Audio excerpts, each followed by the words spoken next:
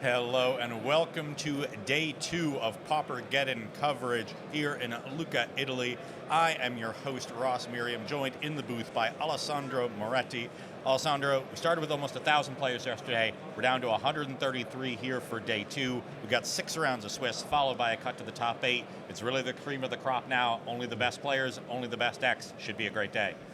Yeah, so just 133 players were able to get in day 2, and we were able to see a lot of interesting matchups, a lot of really cool decks in day 1, and I think I can assure you that we are going to see as well today some real magic.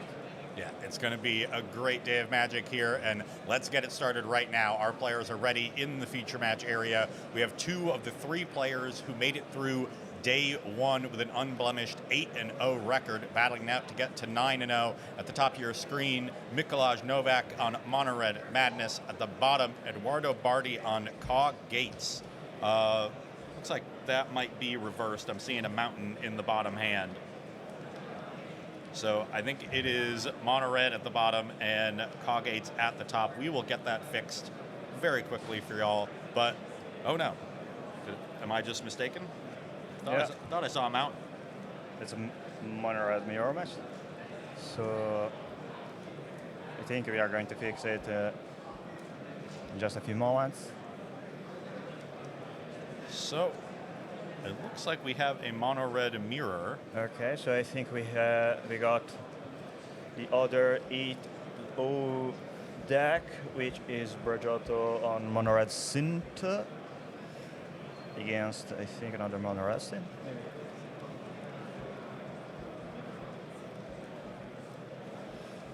So the game starts with Darn Epicures for both players.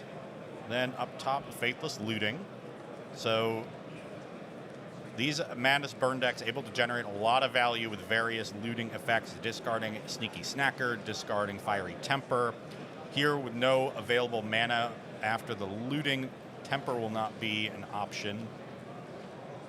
And Sneaky Snacker would be good to get to the graveyard, but it will not return because the cards are drawn before the Snacker enters the yard. There is a Snacker discarded and a mountain.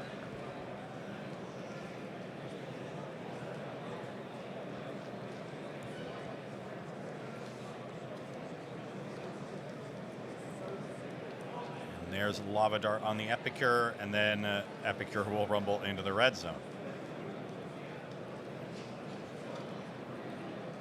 Now we go back in the battlefield with Akasi Flamuta, probably one of the strongest creatures in this Mono Red mirror match. Yeah, both a source of direct damage and a good blocker. And you see both players valuing that highly. Lightning Bolt immediately removes the Flame Breather. We got another Voldaren EPQ, relevant threat in the early game. And Reckless Impulse from Breviglieri. Yeah, I can say for sure that the player on the bottom is Breviglieri because I think he's the only one in this tournament with the whole deck white bordered. Yeah. He's on all the Pauper cards, but white bordered. Very distinctive style going on there. That's something you see a lot in Pauper and in internal formats in general. You know, players latch onto a deck, they like to personalize it.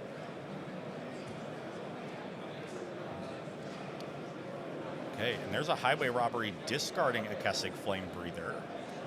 Okay, that's a really interesting play. They still reanimate per a Sneaky Snacker, but they lose probably one of the most good cards, but seems like the game is pretty much over since Breviglieri considered. Now we're going to the game 2. Okay, well, I'm going to try to pull up deck list quickly here, and then we can go over sideboarding.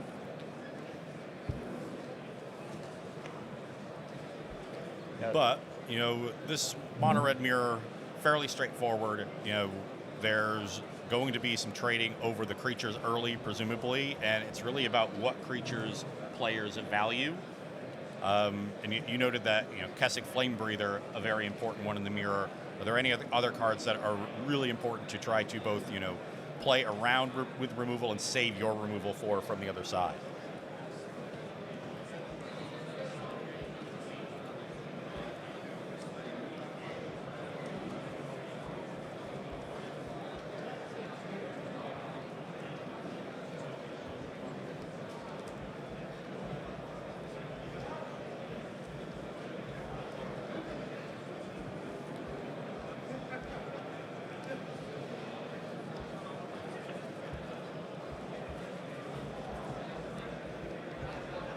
So, looking at Novak's list,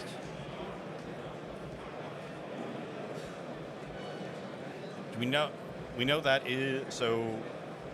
Yeah, we have Novak and Pietro Bragiotto. Novak's list in the sideboard, I see 2 End the Festivities, 2 Relic of Progenitus, 2 Red Elemental Blast, 4 Pyroblast, 2 Cast into the Fire, 1 Tormund Script, 1 Fairy Macabre, and 1 Electrickery. What do you like from there, Alessandro? Okay, I think we're going to not see so much sideboard from the Mono-Red Madness side.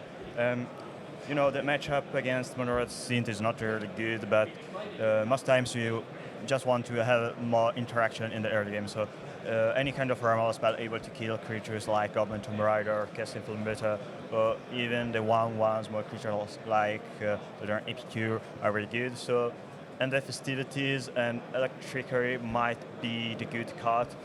Maybe we are going to see as well Cast into the Fire as a way to destroy the artifacts, preventing Goblin Tomb Raider to do extra damage, or exciting the Experimental Synthesizer, so a sort of Mono-Red Duress effect. And then, coming from Bragiotto, there's 3 Cast into the Fire, 4 Pyroblast, 4 Red Elemental Blast, and 4 Suplex. So you mentioned Cast into the Fire as the option. How do you like Suplex? Yeah, Suplex. Hey, to be honest, I think Suplex is a good removal spell if you don't have enough answers to your opponent's threat. But Mono-Red Synth usually has more, 1 mana Lightning Bolt effects compared to Mono-Red Madness. Mono-Red Madness is more based on synergies like Fear Temper. Fear Temper is a Lightning Bolt effect with Madness, so discarding Fear Temper is pretty great, but it is a very slow card when your opponent plays a bunch of 1 or 2 threats. So being able to play on the play, or even being faster than your opponent might be the key in this matchup. Okay, players are underway for game 2. Bragiotto leads off with a Voldaren Epicure, just like game 1. Novak unable to match here, but does have a Lava Dart to answer that Vampire. And now there's a Thermo Alchemist on turn 2 for Pietro. I haven't seen Thermal Alchemist in a while, and probably Mono-Red Synth is the last deck playing it. So, similar to Casting Film Beta, but in certain ways better or worse. Here's a Goblin Tomb Raider that's going to be given haste from the blood token that the Epicure left around. It'll rumble into the red zone, and Novak down to 17.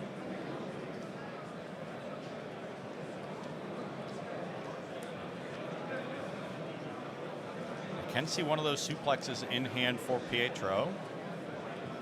So those did come in, at least in some number. Here's a Kessig Flame Breather from Novak. Suplex should be able to take care of that cleanly. And there it is.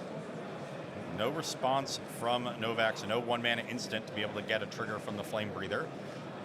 Goblin Tomb Raider comes in, Novak down to 15, and then here's a second main Voldaren Epicure, makes a second blood, and pings Mikolaj down to 14. So very clearly Pietro the aggressor in the early turns of this game. He's been the one that's been able to land some early threats, is getting in some damage. What does Novak have to do to turn this game around? So Novak is clearly the deck playing in the defense. They need to find answers to Goblin Tomb Raider and Voldaren Epicure. So Garbage Prize discarding Fear Temper is a great start with this turn. now he needs a lava dart, but I think they already have a lava dart in their graveyard, so they might be willing to sacrifice a land to kill the Voldaren Epicure. Yeah, good bit of card advantage with that. Grab the prize. It'll also deal 2 damage to Pietro, dropping him to 18 because Nowak discarded a spell. And now it's Pietro's turn to generate some card advantage. Starts this turn with a Ren's Resolve, but unfortunately just hits 2 lands with it. Yeah. They discard another land with the block token, pass the turn with 2 copies of Lightning Bolt in hand. Seems like the game is now slow enough for the Mono-Red Madness deck to come back and try to steal this game. Yeah, Nowak at a relatively healthy 13 with the 2 Lightning Bolts we know are in Pietro's hand. That's 7 life still remaining, so Pietro's going to need to hit a couple burn spells here to finish this game off and stay in the match. There's a Kessig Flame Breather for Nowak. That'll be a good blocker for the Epicure. We'll see if Pietro wants to use a Lightning Bolt on this or try to save it and get Nowak into burn range. Instead, it has a suplex off the top. That'll be a very nice answer. Nowak finally uses that Lava Dart flashback in response, gets the Flame Breather ping out of it while sacrificing a land and answering the Epicure. No other plays for Pietro with the 2 Lightning Bolts in hand. Nowak has grabbed the prize, discarding Sneaky Snacker, a classic play from this deck. Deal you 2 damage, draw 2, bring back the Snacker, because the discard happens before you draw the cards, so the Snacker then sees that you've drawn a 3rd. And now another Kessig Flame Breather. That's got to be a great turn. Yeah, it's also cool to see how Bergiotto is keeping his Lightning Bolt, because he plays cards like Suplex, and as you were able to see in the previous turn, he draw a Suplex to deal with the Kessig Flame Breather, keeping the damage that can go to the face, and maybe hoping to not waste it on your opponent's creatures, because when you are literally fighting for your life total, for your health point, a Lightning Bolt on face is probably better than a Lightning Bolt on your opponent's creatures. Does have to use one of those Lightning Bolts on that Kessig Flame Breather, which will get Clockwork Percussionist through. And now the Sneaky Snacker starts to attack. Ooh, a great draw from Bragiotto, an Experimental Synthesizer. That finds a Kessig Flame Breather of his own. So that'll get cast, and now the Percussionist comes in, dropping Nowak to 11. Has plenty of mana next turn to sacrifice the Synthesizer to its own ability. Get a Samurai token and another card. Now it seems like Nowak's turn to flat out makes a 6th land drop. This comes across with the Sneaky Snacker. Here's a hard cast Fire Blast on the Kessig Flame Breather. Both players placing a very high value on that 1/3, removing it at every opportunity, every cost. And yeah, if you've got the 6 mana, better than sacrificing the 2 mountains, right? Yeah. So I'm kind of surprised not seeing Bragiotto playing the Lightning Bolt in response to the Fire Blast. Maybe it wasn't the right call to burn your opponent or your opponent Sneaky Snacker. Yeah, he's going to try to get Nowak into burn range, it seems. Starts the turn by sacrificing the Synthesizer, finds a Reckless Impulse. That'll hit Lava Dart Suplex, and he has a Great Furnace from hand. So you can play Lava Dart now, and the next turn have the Suplex available.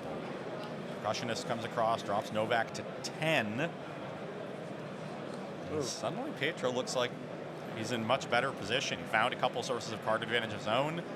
He's going to Lava Dart the Sneaky Snacker, make Nowak have another way to trigger it. Looks like he doesn't have it. I think Suplex could be a pretty solid answer in this matchup against Mono-Red Madness. If I remember correctly, Suplex exile the creature. So if you target your opponent's Sneaky Snacker with Suplex, when the creature dies, it got exiled. Hey, Samurai and Percussionist come in. That drops Nowak to 7 life here. And there's a Thermo Alchemist post-combat with the Lightning Bolt in hand. Pietro is very close to leveling this match. Nowak starts with a Faithless Suiting. That will return the Sneaky Snacker in the graveyard. Discards 2 more Sneaky Snackers, but he's already drawn his 3rd card for the turn, so no possibility to bring those back just yet, and they do enter tapped. So They might be a little bit too slow this game. Nowak needs to find some removal for these creatures. Flashback Faithless Looting discards 2 lands. There's a Voldaren Epicure. Pietro down to 10. I don't think that's going to be enough with the Lava Dart in Pietro's graveyard. There's another Epicure, so 2 blockers for Mikolaj.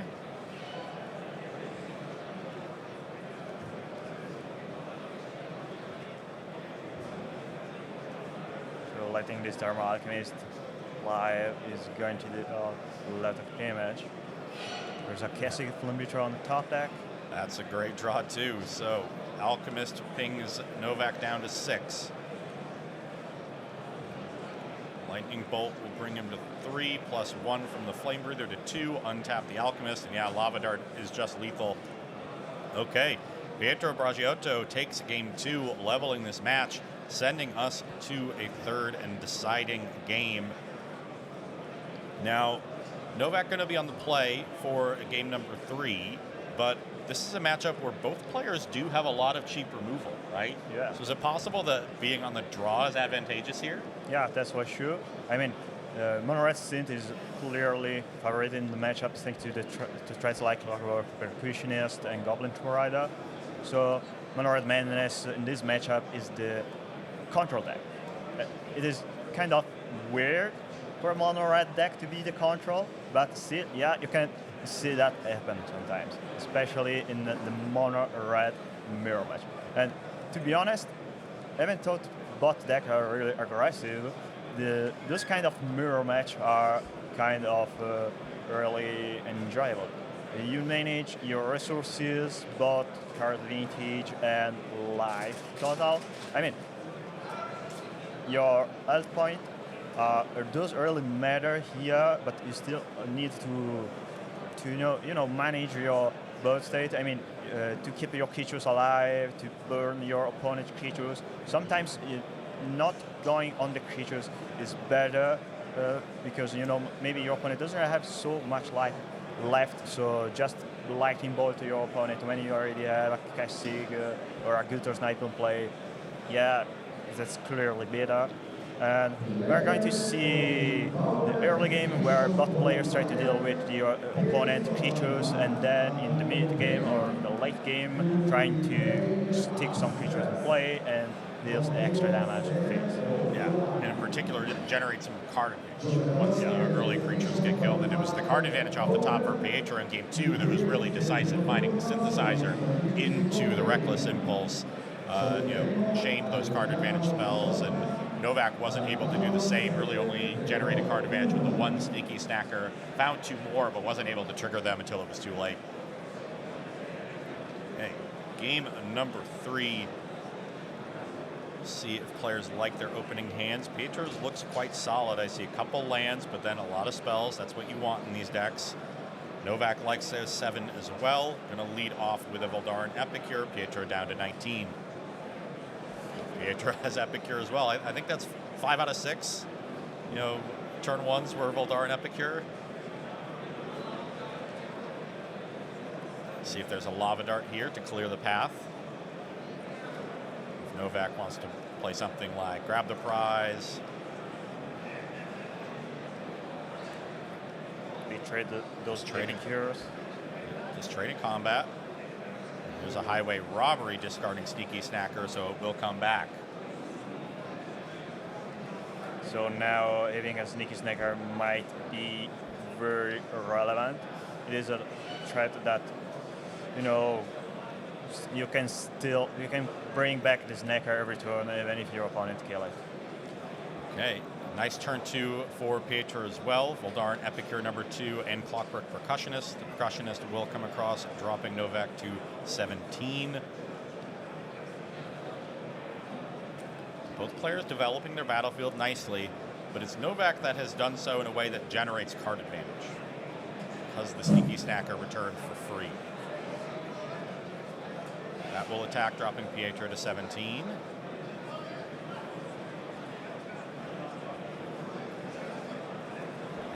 here's a grab the prize, discarding Faithless Looting. That is a spell, so 2 damage Delta Pietro down to 15 life. And 2 more cards coming for Nowak. Discarding Faithless Looting seems a very solid play when you're trying to preserve your card advantage. And Faithless Looting is a very awesome magic card, but it forces you to go down to 1 card. So you discard the looting, but you still keep the selection from the flashback. Yeah. That'll be really nice insurance against Mana Flood later in the game. Okay, now here's the card advantage from Pietro. Ren's Resolve finds Reckless Impulse and Goblin Tomb Raider. Tomb Raider meets a Lightning Bolt, but Percussionist and Epicure will come across for 2 damage, leveling the life totals at 15 apiece. And the Reckless Impulse is set for next turn. Snacker attacks Pietro down to 13. So now it's Pietro that's generated more card advantage, and this game continues to be very back and forth. At this point of the game, you are seeing a very aggressive approach from Mono-Red Madness. I think they have a Gutter Snipe and a Fire Blast in hand alongside a Lightning Bolt. So if they are able to put down the total life amount of the opponent and then play the Gutter Snipe with 4 lands in play, I think the game will be pretty much over. When you have a Gutter Snipe and a Lightning Bolt and a Fire Blast, that's something like 6 plus 5 damage, 11 damage, right? Yep, 11 total, and Pietro is down to 10 after a Blood discards Fiery Temper. So, well in range of that, sort of combo kill. Faithless Looting will be the follow-up for Nowak, so not adding to his battlefield, but he's at 15, relatively healthy. Discards an Electrickery and a Lava Dart to that looting. Lava Dart could make a Gutter Snipe even better. Yeah. But they missed the land drops, so with the Lava Dart in the graveyard, they have 8 damage. A suplex after the Ren's Resolve will answer the Sneaky Snacker.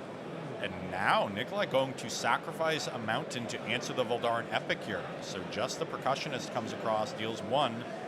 Nowak down to 14. And there's a couple cards in exile from that Reckless Impulse, Lightning Bolt and Fire Blast. Oh, wow. Is that just Bolt, Bolt, Blast? Yeah. Okay, no Gutter Snipe needed. Just a pile of burn spells. Nowak finishes this match in a flurry. 10 total damage going upstairs to Pietro, building his own Hitotsuku's second right. Yeah, that's what you do. You don't really need the 3rd land drop or the Gutter Sniper when they have double Lightning Bolt and Fire Blast.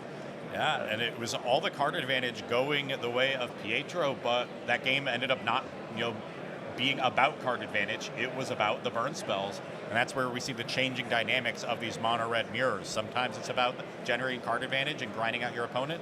Sometimes it's just about getting your opponent dead. So congratulations to Nowak, moves to 9-0, and we will move right into our backup match. That is Andreas Xausa against Giacomo Lancino. Spy combo against Mono Blue Terror.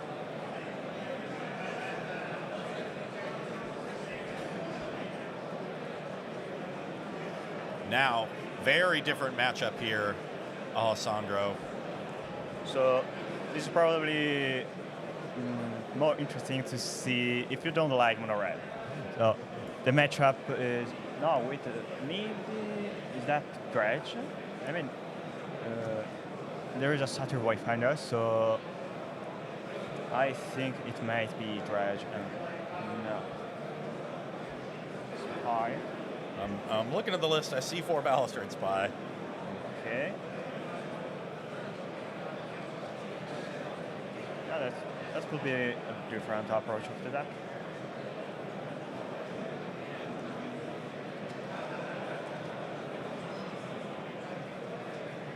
But what I'm not seeing is Satyr Wayfinder, so we might not have the right deck list here.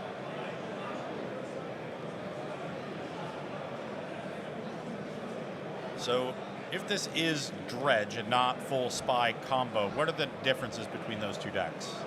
So Dredge is more focused on having creatures that mill your top deck, so Satyr Wayfinder and similar ones. When you play them, when you solve them, you mill up to 4 cards and get 1 less from those milled cards. You try to develop your mana base, and in the mid to late game, you have a Dredge return, returning a Local Giant in play. So the same kind of combo as Spy, but instead of going for a 1-card combo, you build your own your graveyard bit by bit. The thing about Dredge is the deck is way better to deal with aggressive strategies like Mono-Red Synth or Mono Blue Terror, because you play 4 copies of New to the Bone. So your role in this kind of matchup is the control deck. You don't really try to combo off. You have a New to the Bone that slows down your opponent enough to kill in the early game. You don't really even need to play Dredge. So you can just outcast your Generous Ant, Trollkism Doom, and even Glottal Giant later in the game. Okay, so it is Mono Blue Terror that's going to be on the beatdown here, and with this Insectile Aberration, they're doing a pretty good job of it. Yeah, that's the reason why you play it. Yeah. So Mono Blue Terror is just trying to beat aggro deck. They attack early in the game. They try to find some sort of interaction. So cards like Counterspell, maybe even Envelope in the sideboard. Let me check if they have any relevant card in their sideboard. Yeah, they have Gatshot, as you can see in their graveyard.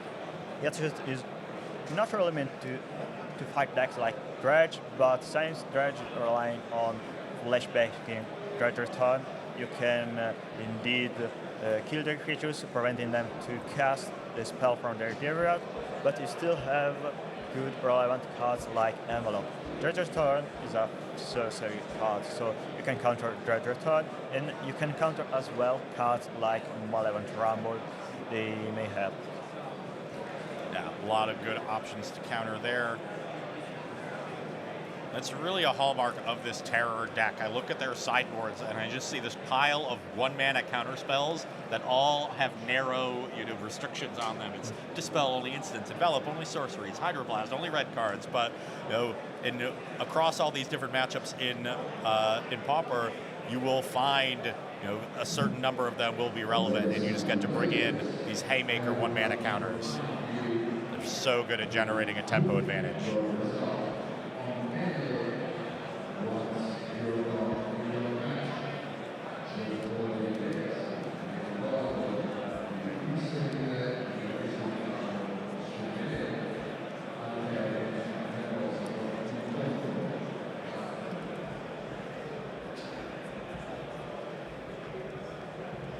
Now with this Generous Ent on the battlefield, Insectile Aberration is stopped in its tracks. See if our Terror player has a way to break through the 5/7. Not a lot of ways to interact with creatures once they are on the battlefield. It's usually just Demon Inferior and and Sink into Sleep. Yeah, it's like a deal.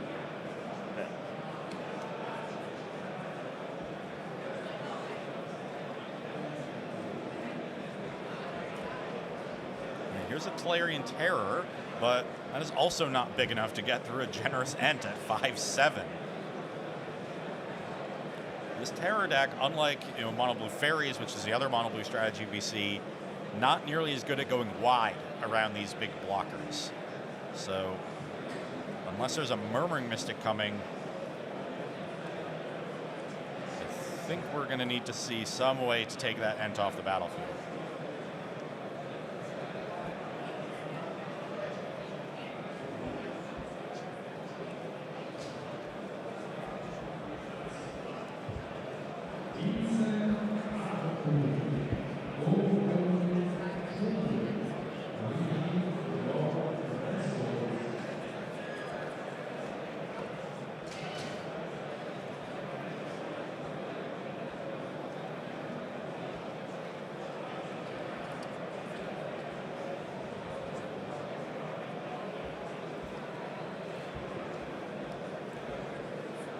Okay,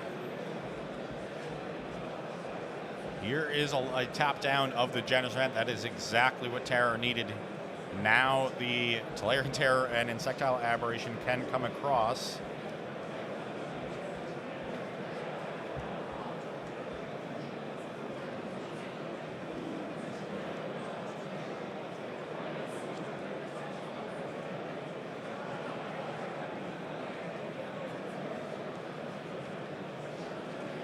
So they exiled their Sleep of the Dead with the Coughing Pooch card from their graveyard. Yeah, so just the one lockdown at the end. You get 2 turns, and this Knot of the Bone is going to do a really good job of undoing that back up to 22. And will not on tap. I think the first Neo to the one from and is getting so much tempo that probably even cards like Sleep of the Dead are not enough by themselves to buy enough time. So Town Greeter is the play here. Not finding a land, but milling some value in Scrapwork Mutts. Oh, no, there was a land found. Yeah, I think they found the second forest. Hey, 8 damage comes across again from Tolarian Terror and Insectile Aberration. Just 8 damage, I'll take them. They have another Neo to the wall in my graveyard. Yeah, and it gets flashed back on the end step. This is going to be another giant pile of life with the Town Greeter putting some more creatures in the graveyard.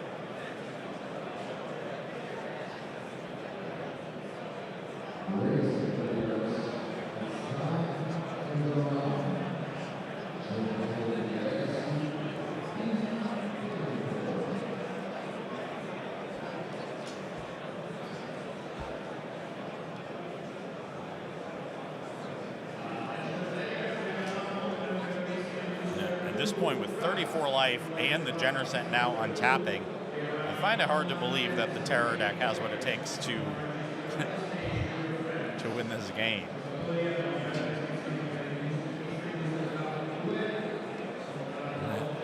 Yeah, so comfortable at 34 that the Generosent can now start attacking.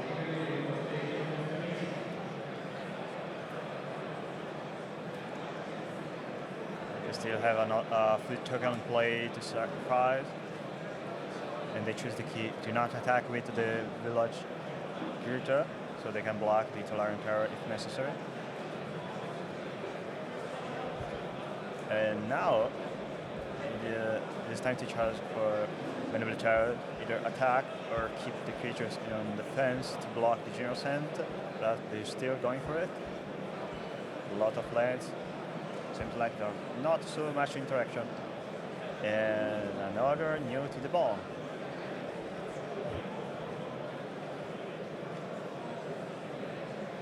You know, sometimes Dredge becomes too buffer. This is a hallmark of Dredge decks throughout Magic's history. They have very surprisingly strong late games. We think of Dredge as this all-in combo deck, but the Dredge mechanic by its very nature is giving you access to a lot of additional cards and giving you repeated access to cards, so it becomes really difficult to actually answer them.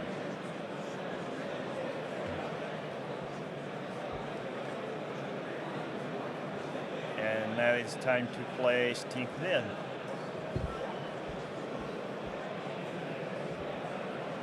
At this point of the game, I think yeah, there's a scoop. So we're going to see game 3. Okay. We do finally have our players' names here. This is Alessio Breviglieri at the top of your screen against Yuri Moravec on the bottom. And now that we're going to game 3, we can take a look at their deck lists and think about how they are sideboarding. We'll start with Yuri on Mono Blue Terror. The sideboard is 2 Annul, 2 Blue Elemental Blast, 2 Dispel, 2 Gutshot, 4 Hydroblast, and 3 Steel Sabotage. I did see a Gutshot there in game number 2, so clearly those came in, but is there anything else that you're liking out of this sideboard? I think they don't really need any other card besides the Gutshot. Or rather, you can maybe bring in Dispel to counter Neo to the Bone. if you fear most new to the ball, light game, maybe this spell is the right counter spell.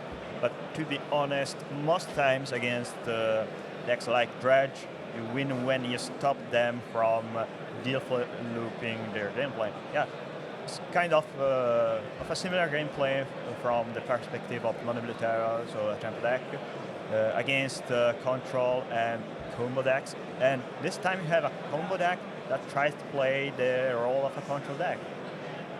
And on Alessio's side, I'm looking at 3 Coffin Purge. We know those came in. 4 Fang Dragon, 4 Masked Vandal, 2 Ancient Grudge, 1 Gnaw to the Bone to supplement 3 in the main, and 1, Molten Gatekeeper. Yeah, I wasn't expecting to see a Molten Gatekeeper in their sideboard. That card is good when you need to deal extra damage. Maybe not the right call in this matchup, but cool to see that kind of deck. So we were able to see Fang Dragon coming in alongside Coffin Purge, probably the 4th copy of New to the Bone.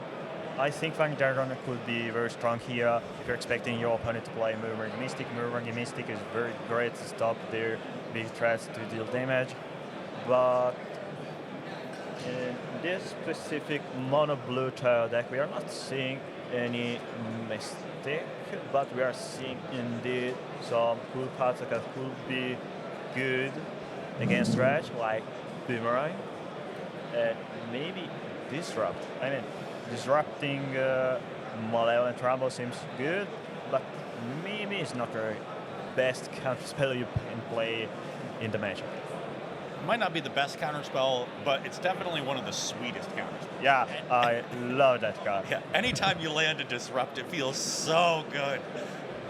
It's such a disrespectful counterspell. Like, Yeah. 1 mana, 4 spike you, but also I'm gonna draw a card. They're just like, there's very, you just can't mentally recover when you get disrupted.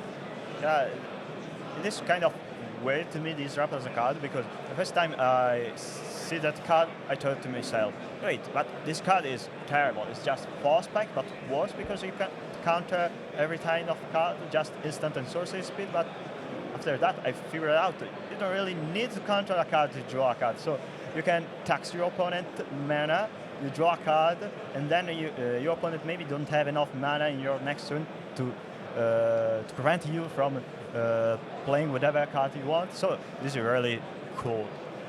It is the kind of old school card I love. Yeah, you and me both. We're in 100% agreement on that one.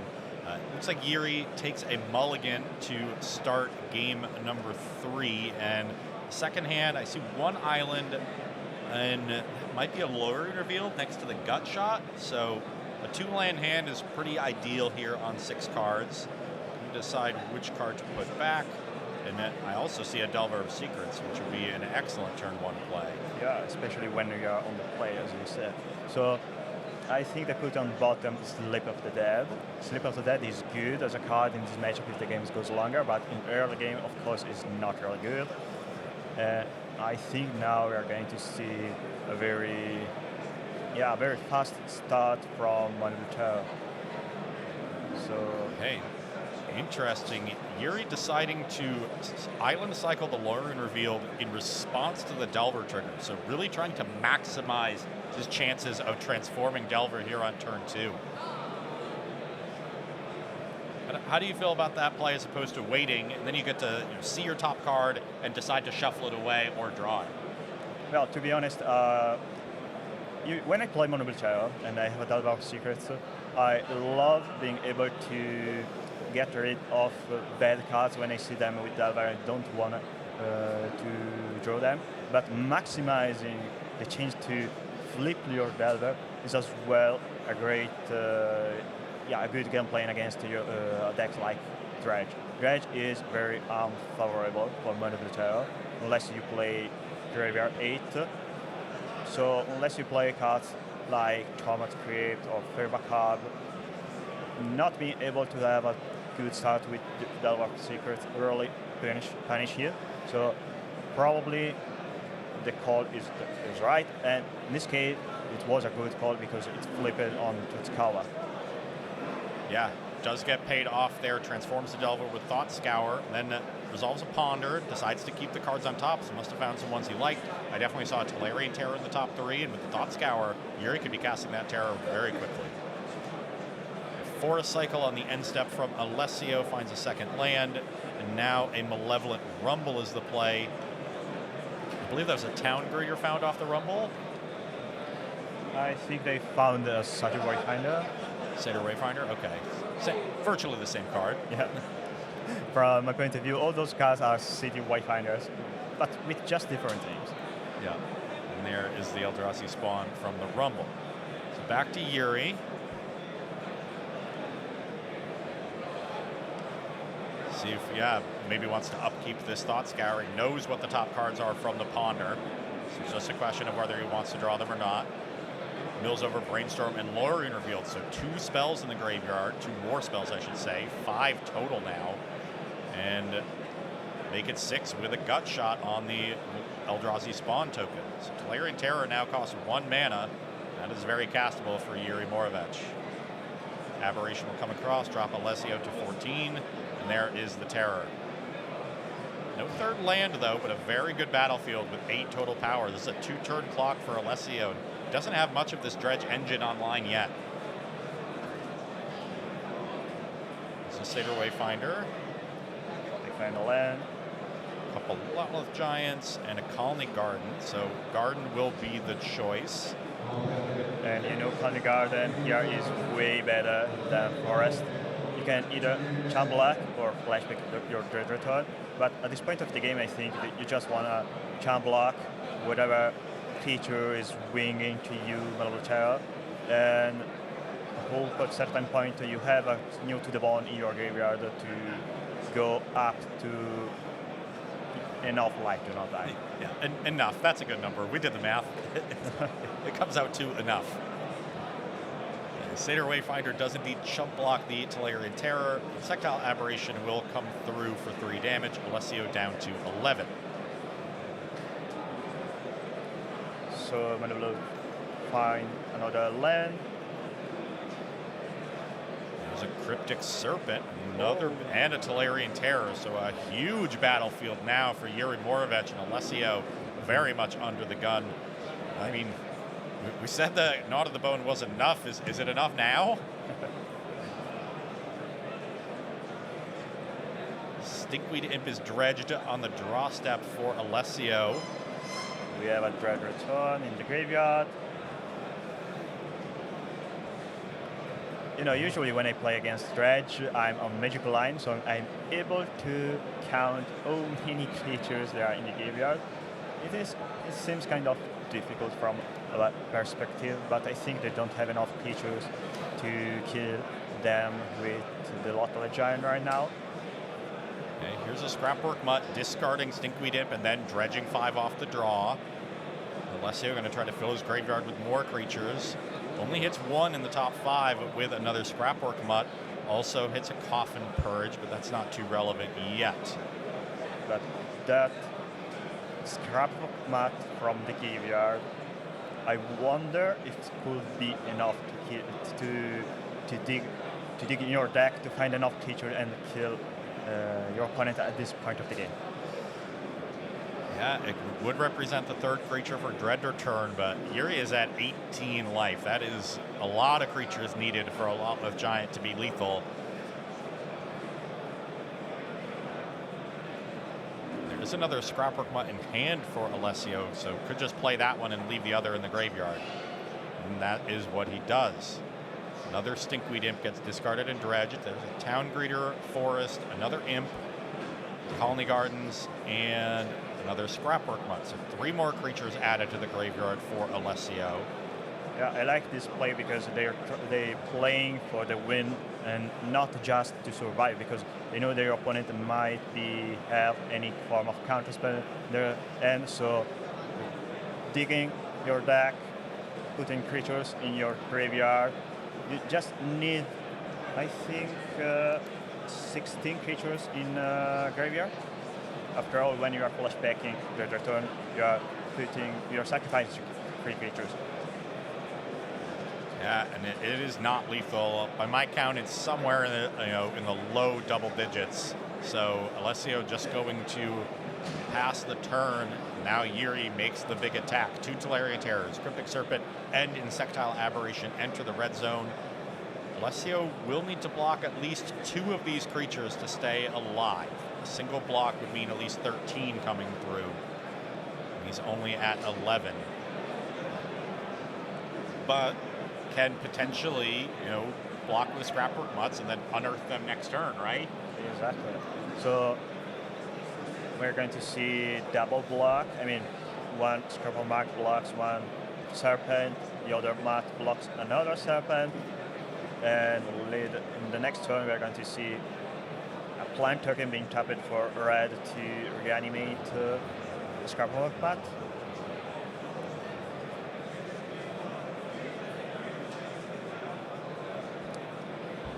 Since we already know that Mono Blue Terror has Disrupt in hand, if Dredge don't find the 5th land and they tap out to flashback those artifact creatures, maybe Mono Blue Terror will be able to steal the game with Disrupt. Disrupt on flashback the Dredge return.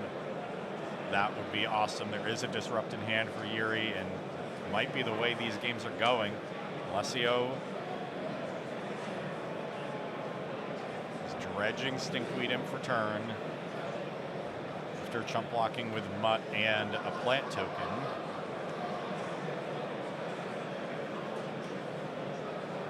Now, this Cryptic Serpent is subtly important because the unearthed, Scrapwork Mutts could represent a few extra points of damage. Yeah, I think so. But Mono Blue Terror tapping 2 blue mana sources means that they can't play any counterspell besides Disrupt. And I'm waiting for that 1 mana counterspell on Dredge Return. Even though I kind of rooting for Dredge here to win with that Dredge Return flashback. I do see another land in hand. We know there's a forest from the early Generous Ent forest cycle, so as long as Alessio plays this one somewhat carefully, should be able to play around the Disrupt. Personally, I don't know which one I'd be rooting for more, Dredge winning or Disrupt winning. I love them both. It's Sophie's choice.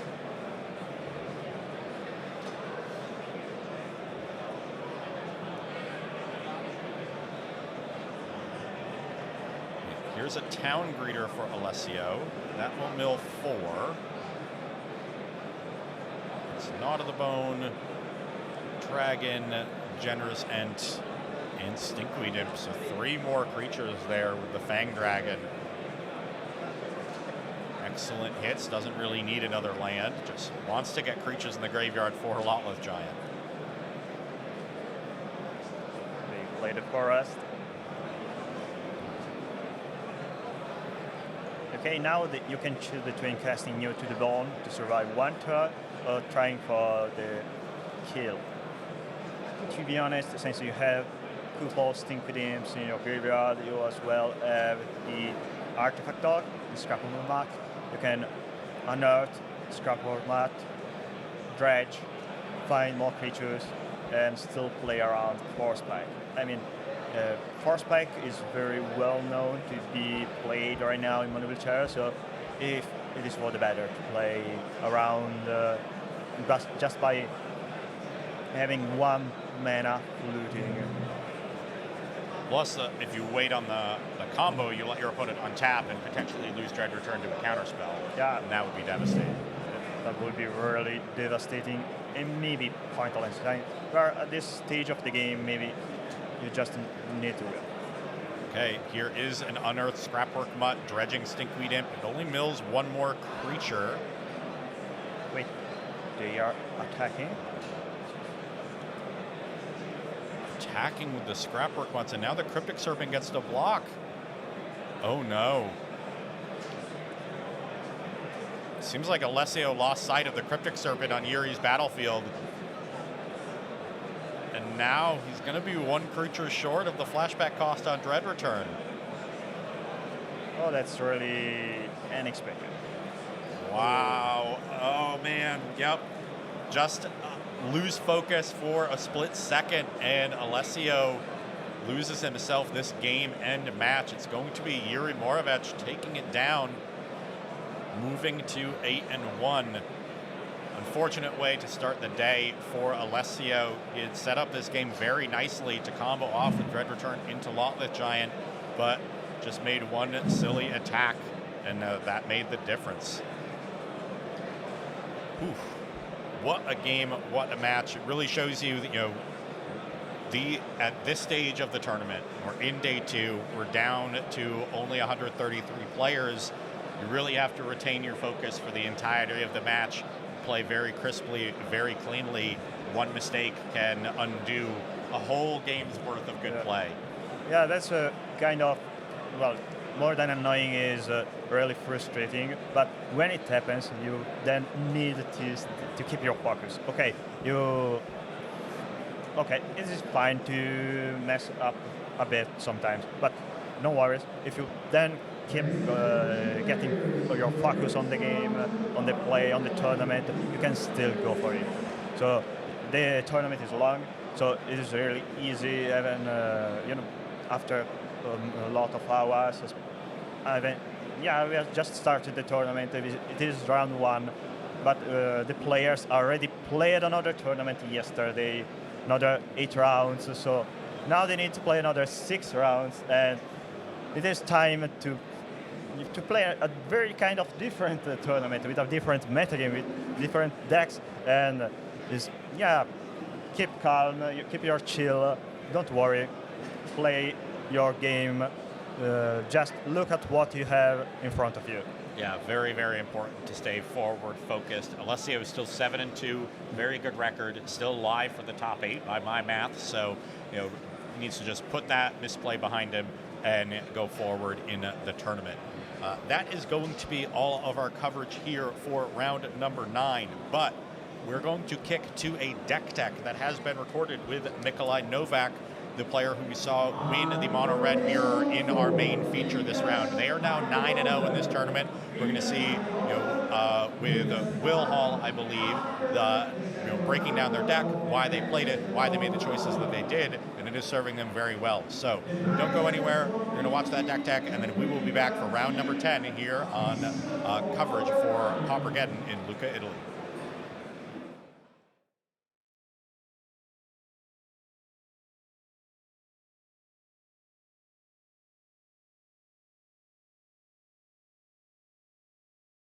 Welcome back to another Deck Tech with eBay. I'm now joined with Mikolaj Nowak. And you're currently 8-0 in PAUPERGEDDON. Another mono red deck, but this time it's the Madness deck. Talk to me. Why are you playing that this weekend? Okay, so basically I'm not a huge expert or like a huge fan of the deck, but I'm typically willing to play what I believe to be the best deck for the tournament, and I just think this is the best deck in the meta right now. So first of all, it's very explosive. Yes. You can kill the opponent from a very high life totals, and it's also pretty consistent, and it plays well into the other top players of the meta. The top decks in the meta, got you. Mainly Giant, Elves, and Spy combo. Okay, and so you think that a lot of people are going to bring those decks this weekend, Yeah. so that's why you bought this to prey on them? Yes. Well, let's break it down. Let's talk about some of the key cards. First one, Sneaky Snacker. Yeah. If I look at the mana cost of this, there's no red symbols in it. Why is this one of your key cards? So it's true we cannot cast it with our mana base, Yep. but we have 8 effects that allow us to discard it and then get it onto the battlefield for free. So it's one of those cards. It's a value card while it's in our hand. We can ditch it for one of our many ways to draw extra cards.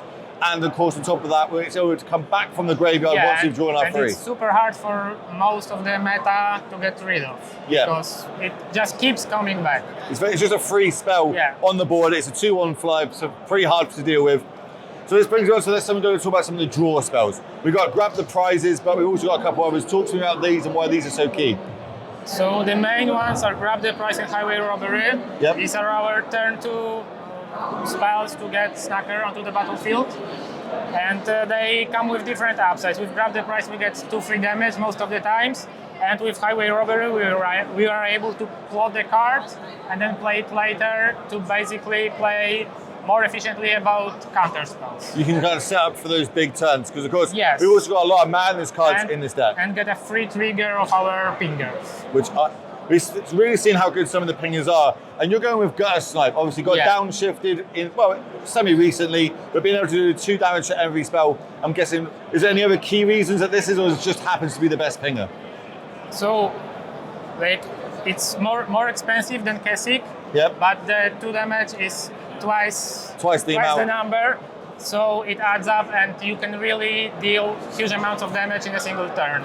Like, it's not rare to just deal no damage whatsoever, just stick the Gutter Snipe on turn 3 and then untap and just kill your opponent from 20. 20 in one go. Yes, and also this is the card that allows us to win through the live game, like Pulses of Murasa, Weather the Storms, and other type of cards like that. Are there any decks that you're hoping not to play against with this deck? Yeah, so like, if we talk about the big meta players, the worst matchup is probably Blue Terror. Blue Terrors. Why is that? Is that because they just hit something on the board really easy and you can't get rid of it? Game 1 is fine for us because they typically cannot get rid of our pingers. But game 2, we can basically only win through Sneaky Snacker because they bring the Elemental Blast, we bring the Elemental Blast. They have more blast, they find them more efficiently, and then on top of that, their threats are actually better post-board because they just play a 1-mana 5/5 and we have a 3-mana 2/2. So you think Sneaky Snack is actually your way to victory normally in game 2, game 3 against those decks? Yes. That's interesting, that's really cool. Well, it's obviously going extremely well for you because you're currently 8-0. We will see you today when this probably goes out, tomorrow morning, on day number 2. So I'm going to wish you good luck for the rest of it and hopefully we see you in the top 8. Heading back to the booth.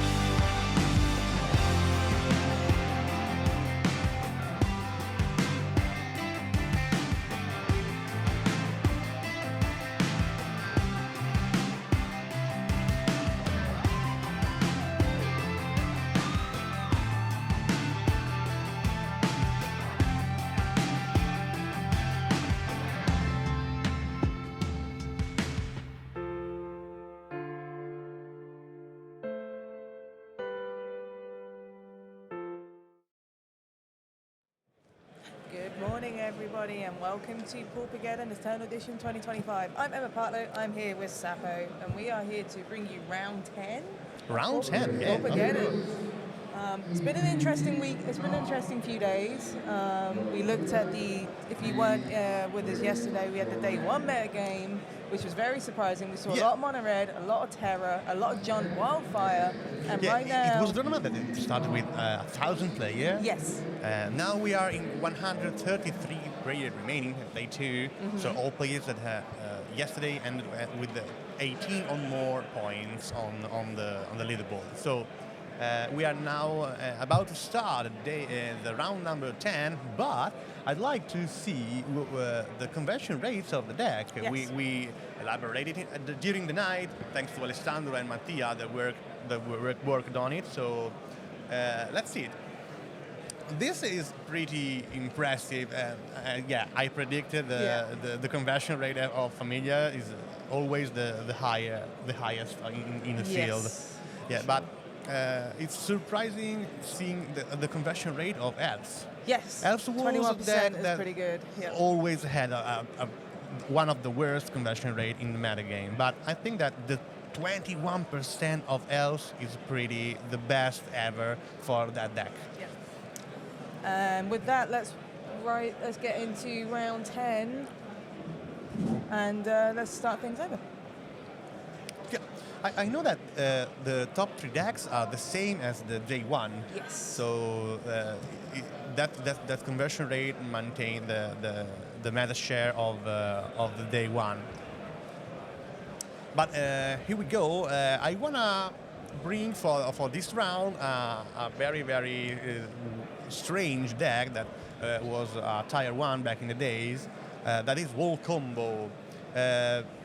Passaro Andrea is one of the most famous combo player on MTGO, named APA72, if I'm not wrong. And I'd really like to bring him on the coverage table. So here we go. Do you know Wall Combo, Emma? Do you like Wall Combo? Yeah. It's one of those decks, like one of the many decks in Pauper. It's cool that style of deck can exist in Pauper and can do really well. Not my cup of tea, personally, but it's very cool that we're seeing someone today 8-1 in PAUPERGEDDON. You're not so a combo player like me. I really love combo decks. But we have Passaro here, 8-1, clearly knows what they're doing with the Walls combo deck. So for those at home who are tuning into PAUPERGEDDON and perhaps getting a texture of what's going on with Pauper, like what the styles of decks you can play, what is Walls combo? Walls combo is a pretty is a deck that wanna do a lot of mana with Walls, and of this version also with Elves. Then the closing, the win condition is generate infinite mana and go infinite, an infinite amount of trigger of the secret door that make venture into the dungeon, make direct damage on the face of your opponent. So it has a lot of cards that permit to fetch other creatures with the defender or other creatures with the mana value equal to 3. So the goal is to build up the combo as soon as possible and then enchant the creature or using the Galvanic Alchemist with the Soulbound to generate infinite mana. To generate infinite mana, you need at least three creatures with defender, and then put a freed from the real on the Axebane Guardian that generate mana and at least four creatures with defender. And how do you like the Walls combo deck against the mono red madness? No, sorry. I completely lost my mind. You need 4 creatures if you go with the Galvanic Alchemist. Feed from the you need only two creatures with defender because the cost is one blue mana. Sorry. And how do you think Walls combo scales up against Monorail Madness, which is the most registered deck at PAUPERGEDDON this weekend. The most registered deck, also day 2, because it maintained the conversion rate. It is also the most played deck, also in day 2. Yeah. Always, mono red decks always lost their first place on day 2, but not at this one. This PAUPERGEDDON that maintained the first position. I think that it's pretty impressive because also allow us to keep that this mono red is very, very stable compared to the previous version of mono red. It's like we saw yesterday on coverage on day 1. We can turn away for a second and Madness will have triple lightning bolt and fire blast, and that's just game over. So we could very well see that again today. We'll grab for the prize, discarding a Bodar and Epicure. We've got this Gutter Snipe that's going to do some nice chip down with every spell. Mono red here need to do the same stuff as always. Need to interact with the opponent's life. Its fingers on the ground and put a lot of spell that make damage, increasing the damage output as soon as possible.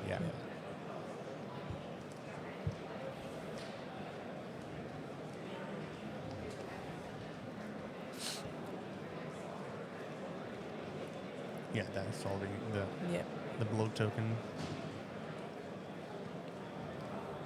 And killing all the creatures is a good plan for mono red, that keeping the mana that War can produce at the lowest levels possible. You're not, as the mono red player, you're not looking to deal any combat damage here, just because there's a load of 0-3s and 0-4s and just gumming up the ground here, so it's all going to be upstairs. You remember that also blocking a 1-1 with a 0-4 let mono red Madness enter in the bolt reach.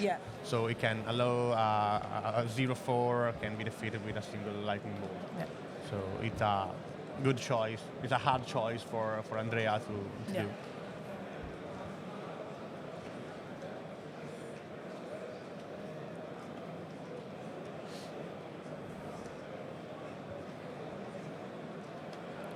We've got a couple of fiery tempers and a sneaky snacker in hand, and I think I see a grab the prize. Definitely a mountain because they're white border hit.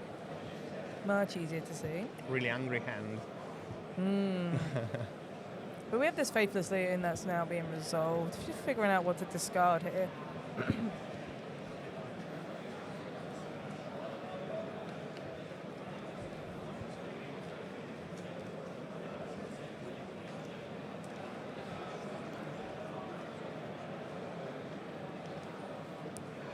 We're going to discard Snacker and a Fiery Temper. Great hits there. Of course, at this point of the game, when Andrea is only 6 life points, it's useless to bolt creatures. You need to go face for sure. It's basically 4 with this Gutter Snipe in play as well. So he's from 1 lava dart from the field. Basically. That's dangerous. With a Gutter Snipe in play, You never want to be in that position. So we're going to cast a Winding Way here. See what we get. We get a Forest, a Generous End, Priest of Titania. A Drift of Phantasm, Drift the creature that permits you to transmute, fetching a mana value 3 card in your graveyard, in your library.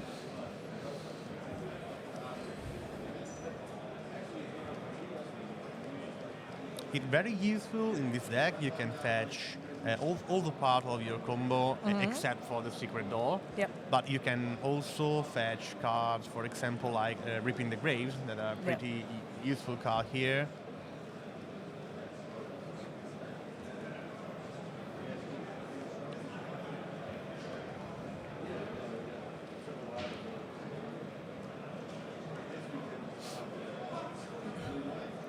See what.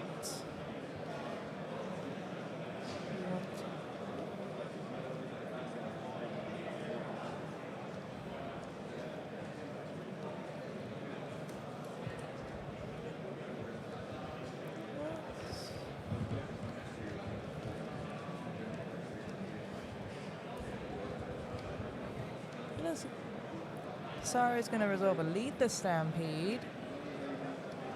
look at the top few cards here. Those are some good hits.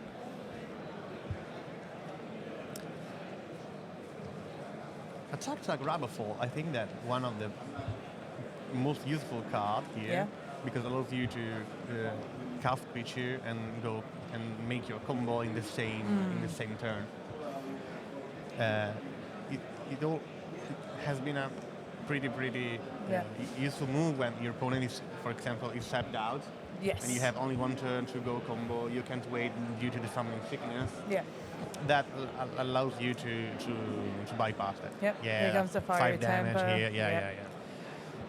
It's a really difficult matchup. Yeah. Okay then, so going to game 2 here. Let's start with the Walls combo player. Yeah, let's look at the sideboards. Yeah, let's see what we would want to side in here. So the sideboards are pretty settled. I can see that a lot of deck during this weekend have a sideboard set it up for wall for spike combo.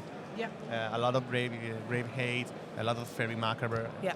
But I think that's not the spot where you wanna go for graveyard hate. So I think that a Pulse of Muraja is a pretty good card. Yeah. Allows you to recover an important piece of your combo from your graveyard, gaining 6 life is a lot of time. But it depends.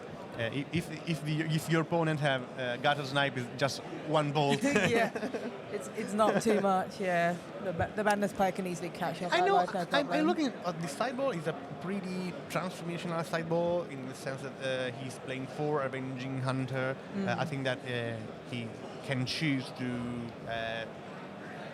choose its B plan. Yeah. Going for a initiative game plan. Yeah. So make mana to cast an initiative and push that way.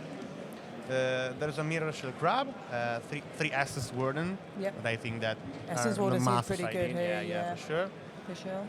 So I think that 3 Essence Warden, 1 Pulse of Muraja will be the choice for this matchup. I don't think that Avenging Hunter is not the plan here. Yep. You need to gain a lot of more life. time, the gain time life. to do your stuff. Absolutely. So let's go to the Mono Red Madness sideboard. So we've got the usual 4 Pyroblast, 4 Red Elemental Blast, 3 Relics, 3 Serum Blades, and really a wild here. Yeah, very aggressive. A double sideboard. full set of blast. 4 Pyroblast, Just to make 4 sure- Red Elemental Blast. I don't want to play against blue. Yeah, just to make sure, just to respect Mono Blue Terror. That's my way to Faeries, show it. Yeah. But I think that here Steering Blaze is the card you want. Yep. I don't think that Relic of Progenitors are good enough against Bull, but I think that at least a couple of Pyroblast can be a right move here, because all the important piece of combo are blue in Wall, so you can at least put a pair of it.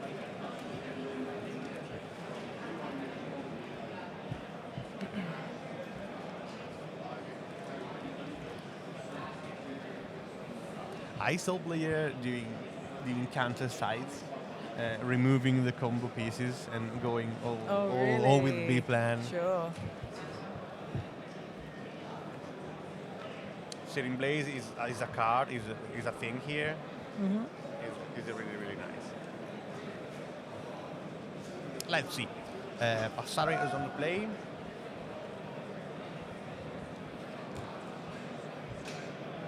Just sorting out our mulligans and our shuffling it. Excuse me.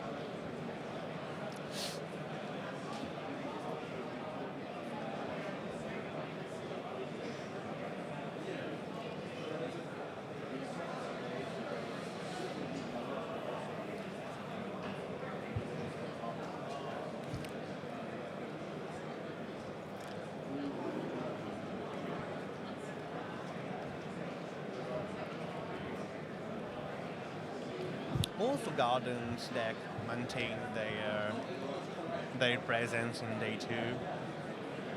We got 6 out of the 50. Gruul, Elves, you're pretty the same.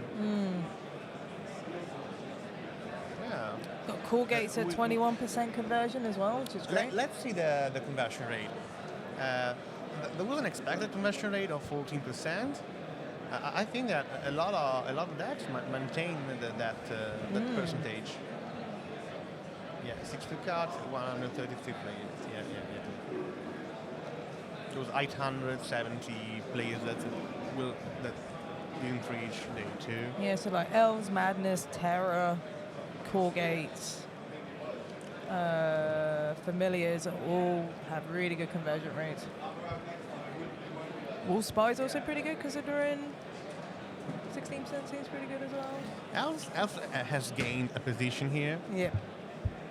being the 5th most player deck, and Familiar is right back. Yeah. So Familiar, as always, Always had the best consistent, conversion rate ever.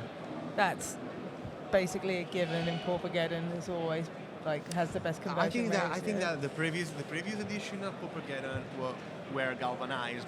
That conversion rate was galvanized by the few presence of the deck. But I think that now is more present than the previous edition. Yeah. So I think that this conversion rate has more greater impact than the previous one. It was something like 60%.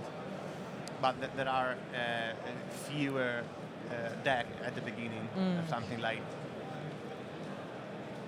18, 16, 15 at day 1. Let's see the Priest of Titania. Untap on turn 3 with Priest of Titania up is a really, really huge advantage. So I think that... I do see a fiery temperate lava dart. Yeah, for There's sure. probably, Sure. Absolutely. You need to respect the Titania here. He's one of the greater threats in the early game, Priest of Titania, so you need to remove it as soon as possible. Yeah. Here are the Essence Wardens that we talked about post-board.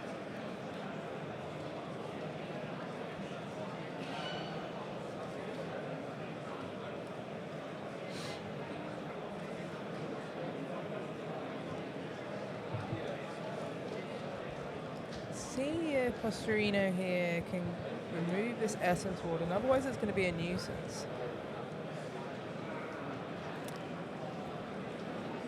Just going to hold up 2 red mana here. Maybe?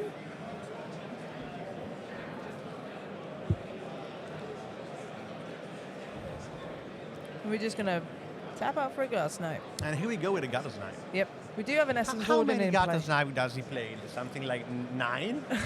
Always in hand. Well, you thing. you have things like Faithless Looting that Same just draws thing. you closer Same to it. thing So for Lava Dart. I think he plays something like 18 Lava Dart in the deck, And always in the first, always in the opening hand. I mean, that's the strength of Mono Red Madness, right? You have so many ways to draw and discard. You're just seeing so many cards as a red aggro deck. So naturally, you're going to see the Gutter Snipes and the classic Flame Breathers often because you're just drawing so much stuff, which is one of the strengths to the Madness deck.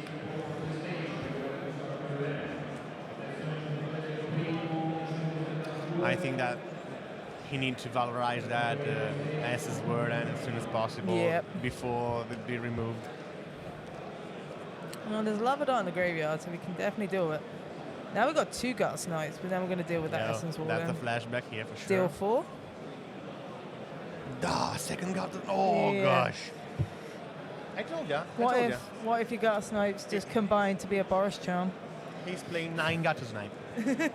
I'm watching the list. I see 3 in his main board, so it's very consistent.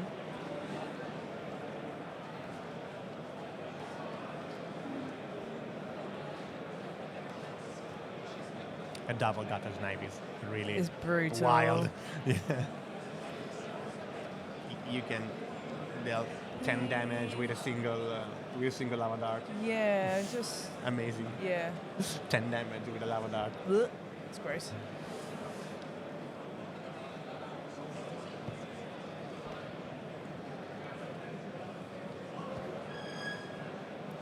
See what's going on here. Passaro should be.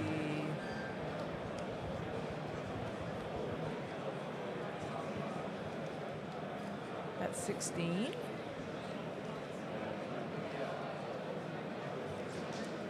Just vomit all your bolts on Yeah. the board. Who cares?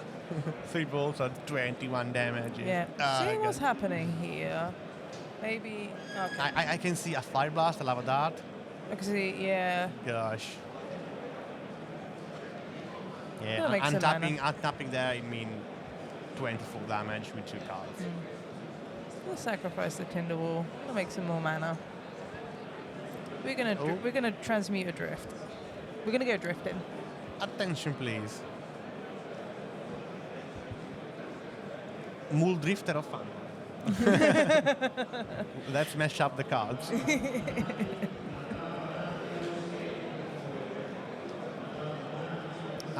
That's a... Pulse of Marasa is pretty big here. That's the strong of Drift of Phantasm. He can fetch all the mana value 3 cards, but I think that a Pulse of Murasa is not enough here. Double Gutter Snipe is too Brutal. much. Is too Untapping much. with double gutter snipe as Yes. well. I think that it should be illegal having 2 Gutter Snipe at the same time. So you're saying we should make it legendary? No. I really hate it. 25 will definitely not save him. No. We've got a mountain, we've got a bolt, we've got a dart. I see a fire blast as well. And I think I see a searing blaze, which is a nice one here. I think that Giovanni can win with just 3 cards of his six cards hand. Yeah, there's plenty of action here. I think the last card's grabbed the prize as well, but we're going to Here we Searing go. Blaze hitting level. Searing Blaze. Deal. Searing Blaze deals 7 damage. Deal 7. Gonna attack because Gutter Snipe can actually deal combat damage. Remember I know that there's a very they can do it. It's a very underrated trait of Gutter Snipe. You can actually attack with them. 10 damage with the Lava Dart, 8 damage with the... This is pretty much lethal because you Lava Dart and then you've got Fire Blast 18, as well. 18 damage with 2 cards. Yeah. You could just throw sacrificing all 3 lands. Yeah, so just throw all your lands in the bin and just win the match. Who cares? Yeah. Yeah, here we are. 5 to you, here we go. Bee. God damn it. Ugh. And that was with So the Pulse of brutal. and that was with the Pulse of Marasa and an Essence Warden for a couple of too turns. slow. It's like 11 life gained. So it's just.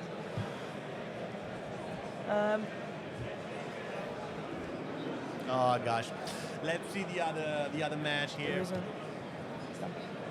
We're waiting for another backup feature match because the other one was done. So let's get back to the conversion rate. Yeah. Those conversion rates are as you expected. Or do you imagine something different? This was about what I expected. We knew Madness was going to do well just because they were like Madness and Terror because they were the 2 most represented decks yesterday. Surprised Jund Wildfire has done as well as it has, to be honest with you. Also, I'm surprised about Elves. Yeah, Wasn't me too. expecting Elves. I think that's a nice surprise. Familiars is unsurprising. CawGates is a little surprising, I think. I think that CawGates is a pretty good deck at this moment where High Tide were banned. And I think you know well. Yeah. But it's a good choice, but it needs to be mastered to be played in a hard and long tournament like PAUPERGEDDON. I saw a lot of familiars at the high tables. Yeah. I think I saw something like 5 or 6 familiar in the first 5-6 table. So I think that this is a good spot for familiar. I didn't see many elves in the higher tables, so maybe one can sneak in at top 8. Who knows? why not? Why not? Sneaking in the top 8 allows him to compete for the win. Yeah. to satisfy my bet. yes.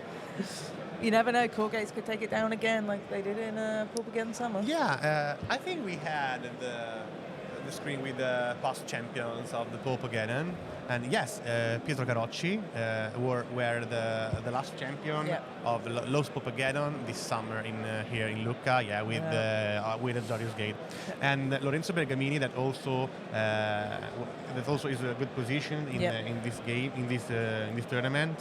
Very good Familiars player. Still playing Familiar. Very good Familiars player. We brought yesterday on live indeed. And he's the actual top-up player champion.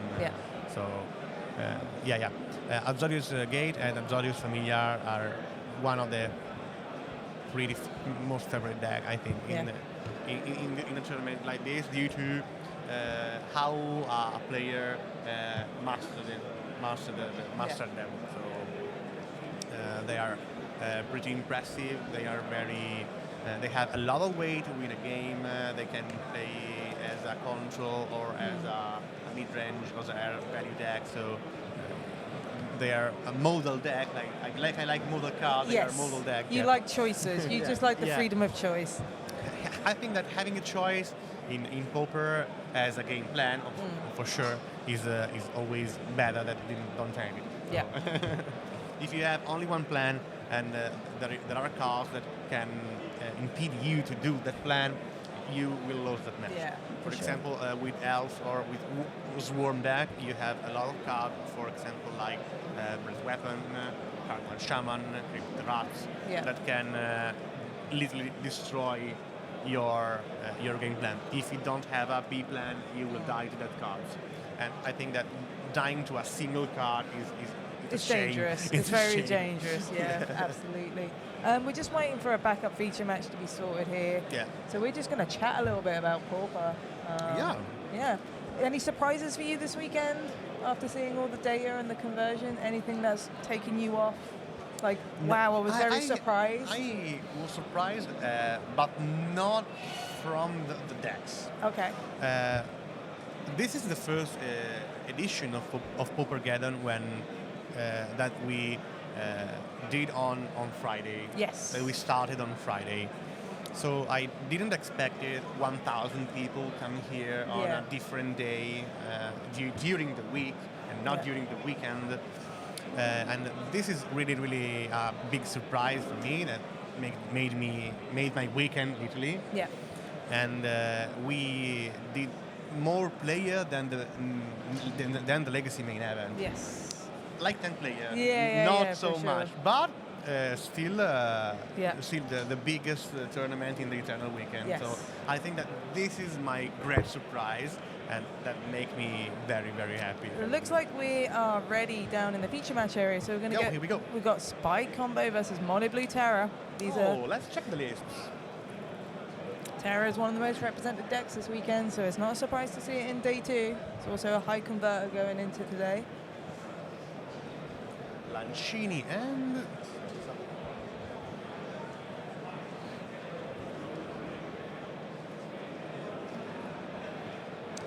a lot of walls in this round. Yes, a lot of only walls. We had actual walls in the last feature match. Sorry? So we had the original walls in the previous match, and there's the spy version.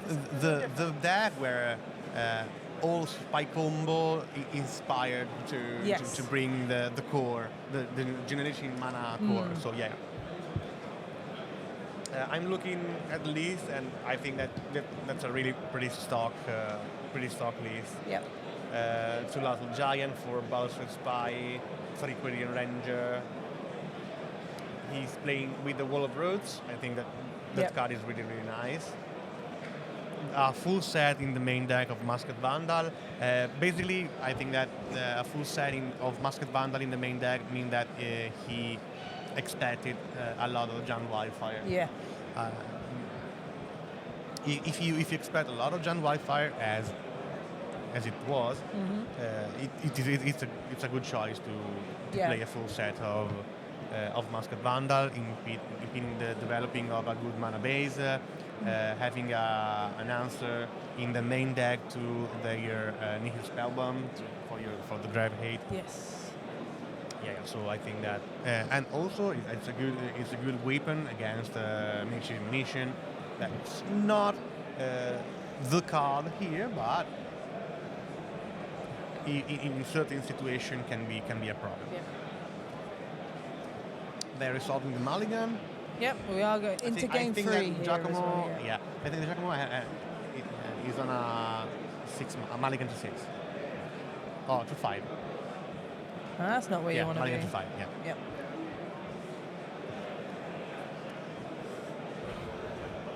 Anything special in the Terror deck, or is it a fairly stock list? Oh, there's a card that I don't play in Spy Combo. That is Elven Farside. A sorcery, costs 1 green mana, scry 3, then revealing the top card of your library. If it's a creature, you can draw a card. Yeah.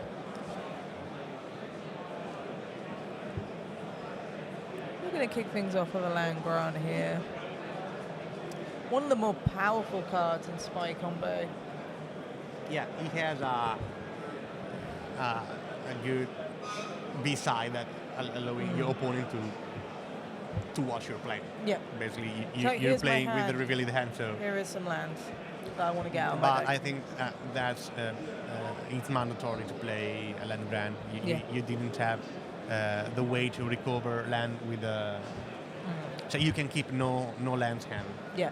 So it's pretty mandatory to have a full set of land grant. Yeah.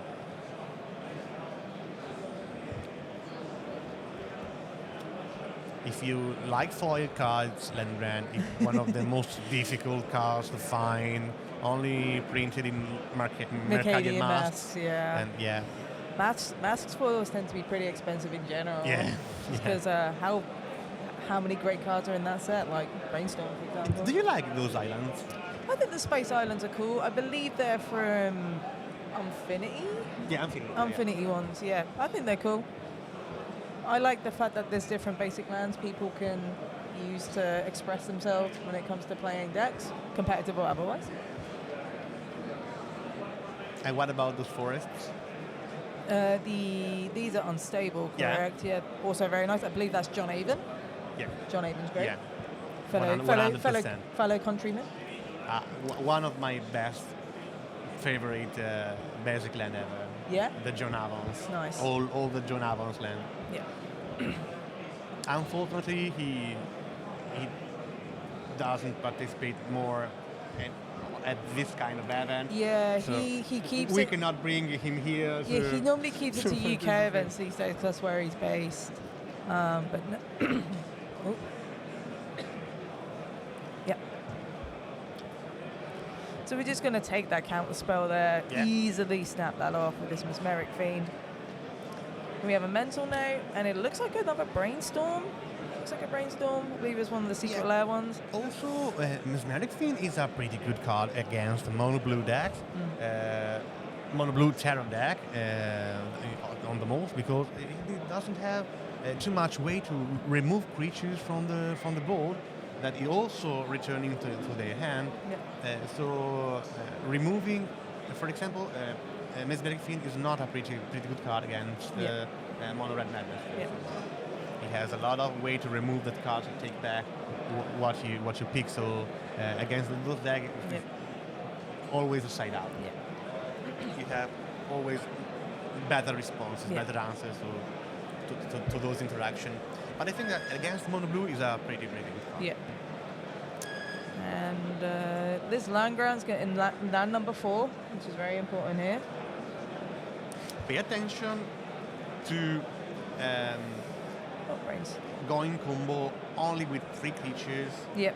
And a Mesmeric 3 creatures. Yeah. And one of them is the Fiend, yes. Stealing a counter spell, because when you sacrifice, the counter spell come back to their hand. That's a hell of a Brainstorm. He can counter the. So you ideally want 4 creatures over 3. At least 4 creatures. You want at least 4 here. I see a couple of Mass Vandals in Andrea's hand, so probably do something here. I think Lancini has a Gut Shot and a Mental Note. Concede the 3rd card. play another Saga Worldling. Then we're going to play a Mental Note. Yeah, let's see. It's Brainstorm into Island. Into a counter spell. We're going to another Brainstorm. Yeah. Brainstorm number 3. Did you know the art on this Brainstorm is John Avon's son? Is Johnny the song? Yeah. Really? Yeah. Because this is the John Avon secret lair. And the Brainstorm is his son.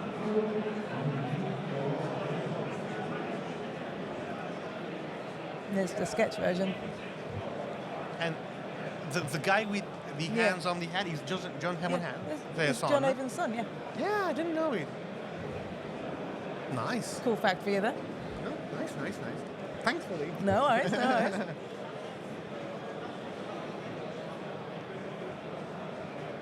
We've got a Tellurian Terror.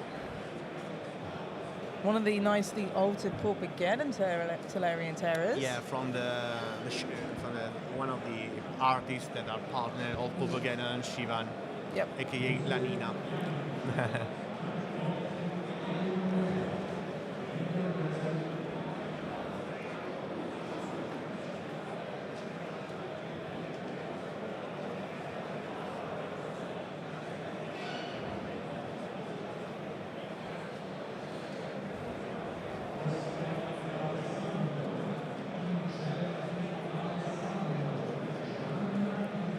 Another Tellurian Terror. These are looking pretty nice in the battlefield here. Slightly apply some pressure. We do have 4 creatures out in play for the spy combo here. See if we can find a spy. Why not? Attack for 3. But this Saga Wildling is going to get in there. Lancini on 12. It's a 4-turn clock.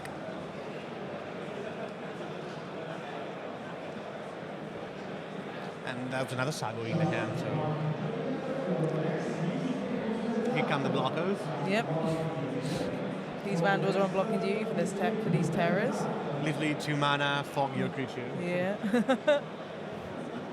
A Mental Note, milling away an island, and a 4 spike to draw a card. Can't quite see what the card is here. I think it's a Ponder. Yeah, definitely a Ponder. Anyway, you start pondering. So we're going to resolve a ponder here. I see an island. I see a counterspell. I Dim Inferior, I think. I think one of them was a counterspell. There's a 4 spike in hand and a gut shot by the looks of it.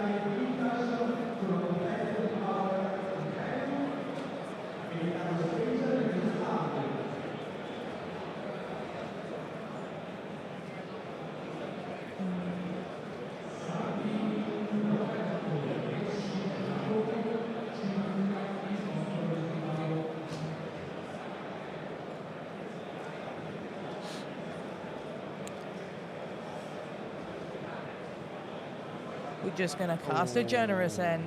This is pretty huge. Yeah, this is aggressive. That's a counter but spell it is a for counter sure. spell. Yeah. You need to preserve all the clock, pressure, all yeah. the ball situation. This here, Sago Wheeling could get there in 3 turns. It might be enough time here. But then you need to find something. And just beat down with these terrors. And there kind of comes a point where this Mesmeric Fiend might have to be on blocking duty. And you don't want to really give that counter spell back. Yeah, going to 4. Yep.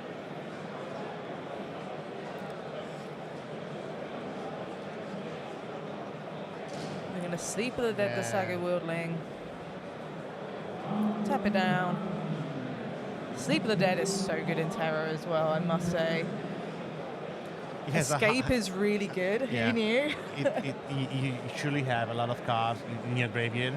Yeah. It costs a lot, the flashback cost, the escape cost, Yep. in terms of mana, for sure, but I think that it's great. It allows your creatures doesn't untap for a turn, so you can, if you play against a deck that doesn't put a lot of threats on the board, I think that's really, really nice.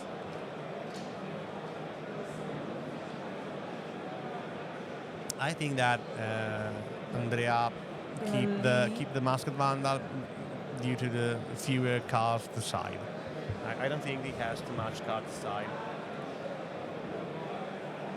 2 Mesmeric Fiend, 3 Fairy Macabre, V2 Gazi, Stirring Pain, Jack-o'-lantern, Flint Spitter. I don't think that he have pretty cards to side.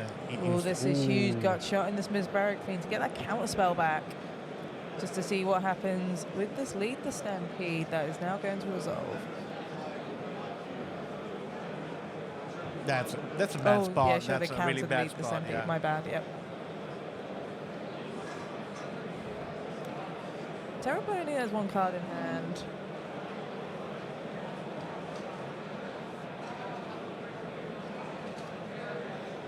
We're gonna escape this Sleep of the Dead, hit the Masked Vandal here.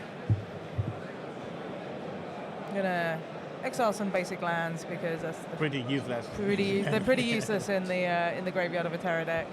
And we're gonna chip away with these Solarian Terrors, and Andrea's on 3. He escaped the zip from that on the Masked Vandal. Masked Vandal, right? Yeah. Okay.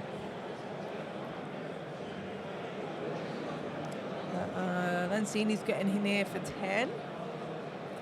Shredding lethal here.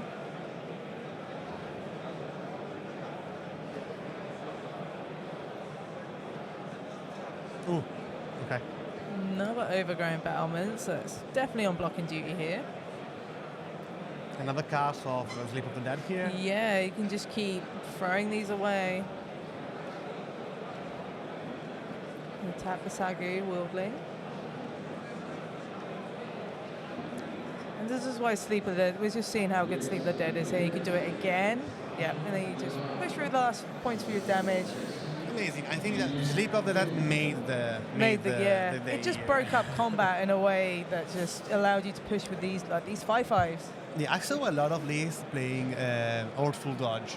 Yes. That is allowing to creatures can't be blocked. Yeah. With a flashback cost is signage with the deck because you mill your card so you can play with flashback. Yeah. But it's a card that needed at least in 3 or 4 copies, so it's pretty heavy to sustain. And that's the other school of thought for the turn deck. Yeah.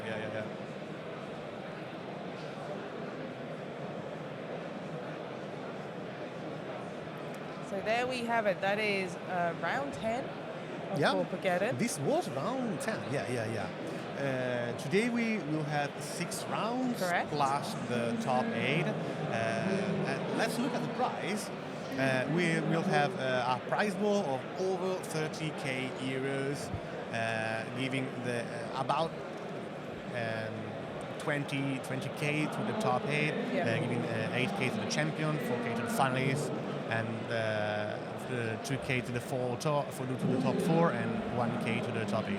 So pretty stacked pricing structure for something like a Paupergeddon, which you would normally associate with high pricing, but 30k in prizes is incredible. I think that a lot of compared, for example, for vintage, when a deck when a deck costs 30k. Yes. You can for the investment, for the potential reward is pretty high. If you win all the prizes here, you can build from zero a vintage deck. Yeah, you can indeed. So yeah, that is the end of round 10. We'll bring you round 11 very soon. I've been Emma Partlow, this is Sapo, and we'll see you soon. See you.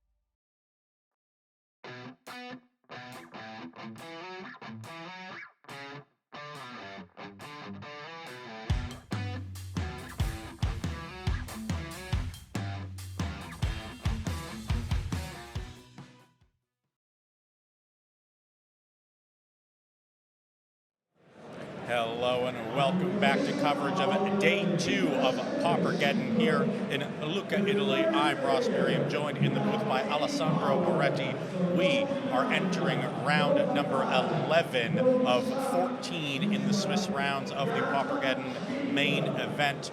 We will be cutting to a top 8 today and crowning a champion, but right now we have 2 matches in the feature match area. Let's go down right now because our players are ready to go.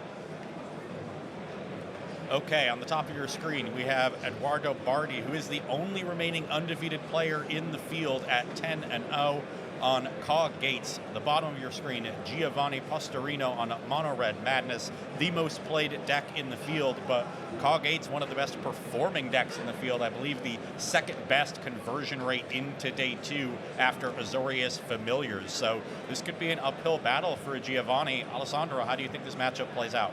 So usually the matchup is in favor of Mono Red Madness, but Azorius CawGate is a deck that allow you, if you are not good with a deck, to overcome even very difficult matchups. So it is mostly a game related on which 8 cards you play in CawGate and how do you play it.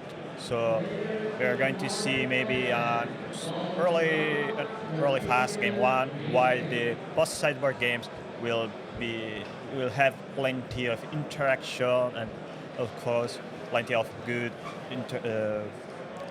I can say trade-offs like countering some card advantage and mono red threats and see what is going to happen.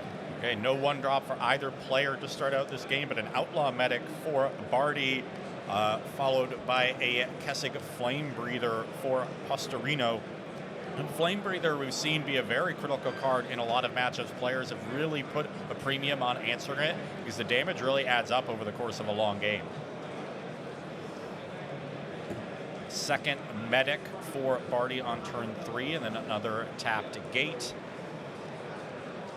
We'll see what Postorino can do with the Flame Breather. Kicks it off with Faithless Looting. 1 point comes across to Bardi, drops to 19.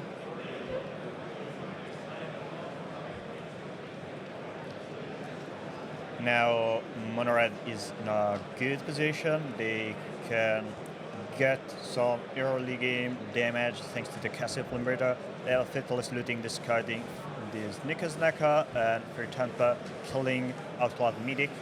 Outlaw Medic is one of the life gain creatures from the Gates deck, and preventing CawGates to get lives with the combo Basilisk Gate plus lifelink creature is very critical to win this game. Yeah, that is definitely how these CawGates players have finished out games, and against Mono Red, it's a very effective way. But Postorino has set up a pretty good battlefield here with the Flame Breather. Got a lot of value off of that Faithless Looting, discarding Snacker and Fiery Temper, as you pointed out, and now gets another turn with to keep pressing this advantage. Sacred Cat to play for Bardi on their previous turn. Here's another Flame Breather from Postorino. That meets a counter spell.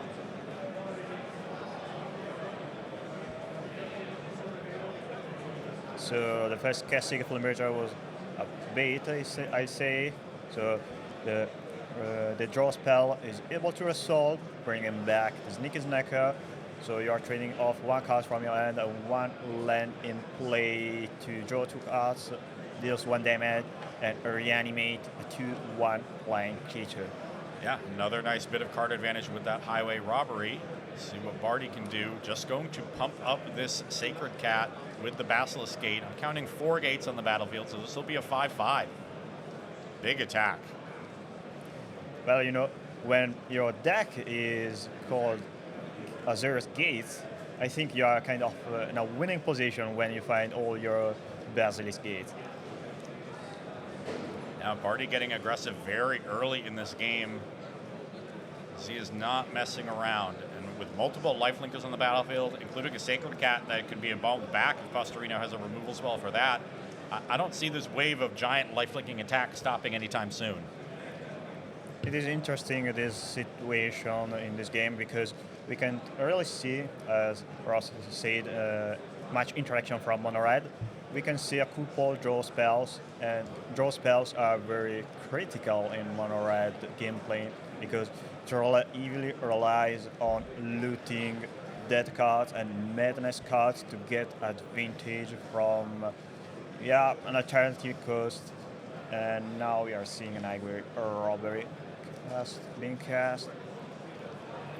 It's interesting, Alessandro, because normally you would think this red deck generating card advantage in a control matchup would be quite advantageous. And you'd want to do that a little bit, but CawGate specifically has this end game it's building towards that Bardi has done very quickly with Lifelinker plus Basilisk Gate that Postorino has to respect and has to answer. So seems to be a different dynamic to this matchup as opposed to other control matchups like, say, Azorius Familiars or Golgari Gardens. So I think right now it's just a matter on how much counter spells Gate is able to find, and of course how many copies of Ladart and Lightning Bolt from the side of Mono Red.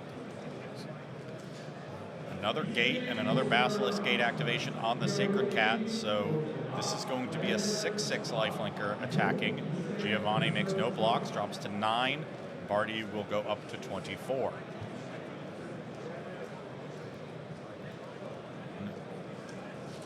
Bardi right now is in this position where just attacking with Sacred Cat every turn is negating all the damage that Postorino is doing.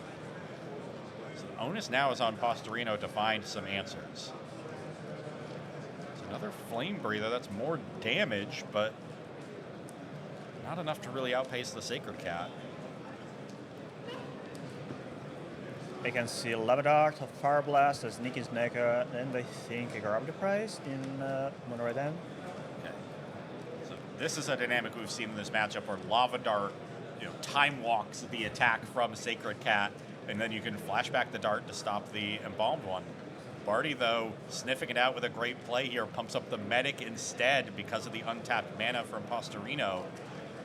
Be interesting to see if we see Postorino fire off that Fire Blast. Chooses not to. Instead, just going to jump with the Sneaky Snacker and then Lava Dart the Snacker, kill it before damage so no life will be gained. Of course, the Flame Breathers will trigger as well. And we have a Prismatic Strands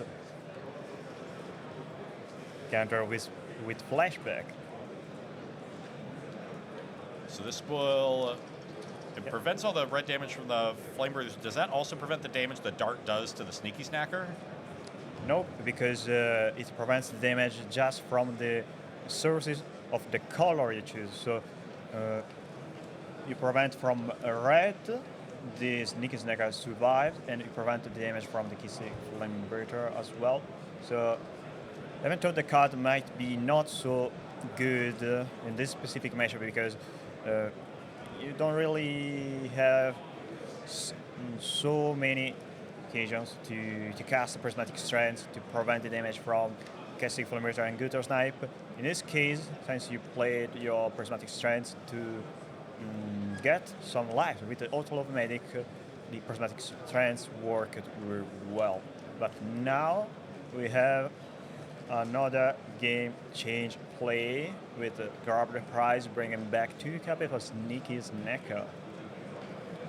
A lot of value here for Postorino, but still under the pressure from these Basilisk Gates and Lifelink creatures. Going to attack with one of the Kessig Flame Breathers, so that's one more point, and Bardi drops down to a very scary 25 life. So at this point of the game, it is quite surprising to see that the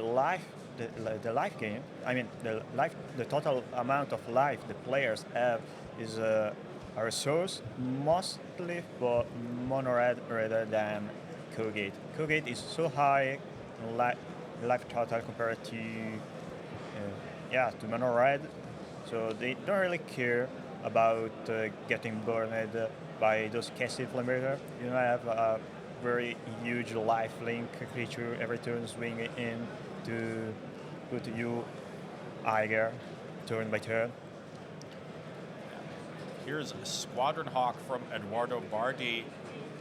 And then he has a Brainstorm. We'll do the Brainstorm Squadron Hawk trick, no doubt, with 2 of those back. And then can play this another Hawk. Effectively draw all the cards. Okay. Doesn't want to spend the mana on that right away. Has a Lowering Reveal to Island Cycle and shuffle away the 2 cards put back. I'm still assuming that those are Squadron Hawks.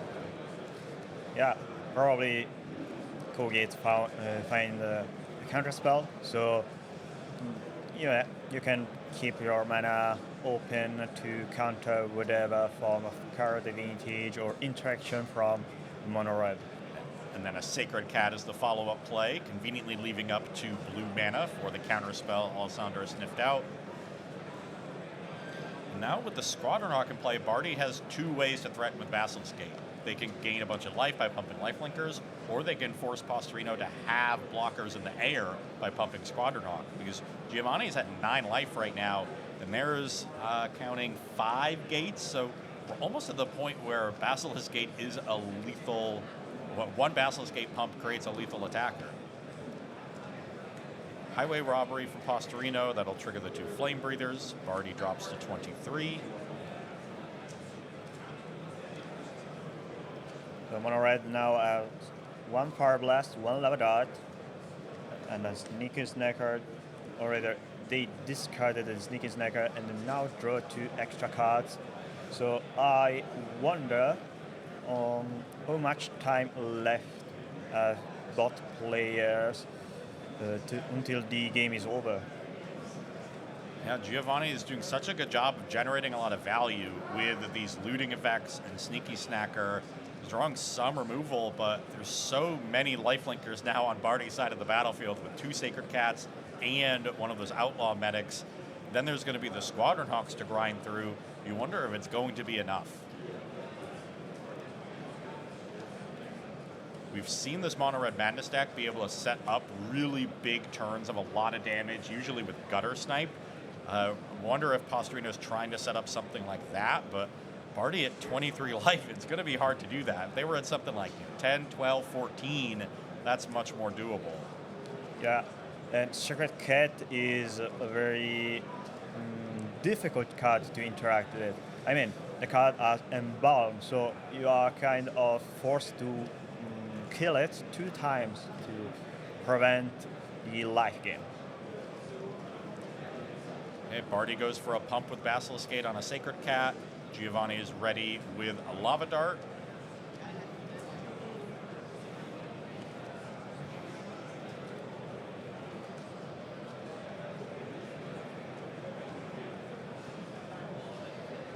Ooh, Bardi going to use the other Sacred Cat to flashback Prismatic Strands from the graveyard to protect the pumped cats. So I assume they prefer to pump the Outlava Medic over the second copy of Sacred Cat due to the presence of Lava Dart in the graveyard and Lava Dart on the stack. Okay. Alright. Postorino flashes back the Lava Dart from the graveyard to answer the targeted cat in response. Does 2 more damage with the Flame Breathers. Bardi down to 21. There is still another Basilisk Gate that Bardi can activate, but that would be 3 of their 4 remaining mana for the turn. Yeah, but okay, they're casting Lightning Bolt with Prismatic Strands on the stack. Okay, so going to deal with the Medic as well, so Bardi can't pump that after the Strand resolves. Oh, a second copy of Prismatic Strands coming in. So this will protect the Outlaw Medic, but taps Bardi low enough that there's no Basilisk Gate activation available. So Giovanni hasn't dealt with all the creatures, but has effectively prevented a big life gain swing this turn. Here's an Embalmed Sacred Cat as the follow-up with the last bit of mana. And that'll be the turn for Edoardo Bardi. see Faithless Looting, I see Fiery Temper, I see Fire Blast. There's a lot of action still left in Giovanni's hand. They have done a brilliant job of navigating through this game.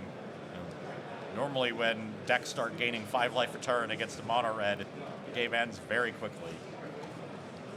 Yeah, the presence of Guttersnipe and Kessig is what really makes the difference in this mono red deck compared to the other ones. Postorino, we've talked about that combo potential. There is still the Prismatic Strands in the graveyard to interrupt some of that damage. So now Postorino needs to figure out if he want to attack with every Sneaky Snacker, or if it is better to keep at least one creature to chump block the Squadron Oak if Bardi want to try to attack for lethal with the Squadron Oak. Well, Postorino decides to attack with one Sneaky Snacker, leaving 2 of them back. What would be the reasoning behind that? Yeah, I think they just want to play around Journey's Nova or Challenge Challenge, which are the removal spell played in CawGate. Usually CawGate plays 4 copies of Journey's Nova and a variable amount of Trap and Charm in the 17.5. Sometimes they have just 1 or 2 in the main deck. It's just a matter on how much the CawGates deck want to, play around graveyard decks or enchantments already in game 1. Okay. Faithless Looting from Postorino discards a Fiery Temper. That will take care of the Outlaw Medic and 2 spells cast, so the Flame Breathers deal 4 total damage, Bardi down to 15. We'll now pump the Embalmed Sacred Cat with a Basilisk Gate. 5 gates in play, so Cat threatening to become a 6/6. I wonder if they have a Dispel in hand, because they choose to target the Sacred Cat token over the regular one.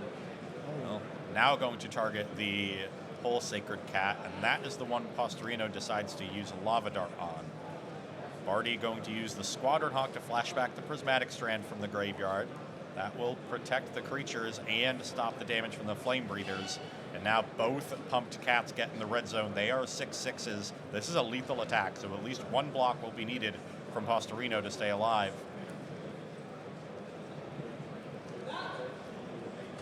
He's only picking up the 1 snacker, so going to take 6 here, drop to 3. Bardi up to 27.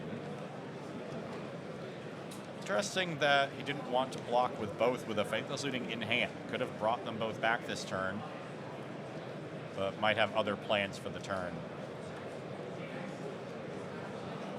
Kind of hard for Mono Red Madness to come back at this point of the game. Yeah, the Prismatic Strands have really done a great job at protecting these creatures from removal spells and stopping the tempo play from Postorino. Yeah, that was, until now the game went very well for Bardi. He played really well. I think that's the reason why it is undefeated in this tournament.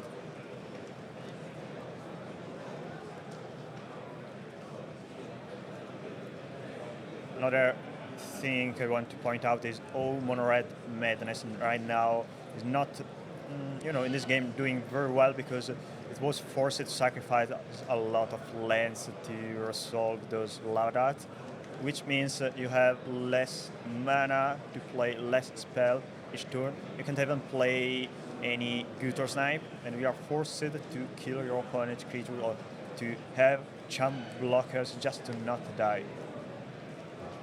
And that's what we see here, some chump blockers made with Valdaran Epicure. Sneaky Snacker returned from the looting. And Bardi's still at 24 life. Just an incredible showing against a mono red deck to gain this much life and still be at 24 at this stage of the game.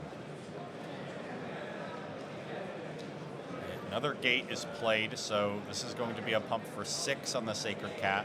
Epicure jumps in front. Bardi should go to 31.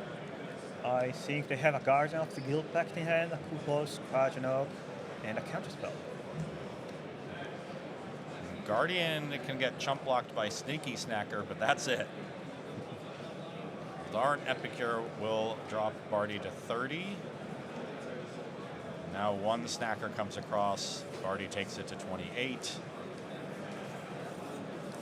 end of turn CawGate to generate a treasure token.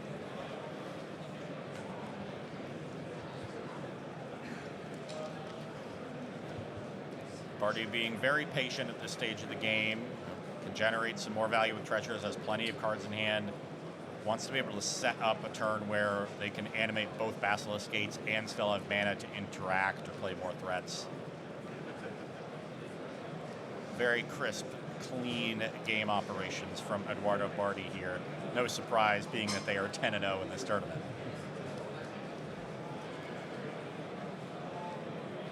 So now Mono Red needs to find at least 2 Removal spells, or rather 3 Removal spells, since there is a Secret Cat with a ball in play. So, even though if you are able to kill those creatures, those living creatures, there is still a Squadron Oak in play, and they likely have more Squadron Oak synergies thanks to the Squadron Oak fetching its Fielder Corpus. Okay, another Prismatic Strand countering Fiery Temper that was cast on the cat getting pumped by Basilisk Gate, and Giovanni Postorino packs it in, says that's too much life, too much damage for me to deal, and too much pressure from this army of 1/1s and Edoardo Bardi's CawGates deck. You know, an impressive showing from an impressive player and an impressive deck, but the match is not over. That is only game 1, and now players will go to their sideboards. We will go there as well, and starting with a Giovanni Postorino, I see 4 Pyroblast, 4 Red Elemental Blast, 3 Relic of Progenitus, 3 Searing Blaze, and 1 Flaring Pain. Got to imagine the Flaring Pain comes in against Prismatic Strand, but what else do you like, Alessandro? So from my point of view, the card you really want to bring in are Pyroblast and Red Elemental Blast. I think eventually Relic of Progenitus is able to exile both Prismatic Strands, and the Secret Cat is not the best answer to your opponent's threats. Yeah, if the game was called longer, Relic of Progenitus does wonder. But you as well are playing really good interactions with the graveyard, Sneaky Snacker, and of course Fatalist Looting, and more importantly, Loud Art. So you may think every card in this mono red sideboard could be good against CawGate. It mostly depends on who the mono red Madness player wants to play this matchup. I usually play combo decks and control decks, so from a point of view, the Pyroblast and Random Elemental Blast are better than other answers in this mono red sideboard, because you wanna prevent your opponent from countering your draw spells, because you need to draw cards, you need to eat all your land drops, and after doing that, you are then able to play in late game as Gutter Snipe, cast a couple cards, and kill your opponent in just 1 or 2 turns. So maybe from Mono Red Madness, if your opponent doesn't have enough interaction in early game, you just want to prevent your opponent to get life with the lifelink creatures. So I think you are going to see maybe Fire Blast being cut off in the post-cyber game. Yeah, Fire Blast is good as a card. I mean, 4 damage without any mana cost. Yeah, but against a deck that is very likely going to bring in a lot of 1 mana interaction, yeah, you don't really want to have so many copies of Fire Blast in your hand. Yeah, I can definitely see that. Fire Blast also very much a card playing for the early game. And you talked about the importance of card advantage. It seems like you're expecting Postorino to shift towards playing towards the late game. Yeah, so sort of mid-range style gameplay. Yeah. Now, quickly moving over to Edoardo Bardi's sideboard. 4 Blue Elemental Blast, 1 Hydro Blast, 2 Dispel, 2 Essence Scatter, 2 Palace Sentinels, and 4 Red Elemental Blast. And we know the Blue Elemental Blast and Hydro Blast are coming in. This is a mono-red deck. What else do you like out of that sideboard? I think Dispel and maybe Essence Scatter are very good. I mean, after all, Mono Red Madness relies on resolving Gutter Snipe and Cassie Flamberta to speed up the game. Essence Scatter does wonder as an extra answer to those creatures. Yeah. So a lot of counter spells for Bardi coming in here. Yeah, supposedly you can cut some Cavis Traven Charm, even though exciting Sneaky Snacker is good. You know, it mostly depends on the right timing with Traven Charm in this matchup. So it's not good as a removal spell because you need first to play certain creatures, and Mono Red is sort of deck that is good at killing small creatures. So Traven Charm doesn't really do much as a removal spell. So I replanning to excite your opponent's Sticky Snacker. Usually it is better to Hydroblast your opponent grabbing prize rather than exciting the graveyard. Okay, players have started here. A turn 1 Faithless Looting for Giovanni Postorino kicks things off. Discard Sneaky Snacker and Gutter Snipe. I think this was a 1-land keep from Postorino and does not find the second despite the Faithless Looting, so a very rough start to this game. Giovanni is going to need his deck to help him out. Try to stay in this match. There it is, second land. After Lightning Bolting and Outlaw Medic. And I think it's time to play a Grabber Prize. I mean, okay, you can play your Cassie Flameter, but if you miss your land drops in the next few turns, then you will not be able to play your spells and your Red Elemental Blast to counter your opponent's counter spells. And there is Grab the Prize, discarding a Gutter Snipe. That'll bring back Sneaky Snacker and give Postorino 2 more cards. But now it's 2 Gutter Snipes, one of the key threats in the deck, in the graveyard. How's that going to affect Postorino's gameplay for the rest of this game? Yeah, to be honest, losing Gutter Snipe is bad, but losing Gutter Snipe when you are so early in the game against CawGate is not wrong. I mean, you still play Casting Flameter. You are playing the game to go longer. Maybe you are fighting for resources maybe you just want to kill your opponent's creatures. You want to keep your Sneaky Snaker and cast in play, so just having one probably is fine. As you can see, Mono Red have a lot of interaction in form of Pyroblast, Red Elemental Blast, even Lava Dart. So it's like Mono Red becoming again the control deck in this game. And a Brainstorm cast from Edoardo Bardi and blasts on both sides. Wow. I see 2 Blue Elemental Blast in Bardi's hand. I see a Red Elemental Blast and a Pyroblast in Postorino's hand. We're going to see some fireworks soon when they start trading off those blasts. But for now, it's just a Island Cycle on Lorien Revealed in order to shuffle away the cards from Brainstorm.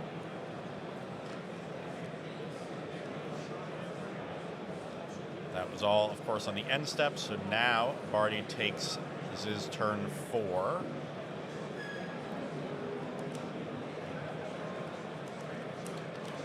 Hypothetically speaking, this game could be very long, so both player needs to figure out the best way to play the game, how to interact with your opponent interaction on, and even how to deal with other stuff.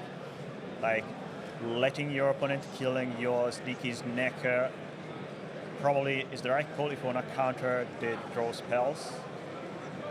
And Highway Robbery got excited with the plot ability. Yeah, that's a plotted Highway Robbery, so Postorino can cast it with mana up for blasts, trying to get back that Sneaky Snacker that he Lava Darted in response to a Journey to Nowhere trigger. Bardi going to take advantage of this time to develop their own board with Squadron Hawk. And is that only 2 copies found from the library, or is there a third there? I can see it really well, but maybe they choose to pick just one, just 2 copies to not go to the discard.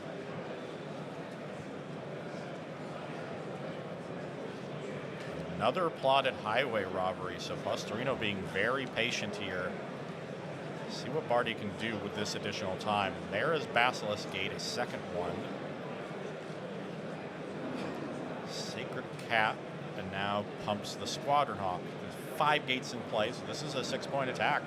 Bardi once again getting aggressive with these early Basilisk Gates. Says, I'm not under any pressure.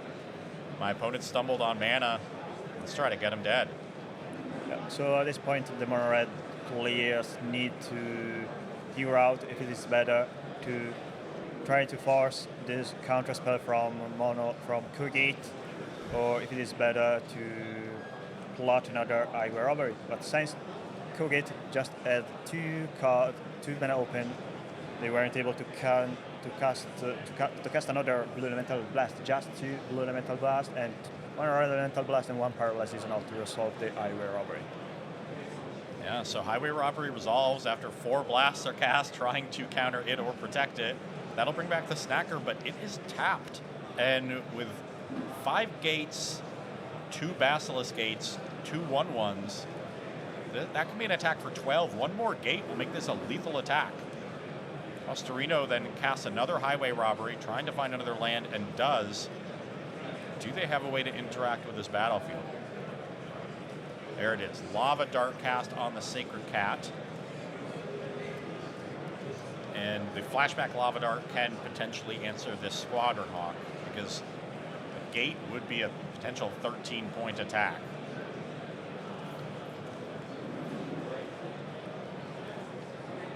Bardi starts the turn by embalming Sacred Cat.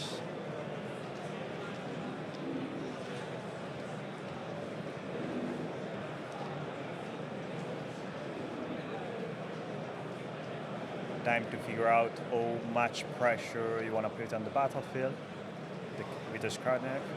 Just a 1 point from the Hawk. No pump from Basilisk Gate, so Bardi being very cautious around that Lava Dart in the graveyard.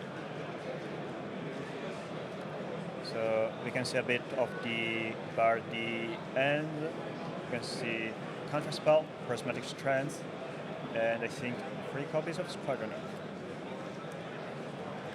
There's another Highway Robbery for Postorino, as well as a 4th land, which I'm sure is welcome.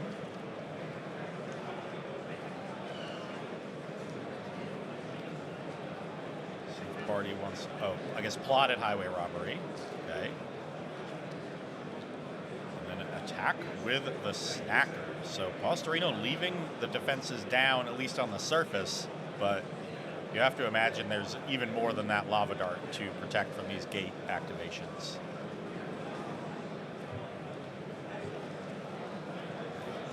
Bardi once again going to play cautiously, just attacks with the Sacred Cat and the Squadron Hawk. Postorino down to 11, Bardi up to 15. Passes back to Postorino.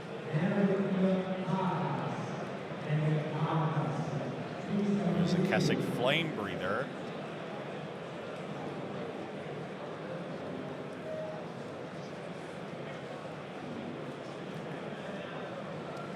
At this point of the game, I think if you're playing Mono Red, you can really tap out. Even if you don't really have any Lightning Bolt in hand, maybe you are kind of forced to fake even Counterspell to play around the Basilisk Gate activating on Super Cat. Okay. Highway Robbery is cast after the Flame Breather. That will get countered by Bardi, but the Flame Breather trigger will drop Zer to 14.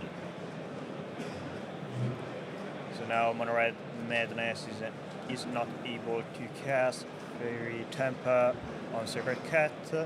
I think they have a Lava Dart or 2 Lava Darts in the graveyard. Sneaky Snacker comes across, drops Bardi to 12. And we are back Bardi's way. 6 gates in play, and now they're going to go for a pump.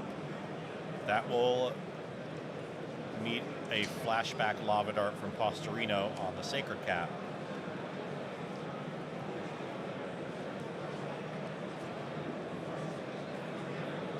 They let the Lava Dart resolve, and I think, yeah, you're going... Okay, another cat. That's the reason. Very patient has Bardi been this game. As he knows what, cards that really matter, what cards he can afford to let resolve, which ones he needs to counter.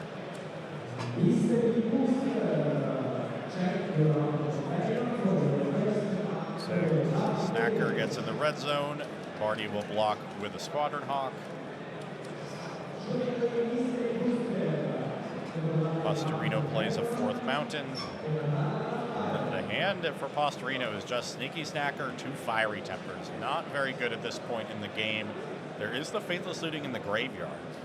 That can get flashbacked at some point and both find more gas and discard some of these cards for value.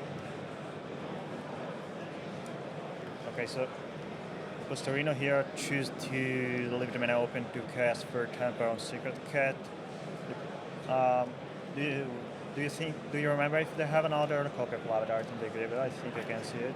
Yeah, there is one there under the Grab the Prize. If necessary, they can cast both Fear and Tampa and Lava Dart from the graveyard to kill the Secret Cat in response to a counter spell or to a prismatic strength. Postorino is not really well positioned right now, because if we consider what Bardi have in hand. Bardi plays the second Squadron Hawk, finds the fourth copy that he didn't find off the first, so clear that he only got the 2 copies off the first Hawk because he wanted to avoid discarding, as you pointed out. And Postorino will go for a Fiery Temper on the Cat. That gets countered by Prismatic Strand.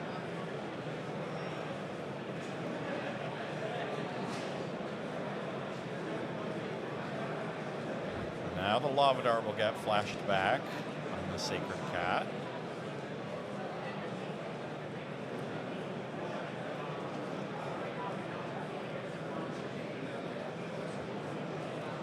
Maybe it's fine to let the cat go. Yeah. Bardi does. You know, there is CawGate down to 10 life, but Mono Red Menace has only 11 life left. No Embalm on the Sacred Cat after sideboarding. What does that have to mean? I think they bolted the Sacred Cat in end of turn. So. Okay, this was an end step? Yeah. So no opportunity to Embalm again, only sorcery speed, of course. I think CawGate is lethal next turn, right? I mean, they can activate double Basilisk Gate on Sacred Cat to deal enough damage. So there's 7 mana in play for Bardi, 6 mana to activate 2 Basilisk Gates, and 1 to Embalm the Cat, and then use that to flashback Prismatic Strands as protection. Yeah, that would be really good considering what Postorino have in hand. But Bardi played early, conservative, playing around whatever card that may have the Mono Red deck in hand. So yeah, we are seeing a Journey to Nowhere on Kestig to prevent extra damage in the next few turns. This is not surprising. Bardi's been very patient this entire game, and if they have some sort of interaction in hand, that makes a lot of sense to be patient. Okay, here's an end step Fiery Temper on the Embalmed Cat. Cat will tap to flashback Prismatic Strands and protect itself. Now Postorino, with no other gas remaining, is forced to tap out for a flashback Faithless Looting. And this could be the turn where Bardi decides to go for it. Sneaky Snacker and Flaring Pain are the discards. The Sneaky Snacker that was already in the graveyard will return. The one discarded will not. It did not see the third card drawn while in the graveyard. The Mountain played, so there is the potential for some interaction for Postorino, though from my looks of it, the hand is Red Elemental Blast, Pyroblast. Not very effective against these white creatures. So we are going to see a Basilisk Gate on Sacred Cat. And that's 7 gates in play, so this is an 8 power creature. The Hawk stays at home, so 8 damage drops Postorino down to 2. He'll draw his card and then concede. Bardi, in a very convincing 2-0 victory, moves to 11-0, undefeated in the tournament, now potentially lapping the field with another win. Has to be knocking on the door of the top 8 at this point. Really, really impressive stuff. Just a very dominant match win. Okay, looks like we do have our backup match still going, so we will head to that. It's going to be between Thorolf Severin on Mono Blue Terror and Filippo Dominelli on Golgari Gardens. Another sort of, aggressive deck versus a more controlling deck, but two very different strategies than what we just saw in CawGates and Mono Red Madness. Alessandro, how do you think that matchup plays out? Well, it seems like the matchup already ended, but we can still talk about it. So you say that is Mono Blue Tower, right, against Bulgari Gardens? Yeah. Ooh, this is probably the worst matchup for Mono Blue Tower in the current metagame. Mono Blue Tower gameplay is eating big creature on the battlefield and kill as fast as possible the opponent, while Gardens is a very peculiar non-blue control deck. It relies on having a lot of removal spells to kill all your opponent threats, and of course it plays a card that is very painful for Mono Blue Tower, which is Tithing Blade. Tithing Blade is a needed effect, so it forces the opponent to sacrifice a creature. So even though the terror deck plays big creatures, and Tolarian Terror has ward, so you are forced to play extra mana unless you want your removal spell to get countered. Tithing Blade plays around the ward ability from Tolarian Terror. And yeah, just having one or two cards to deal with Tolarian Terror is not enough, but we're talking about a deck relying on cards like Snap Out, Cast Down, so a lot of very good removal spells against Gardens. So I think unless the Mono Blue Terror player is well prepared and know how to play out the matchup, the game is very easy for Gardens. But still, Mono Blue Terror is a very good deck right now, so I think I'm not expecting to see an already decided match. I mean, Terror can still be able to overcome the opponent interaction and win. We're still talking about the deck featuring cards like Counterspell. So, the other deck with Counterspell is still good right now, even against a very unfavorable matchup. Okay, great analysis from Alessandro there. And speaking of decks that are good right now, let us check out the Day 2 metagame that we have here at PAUPERGEDDON, because we can see which decks are performing above expectation, which decks are having a poor weekend, and see how this metagame is shaping out for the remaining rounds of the tournament. So we have 133 players in Day 2. If we can bring up the Day 2 metagame graphic here. And that was out of almost 1,000 players on Day 1. So if you look at the bottom of your screen there, the expected conversion rate at 14%, that is, the baseline of that we're comparing all of these numbers to. Decks that have a conversion rate above 14% are performing above expectation. Decks that are below 14% are performing below expectation. Let's head back to that metagame slide. And we can see, from the brief time it was there, of the top decks, they're all performing quite well. Mono Red Madness, Mono Blue Terror, Jund Wildfire, they were the three most played decks on Day 1. They all had above average conversion rates into the second day. There are some lesser played decks that had really impressive Day 1s with really high conversion rates in Elves at 21%, Familiars at 29%, and CawGates, which we just saw, at 21%. Tell me about these three decks, Alessandro, and why you think they performed so well on Day 1. So it seems like the metagame has now a comeback of blue-based decks. Yeah, Familiars and CawGate are blue, so they're very good to deal with Mono Red decks. So Mono Red Madness, Mono Red Synth, Mono Red Rally. Elves, on the other side, is very good, is very strong as to deal with blue-based decks. So if you bring Elves to a tournament like this one, you are expecting to face a lot of Mono Blue Terror and to have a very good matchup against those decks. I mean, Mono Blue Terror isn't really good to deal with creatures.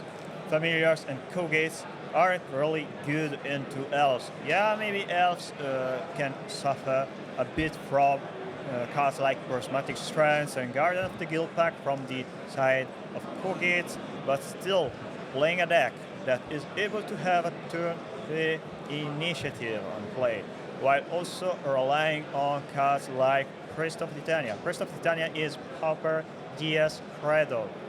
You know, the deck could be the deck is good, and Travism, if you don't have an answer to an early game, Priest of Titania or Timberwatch Elf.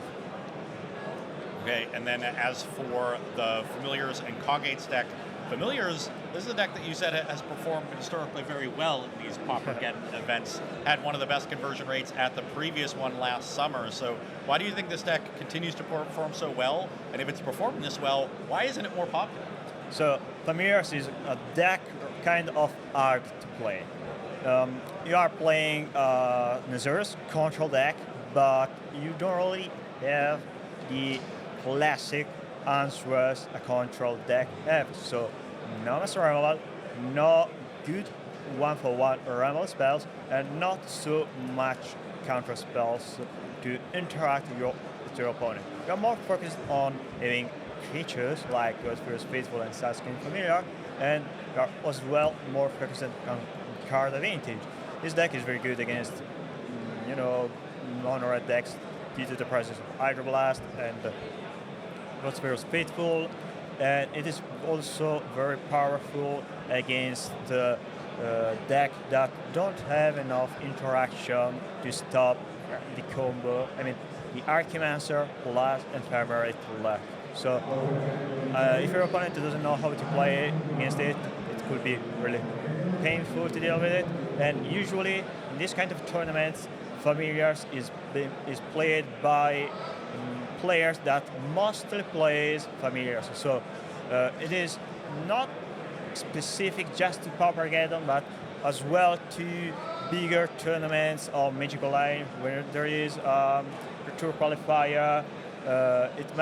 You may see Familiars being played by a couple players, and those players getting in the top 8 or top 16. So deck is good, it's still good because you rely on cards like Lone Revealed and Ephemerate, which are still good. However, you have as well a very good engine thanks to other cards like Sunscape Familiar. Okay, now going to the other end of the spectrum here, some of the decks that have really underperformed. Looking at these numbers, my eye is drawn immediately to Gruul Monsters. This was a deck that you were surprised to see as popular as it was on day one when we looked at the metagame yesterday. And wow, that conversion rate, only 3 players out of 49 into the second day, 6%, lowest in the field here among the highest played decks. What makes you think that, or why do you think that deck had such a poor showing in yesterday's part of the tournament? So seeing Gruul Monster having so many copies in day one was surprising. Right now we can say that maybe due to the presence of red decks like Red Madness, but of course due to the presence of Giant Wildfire and Greatest Affinity, Gruul Monster suffers a lot from very specific decks. So those decks are heavily relying on removal spells and as well relying on creatures that you can't really interact with it. I mean, okay, you're playing Gruul deck, you can play red removals or even green removals in form of Ram True, but when you're facing a red deck with Gutor Snipe or a Giant Wildfire deck with the Verting Chrysalis, you aren't really well positioned. And if your opponent pack a bunch of removal spells like Crackling Shaman or Lightning Bolt, so Crackling Shaman is not good to kill bigger creatures, but Jan and Greatest Affinity, which are both Crackling Shaman deck, plays Toxin Analysis. So there is a combo that lets you kill every creature in play by giving Death Touch to the Crackling Shaman, and that's the main reason why playing Gruul Monster, this is the reason why Gruul Monster is not so much played usually. Yeah, just too many good answers for big creatures in this metagame, despite being limited to only commons. Players get very creative in Pauper to solve these problems, and those creative answers do tend to work. So this is our day 2 metagame. It's Mono Red Madness, Mono Blue Terror, and Giant Wildfire leading the field, but there's a lot of decks down the stream that have a good chance of getting into the top 8. Elves, Familiars, CawGates performing really well. We have Wall Spy, we have Golgari Gardens, Mono Red Rally, Mono White Aggro, all performing reasonably well. A player with a well-tuned list who's really prepared and knows the deck very well could very easily make a deep run in this tournament. So a very diverse field here in day 2, still no deck over 15%, and I'm excited to see how the rest of this tournament plays out. We are halfway done with the Swiss rounds today. We have 3 more Swiss rounds before the cut to the top 8, and then we will show all of that single elimination action here before we crown a champion of Paupergeddon. That is going to be it for round 11. For Alessandro Moretti, I'm Ross Miriam, and we will see you next round for more Pauper here in Lucca, Italy.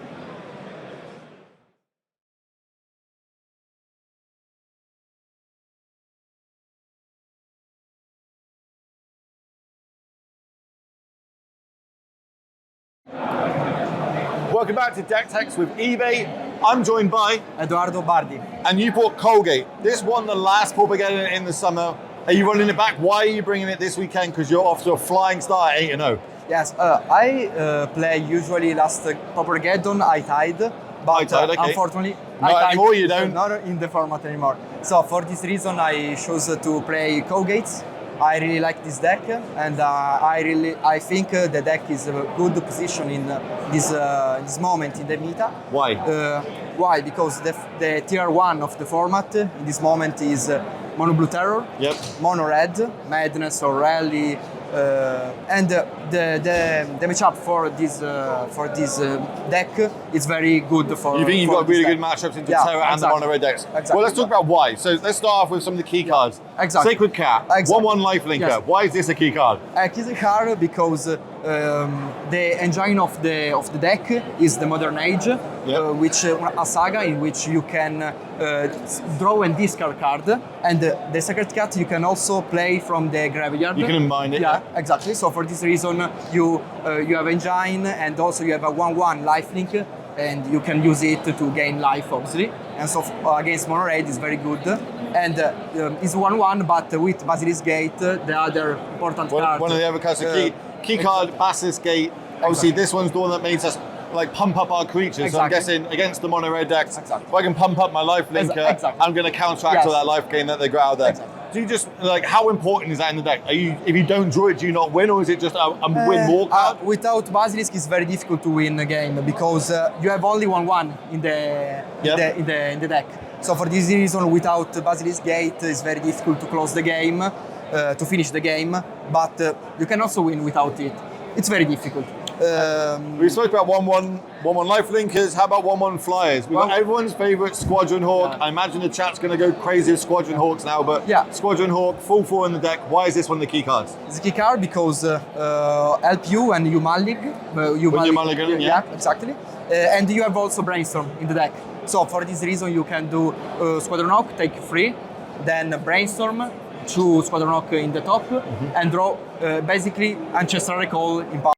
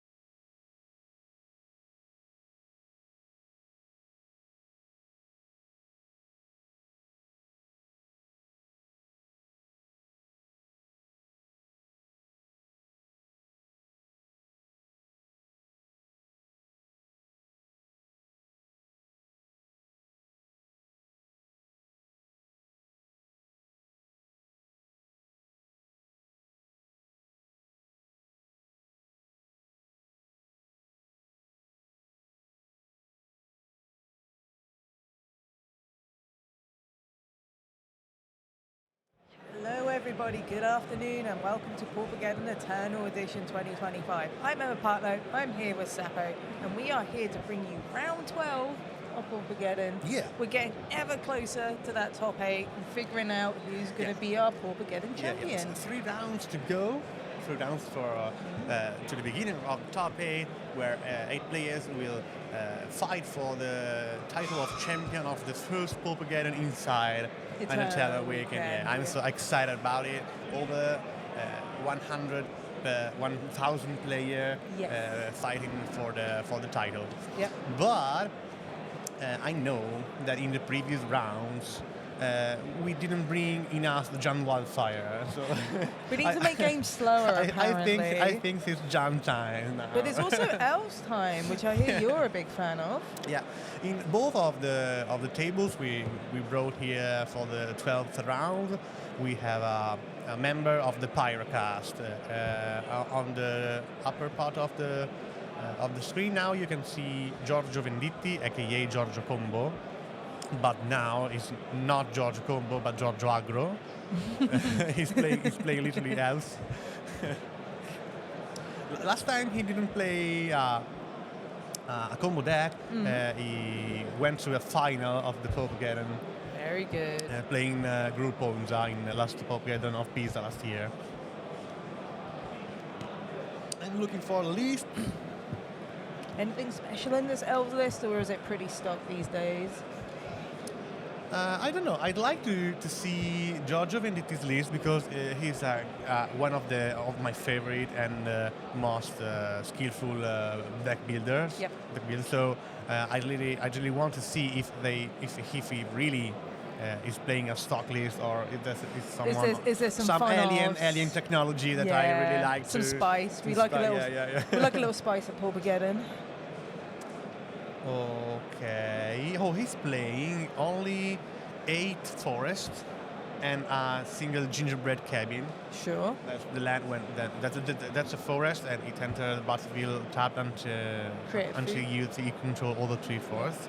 And when you do, you create and if you enter the battlefield untapped, you create a food token on the trigger. Maybe to have more edge against bird decks, I think. Remember that those cycle of land are fetchable with all the cards that search for us in the library, such as General Sand, for example. Yes.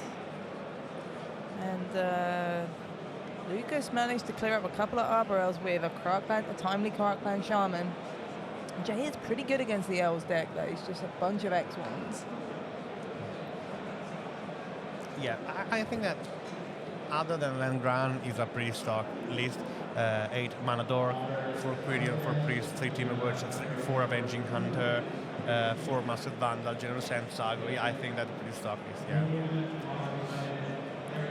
I saw some alien technology in the sideboard, maybe. Let me check. Spinewood's Paladin from Outlaws of Thunder Junction, sure. Okay, wow. Never saw this card. You could put it away to gain some life. That seems fine against the red decks. Yeah. And it's a 5/4 trample with yeah. that it costs only 4 mana, so nice. What about the John Wildfire player here? Is there anything different in their deck that might be good here? Wow. I really love the thought process of Giorgio combo. I hope that we can see some of his cards in that he has in the sideboard. Because that's really juicy. And about Lucas instead, it's a list with a Jigsaw Infiltrator. Yep, got two on the battlefield right now. Really dangerous card that become very big in the early part of the game. 2 Lembas, 1 Nyxborn Hydra, and the white package is 3 Carton Shaman and 2 Toxin Analysis. Here comes that Gingerbread Cabin that you were talking about. Yeah. Here we go. Let's create some food. Very Italian card. All the cards that create food, I think that are very Italian. Sure.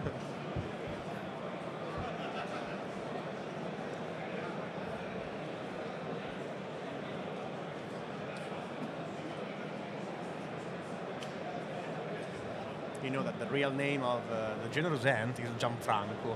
Is it really? Yeah, you create food, so he's Italian for sure. Gianfranco.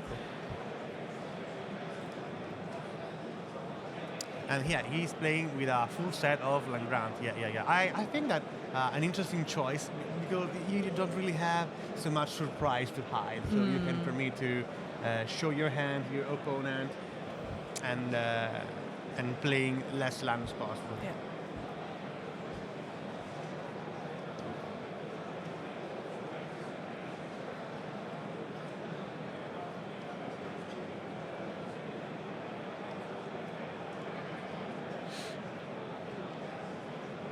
Yeah, as I say, Giorgio combo is not Giorgio combo today.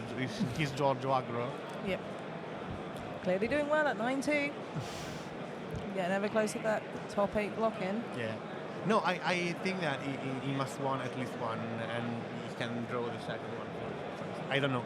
I'm not so good at this point of brackets. So Ross, one of our commentators this week, he's very good at like tiebreaker maths and stuff, so he can probably figure it out when he's on next round.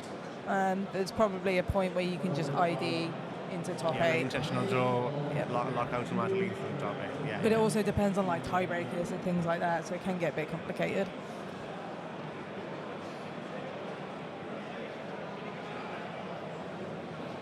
Let's swing in with some makeshift munition is really huge here. Yeah. He saw 2 of the cards that are really powerful against Elves. Crackland Shaman and the makeshift munition, yeah. I think that going with bigger creatures as soon as possible is the way to stay alive, in this moment. In a spot like this, he can easily sacrifice the spell bomb. It's pretty useless against Elves. Yeah. To do 1 damage, and but you need at least another creature to wipe the Timber Watch out.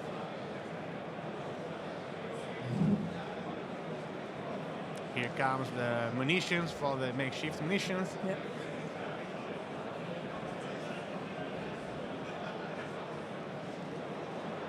This Blood Fountain isn't going to do a whole lot right now. But he does get back the Crackland Shaman, which might come relevant later on. But I think Lucas is in a pretty commanding position here. These infiltrators are just going to chip away. Clearly. You've got makeshift munitions finishing off any of the low toughness elves. Yeah, he's commanding the clock. Yep. He's the one that and is leading the race. So the one thing you don't want to be as the elves players play on the defense. You want to be the aggro. This is not a good position From right now. our point of view, Yeah. at the moment, Lucas is hitting the high ground. Yeah. Damage here. Yep. Sacrifice the blood token. We sacrifice the 2 munitions. Look at that gold token. It's one of the limited edition token of Mezzocello and Friends, one of our partner. Sure. And he's a blow token. That's a full foil line. I really love it.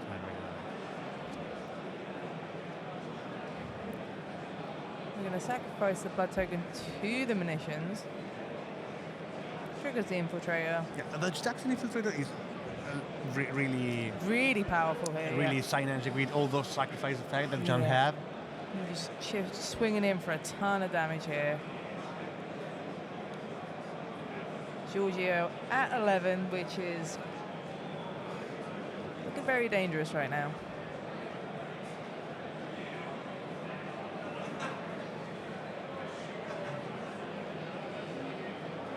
Figuring out anything else going on here. Don't know if there's... Thinking about combat mass, are we thinking about sacrificing this spell bomb perhaps? Or we're just trading away with the infiltrator here.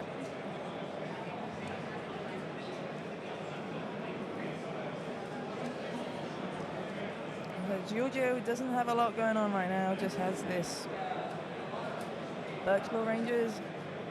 And we're just figuring out some maths here. Some lethal maths.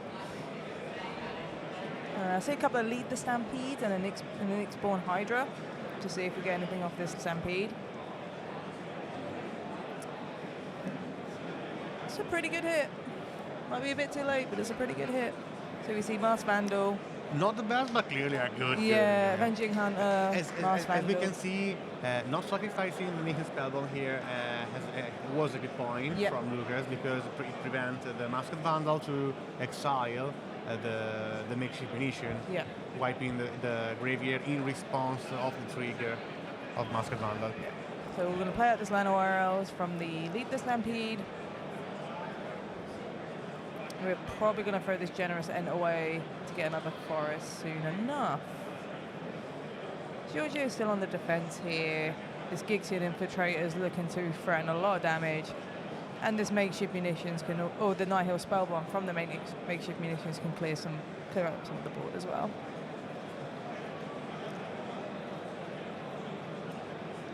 It looks like Lucas has a Vault of Whispers, a Riving Chrysalis, which is pretty nice. I think there's a Pulsar Marasa I can see sneaking in there. Notably, Vault of Whispers is an artifact, which is... Yeah, Pulsar Marasa here is very huge. Yeah. It permits to take back the Kirkland Shaman. Yes. Now he doesn't have the green mana to cast it, but Yeah. he clearly can have it. Just going to sacrifice the Vault of Whispers to the makeshift munitions.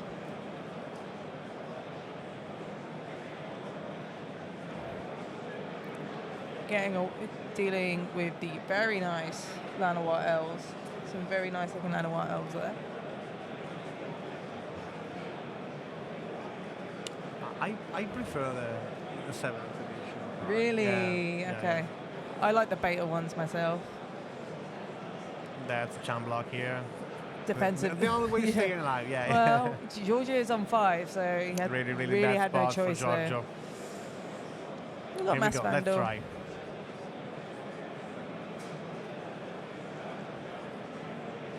Could exile the munitions here. Declare the target. Yep.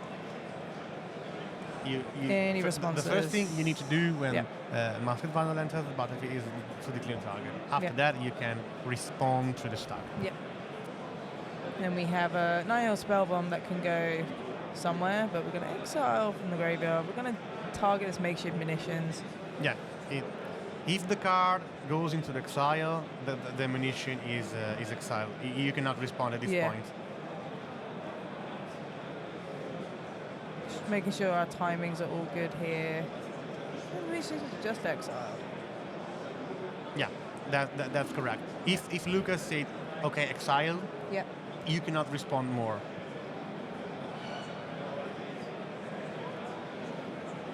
Just Because having- exiling the card, a creature card from your graveyard, Yeah. is not a cost of the ability. Is part of the resolution. Yes. If you've exiled, you need to exile also the other target. Looking here, so we're gonna cycle away this Generous End, grab another forest.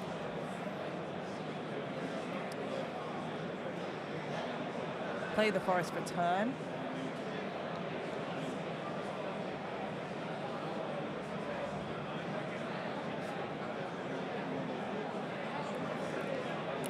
And we're Let's gonna remember play- the chat that the deck list will be open, will be published after the end of the 14th round. Yeah.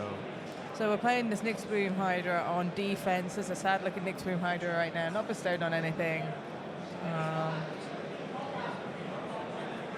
Still in this game somehow. It's going to take a lot to come back. We have to lead the Stampedes there. See what Lucas wants to do. Draw for turn.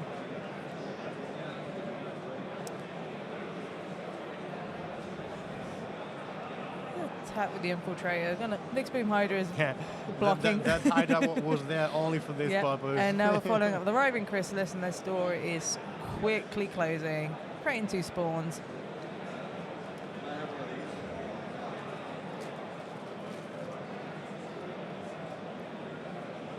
Giorgio goes into his turn. Probably going to see a lead the Stampede, maybe do some math to figure out how he can survive this turn.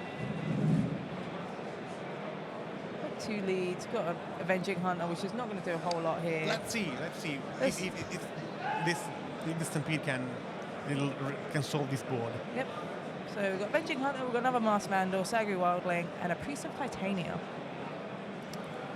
You need to put a chum block every turn. For You need that like Gypsy Llanowar and Infiltrate. Elves, Yeah, you yeah. need like Arbor Elves, just like your Mana Dogs, just to block this Infiltrator. I think that, Masked Vandal is a good move here. Yep. He prevents to draw a card from that Nihil Spellbomb. Yeah. Obviously he can crack it. Mm-hmm.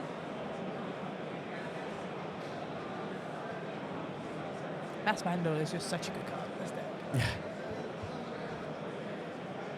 There's plenty of creatures in the graveyard to Remember to that feel this. it is an elf. Yeah, it is an elf. It doesn't look like an elf, but it's definitely an elf.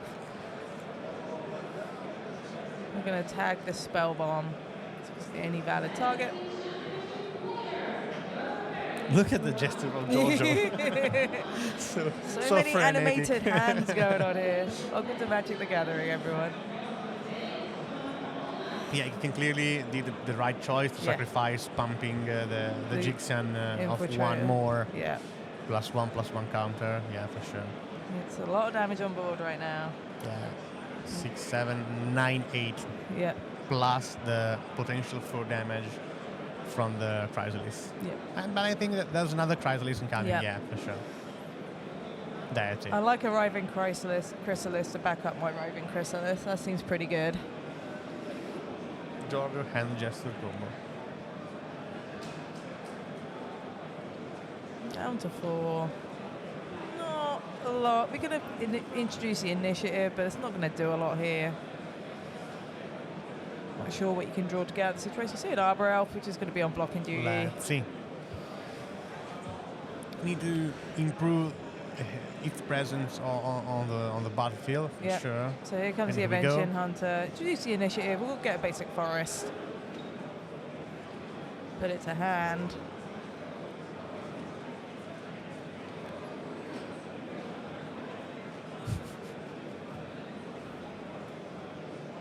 Looking Giorgio playing, it always makes me smile. Got 7. So Giorgio has 7 forests in play. So there's 1 more in his deck, which is worth noting here. 3, 4, 5, 6, 7. Yeah, one more. Having no lands at this point of the game, I think Is that's pretty important, Pretty yeah. important. It improves all its. We'll add some +1/+1. Yeah, plus 2. Two +1/+1 counters to one of the Avengers. And now we're trying to gum up this board a little bit. Doesn't really deal with this Infiltrator. And these Chrysales. Giorgio's definitely trying to play to his outs right now.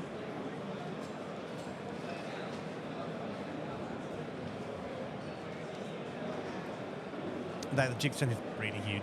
It's massive. It's like a 12. 12, 11. 11. Yeah. The fact that it works with the Eldrazi spawn is kind of gross.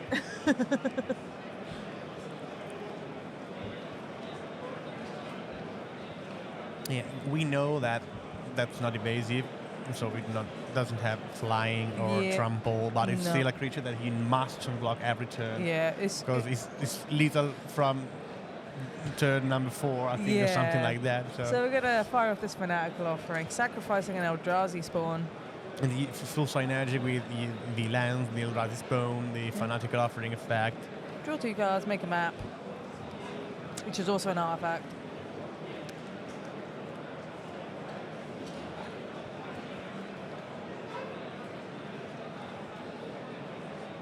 And considering Lucas has only had like 4 lands for the bulk of this game, he's done pretty well. Yeah. He has these Eldrazi spawns. Remember that he sacrificed a pair of land. Yeah, so sacrificed the Vault of Whispers munition. as well. Yeah. So. A bridge at the beginning of the game and the Vault of Whisper after that. There'll be another bridge here as well. It's the price of power. You want to make some damage, you need to pay for them. Gonna grab that Krark Clan Shaman, gonna gain some life here. We're gonna play the Shaman. We have a map token to sacrifice here, and we have a Drossforge bridge. Yeah, sacrificing the 1 mana just for Pump the Chrysalis and the Jixian. 1 mana. I'm pretty sure they're fine from this Krark Clan Shaman. Oh no, he's trying to explore. Oh no. No, he's exploring. He's exploring. Oh, sure. Yeah. Lemba, so he put a +1/+1 and choose to peek on the top or on the graveyard. So it survives for. It means Lucas can do this for 1, and the Krark Clan Shaman will survive with 1 damage mark to it. Yeah, having a Krark Clan Shaman that is a 2/2 allows you to wipe so 1 relevant. every time you want. It's really, really amazing against Elves. We're going to swing in with this Infiltrator and one of the Chrysales. Yeah, mandatory blocks here. Have to. Otherwise you lose the initiative as well, and you lose a game. So. Yeah, he preferred to trade instead of chum block there. Yep. Pretty good choice. Lucas loses 5 lives. Goes back down to 20. Yeah, initiative now make lose 5 lives. Yes. With the trap. With the trap room. We're still counting away here. We do have another lead the Stampede. We're going to count some mana here just to see what we can do. See a Priest of Titania and Saggy Wildling.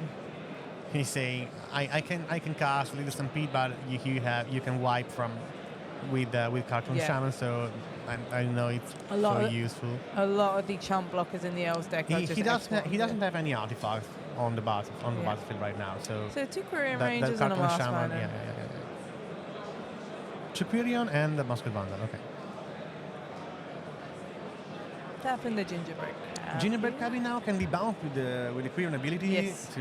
It is a forest. It's a forest, so yeah, he can easily... Ooh, we're getting in here. Quirion Ranger. Yeah. Yep, make another food. Win 3 lives, that's pretty nice. And then we'll play... That the Sagu Wildling, making 3 lives more. Go back to 7. Still in this game. Amazing. That's the power of Gingerbread Cabin. Yeah. I completely lost the interaction with Quirion Ranger at the beginning. Yeah. Now it's clear. We have a Lembas, which is an artifact. You know why I like the thought process of Giorgio combo. Yeah. I really love that thing. We have a Lembas here, which happens to be an artifact, so we can sacrifice it to the Shaman. Get rid of this Quirion Ranger. Shuffle the Lembas back in. Oh, there was a Lemba, sorry. I Yep. was looking at the list. And we've got a cast down, and there we go. A GG. Yeah. That's a GG. Good job on Giorgio trying to just pull out of that for a good few minutes, but couldn't quite get there. The Krark Clan Shaman and just anyway, the decks that play 3 Kirkland Shaman in the main deck, makeshift munition in the main deck are not so easy Absolutely. against Elf Bar. I think that Giorgio's Elves were pretty resilient. Yeah, try to play to his elves. In this, Just the Jund deck had better top one decks, of the clearly. worst matchup ever. Yeah. Let's look at the sideboard. I do see a breath weapon in the Jund Wildfire Yeah, for sideboard, sure. which is definitely going to come in here. Yeah, two copies. Oh, of two breath copies weapon, of breath yeah. weapon, sure. Yeah, they're absolutely coming in. Yeah, because of course we know that all the wipe cards in main are not enough. So Yeah. then there is a suplex too. Suplex is a nice one.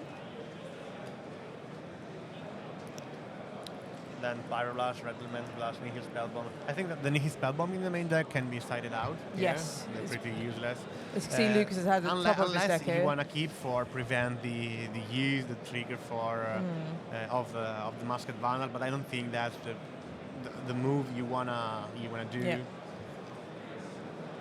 I think that wiping all creatures as soon as possible is the best way here from Jund Wildfire to prevent the develop of the game plan of Elves.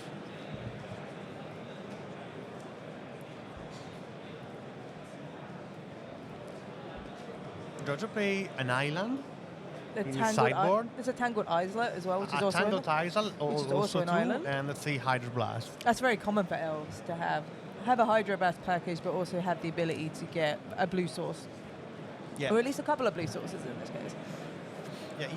Also Tangled Islet can be picked also with the Generous hand, you can get the it to the generous end. Yeah. Smart. And you can pick the island with like Wildling. Yes. So you can also have double way to pick your sideboard lines.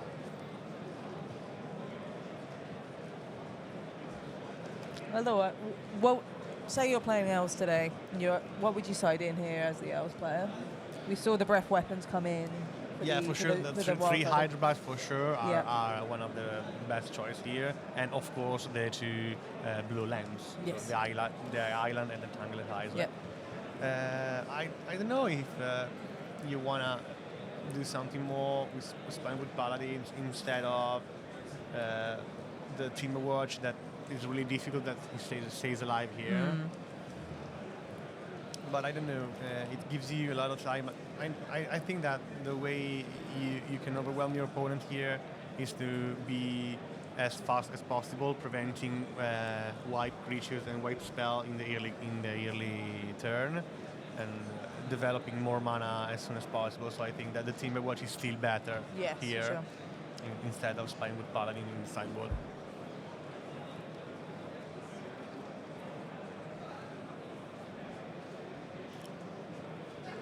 So the elves plays mulligan into 6 here. Just resolving our mulligans before game 2. Looks like John kept a 7 here.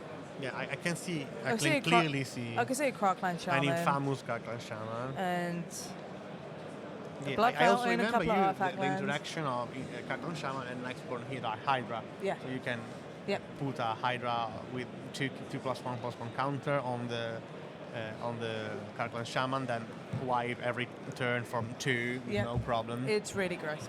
Yeah, you will end the artifact before your opponent can do something. So, but you still can do it. All the elves player can do here is just turbo out elves and hopefully overwhelm the opponent. And this is a really good start. So we've got Llanowar elves into priest into Arbor elf. So this Crockland Shaman is going to do some work when it comes down.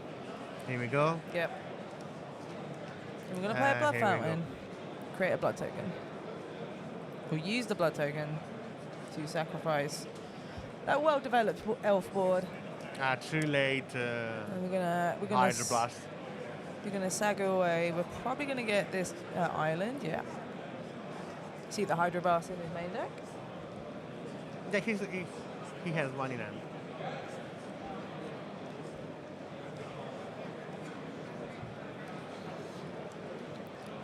And Lucas is gonna play Lembas here. Scry 1. Put it to the bottom and draw for turn.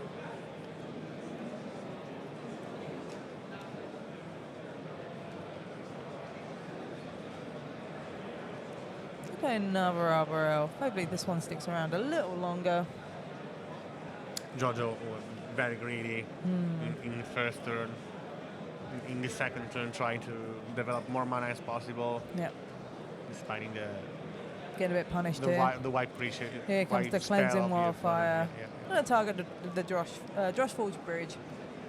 If you aren't familiar with the interaction with Cleansing Wildfire, an indestructible land, it doesn't destroy the land, but what it means is you can search for a basic land and you still get to draw a card. Yeah. It's a very cool interaction. One that was very popular with Jeskai Ephemerate, which is a control deck that still sees play today. Yeah, that's the one deck that where Cleansing Wildfire were played. Yeah. And now Before that, there was something like called Geomancer Gambit that did the same thing, but it cost 1 mana more and put the land untapped. Sure, yep. But 2 mana is clearly better. Of course, Also, yeah. if the land can be coming to play top, so Yep. you're on top.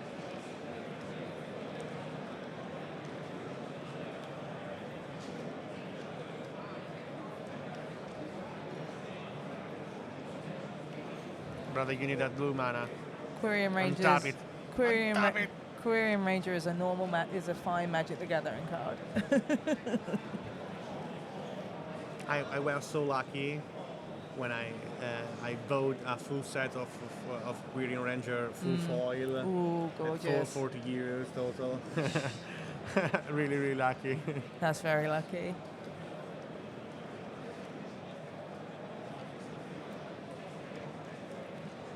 I'm going to resolve this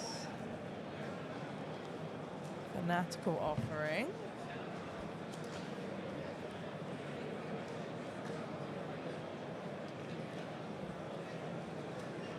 See what a John Wildfire player wants to do here. Here we go. Play another Another card, one. Shaman. Elves player in danger. Yeah, just really sadly looking at his Hydroblast in hand. Yeah. Trying to explore. Let's see. Cleansing Cleansing Wildfire. Wildfire. Good. +1/+1. Yep. There is also. Oh, it doesn't need it, so put in the grave. Yeah. I mean, 5 mana is enough for John, right? I think who cares about the Cleansing Wildfire? I want to put only +1/+1 counter on my Shaman. Threatening 2 damage by all the creatures every turn, every time I need.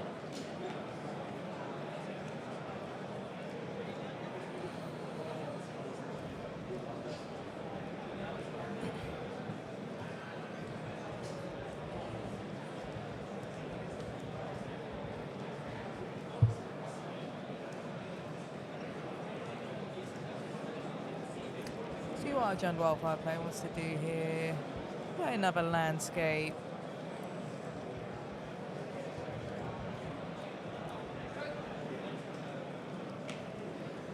Gonna sacrifice this Vault of Whispers to activate Parkland Shaman. It's gonna wipe away the Arbor Elf and the Quirion Ranger, and we're kind of a bit of a deja vu here.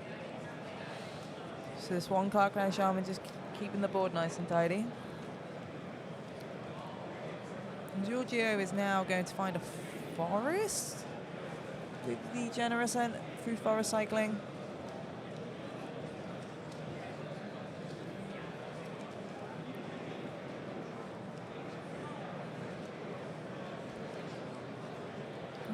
We're going to Hydroblast away this Parkland Shaman.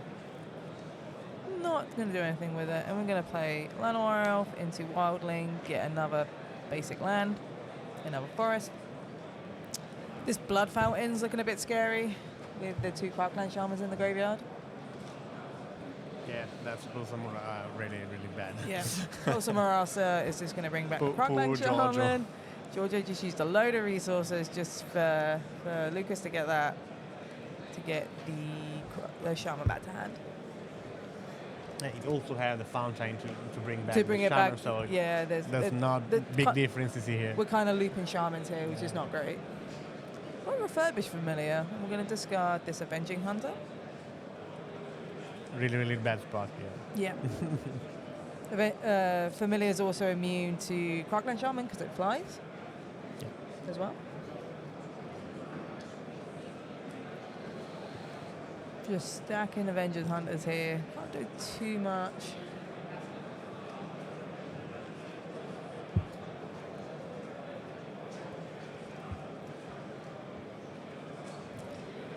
We are going to play a Bajuka Bog. Going to exile this graveyard, which might be relevant. No, he already played the breed here. Sure, yeah. For sure, I'm sure about it.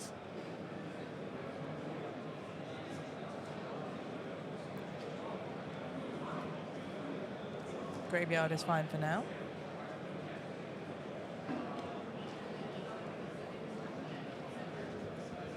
Introducing the initiative is not great here because we have this flyer. 6 mana available. Yeah. It's easeless to...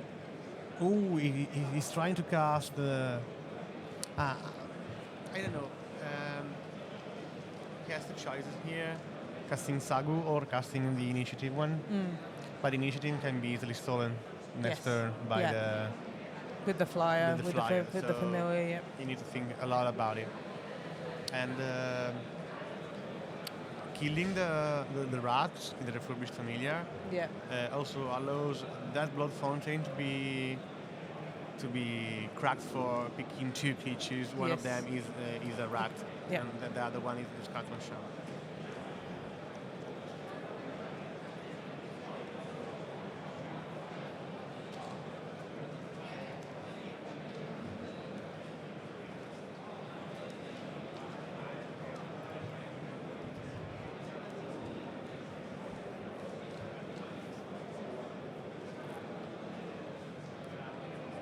You need to think carefully about the next move here.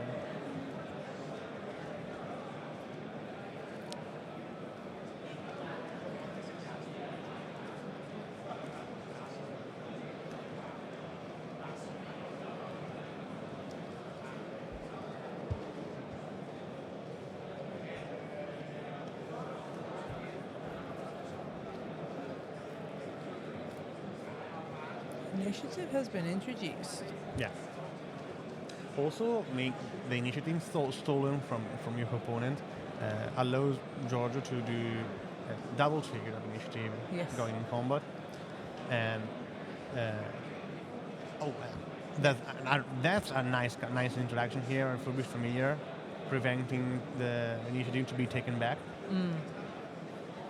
Here comes the Bajuka Bog. And first of all, as I said before, allow the blood fountain to be a nice interaction to... Yep. Oh, a huge Hydra here. Nice. Nice 4/5 on the battlefield here. Yeah. Lucas now has the initiative.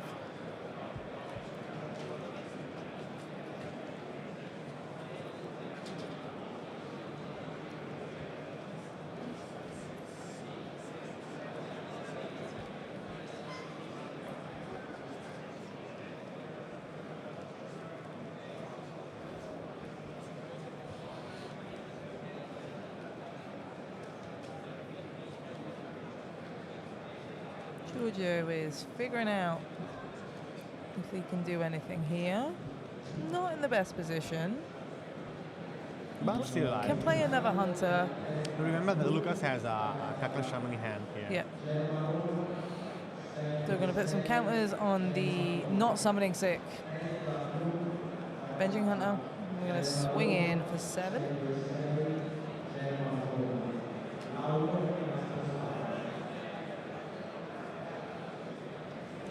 Just going to take it because Lucas is, because life totals are still pretty high right now. It's just been a lot of back and forth.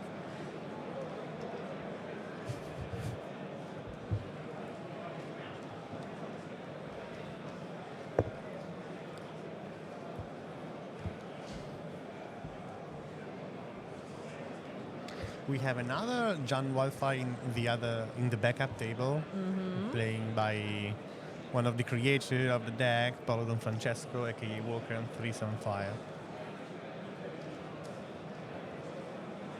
And both Giorgio and Paolo are member of the Pyrocast.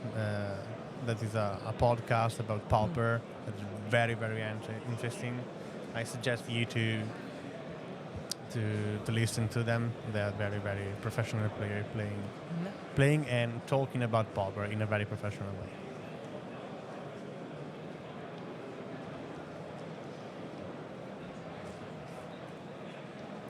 Yeah, toxin analysis here is a good choice.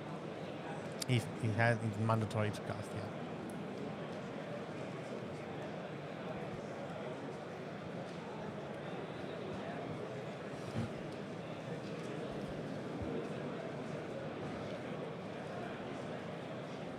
That's 1 turn clock for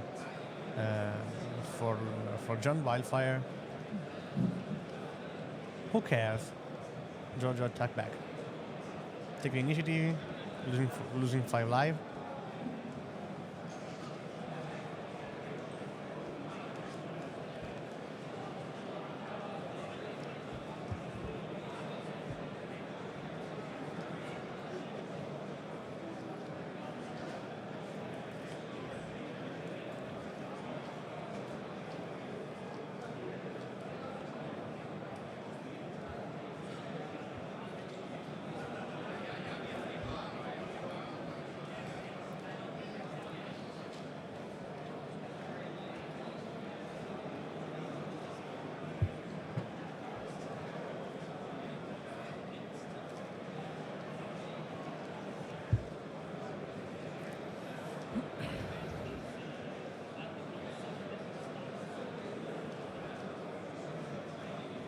You can see the despair of Giorgio.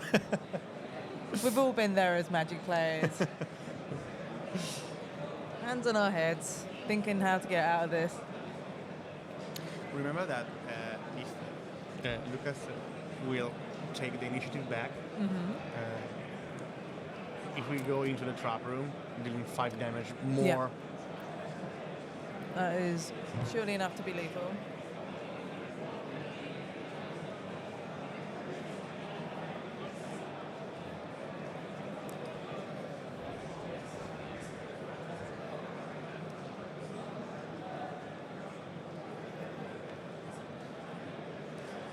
If they block the refurbished Candia with 2 tokens with 2 counters on it, he will do a trade, going to 2 lives, taking 11 damage. Oh, cycling the land. Yep, I'm going to draw a fresh card here. Looking for a removal spell or something like. I mean, Judd Wildfire is pretty good top deck, so it's a good way to take things.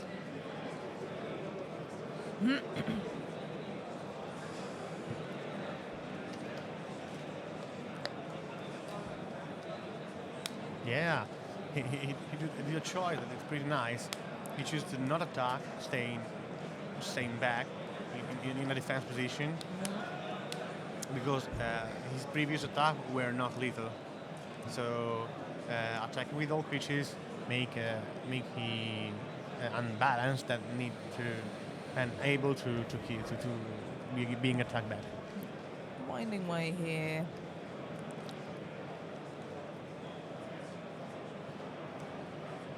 Attack again with the Avenging Hunter because has to block.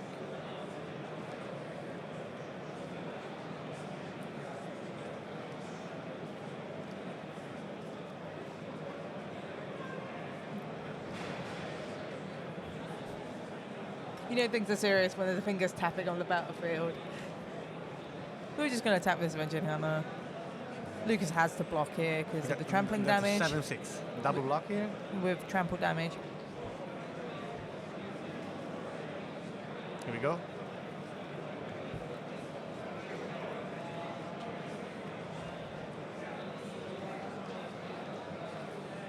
Assigning damage. We want to remove the Hydra first.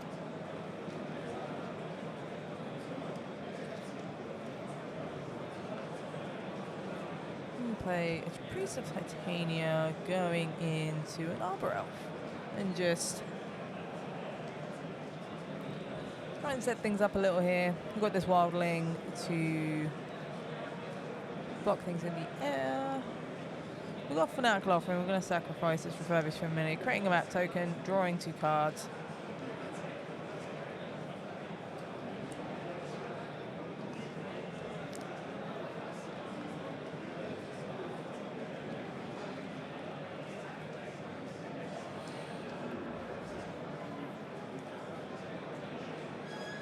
You try to explore We're gonna our explore. Chrysalis here. Very Chrysalis nice. is a really nice top deck here. Familiar is now a 5/4. Yeah. Have to block with the Wildling. Yeah, who cares? George only wants to keep the initiative here. Yep. So we're gonna play a cool Wellspring. Think about your mana. You know Draw a you have a card. Chrysalis there. Oh, fuck. Oh, it's the breast weapon. Breath weapon is huge. But it kills also the Wrath, yeah, for sure. Yeah. It has 3 damage from the Sagu. Yep. The turn before, yeah. Got damage mark Okay, on it it. resolves the ultimate of Yeah. the initiative. It's looking, it's revealing 10 cards, pick a creature, put on the battlefield with 3 +1/+1 counter, and exprove until yet after the beginning or the Next of their turn. turn. Yeah, yeah. So it's probably gonna be this generous end. Yeah. It's the biggest thing on the battle, biggest stat line right now. Yeah. Literally the elephant in the room. Oh, tree in the room. The or tree in the like- room. The elephant tree in the room, yeah. That's Yep. 8/10. Yep. Just and you create a food token for what it's worth. 43 life, why not? Also has reach. Might come up with if there's any more refurbished can familiars. easily block, yeah. Yeah. The familiar on the flying creatures, yeah. Yeah, the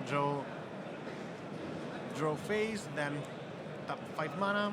There's and another one in dealing- hand. And dealing a Saga Wildling. No? You can pay 2 ends. Oh, 2 hand, yeah. Oh, 7 mana. Make another food. No, 6 mana. So. Yeah.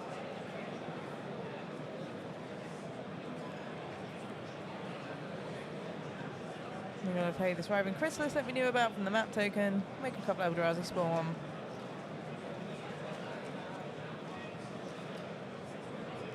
Another Wellspring to draw a card. Plenty of artifacts here. We're going to play the Slagwoods Bridge tapped. Before starting, I said, no, let's begin with the Elf matchup. I think that is faster. Yeah. Then, no, 5 minutes on the clock, still game 2. Yeah, we need to play a really quick game 3 here, hopefully.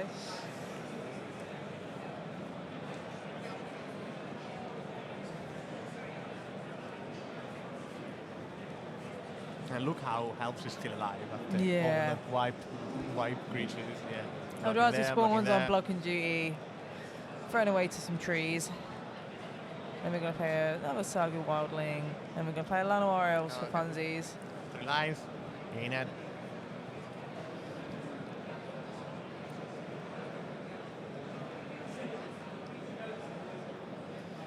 Tap 3, we're going to cycle away this landscape, draw another card.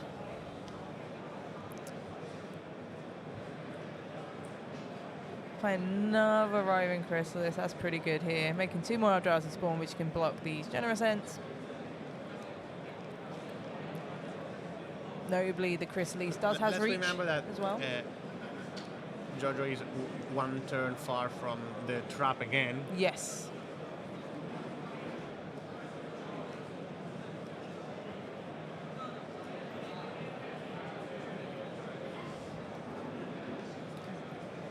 Oh, Hydra is pretty nice here. It is. Giving trample to a huge hand is a pretty good move. Yep. Only has 3 mana left. 4 mana left, apologies, because of the Llanowar Elves. And look at Jojo. Just all the pointing. It's just so animated.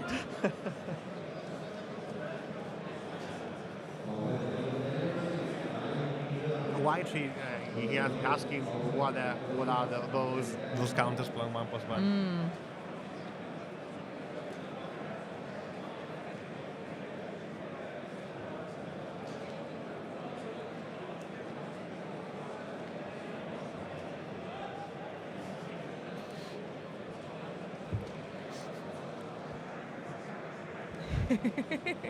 So much pointing happening now, chat. You know, he's counting. I really love how Jojo interacts with the turns. He's thinking 2 turns in the future.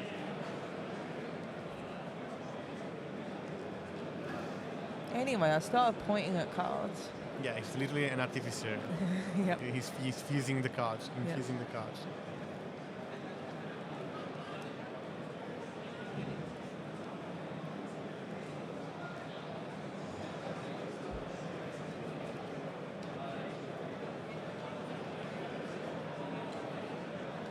more pointing will happen. Yeah, he's providing mana to casting Hydra.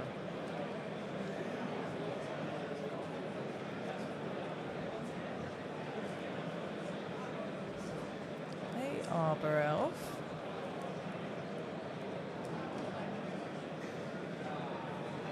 Got this 1 blue mana up for Hydra Blast, which No, he didn't forgot initiative. He put 2 +1 propulsion token on the Saga Wildling.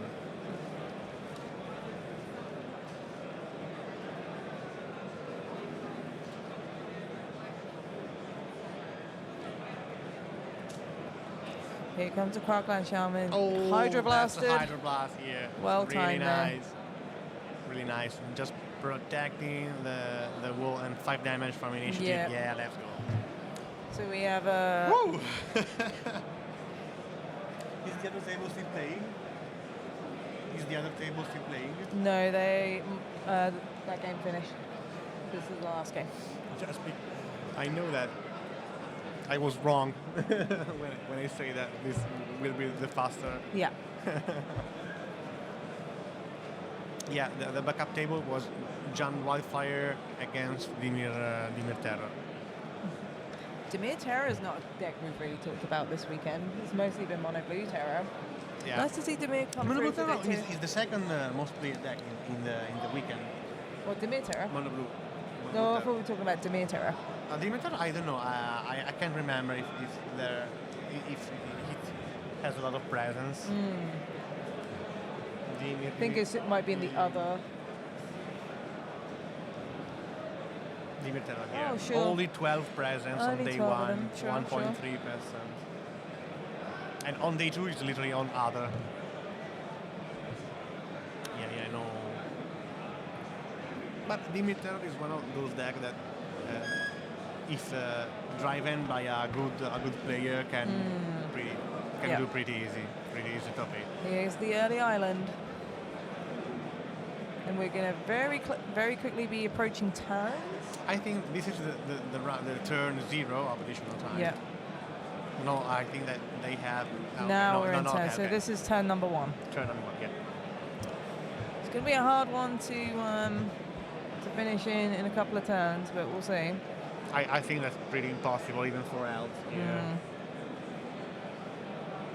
There's something like 9 cards in hand. Yeah. He's casting Alan Grant here. Yeah. And a draw is not really what either players want at this point. Is if my maths is correct, is close to a loss. You just want to win. Ideally, a draw doesn't really help either players. No, you just unless your tiebreakers are like really good. Drawing is never a good place to be, especially on day 2.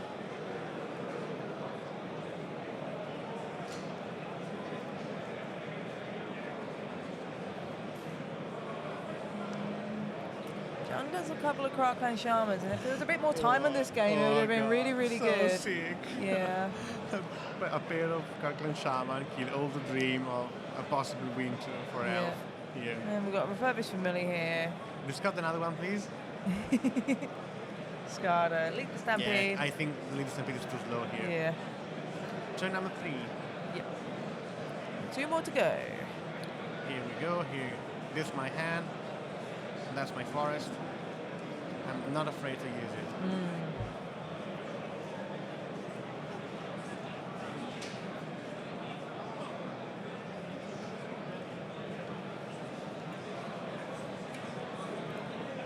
Gonna do a little bit of land destruction here. Exile away this Trustful Bridge. Try and make Luke stumble on his mana a little bit. Yeah, turn number 4. Will Giorgio makes 20 damage in one turn with one power creature.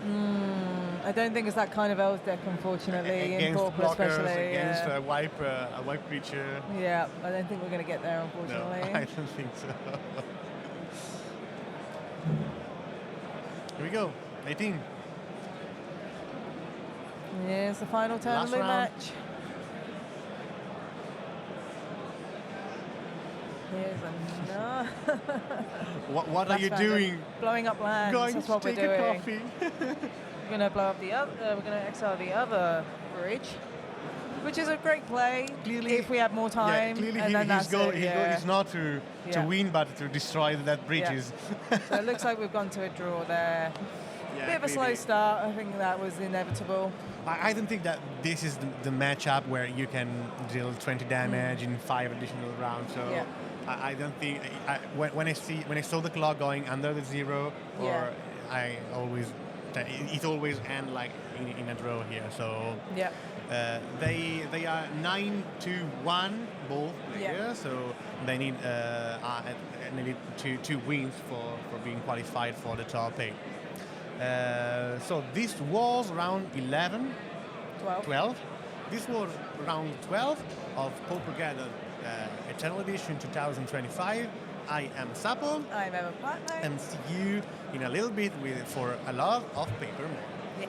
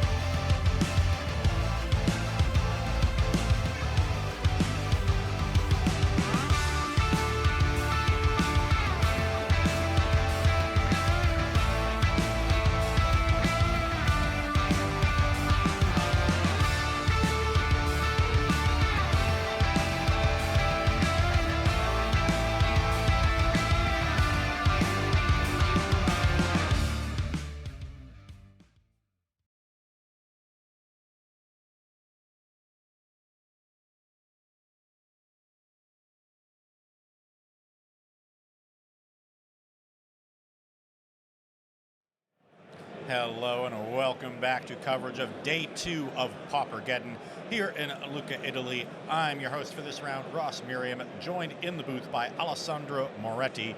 We are entering round 13 of 14, the penultimate round of Swiss here in the tournament before we cut to the top 8, which means, Alessandro, we're getting down to the business end of this tournament, the rounds where there is a ton on the line. These are the rounds that can make or break your tournament. And we're jumping right into the first feature match. It is Edoardo Bardi on the top of your screen with CawGates. We have seen Zer before against Walter Fragnelli on the bottom of your screen on Gruul Monsters. This is a deck that, from our metagame breakdown, has not done well in the tournament, but for Walter, doing just fine. How do you think this matchup fares for him? So to be honest, I think we got Dimir deck against Moravec, so maybe we got switched. Okay, so this looks like the other feature match we have. That's going to be Morgan de Candia against Michael Kowalczyk. Mono Blue Terror against Dimir Terror. I suppose we will start here instead. These players are both 10 and 2, so really need a win here to stay alive for the top 8.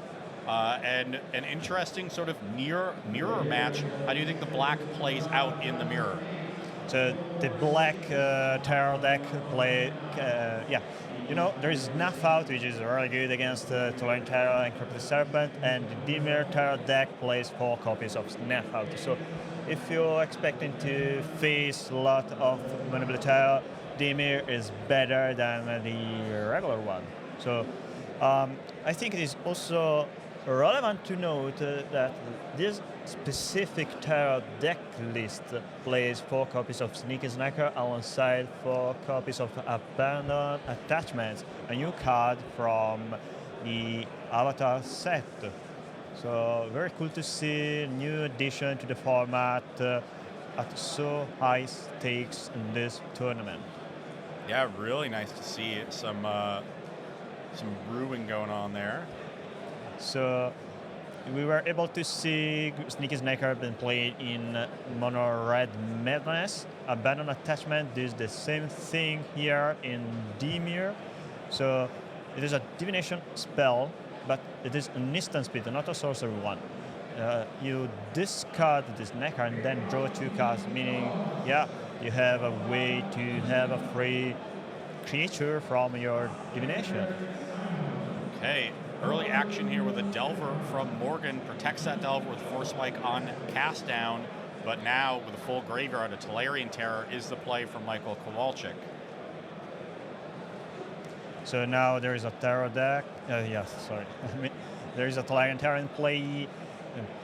Delver doesn't flip, and at this point of the game, in my opinion, Dimir is now better positioned. Even though we can see a lot of interaction from Morgan de Candia. When you're playing Snuff Out and Cast Down, even if the opponent is able to resolve their creatures, then you can easily deal with them with just 1 card. And that is the strong point of playing black in this pseudo mirror match. Morgan levels the battlefield here with a big creature of their own, Cryptic Serpent, protected from removal by the spell Pierce. Now the Serpent is ready to trade with Tolarian Terror while the Delver of Secrets waits to transform. Serpent will indeed trade in combat there, so both creatures down. The shields are down for Morgan. We'll see if Michael can develop the battlefield more, and there it is, Gurmag Angler. So we're used to seeing Mono Blue Terror with Tolarian Terror and Cryptic Serpent. This Dimir build is playing Gurmag Angler where you normally see the Serpents. What are the advantages and disadvantages of the Delve creature versus the Serpent? So, your role gun playing is filling your graveyard with instant and sorcery cards, so it seems kind of pointless to exile your cards from your graveyard with the Gurmag Angler. But, the strong point about the Gurmag Angler is being able to exile non-instant and non-sorcery spells, so it can be a bit better sometimes. Certainly better against Pyroblast that we see out of people's sideboards. Big play there from Michael Kowalczyk. Casts a Thought Scour targeting himself, mills over 2 copies of Sneaky Snacker, and now a Brainstorm on his turn will allow both of those Snackers to enter the battlefield. That said, it's Morgan de Candia with the advantage on the ground, having played a Tolarian Terror and a Cryptic Serpent on his previous turn. So now those Nicky Snacker are eventually will be eventually be able to block both the Delver and the creatures, giving you a bunch of time and maybe enough time to find interaction and other creatures. So cast down on the Cryptic Serpent from Michael. So now the ground is level, one big creature apiece, and it's Michael with the advantage in the air with those two Snackers against the Delver.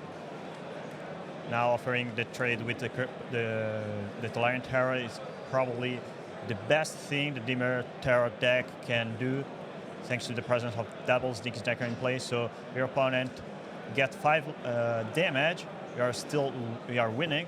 If your opponent trade their Tolarian Terror with the Gurmag Angler, we are probably even more well positioned in the battlefield. Yeah, that's a really interesting decision, I think, in these matchups. When do you want to trade those creatures on the ground? When do you want to try to race? And Morgan choosing to race with the Tolarian Terror, recognizing that their only advantage is potentially on the ground because of those Snackers going long. So I think it's going to be Morgan trying to end this game relatively quickly. Ponder doesn't seem to have found any relevant answer to the opponent board state, but they still keep the Ponder. So now shuffle, play a land. Aberration and Terror come in. Kowalczyk will drop to 12. Morgan at 15 from the Gurmag Angler last turn. Should be at 15, I believe. So I think life total's at 15, 12, and another Tolarian Terror. So Morgan can trade that one away for their Gurmag Angler and then still have their previous Terror to continue attacking. Brainstorm from Kowalczyk to start the turn.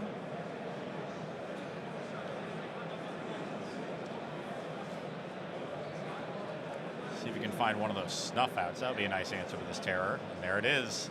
Free snuff out for life. So that'll drop Kowalczyk. It's scarily 2-8. So it is now a lethal attack coming back. And Kowalczyk is going to leave back both Snackers, just attack with the Gurmag Angler, try to use Snackers on defense.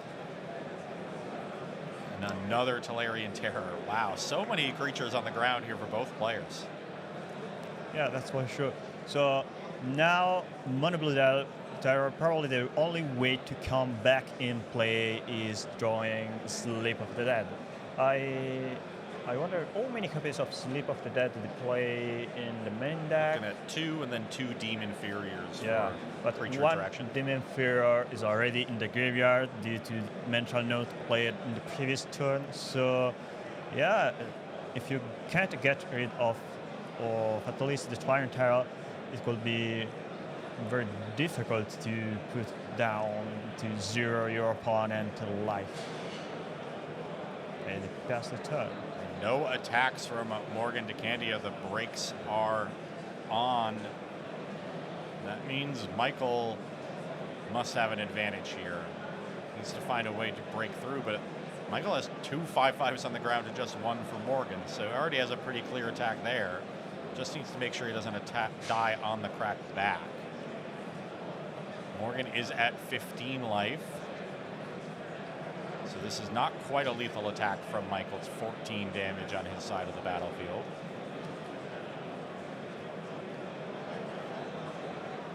How aggressive does he want to be? It's like all but one Snacker will enter the red zone. And Morgan will trade Terrors. Plus trade Aberration for Snackers. So no creatures left on Morgan's side of the battlefield. And the Angler comes across for 5, so Morgan down to 10. Kowalczyk will then return multiple Snackers from the graveyard. Was that another one milled with a mental note? Yeah, I think it was cover or mental note. Yeah. Hard to see the entirety of Michael's graveyard. It's so large, it's running off the screen there. Oh, wow. Here's a Murmuring Mystic. This I think that this makes sense why Morgan was more willing to trade off, right?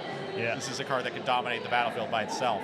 So the early game of this matchup is all about landing as many Tolarian terrors as possible, but in the late game, the only creature that matters is Murmuring Mystic. Murmuring Mystic by itself is a powerhouse and can't win or stop your opponent from winning the game. So. Right. There's a couple Thought Scours after the Murmuring Mystic, making a couple birds.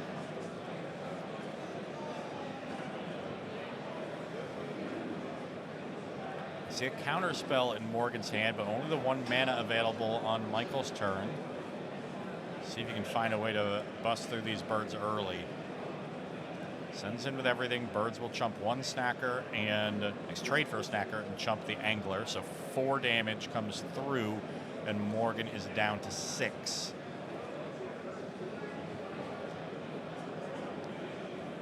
I think they have just 1 life left, maybe.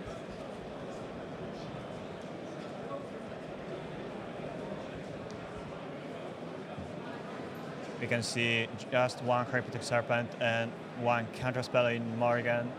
And so if they don't draw any relevant non-creature spell now, the game will be over. Yeah, another Tolarian Terror added to the battlefield for Michael and returns the snacker. So a huge battlefield there and not much life to play with for Morgan de Candia. They need to find a stream of spells here to make an army of birds start getting back in this game. And we know there's a counter spell in hand. That's not going to be much help here. It's a Demon Inferior and is that a Cryptic Serpent? Yep. Okay, so Demon Inferior can answer one of the big creatures. Cryptic Serpent can trade for the other one on the ground. Okay, Demon Inferior going to go after a snacker. So now they have 3 charm blockers. But I think just 1 Sneaky Snacker is enough to kill them.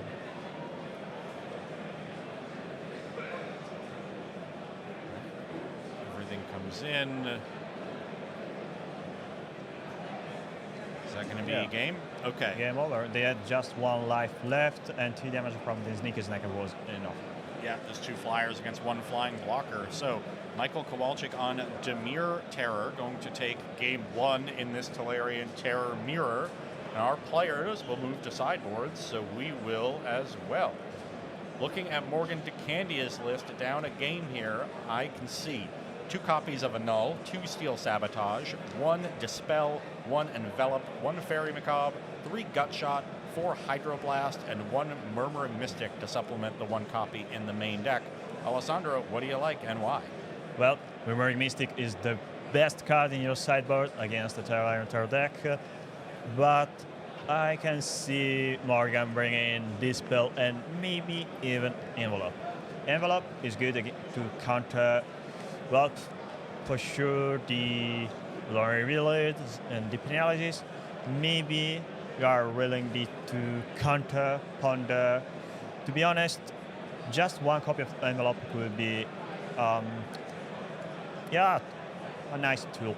To be honest, I can see even Morgan bringing in the singleton copy of Macabre in their sideboard. That would be quite relevant if Morgan is able to exile at least 1 copy of Sneaky Snacker. To be honest, I think this card is not meant for this matchup, but it could be good. I mean, after all, Sneaky Snacker is still a good card, so I can see Morgan trying to bring in the Fairy Macabre just to get rid of Sneaky Snacker. I mean, it was an incredible card there in game 1, so I could definitely see that as well. Moving over to Michael Kowalczyk's list, he has 4 Hydroblast, 1 Arms of Hadar, 2 Nihil Spellbomb, 2 Suffocating Fumes, 2 Steel Sabotage, 2 Annul, and 2 Unexpected Fangs. What do you think is coming in there? Yeah, for sure, Nihil Spellbomb.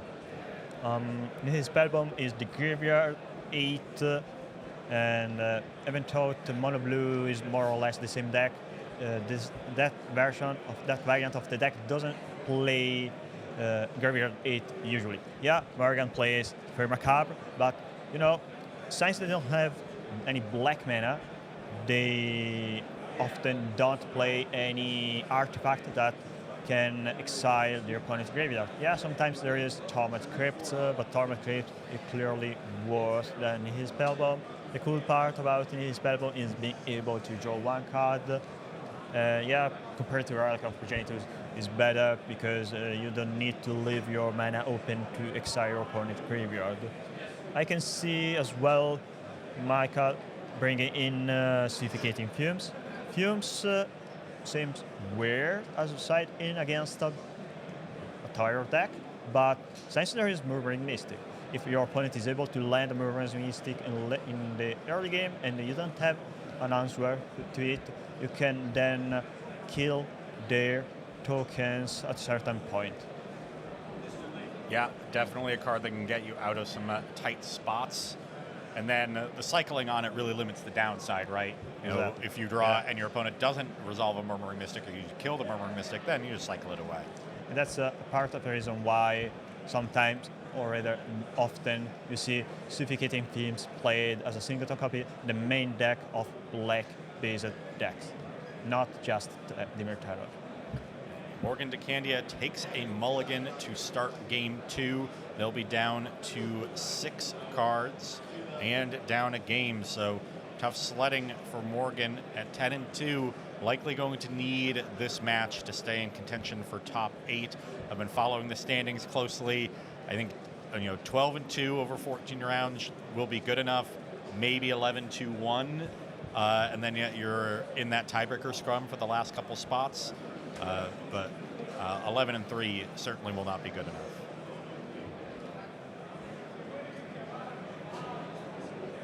So the early game in this match, we will see a lot of cantrips, card manipulation, and eventually interaction to cards like Tutskawa to try to slow down the opponent terror deck.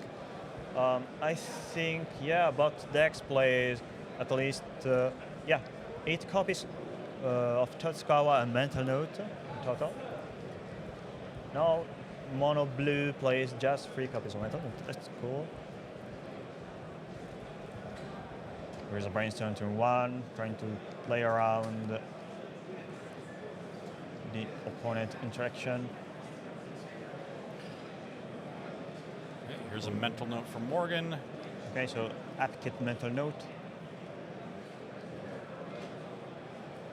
That'll deal with the top 2 cards from the Brainstorm. Yep. And finds another land. Island, the second land for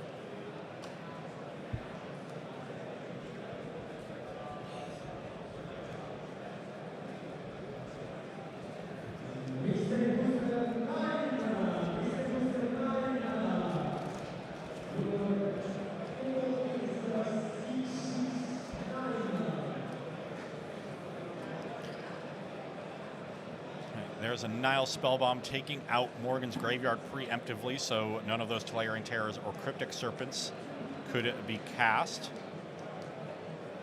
So a lot of interaction here from the players, and a lot of cantripping, but no threats yet. No player has been able to establish a lead on the battlefield.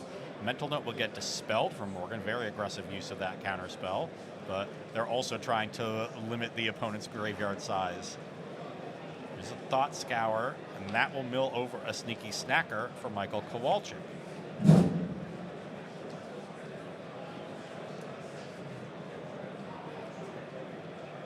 See a Counterspell, Force Spike in Morgan's hand, I think a Demon Inferior, and a Tolarian Terror. Not a bad hand, but needs to rebuild the graveyard for the Terror. Finally time to play Abandon Attachments, the new card. And that immediately meets a Counterspell. Morgan already knows about this Sneaky Snacker that was milled. If there's another one in Michael's hand and he gets to return 2, that would be devastating. Tap 2 mana, draw 2 cards, generate 2 creatures on the battlefield. Strong. Right, there's a Thought Scour for Morgan. I think that's what I thought was a Demon Inferior instead of a Thought Scour. Ooh, but mills over 2 creatures, so no additional instants and sorceries in the graveyard. It'll be 3 total. It's a Cryptic Serpent and a Murmuring Mystic getting milled with that Thought Scour. And I think that play just 2 copies of Murmuring Mystic, 1 in the main deck, 1 in their sideboard. So losing Mystic here could be brutal. Brainstorm to start the turn, and I think Morgan found a Lorien revealed off of it, so that'll be a nice shuffle effect. There it is. And an additional land drop. And number 5 made. Yeah, Lorien revealed in this deck is so good. Providing extra land drops in a deck, having so few lands, and as well ramping your creatures, you know. Yeah, it's certainly the best of that cycle, and really an incredible staple. This is a format often defined by 2-for-1s, so when you can get a 3-for-1, you're batting well above average.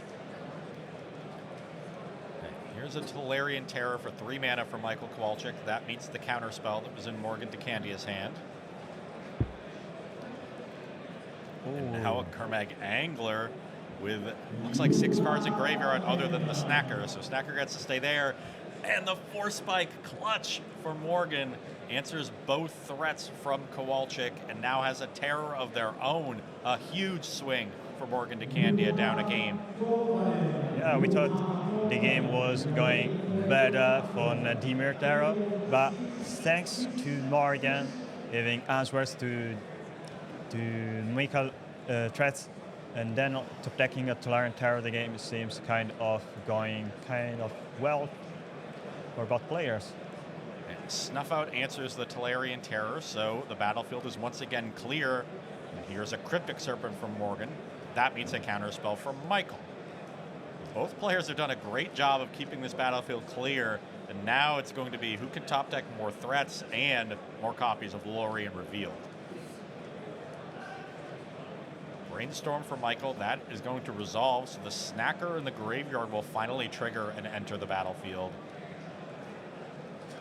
And as you can see, there is a mental note in Morgan end, but he chose to not play yet the mental note, because if he draw a Brainstorm or a Ponder, without the mental note will not be able to get the bigger amount, the greatest amount of value he can get from a cantrip.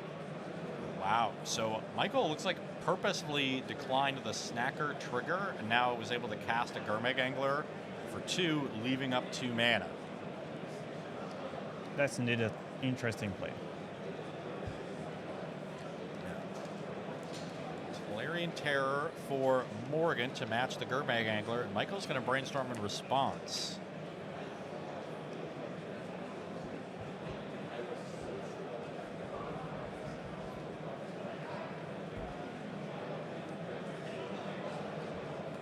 Back Michael's way after the Brainstorm, has another Snuff Out for Morgan's Tolarian Terror.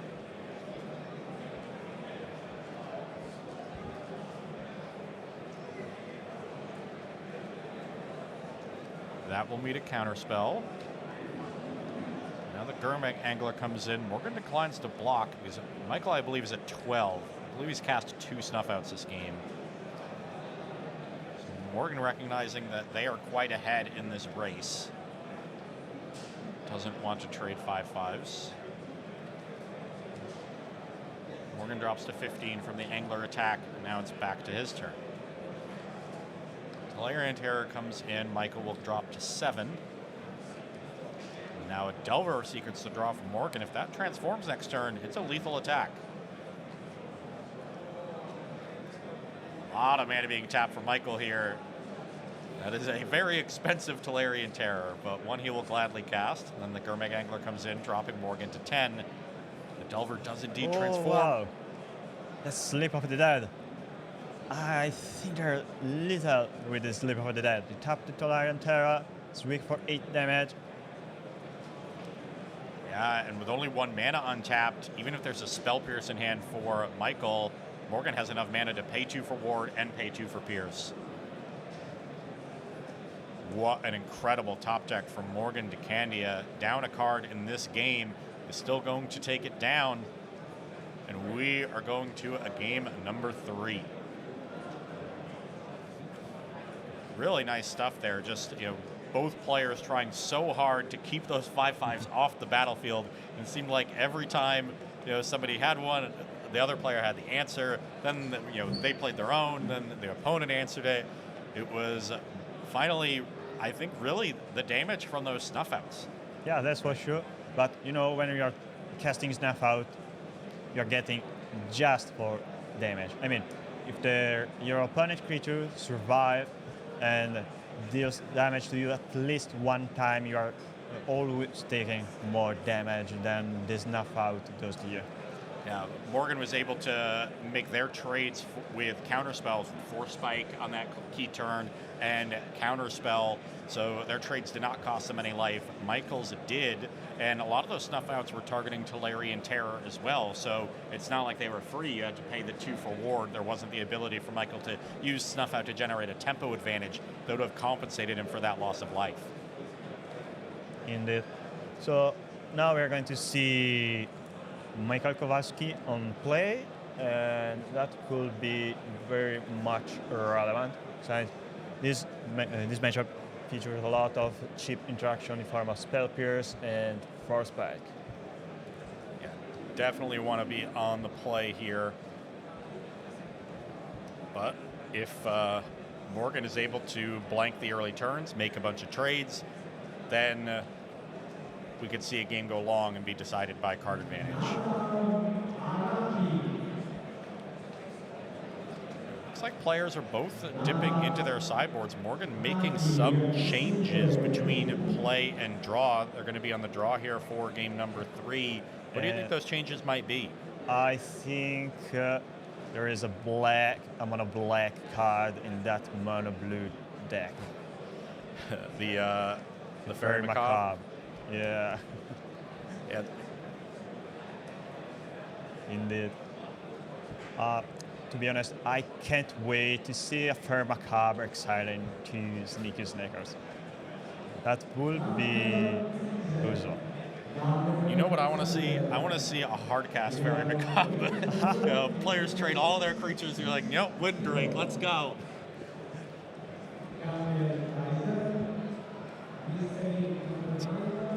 I love seeing the underutilized modes of cards. Okay, players have shuffled up. They're going to shuffle each other's decks, make sure everything's okay. And then we will get a game 3. These players are both 10 and 2. If we can get that updated on our overlay, we had the records from we thought was going to be our feature match there. So this is a critical game, a critical match. These players want to get into that top 8. You can see a Sneaky Snacker and the abandoned attachments in Michael Kowalczyk's hand. That could be a great turn 2 play if there's no Force Spike. He leads us off with an island. Both players keep 7. Morgan to Candia matches. No turn 1 plays for either player. Second island for Kowalczyk. He passes the turn holding up the abandoned attachments, though if he plays this on the end step, that's only 2 cards drawn, so no trigger of the Snacker right away. Delver of Secrets from Morgan resolves, and no play even on the end step for Michael. Goes for the abandoned attachments on turn 3, holding up a 3rd mana, discards the Snacker, and now that will come back. Interesting for Michael to be patient there in a matchup that is so tempo-oriented. Yeah, indeed. So they waited for the opponent to tap their mana. Maybe they have a counter spell in hand. I think they choose to not counter the Delver if they have one. So I think they wanted to resolve that abandoned attachment, not because it let you dig in your deck, but as well it let you land your Sneaky Snacker. Okay, so Morgan to Candia transforms Delver of Secrets on the upkeep, revealing Lorien Revealed, then goes for a Thought Scour, and that beats a Spell Pierce for Kowalczyk, which makes a lot of sense given that he waited till turn 3 to play the abandoned attachments. Third land is another island for Morgan to Candia. They're all going to be islands for them. And here is a preemptive Sleep of the Dead on the Sneaky Snacker, which otherwise would have untapped and threatened to trade with the Aberration. Yeah, and you can see the mono blue tile end is not really interactive. They have a Lone Revealed, an Island, Murmuring Mystic, and Cryptic Serpent. So casting here Sleep of the Dead is a way to fill your graveyard. And of course, you are going to as well attack next turn, so kind of easy play. A cycle of Suffocating Fumes for Michael Kowalczyk, and just an island for turn, so still no black mana from Michael. Has 5 lands that can produce black and 4 Lorien Revealed that can tutor for the tapped dual lands. But all 5 lands enter tapped, so it's going to be a little while before he can get access to black mana for something like Cast Down, but a tapped Swamp will be good enough to cast Snuff Out. Brainstorm from Candia and a 4th land for them. Now Michael will go for a Thought Scour. Mills over Gurmag Angler and Lorien Revealed. Now the Sneaky Snacker gets to untap.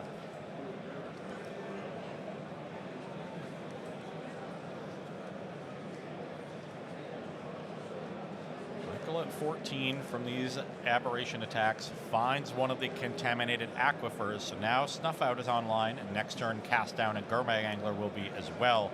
But no plays on the turn, just passes with 4 mana. Morgan starts this turn with a Thought Scour of their own, mills over Island and Lorien Revealed.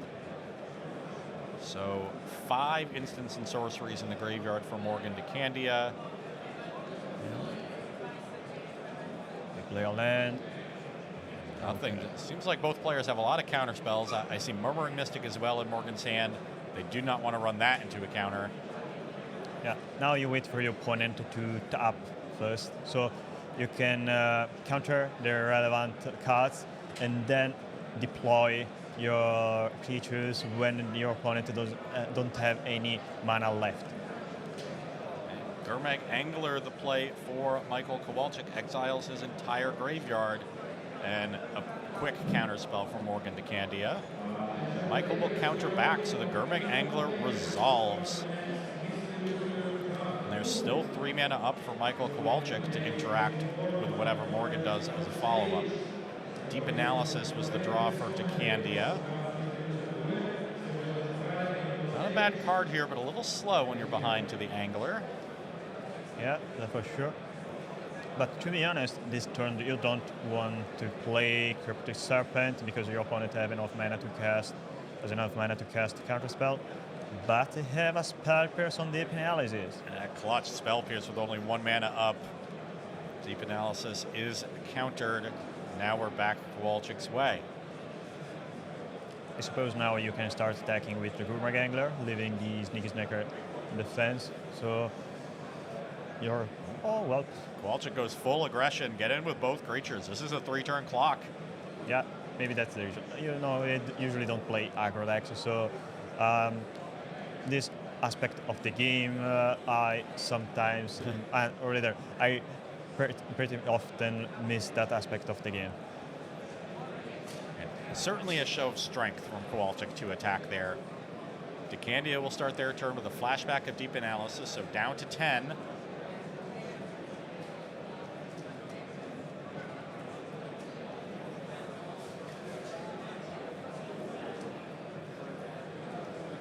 Another Delver and an Island.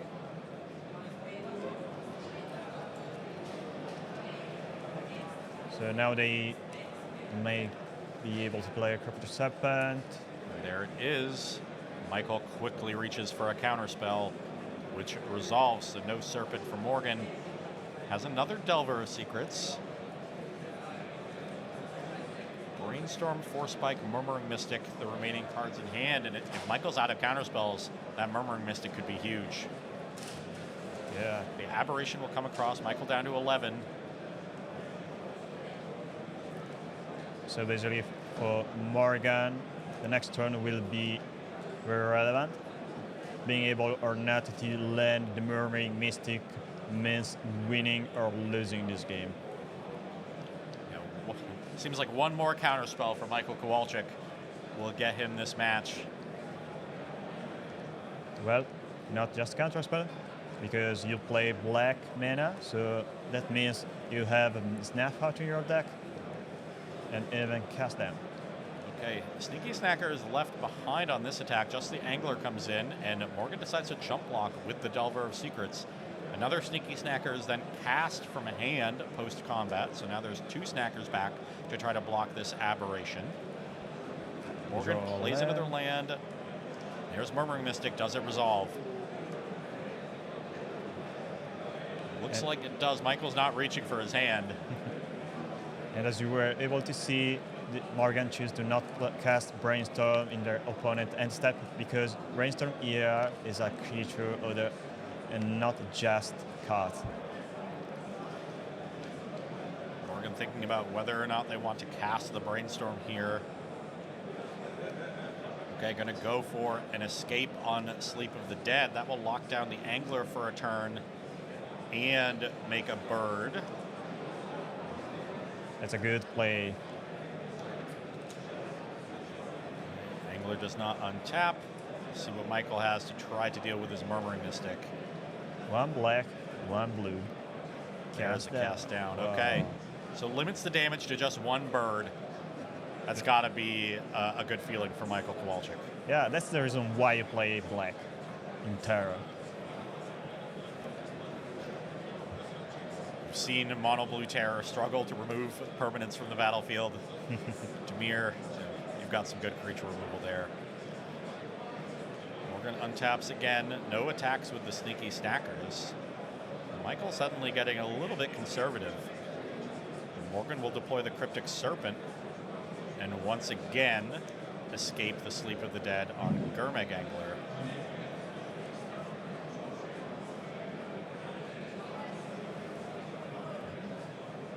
Thinking it over now.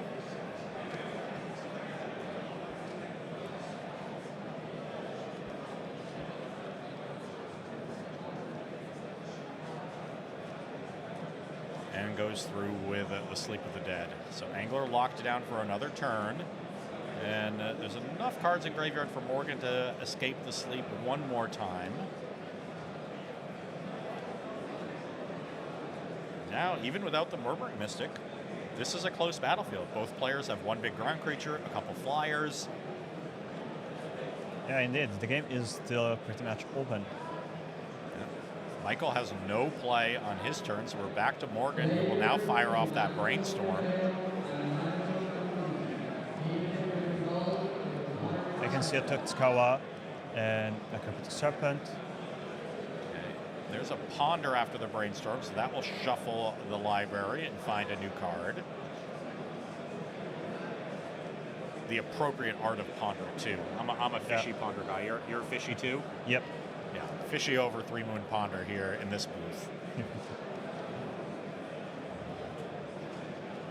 And another Cryptic Serpent for Candia.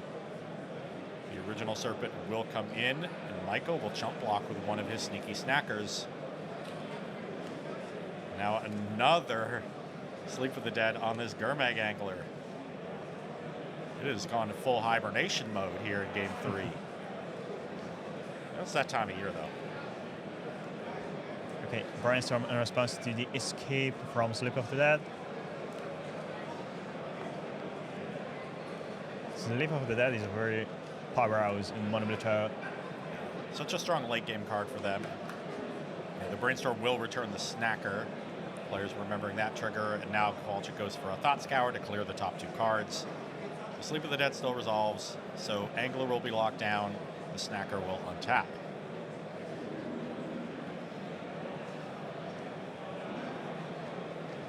What does Michael have here to try to burst through these defenses? Tolarian Terror, nice. Now has multiple big ground creatures to match Candia.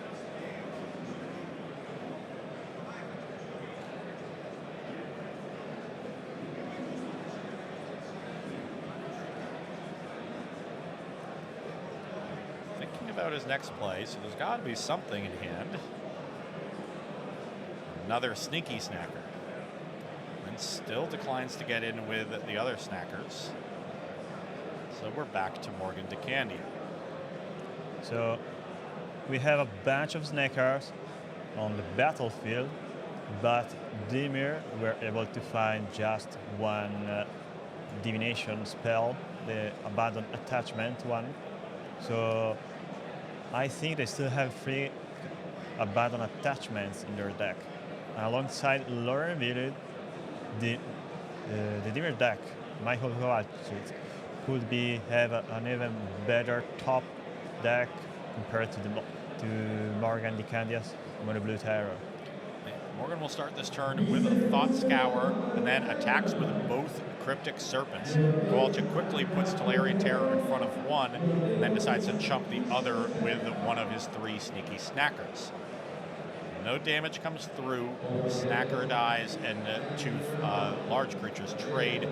Here's a Delver of Secrets for Morgan post-combat, and will once again escape Sleep of the Dead on Gurmag Angler.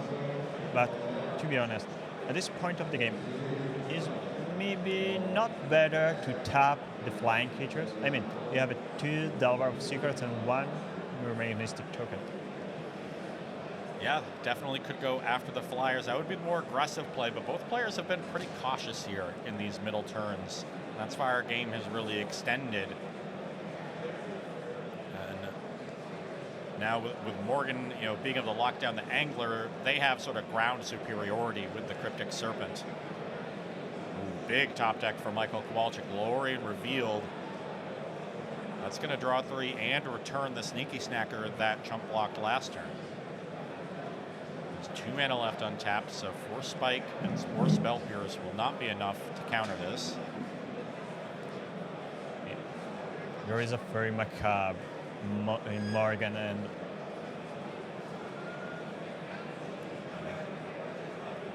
Okay, so Michael tries to bring the Snacker back. Morgan says, hold on, I have a response. It's not quite what you wanted, Alessandro. It's not 2 Sneaky Snackers, but getting 1 here is still solid.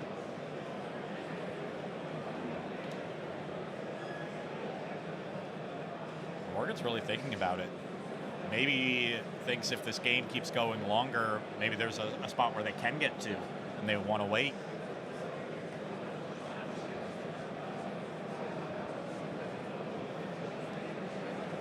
Okay, so they do let the Sneaky Snacker trigger resolve.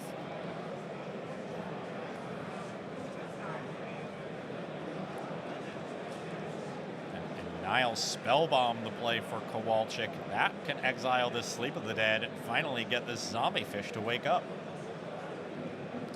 Goes for a Tolarian Terror as well, so won't be able to draw a card off the Nile Spellbomb, but I think exiling the Sleep of the Dead is definitely the more important half. yeah, and they don't have any more Force Spike. They had a Force Spike earlier in the game, but then they shuffled it back with Brainstorm and Ponder. Okay.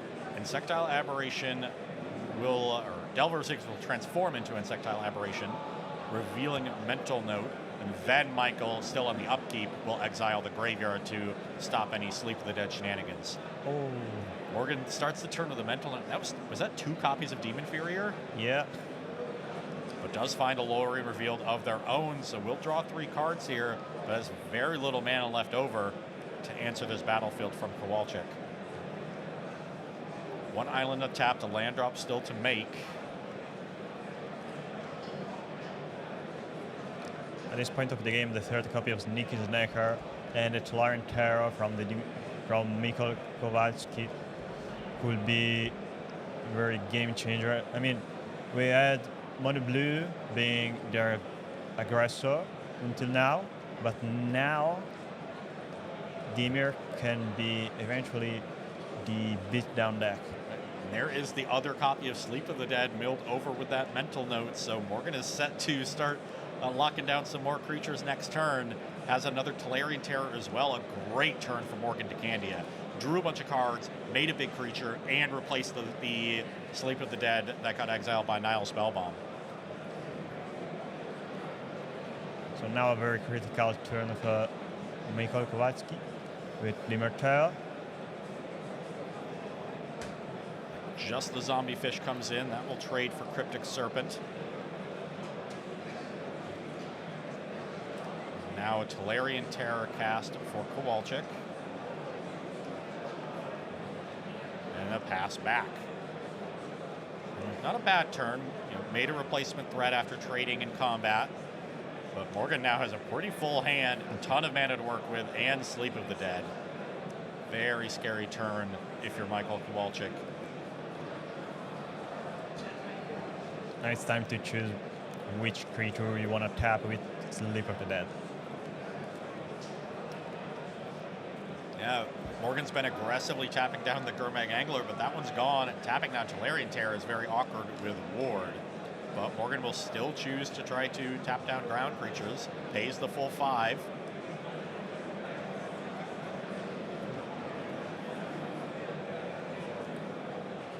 Michael now thinking with the Sleep of the Dead still on the stack.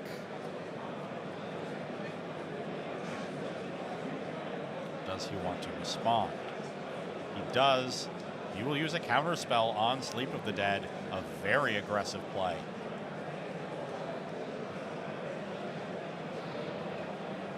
Morgan just passes the turn after that. Still has 3 mana up to interact.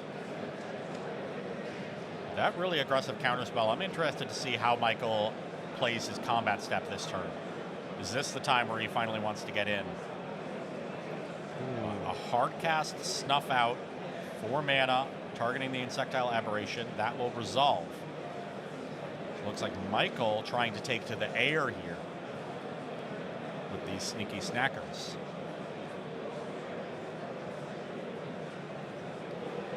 Right now, if every creature comes in for Michael, the natural blocks are trade terrors and trade 2 flyers for 2 snackers. That'll be 7 damage still.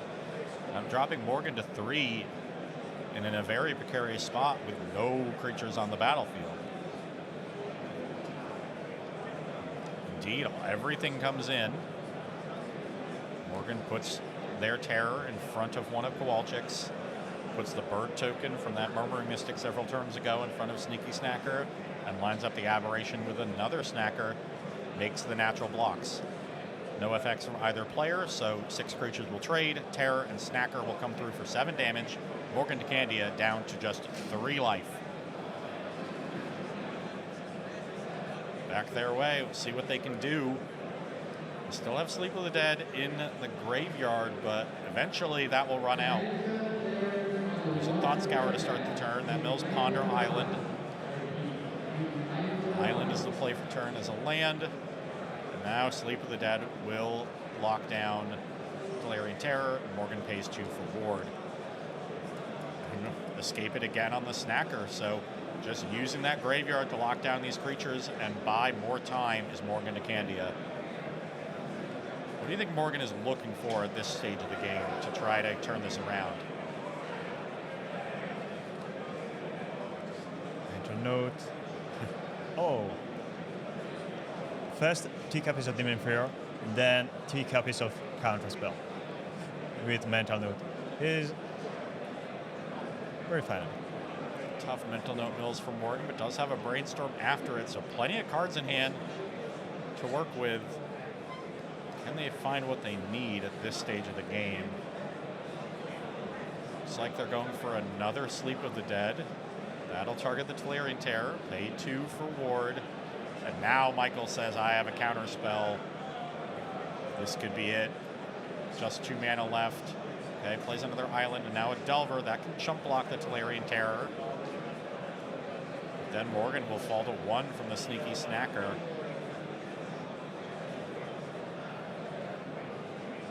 No removal spell for Michael to remove the blocker, so chump block on Terror works. Morgan down to 1.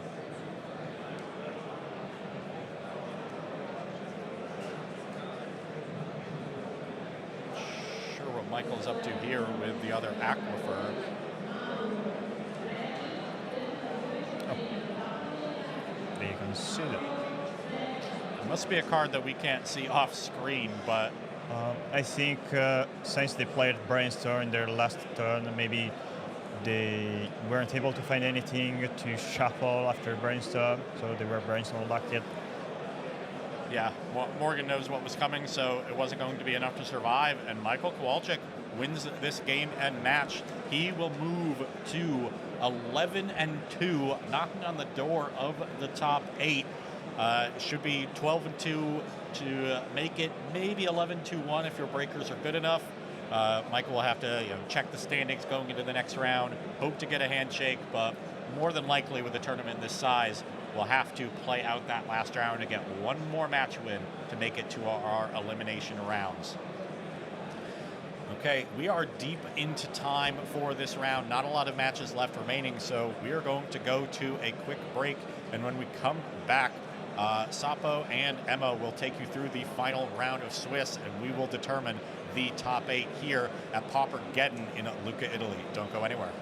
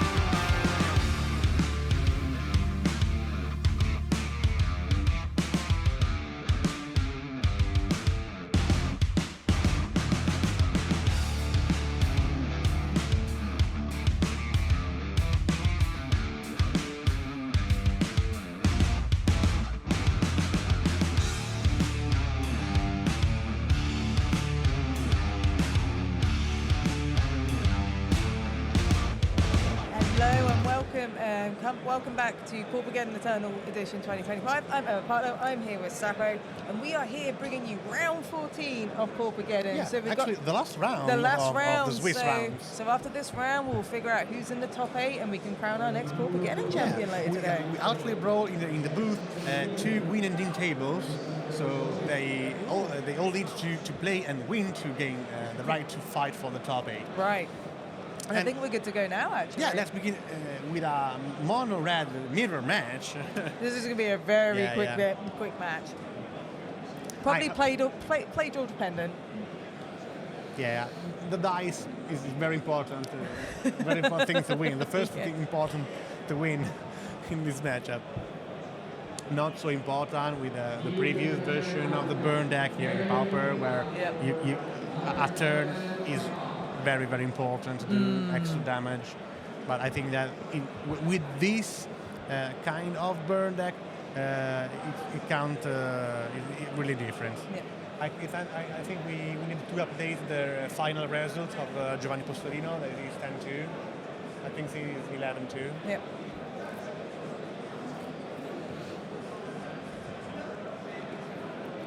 And we are going to put away a highway robbery here. I'm watching to their list, and I think they Similar? are pretty very Well, similar. one's But yeah. Yeah, it looks like.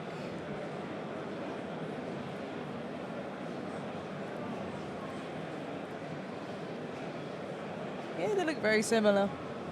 Well, a couple of different cards here and I there. think they but have 72, 73 Yeah. on 75 cards. That are pretty the same. it's the closest you're going to get to a mirror in Pauper. No, I think that the sideboard is really different. Sure. Will we- Giovanni Postorino built a side that is more imprinted to fight against the Breviglieri hated, and Nowak built a sideboard more imprinted with against aggro deck. Yeah. So we've got Keswick Flame Breather here. We've got this highway robbery plotted away. Mikolaj also has a highway robbery plotted away. But we're going to cash it in now. This Flame Breather is going to ping some damage.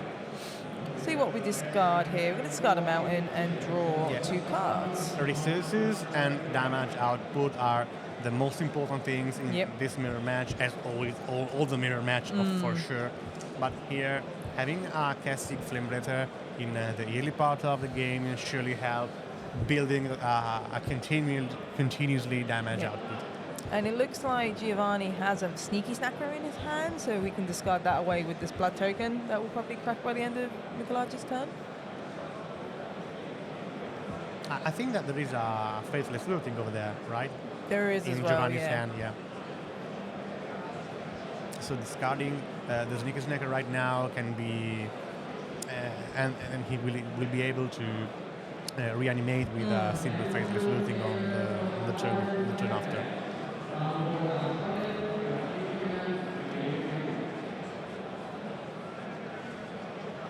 He's resolving his brainstorm. Oh no. It's kind of like a red brainstorm when you think about it, right? That's some very powerful stuff. So we've got Fire Temper here, is a great hit, and another Sneaky Snacker. That's a pretty good disco too. It's a nice little setup here. See if Giovanni wants to let that one go, which he does.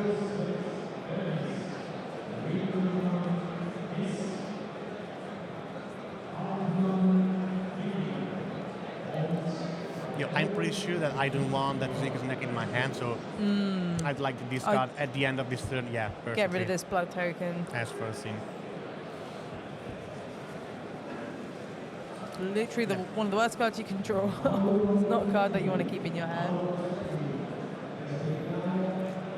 That's the fourth land. Yep.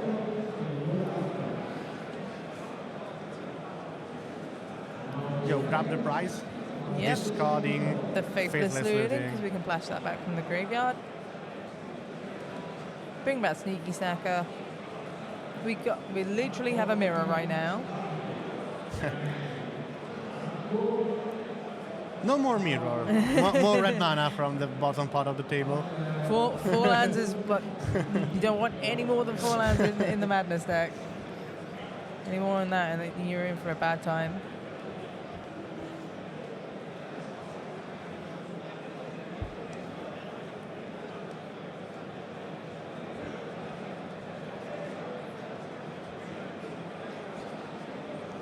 Grab the Prize also is a huge card here in the mirror deck, in the mirror match, because it allows you also reanimate the Sneaky Snacker, drawing cards, discard cards, and deal also 2 damage that are very, very important here, where every single damage matters. Yep. Oh, the second Sneaky Snacker here. Here Very nice.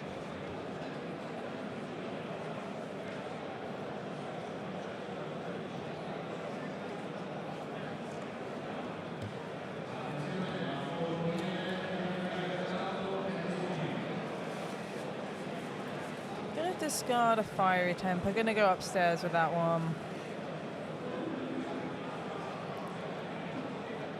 Yeah, I think we see Mountain into potting away. Another highway robbery here. It's a good setup here for Mikolaj.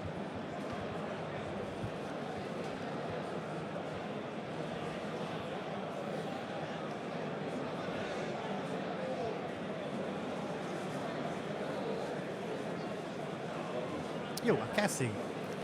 Really changed the balance, fingers here. And that's a fatalist looting. Another paper Deal damage. One of these, 0-2, just go 2. one of these is going to be a sneaky snacker. By the looks of it.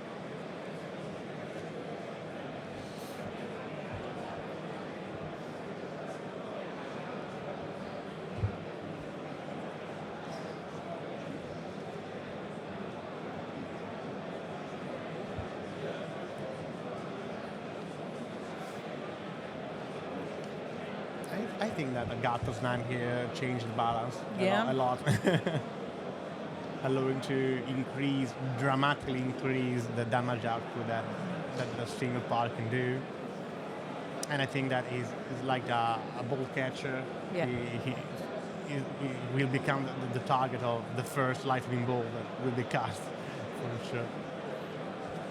Thinking about the second card to discard here. One of these is clearly going to be sneaky snacker. Figuring out what that is. Tough decision when it's a winning in for a PAUPERGEDDON top 8. Yeah. Every decision matters. I think that the other table is having a deck check, so we need to burn ourselves for a little bit.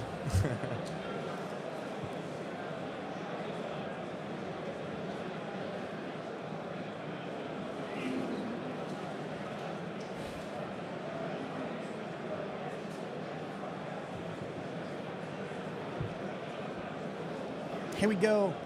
Snacker's getting in for one. 15 meets 15. Pretty even so far.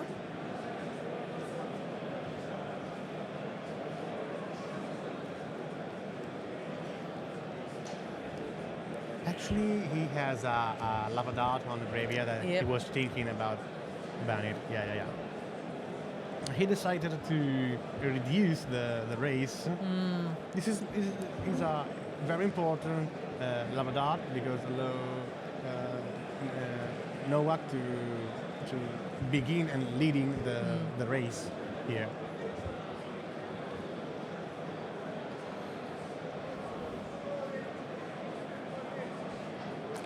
Two snackers getting in here.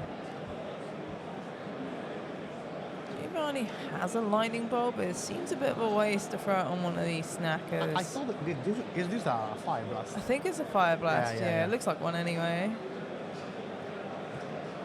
A fire blast, lightning bolt. Yeah, definitely a And fire lava blast. dart. There is a lava dart in hand as well, which is important here. Just going to take it. We're going to cast this highway robbery for free, thanks to plot. Discarding a mountain and drawing 2 more cards. Plotting a highway robbery in that way also nullify all the bolts on the creatures because So simply to. Oh, that's nice. So we're going to grab the prize here, discarding the highway robbery. See 2 fire blasts in hand for Mikolaj.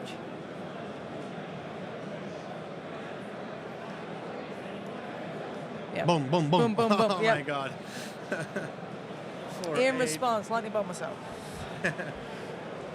No way. Easy. No way. Right, you said the sideboards here are a little while we have a mirror match here, the sideboards are a little different. I don't think that they have something Anything specific to for the bring mirror in. match here. Oh, sure. As I said before, Mikolaj prefer to focus on aggro deck. Yeah. I can see here 2 copies of End of Festivities, an Electricity, and so he preferred to manage well the Swarm deck. They both have a Graveyard Hate in form of Torment Creep for Mikolaj and the Fairy Macabre, and 3 Relic of Progenitors for Giovanni. I think that it can be choice here. Also because, but I think that Giovanni is well positioned in the sideboard because he has 3 searing blades. Yes. That are, spell that can deal direct damage on your opponent, but can remove also all pingers that Mikolaj can put on the battlefield. So I think that for sure Searing Blaze is a side in here. I don't think that Radical Progenitus can do is worthy. Yeah. Is worthy here. It hurts you as well. It's only worth if you need to remove useless cards. But I don't think that you really have useless cards here in this mirror match. So I think that 3 Searing Blaze were enough.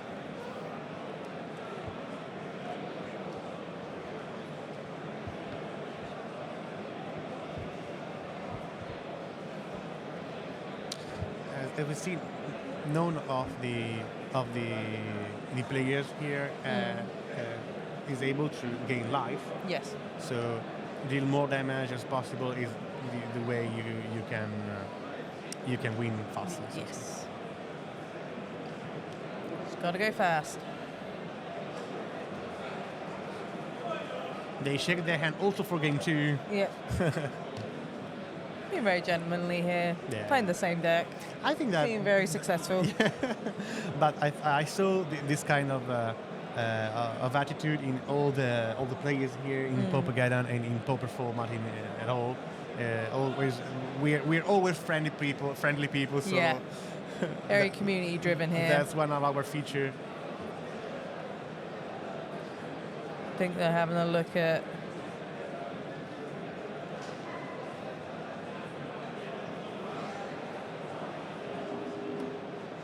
See what's going on here.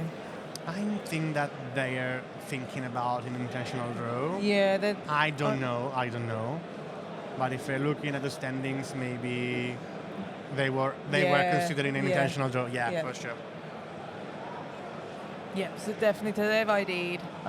Can we go up to a backup feature match? They were in the middle of a deck check, I believe. Oh, but there's. I thought they just started, so There's good timing. no better way to end a mirror match like an intentional draw. Yeah. So we go from a mono red mirror into mono blue Faeries versus Dimir Terror here. Yeah, they're still on game 1 because they just had a deck check, so that's good for us. we can simply watch the fourth turn of game 1, so the game is in the beginning part. Yeah. As we said before, the plan of Mono Blue here is to set up a real quick race. Yep. And put on the battlefield a continuously source of damage and card advantage. That's the best part, the best way that Mono Blue can start a game.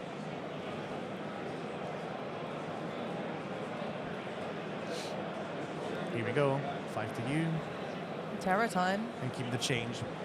Sorry? It's Terror time. Ah, yeah, it was terror time, yeah. It could be Gurmad Anglo time soon enough because we're in black here.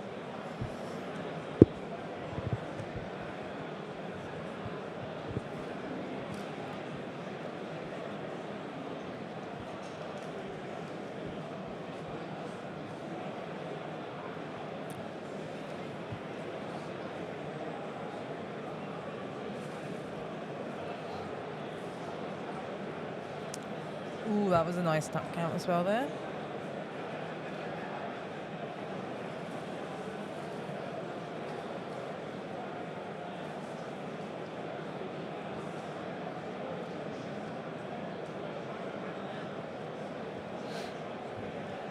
Blue Faeries is in a bit of a bind here. We've got a Gurmag Angler and a Talarian Terror on the other side. So it looks like the Fairy player's a bit starved on mana as well. Gets a bit clunky after having 2 lands a turn. -2. Taps it down, right? Was it -2? Oh, -2, -0, yeah.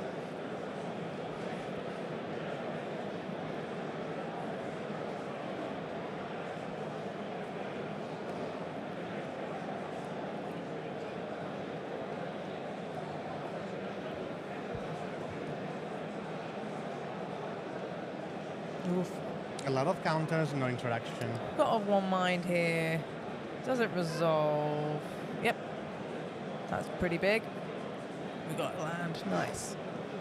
At least At the least third, one. the third land, yeah. One's better than none, that's for sure. We're going to sneak in a Moon Circuit Hacker, drawing a card. Not another land, unfortunately. A lot of spell start sprites, though.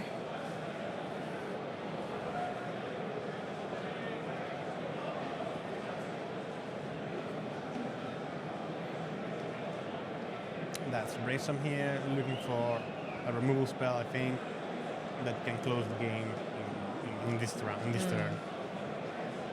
But for sure, having only 2 lands, 2 and 5, it surely doesn't help. Against the control deck is not where you want to be. I think that Dimir Terror is more a mid-range over tempo. I prefer tempo deck. Sure. The mono blue version is more tempo-oriented deck, but I think that Dimir Terror is pretty a mid-range slash tempo deck. Got a new card here in Abandon the Chat in attachments from Avatar Last Airbender.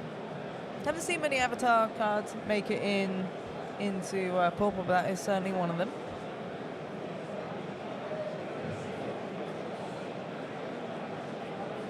Yo, another -2 there. Yep. Blocking here, blocking there. Try and stem some of this damage here. Go into 4.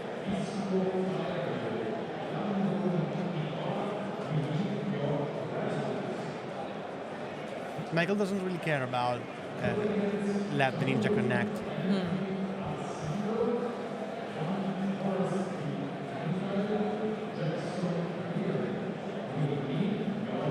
I can see clearly another ninja there, and spell starter, and another big ninja. Here we go. Rumble in the red zone.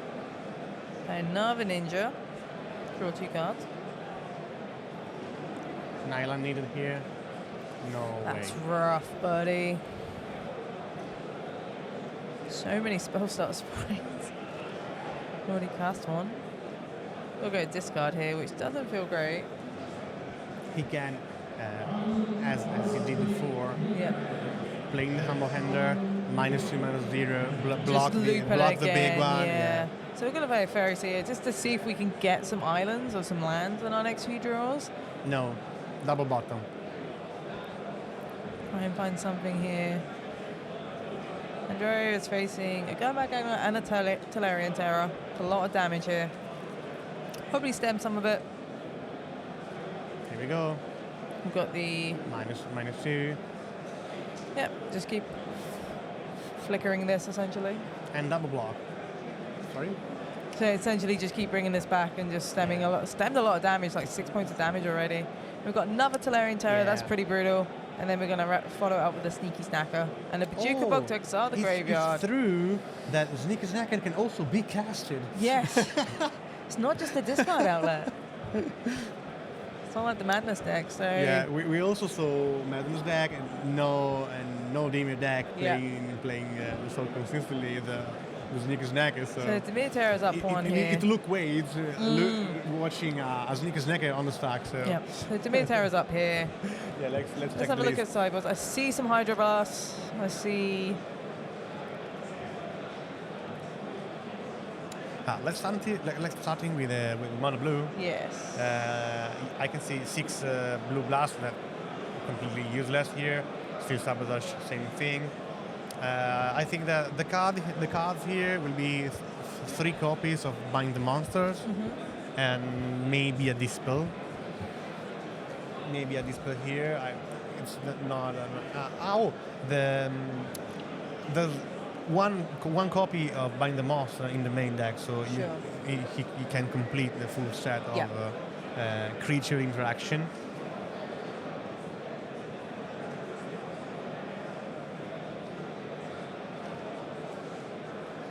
It's really nice because it allows you to deal 5 damage to you when you cast it, but I think that Dimir Terror doesn't have a way to remove the kind of creature, so it have the goals to be a removal, and it works. It works.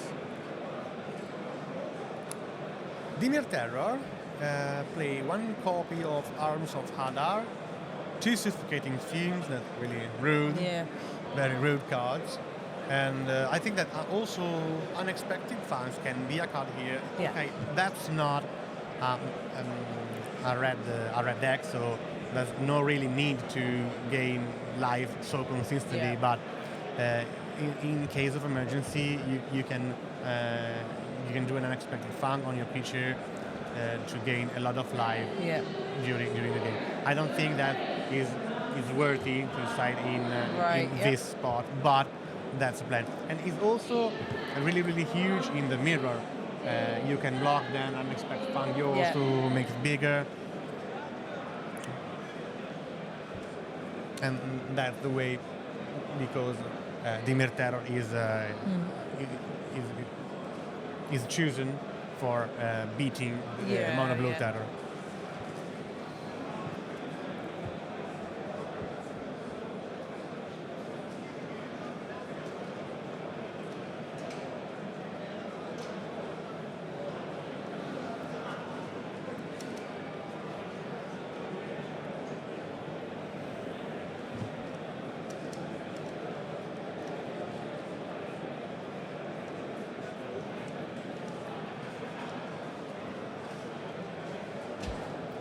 Going into game 2 here. Dimir Terror is up 1. Whoever wins this is most likely to get into top 8 of Paupergeddon. Maybe I think that one of them can be the 8th by rating. Depends on tiebreakers. Or the 9th by rating. I don't know. Tiebreakers get a bit funky. By the other table, but I think that the winner should be in the top 8. Oh, that's rude. Painful Life. wiping out the Faeries on turn 1. I think that's a really good move. Just keep that ball clear. Yeah.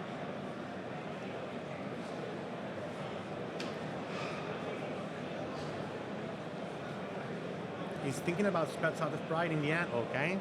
Done. And that's a counter spell, He clearly nailed the way to interrupt the game plan of Mono Blue Faeries. Stopping the creatures in the early turn.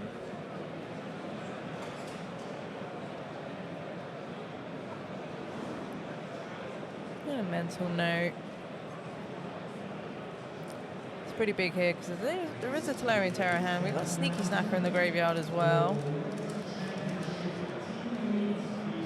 We're going to Force Scour. Bring back Sneaky Snacker. That's the third. Oh, the second Snacker as well.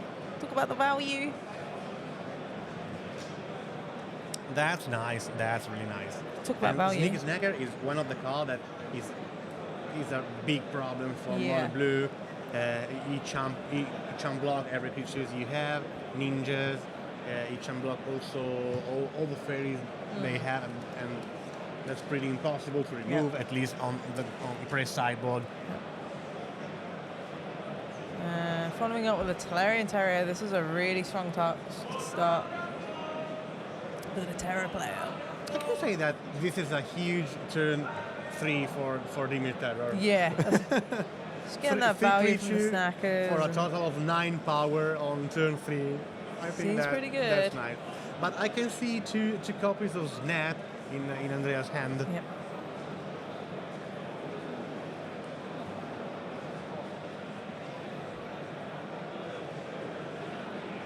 Let's see how we choose to resolve it. To resolve them. Oh, Bind the Master, paying the price. Binding the Terror. 5 damage. Very flavorful binding a massive sea serpent. And yeah, just to clarify a question in the chat, this is the last round of Swiss for Paupergeddon. After this, there will be the top 8.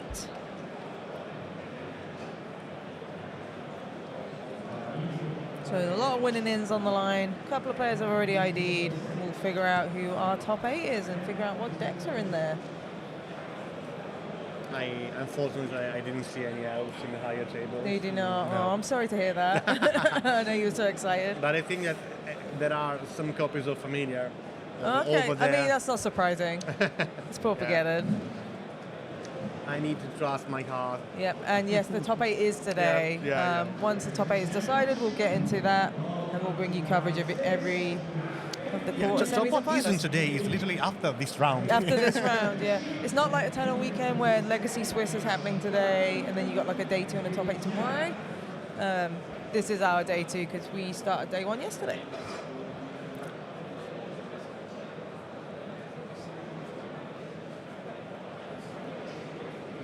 Here comes a foresight of the top 8 number, of the top Sure. 8 names. Sure.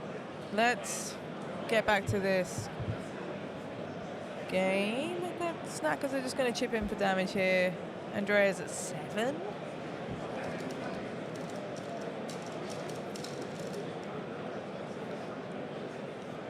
I'm going to play an abandoned attachment.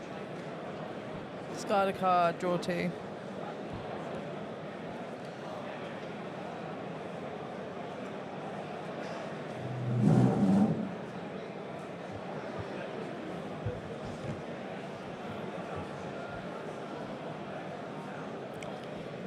Land for the turn, and we're gonna play a go like that. That's pretty big. Here we go. The door's closing. The door's closing. Wait. And the turn. Snap here. We're gonna snap Oh. one of the snackers, or we're gonna snap the angler. Let's snap the snacker. That's a mouthful. And we're gonna counter spell the angler. Okay.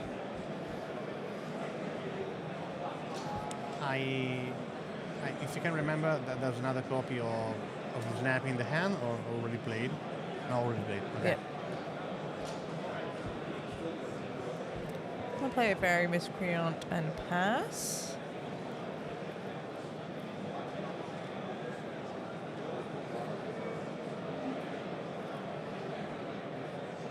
Wow. That's pretty big. Suffocating fumes. Yeah, we can see clearly the superiority of the black The in top the, decks in are the mirror just so match. much better, yeah. Drawing into terrors, drawing into anglers. We've got Ninja Deep Powers here, which is not what you want. You definitely want to sneak that one in.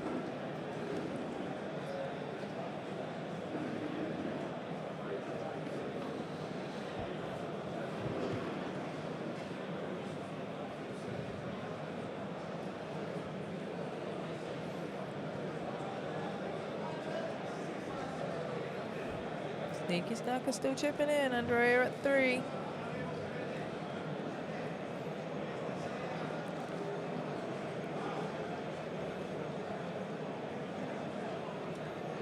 Top 5. Here we go. Play another Gomag Angler.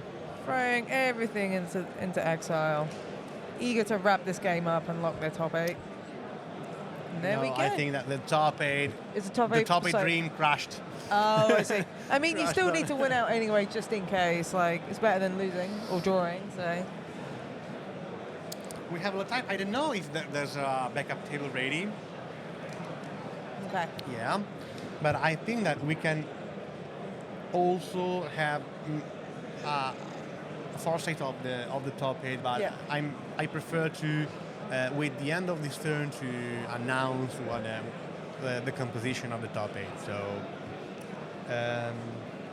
I think that we can wrap up for this round. Yes, and we can get the graphic ready and we can figure out what decks are in the top 8. And then we still I'm running to work on the graphics for the top 8, so Yeah. we can have the first round of the top 8 ready with all you need.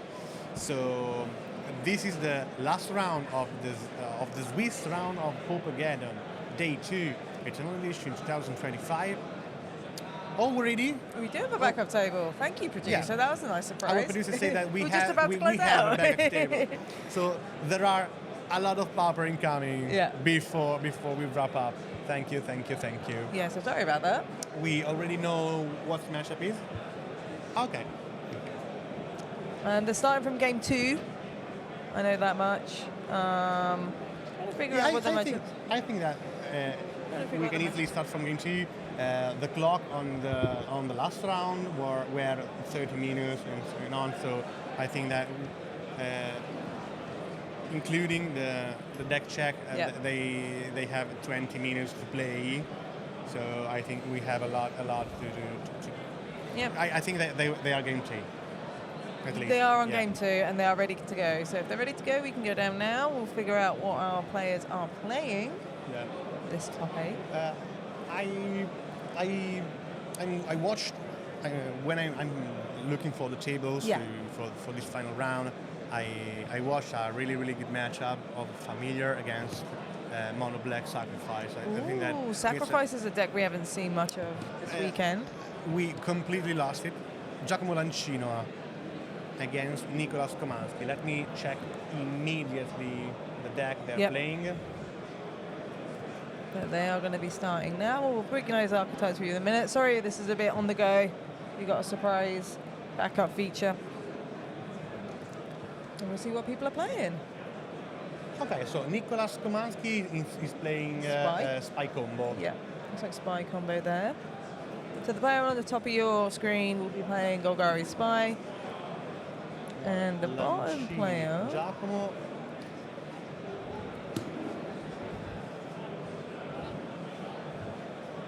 is playing... Mono Blue Terror. Mono Blue Terror with Murmuring Mystics in the main board. So it's Terror versus Spy. Yeah, that's one of the two versions of Mono Blue Terror that choose to not play Delver of the Secret. But play Murmuring Mystic instead of Murmuring Mystic, giving a less aggressive version, less aggressive gameplay in the early part of the game, but a more resilient and strong gameplay in the mid-late part of the game. As we can see, Murmuring Mystic is one of the cards that allows a lot of decks to be so consistent in the mid game. I really prefer that version of Mono Blue with the Murmuring Mystic. I really hate Delver. Delver hates me. Wow, that's a big thing to say on PAUPERGEDDON stream, that you don't like Delver Seekers. No, I hate him because he hates me. Oh, okay. Okay.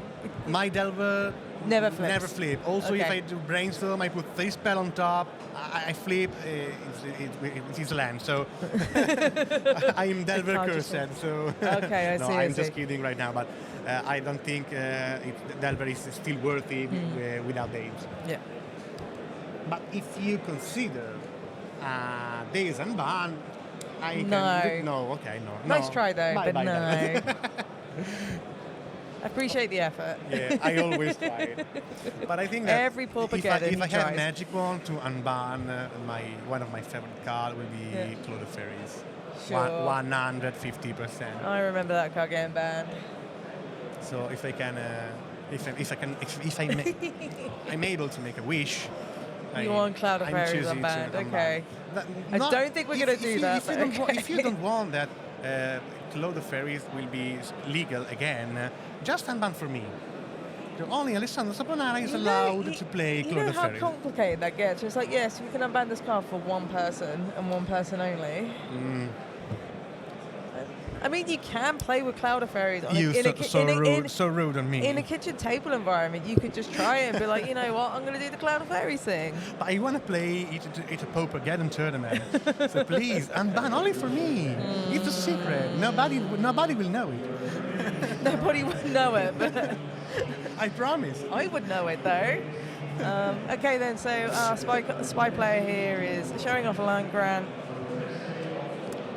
Getting our land. See a Balustrade Spy and a Gatekeeper Vine in hand there. We have an Elves of Deep Shadow on the battlefield. Yeah. It's a good turn 1 play.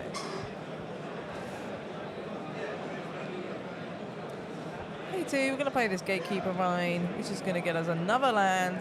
Spy combo player getting everything they need to get set up here. Bearing in mind the Balustrade Spy is in hand already.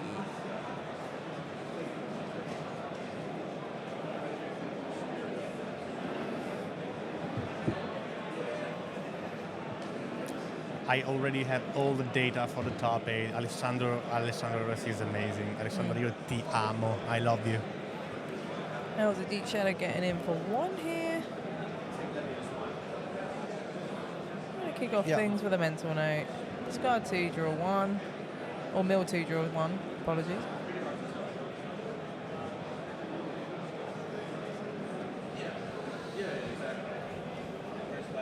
Yeah, here we go. Remember, 3 creatures for combo. and then 4 lands on the battlefield. Yeah. And number that's 3. the third one. Yeah, Mesmeric Fit. This is a that's really huge. nice one for Terra, as long as huge. Terra doesn't have a counterspell to... Oh, they're playing round 2, so let me check the sideboard. Yes. I think that Musket Vandal is pretty... No, I think that he could play some Nihil Spellbomb here, because he... Oh no, he's mono blue, not He's Dimir. mono blue, not Dimir. Dimir was the last that was the feature last match. one, I'm cooked. After 26 hours of yeah, streaming. it's been a long few days. It's been a long few days. Oh, Nicholas is playing a mountain in the sideboard to cast Flaring Pain in the sideboard. Sure. Okay, that's not the case, but I appreciate the technology. Sure. Elves of Deep Shadow is going to get in once again. Not so much in the 18 sideboard. needs 20. Yeah. I'm going to kick things off with a Brainstorm. Hopefully draw some more action and some more. There are 2 cards that are really, really rude from the mono blue terror part of the table. There are 2 envelope. That is a Envelope is a nice one. it's an instant, costs 1 blue mana that counters a sorcery. That yeah. is really, really huge. Massive. Yeah.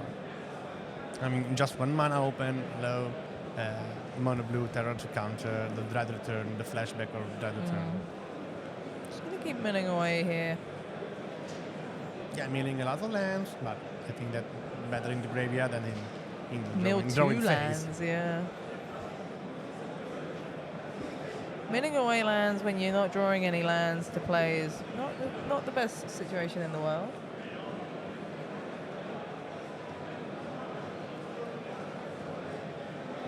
Yeah, that edition is a secret lair, as Emma said before. Secret lair one. It represents the son of John Avon, the guy with the hand. I believe the sketch ones of the Brainstorm, they're like the bonus cards, because I think all the bonus cards from that one had like sketch variants, and that was just like the extra one. Okay. And the sketch ones are really nice, to be fair. I'm pretty sure it's John Avon's son as the person on the art of that Brainstorm. Plus, you can never have enough copies of Brainstorm to have in your decks. So. Do you like the card itself, Brainstorm? I like the card itself. I mean, it's one of the most iconic cards in Magic. Yeah, not only in Pauper or Legacy, in Magic. Just in Magic in general, that the Mercadian Masks art as well. It's just so iconic. What's your favorite art? The Mercadian one? Yeah, Okay. I love the Masks one. I also love the Masks counterspell. Yeah, well, me too. It's my favorite counterspell. We're talking about cool blue card art that we like. We can say that blue is your favorite color in Magic. It's actually white is my favorite color. Yeah, okay. But I do like playing some blue. I like my blue to be more like mono blue fairies than more than control. Okay. If that makes sense. Okay. Nice. I'm definitely a blue player. I like my blue to be more tempo-y and mid-rangey rather than control-y. But yeah, Mercadian Mask has some great art. It also has some of the best basic lands in Magic, in my opinion, as well. Very underrated. I fall in love with all the layout lands from Odyssey, Seventh, Invasion, Scourge, that sentence. Those, I collect a lot of foil invasion block basics as well. Wow, got them all in my commander decks and Canadian Highlander decks, and they're just so nice. You just can't beat the old shooting star. Just can't beat it. Well, 2 terrors here on the battlefield, really, really huge. But we have 4 creatures and 4 lands on the other side as well. So. I'm always afraid to go combo with 2 islands open. Yeah, you need to time it well part here. on the table, but here we go. Let's see what will happen. Yeah.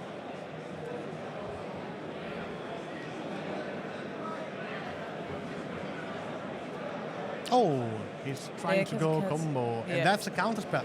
Yeah. Wow. The spy has been countered. Maybe there's a backup spy? A strange move from Giacomo here. He counters. He casts a counter spell on the balustrade spy instead of on the cast of Dread Return. Dread Return, yeah. Strange move here. I don't know what he's thinking, but pretty interesting.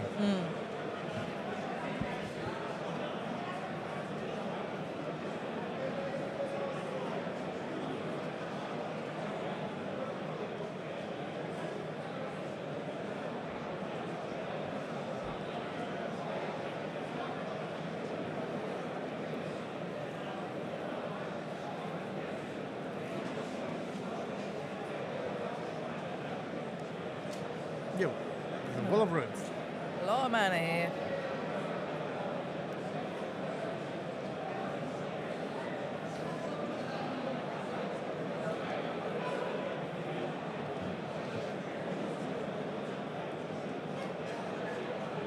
Two Terrors attacking him for 10 here. It's getting a bit awkward because Nikolaj has the block. He's on 10, so this would be lethal. Now on 5.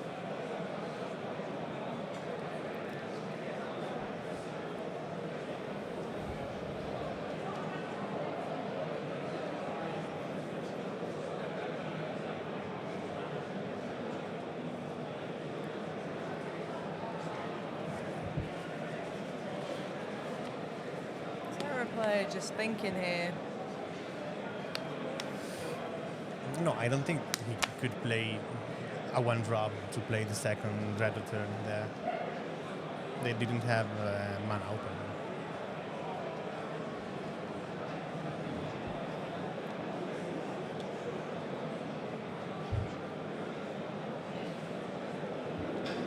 Here comes Here the we go. spy. Does the Terror player have a response?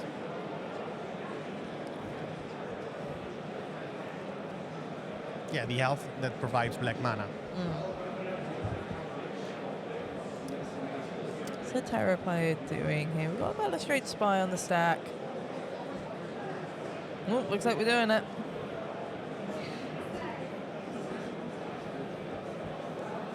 Spy is comboing off. Now looking for that Dredge return. It's in here somewhere.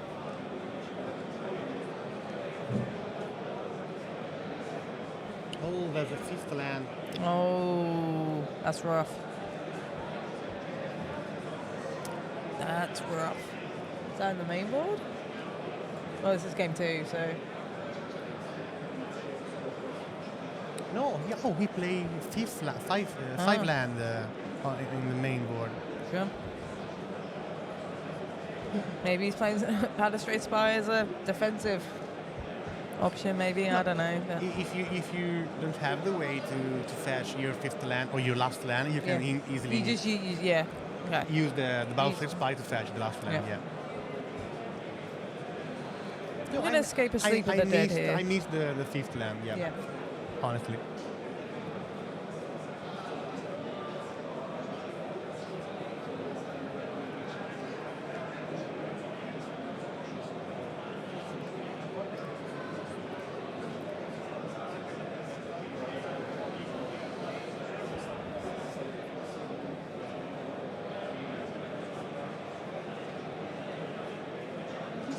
Demon Fury goes back to hand with the Mesmeric Queen going to the graveyard. This is pretty big here.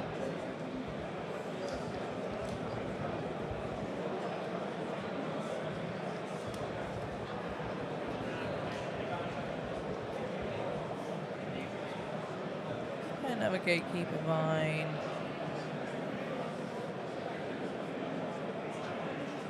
Another.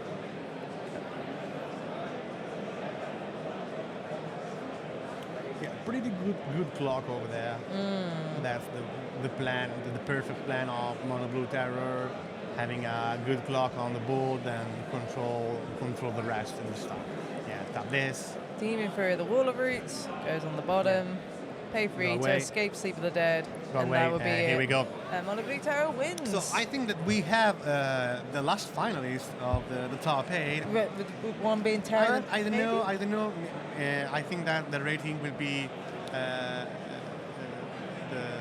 parameter that decides if Giacomo Lancini will enter in the top 8. Yeah, it gets a bit funky with like tiebreakers and stuff. That could determine a lot of whether you're 8th or you're just 9th. Yeah. It takes a little bit of time. Having for sure is better to do top 8, but Yes. still You still need top to six, win top either 16 way. is even a Yeah. huge result in a tournament that started with 1,000 player of 14 rounds. So I Yeah. think that a big achievement. And people yeah. cash, like it's top 64 cash, so Yeah, I think that as much as people want a top 8, they still get cash at the end of the day, so they definitely take away something over here. 30k overall for Yes. the prizes and up to the Yep. top 64 players. And I think that we will have the top 8 as soon as possible. I'm running to do it. To make the graphic and Yes, get it to all make the going. Yes. graphic. I'm working on it right now, so I think that for the Swiss rounds are all. Is all. I am Sapol. I am Emma Partlow. See you later with a top 8 of PAUPERGEDDON 2025 channel edition. See ya. Bye.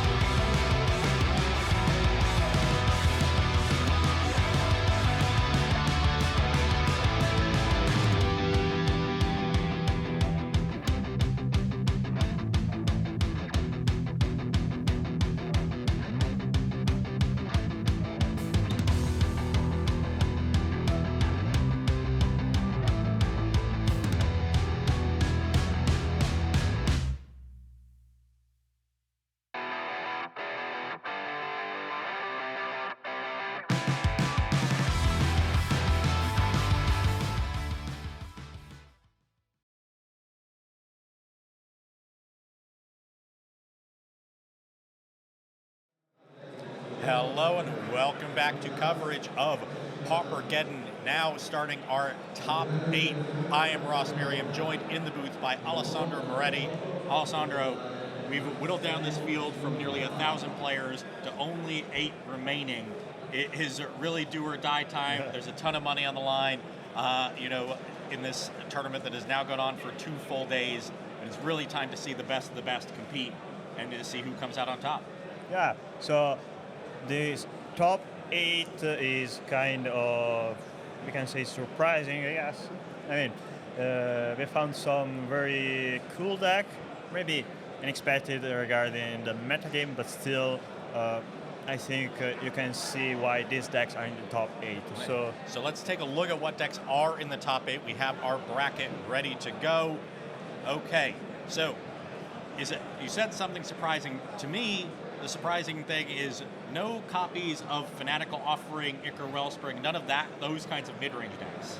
Yeah, so, at Pauper right now, for a while, Fanatical Offering and similar effects were a thing. I mean, we got Deadly Speed ban in the previous, in one of the previous ban lists, in one of the previous updated ban list.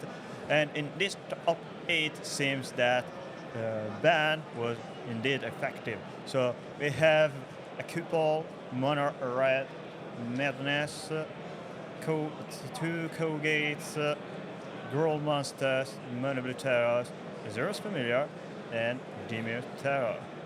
Okay, let's go through these matchups before we head to the feature match area. Starting at the bottom of your screen, that's going to be the 2-7 matchup between Michael Kowalczyk on Dimir Terror and Lorenzo Bergamini on Azorius Familiars. How do you think that matchup plays out, Alessandro? So to be honest, the matchup is used to always be very favorable for Terror because Familiar is bad at dealing with big threats. Dimir Terrors in this matchup maybe is even better than Mono Blue Terror due to the presence of Snuff Out. Snuff Out is a very relevant and powerful removal spell, since familiars try to play the role of a control deck through the creatures it plays. Snuff Out is a 0 mana cost removal spell for creatures. Okay, moving up from there, the 3-6 matchup. That's going to be between Federico Pelliccia on CawGates and Yuri Moravec on Mono Blue Terror. Somewhat similar matchup to the 2-7. Yeah, indeed. But in this case, the control deck, CawGates, is favored. You know, CawGates plays Basilisk Gate and deploy a bunch of 1/1 creatures. Well, those creatures aren't really relevant, if not for the presence of Basilisk Gate. And there is as well Guardian of the Guildback that comes in. So try to survive the first turn, then play your threat, win through those. And Sacred Cat with Basilisk Gate is probably the most relevant creature CawGate plays in that matchup. Okay, moving on to the top half of the bracket, that 4-5 matchup between Edoardo Bardi on CawGates and Mikolaj Nowak on Mono Red Madness. A much more aggressive matchup for CawGates here than Mono Blue Terror. How do you think that one breaks down? Yeah, so there is Mono Red Madness, still a very interactive matchup since Madness pack a bunch of burn spells. You know, Lava Dart is good against Sacred Cat, but still CawGates is a good control deck against this kind of deck. I mean, they have Prismatic Strength, they have Blue Elemental Blast. What wrong could be good? I mean, you can die, yeah, but you have your answers to deal with your opponent threat. Okay, and then finally, the top matchup here in the bracket, the 1 seed versus the 8 seed. This is the match that we're going to be starting with on coverage for the quarterfinals. That'll be between Walter Fragnelli on Gruul Monsters and Giovanni Postorino on Mono Red Madness. Now, Gruul Monsters was one of the more played decks, somewhat surprisingly, but had a very poor day 1 with one of the lowest conversion rates into day 2. But for Walter Fragnelli, 11-0-3 through the Swiss rounds of this tournament. Gruul has served to him very, very well. How do you think this matchup against Mono Red plays out? So compared to the other matchup in this top 8, this one is more straightforward. Both decks are very effective as aggro decks, while Mono Red Madness is more based on non-creature spells. Gruul Monsters is, you can say, the classic Stompy deck. So instead of swarming the field with small creatures, they have a bunch of mana ramp and big threats to kill the opponent as fast as possible, usually by turn 5. Okay, that's your breakdown of the quarterfinal matchups from Alessandro. Time to head down to the feature match area and get these matches underway. It's going to be Giovanni Postorino on the bottom of your screen in Mono Red Madness, Walter Fragnelli at the top of your screen on Gruul Monsters.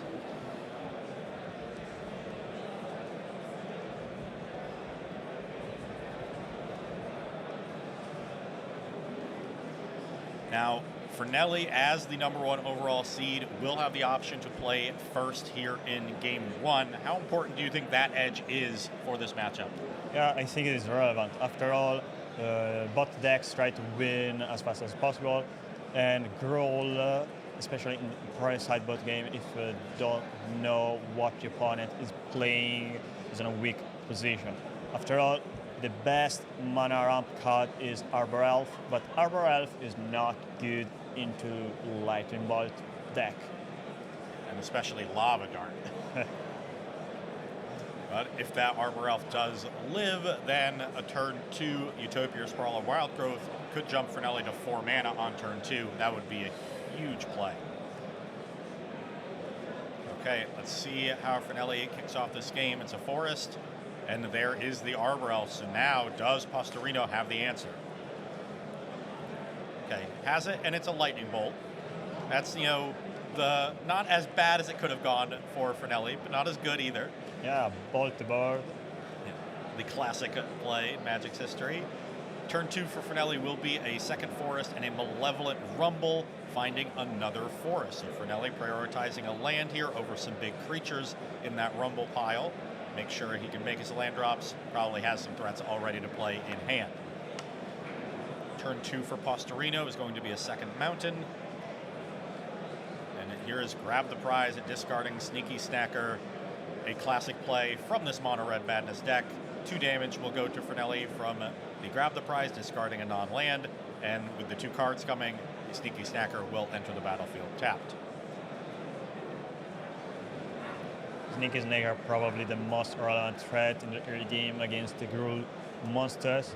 Monsters is a deck relying on Avenging Hunter, the initiative creature. So having a flying creature, yeah, I mean, is a small creature compared to the creatures Gruul monsters plays, but still it is evasive, so it can steal the initiative, and then after you steal the initiative of your opponent, you can eventually just kill all the other creatures and keep it.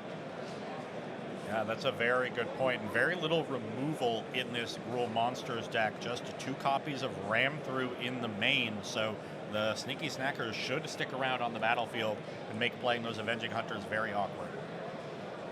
The second Malevolent Rumble is the turn 3 play for Walter Fragnelli. He's giving this one a look. I see a couple copies of Avenging Hunter in the pile, and then I believe an Eldrazi Repurposer, along with another forest. Yeah. So he's choosing another forest. Takes the Avenging Hunter, I believe. Took the top card. And there's a forest and Arbor Elf in hand, so a ton of mana available for Fragnelli. Potentially up to 7 mana next turn with a land drop. But back to Postorino, who will draw and send the Sneaky Snacker in for 2 damage. Fragnelli down to 16. There's land number 3. And that is a Kessig Flame Breather. So as you can see here, is better to play the Kessig Flame Breather instead of killing the Arbor Elf. Stopping Gruul monsters from generating extra mana right now is not priority. You already have a creature in play that already have dealt enough damage. Yeah, the Sneaky Snacker, I mean. So you can play Kessig to have the extra damage in a couple turns, and that extra damage is probably the key to kill the opponent as fast as possible. Okay. Here is one of those Avenging Hunters from Fragnelli that he took off of Malevolent Rumble, and notably 2 mana available still, enough mana to cast a Ram Through if Fragnelli has found one. Ram Through would be huge to keep the initiative, stop Postorino from taking it. So, step 1 into the dungeon, we'll find Fragnelli another land. He goes for the basic mountain. So now has red mana available.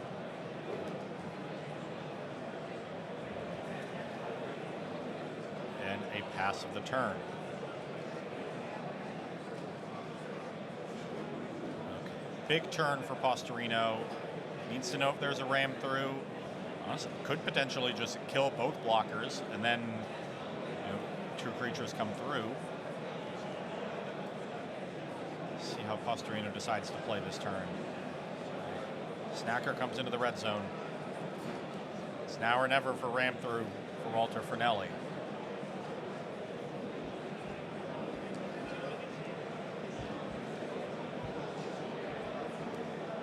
And there it is, Ram Through killing the Sneaky Snacker.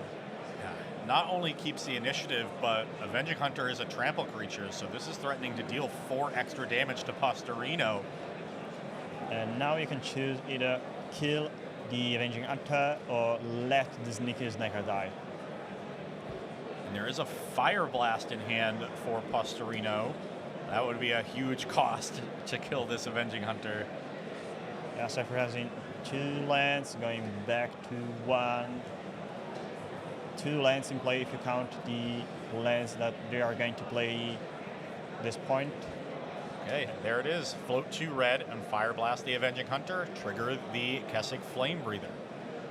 So Fragnelli will drop to 15 from the Flame Breather trigger. Now Snacker will come across for 2, so Fragnelli drops to 13, and the initiative goes to Giovanni Postorino. And good news for him, now that he can go into this dungeon, he can find another land to replace some of the ones he lost from that Fire Blast.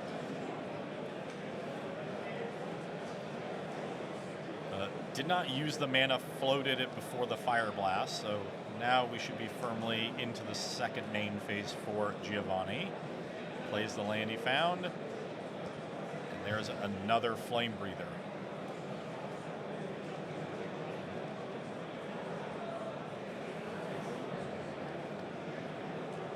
Now what can Fragnelli do to turn this game around? Because he's lost the initiative, he doesn't have a big threat on the battlefield, and he's under a ton of pressure from this Snacker and these 2 Kessig Flame Breathers.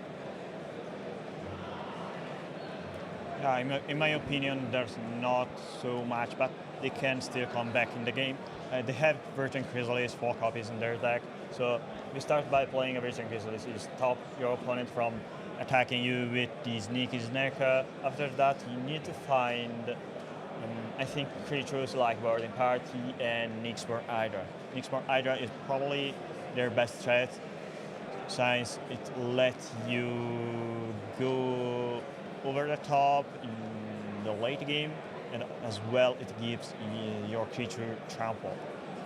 Right? Fragnelli goes for that Boarding Party. Would have been clutch to hit something like a Writhing Chrysalis there. Instead, hits the downside of Cascade in this deck with one of those copies of Utopia Sprawl. So it'll just be a 6/3 haster.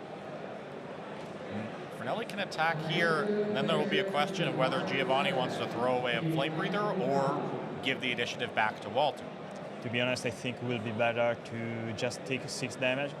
You still have your 20 life from the start of the game, so going down to 12, or rather to 14 is not so troublesome. Sometimes your opponent have 13 life, so you deal 4 damage from your creatures on the battlefield, combat back next turn, and then you can kill them eventually if you find another Fire Blast or another Lightning Bolt. After all, they already have a couple of spells in hand. They have the Magnetical Offering, I mean the Fear Temper, and the High Grip Robbery to discard the Fear Temper. Okay, the Boarding Party does attack. Giovanni reaches for a Flame Breather and now thinks differently. Yeah, probably both plays are good. I mean, if you don't want to go face, you can block with the Kessig Flame Breather, lose 1 creature, but still keep the initiative. If you keep the initiative, you can then hit 2+1/+1 counter on a creature, maybe the Sneaky Snacker. After doing that, you can cast Fear Temper and kill Boarding Party. So you have still more creatures on the battlefield, you still keep the initiative, and you are still able to deal extra damage. Initiative taken for Walter Fragnelli.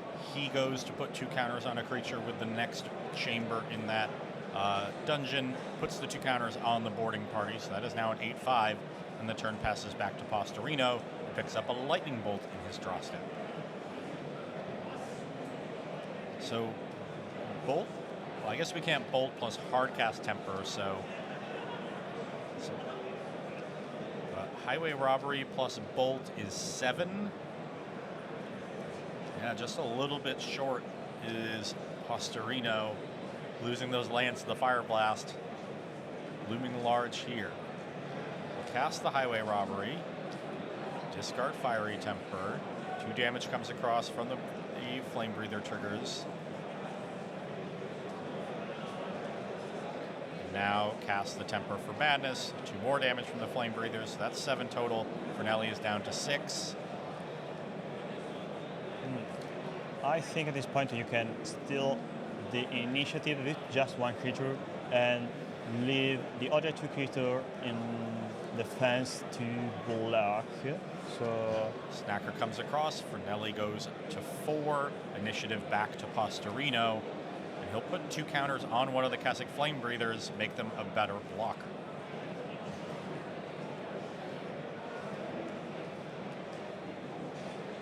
Okay, feels like this is the last turn Fragnelli's going to have in this game at 4 life against a red deck. We'll see if he can find a way to steal it. Yeah. Postorino's on 14. That's quite a lot of life.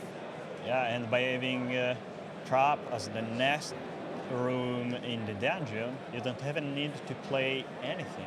You can just attack with your Sneaky Snacker if your opponent steals the initiative. So, does immediately chump block the boarding party, keep the initiative. Now, what can Fragnelli do to even live through this turn? There's Generous Ent in the deck that could make a food to gain life. Yeah, there's Generous Ent to get some life. There is another copy of Avenging Hunter, if they have one. Yeah, here's Writhing Chrysalis, a little bit too late. Sneaky Snacker has already done all the damage it needs to. Will immediately sacrifice the spawns, pump up that Chrysalis. Okay, does have another Avenging Hunter, so Fragnelli steals the initiative back. But we know there's a Lightning Bolt in Postorino's hand. That plus the Keswick Flame Breather that's still on the battlefield will be 4 damage.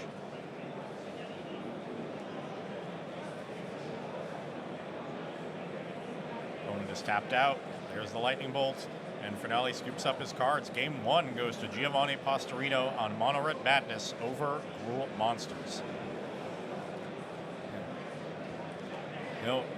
A relatively fast game, but Fragnelli did get to some of the high-end cards. Cast Avenging Hunter, cast a boarding party, but it didn't seem like he had enough defense there in that game 1.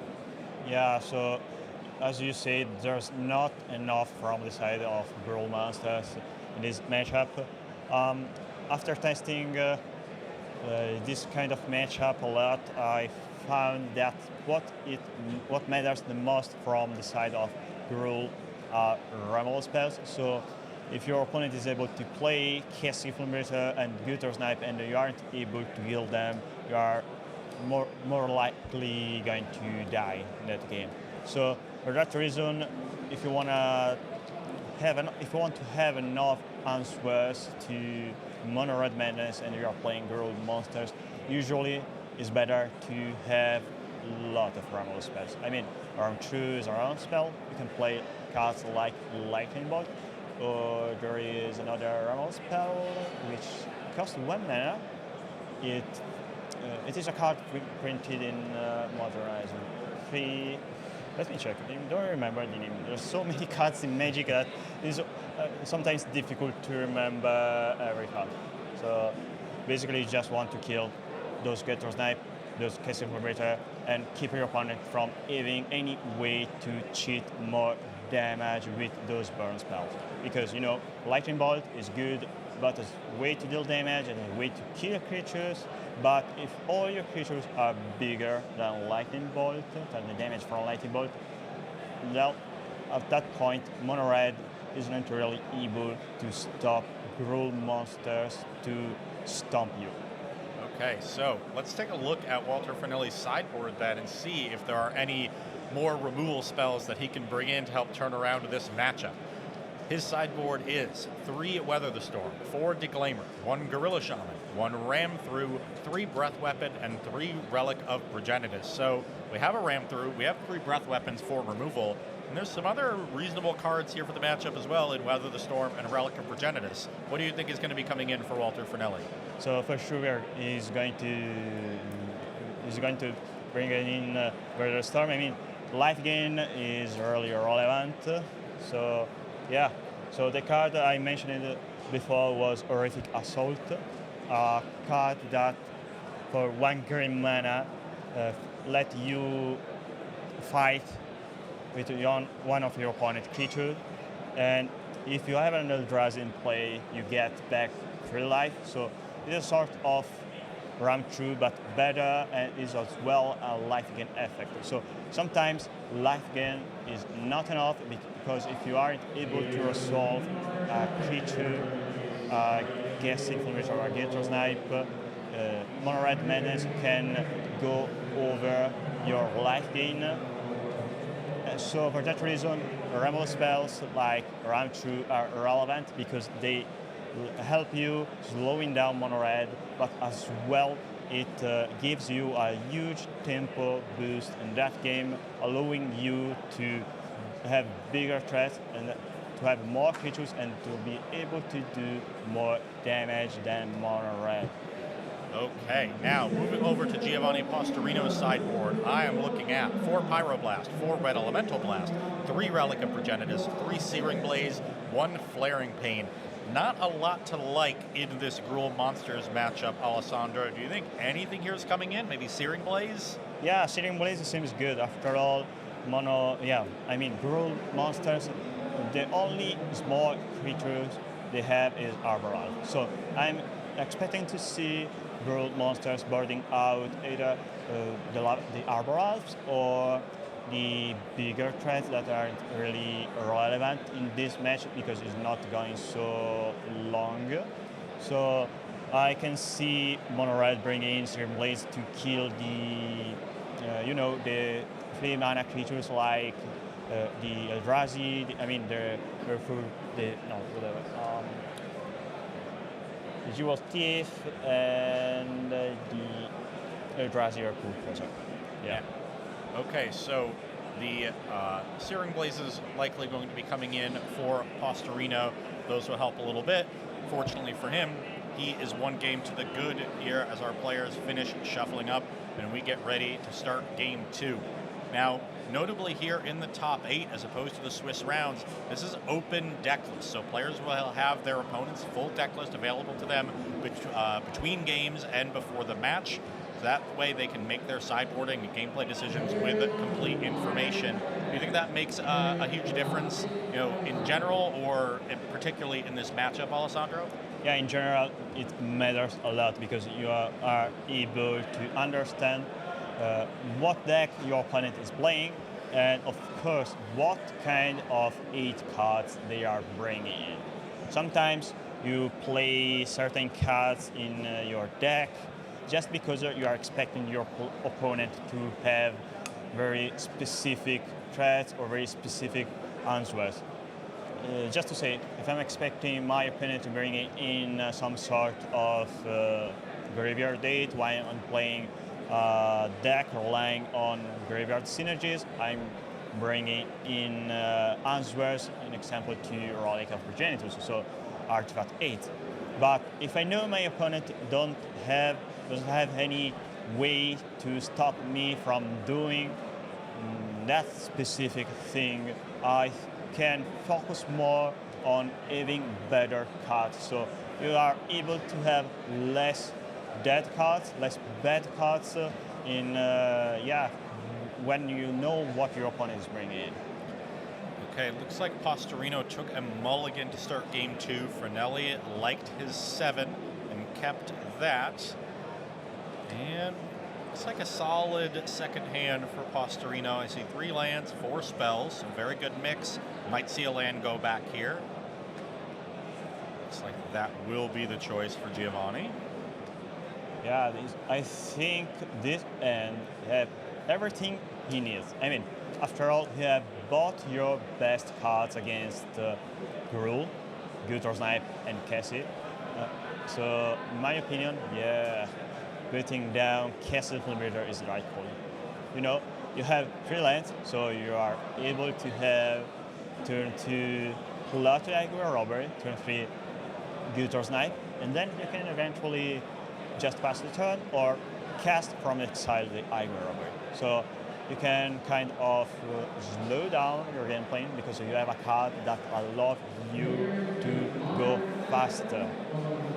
Okay, Postorino does keep that 3rd land, wants to make sure he plays that Guttersnipe on time. You've noted that is a really powerful card in this matchup. I tend to agree. Every time these red decks have gotten a Guttersnipe down, it does a huge amount of damage almost immediately with all the free spells between Plotted Highway Robbery, Flashback Lava Dart, and Fire Blast. And if you untap with it, good night. Yeah, and that's the part I truly love about this mono red deck. Guttersnipe is crazy. Fragnelli starts with a turn 1 Utopia Sprawl. Unclear exactly what color that name. Maybe that die, because it's sort of red tinted, is representing red. Yeah, I suppose so. There's not a lot of red lands in this deck, so I imagine Utopia Sprawl names red more often than not.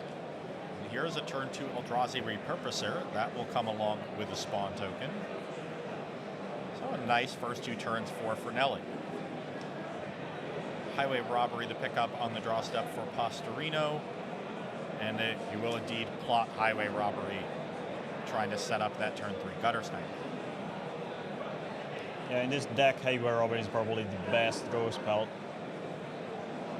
You know, being able to exile the card, to play around blue interaction, or just to play the card later when you have more mana. Having more mana means you can then play more spells. So it works kind of similar to Storm combo decks in that aspect, because you try to play your Goblin, yeah, similar to Goblin and Necromancer, even though they have a very different role, and then play a bunch of spells.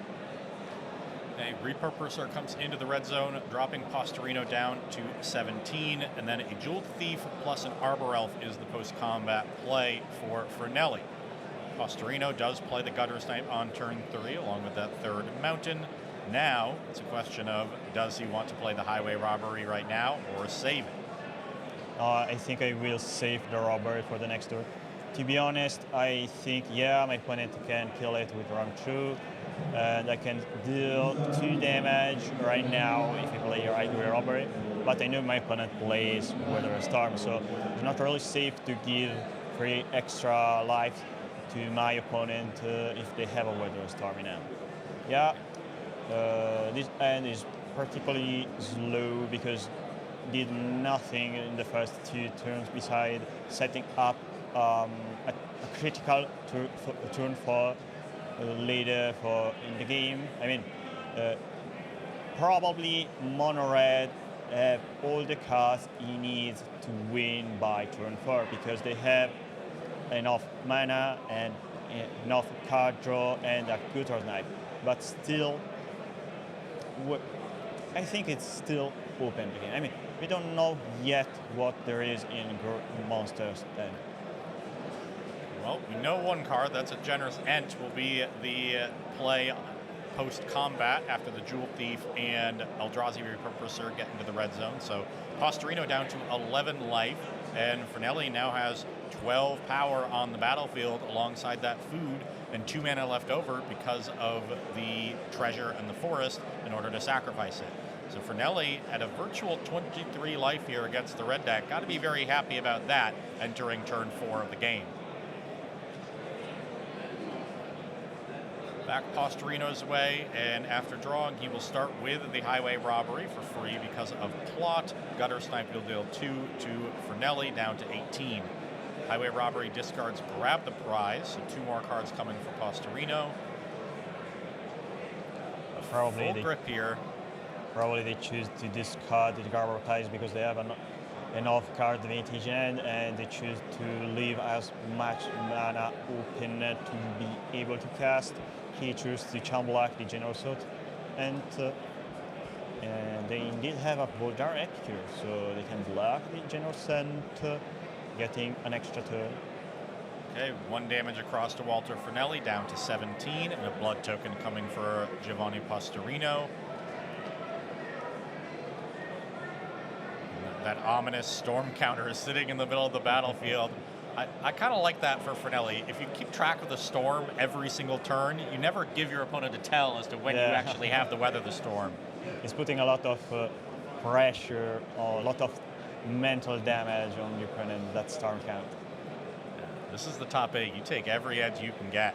Okay, Postorino passes the turn with 3 mana available, and Fragnelli is going to start making a bunch of mana with that Utopia Sprawled Forest and Arbor Elf. Is this a boarding party? Oh no, a bestowed and Nyxborn Hydra. 6 mana was generated, so this should be X equals 4 on the bestow cost. And he's going to put it on the Generous Ent, trying to make this a 9/11. So now they are forced to block, I think. Yeah. Potentially forced to block 2 creatures, right? Just the Ent and one of the 3/3s is lethal with Giovanni on 11 life. But Giovanni has a Fear Temper in it, so they can crack the block token, cast the Fear Temper, and kill the adjacent thief.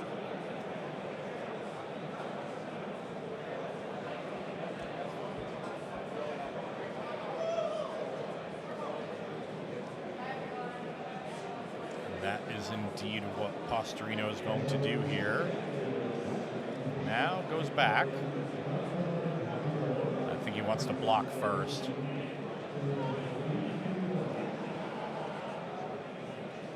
Nope, back to the original line. Let's sack the blood first. Discard the Fiery Temper. Target the Jewel Thief, and that should trigger the Gutter Snipe.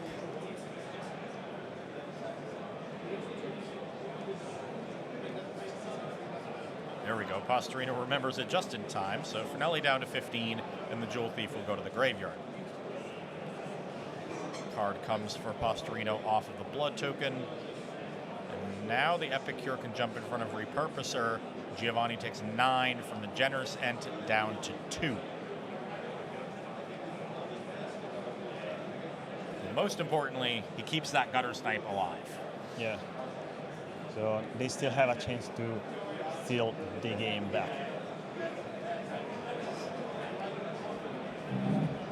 Now, what does Walter have potentially to interact? Weather the Storm would be nice, but the food token's a solid consolation prize. Yeah, so I'm expecting to see a Weather the Storm or the food token getting cracked here. Unless they have a remote spell for the Gutter Snipe, but they have just one single card in it, right? Looks like it. Has that card sitting face down on the table in the corner there. So it's likely just the food token activation. If you're Giovanni, you're hoping it's just the food token activation. And I mean, at this point, that still might be enough. Fragnelli's at 15. The Gutter Snipe can attack for 2. Food puts you back up to 18, so Gutter Snipe brings you to 16. That's a lot of damage to have to deal in one turn, but we've seen this mono red deck do it with things like Fire Blast and Lava Dart in combination with Gutter Snipe.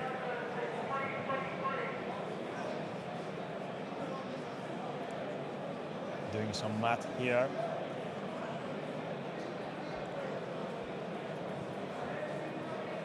This is not the time to do the math too quickly and find out that you're 1 short.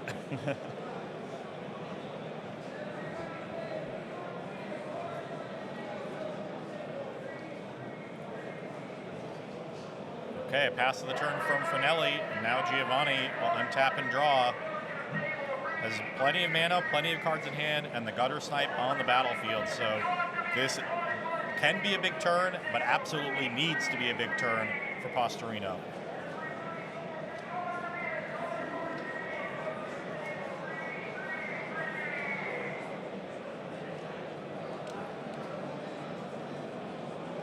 Okay, so no Wither Storm.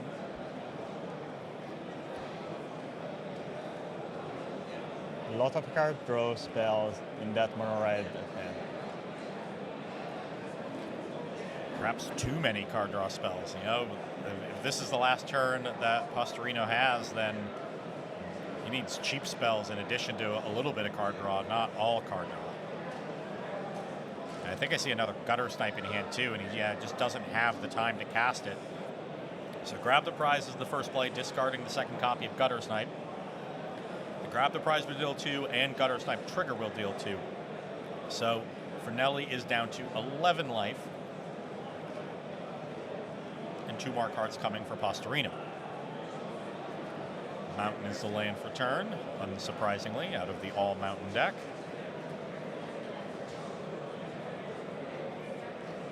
Here's another Grab the Prize, discarding Highway Robbery. So another 4 damage, 2 from Grab, 2 from Gutter Snipe.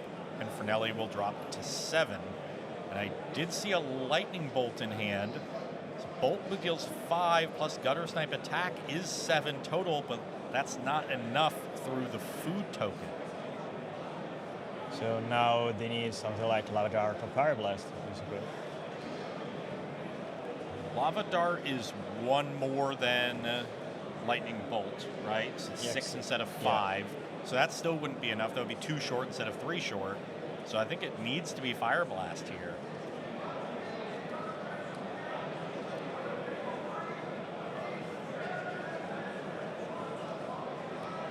Gutter Snipe gets in the red zone, so that should drop Fragnelli to 5. Yeah. So if they want to crack the food token, unless they have the weather storm in, and it is the right time to do that. Because if they wait to the end of turn and Mono Red Banders does play a Lightning Bolt, they can cast Lightning Bolt in response to the... And there is the Weather the Storm as the last card, so Fragnelli is going to play that before the Gutter Snipe damage comes through. And that's with 2 additional copies, so 9 life coming. Postorino can't kill him in response, certainly can't kill him after the 9 life, and that is going to be game 2 to Walter Fragnelli and Gruul Monsters. We've got a game 3 coming to see which of these players makes it to the semifinals. Okay. Weather the Storm coming out of the sideboard, proving effective for Fragnelli, although I think the food token by itself would have been good enough in that game. Really, the story was something that you noted earlier. Giovanni not doing anything relevant in the first 2 turns of the game, also while being on the draw. He felt a little bit too far behind, was hoping that his early card draw spells would find him things like Lava Dart and Fire Blast. Instead, found him more card draw spells and Gutter Snipes. He didn't have enough time to cast all those expensive spells. Yeah, indeed. So good cards, but not the right cards in this moment, in this game. Yeah, very important that you understand the texture of each individual game as a player in these situations. Even in the same matchup from game to game, your burn spells can be the cards you need, the card draw spells can be the cards you need. It just depends on how that game is playing out. Fragnelli on the play had a very aggressive draw. Turn 1 accelerate. Turn 2, a creature that also accelerated in the repurposer, followed it up with the Jewel Thief, and then the Mixed more Hydra, I think, as and the Genersant. Yeah, exactly. Yeah, just had a really strong curve of creatures backed up by a little bit of life gain, and that was enough for him to take game number 2. Now, though, it's Giovanni going to be on the play. Yeah, so Mono Red Menace is clearly now better positioned in the matchup, thanks to being on the play. And of course, if you are able to land a Gutter Sniper casting the game, I mean, it's not going to be over, but you will be eventually so, on better positioning in that game compared to your opponent that is very likely you're going to win. That's the whole point about what we said before about adding answers to the mono red deck creatures. And this deck being so low on the amount of removal spells or creatures, it worries me a lot. But both having the food token from the General Sand and the beatdown game playing was good enough for this second game. And this is what it thrills me most about Gruul Monster. It is a very solid, aggressive strategy in the Pauper. Okay, our players are shuffling up for game number 3, and while they do that, why don't we take a look at the prizes that these players are fighting for. We're down to 8 players, which means we're up to some big numbers, and there you see it on your screen. The top 8 is guaranteed 1,000 euros. The players who win this matchup will win at least 2,000, 4,000 for second place, and 8,000 for the champion. So there's a ton of money on the line. This is really high intensity, high pressure Magic, Alessandro, and I can't wait to see how it plays out. Yeah, me too. So. Hey, players finish shuffling here. Walter Fragnelli goes from being on the play, had a very aggressive draw there to take it down. Now on the draw, Do you think that maybe those aggressive draws are a little bit less effective? Maybe he sideboards into a more interactive, configuration of his deck. Yeah, I can see that. Probably they play something like 10 to 12 draw spells, and all those spells, beside Physical Sleuthing, they cost 2 mana. So maybe Aggro Robbery is too slow for this matchup. I mean, okay, they are good to reanimate the Sneaky Snacker, but Fatal Sleuthing is faster because it costs just 1 mana. So I really love to see how this mono red player, how Giovanni Postorino will play this third game in the quarterfinals.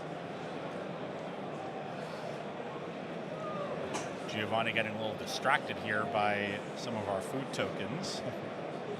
Yeah, from the sponsor, Mezzochil and Friends. You can find them here at the venue of the event.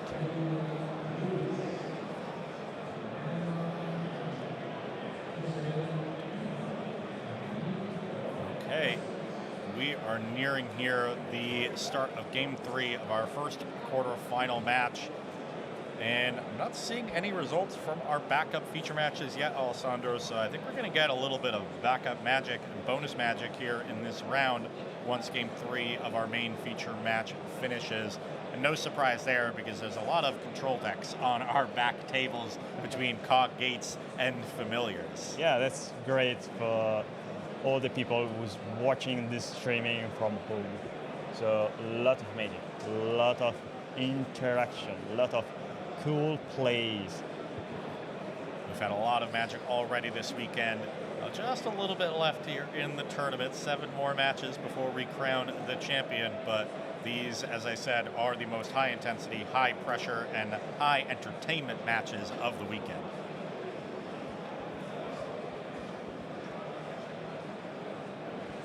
Players finish shuffling each other's decks, and we will take a look at the opening hands.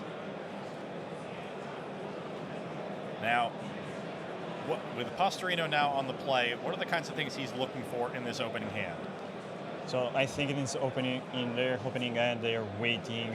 They're willing to draw an early threat, card advantage, and of course interaction. I mean, yeah, all those cards I mentioned are part of the deck, but to be honest, I think I want to keep at least 1 Ramon spell, so a lightning bolt, 1 Garber prize to draw extra cards, and eventually, if I'm lucky enough, I do really want to have a Gutter Snipe or a Kiss Infiltrator in my hand, so I can play accordingly to what my opponent is doing.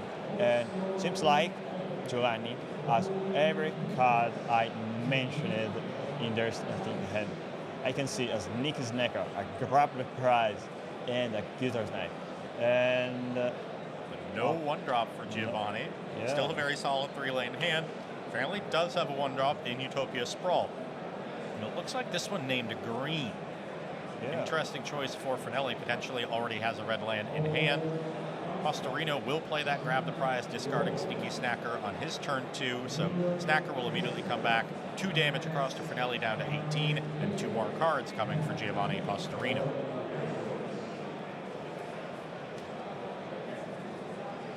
Both decks having probably one of their best startings, with Mana Ramp from Gruul and Sneaky Snacker from Mono Red Names.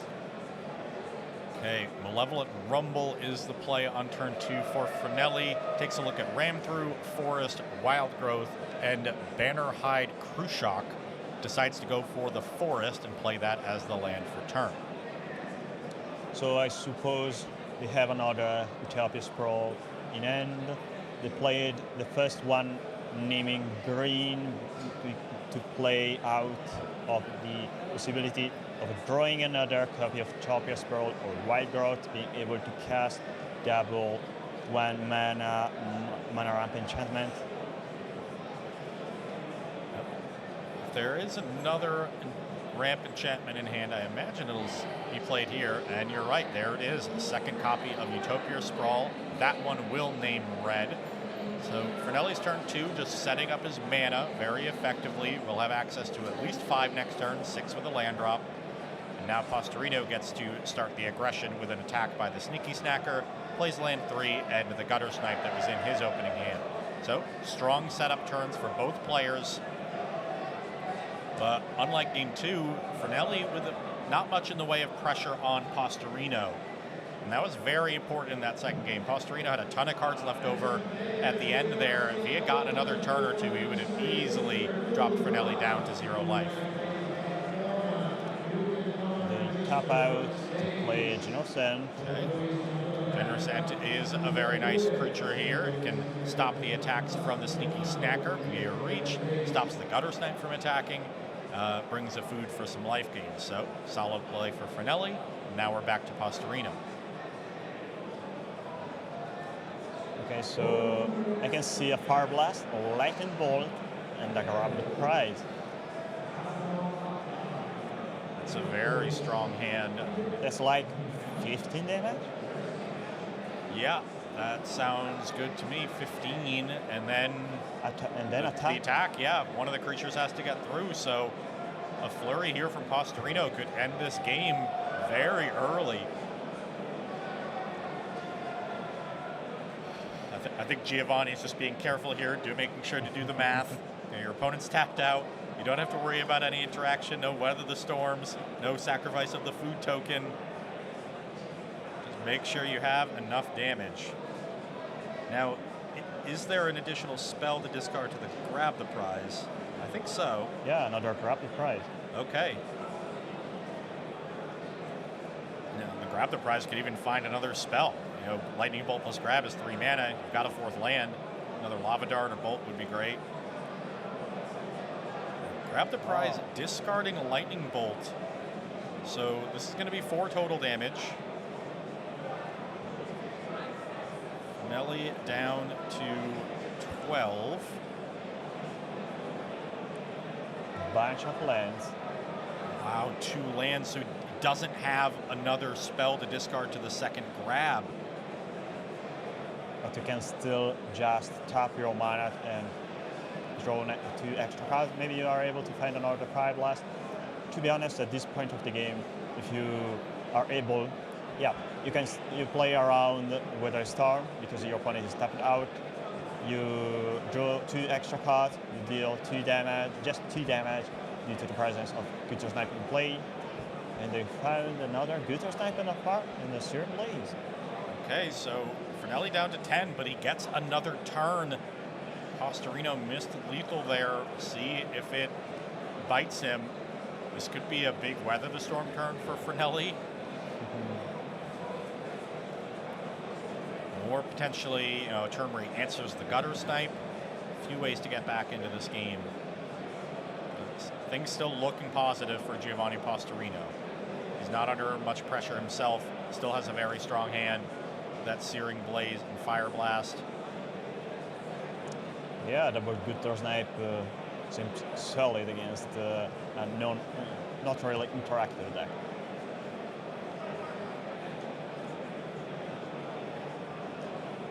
So if Gruul Master, if Fragnelli doesn't have any Weather Storm hand, next turn Postorino can play a land of turn, play Gutter Snipe, Searing Blade. Searing Blaze deals 3 plus 4 damage. Put down to 6 Gruul Monster, and then you have Fire Blast to deal 8 damage. After that, you can eventually attack for damage. Maybe enough.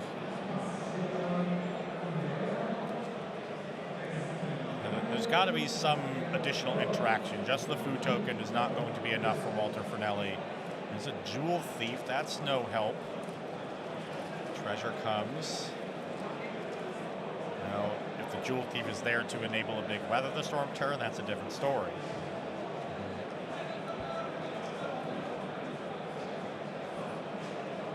Arbor Elf.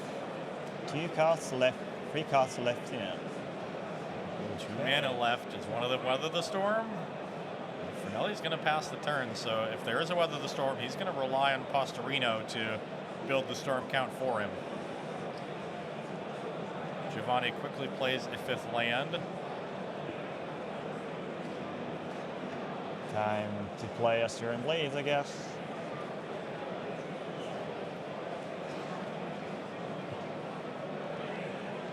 Second Gutter Snipe, Searing Blaze, Fire Blast is 15, but then Weather the Storm would gain 9 in response, or would gain 12. Yeah, so now it's a tough spot. How much do you play around Weather the Storm? Nice question. So, from a point of view, at this point we are kind of forced to play the Gutter Snipe, but we aren't really forced to play the Searing Blaze. Searing Blaze is an instant speed spell. So I think you can wait for your opponent to eventually tap out in end of turn by cracking the food token, but seems like they have maybe a Wither Storm, or they're trying to convince the opponent to have a Wither Storm in hand. Giovanni is going to cast the Searing Blaze. Looks like it's targeting the Jewel Thief and Fragnelli. Because there is landfall, it's 3 damage to both targets. That'll kill the Thief and drop Fragnelli to 7, plus the 2 Gutter Snipe triggers to 3.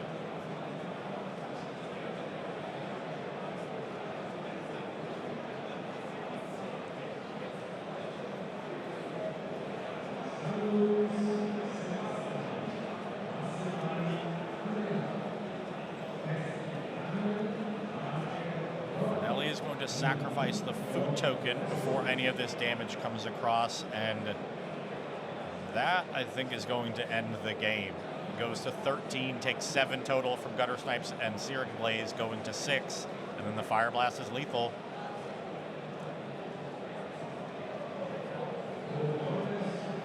Giovanni shows it to him, and that is game number 3 end match to Giovanni Postorino. Mono Red Madness takes out Gruul Monsters.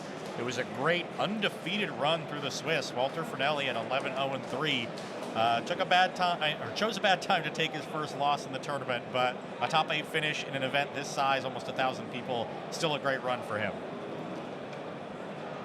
Now we're going to move right into our backup match. This is your 3 seed Federico Pelliccia on CawGates against your 6 seed Yuri Moravec on Mono Blue Terror.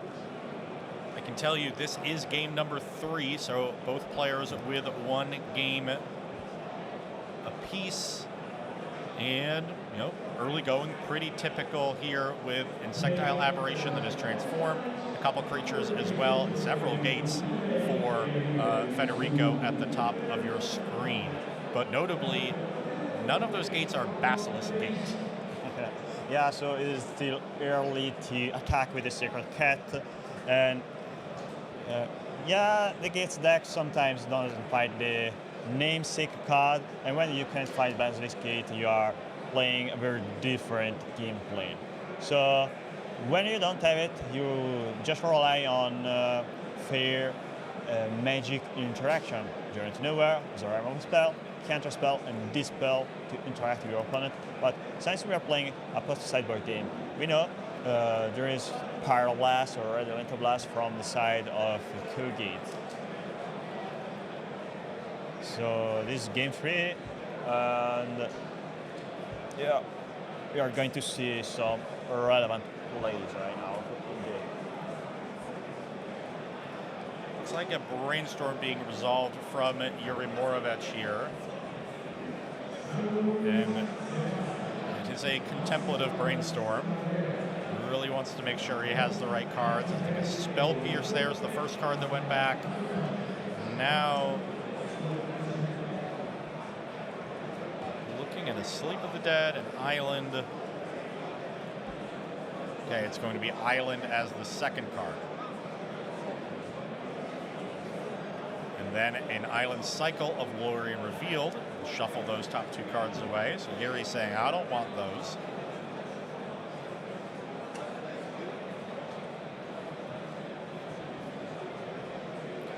Finds himself an island from the deck.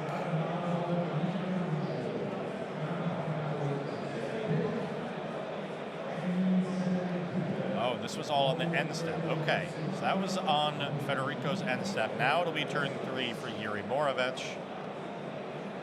Plays the island found with Lori revealed. Sectile Aberration gets in for 3 damage. Pelliccia down to 14.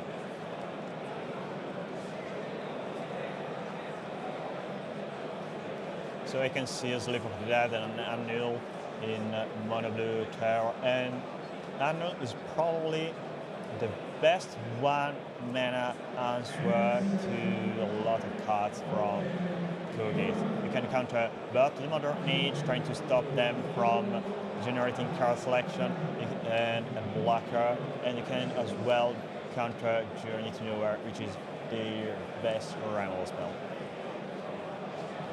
Not a lot of enchantments in the CawGates deck, but the ones there are very high value, and this is a matchup that will often go relatively long, and so even if you have an annul early that you can't use on turn 1 or 2, should be able to find a target as the game progresses. Pelliccia Island Cycles a lore revealed of his own on the end step, finding the one-of copy of Idyllic Beachfront. We'll go back to him for turn number 4. No plays on turn 3 from Yuri besides the attack, so leaves up all of his mana to interact this turn.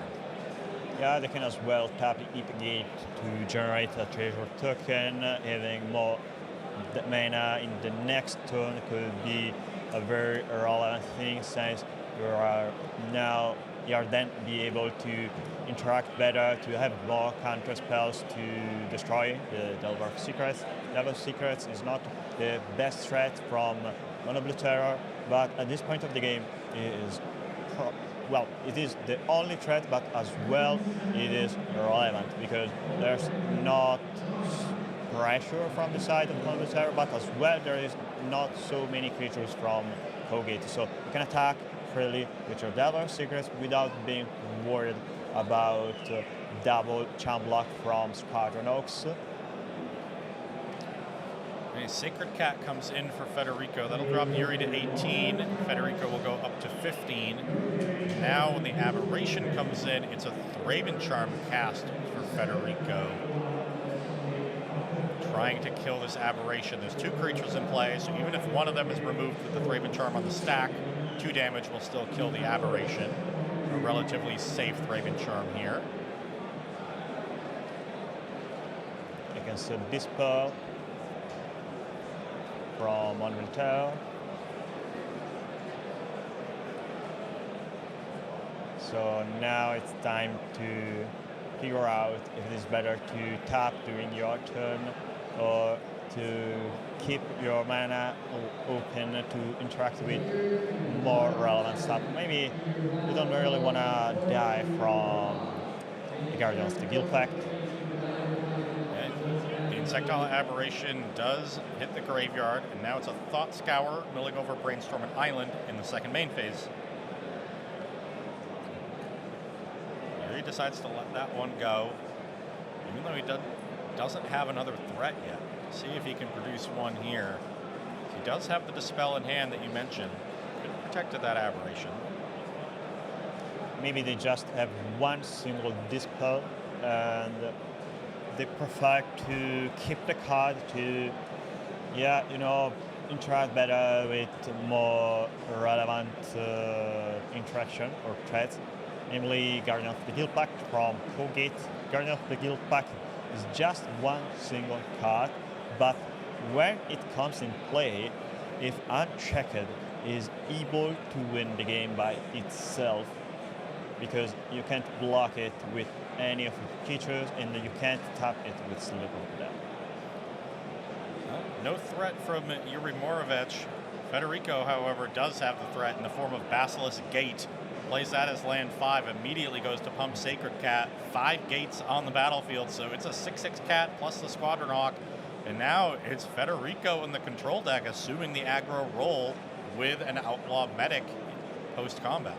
Yeah, that's so sweet. I mean, they now have their own Tolarian Terror with Lightning. Even bigger. We see Tolarian Terrors bounce off each other all the time and trade. This is a 6/6 Sacred Cat once it gets pumped. I mean, a really, I think, key aspect of this CawGates deck and what makes it so powerful. It is a control deck, but it can also pivot to the beatdown so quickly with Basilisk Gate. Yeah, indeed. I as well like plays like Brainstorm into Spagono. That's so cool. A classic from standard days of yore. Less with Brainstorm, more with Jason the Mind Sculptor, but the idea is the same there. Okay, it is Brainstorm for Yuri Moravec. No Squadron Hawks to synergize with that for him, and he is in quite a pickle. I mean, we've seen a lot of these Terror decks over the course of the weekend, and this deck looks very, very strong when they're able to get ahead early. And when you're the one attacking and protecting it with counter spells, this deck looks almost unbeatable, but it similarly looks really rough when having to play from behind. And that's what Yuri has to do here. Yeah, that's more or less what is Mana Blue. Mana Blue is really great when you're ahead of your opponent, but when you are behind, it's very difficult to come back. Yuri will start this turn with a Ponder. Sees Island, Thought Scour, and Cryptic Serpent, I believe.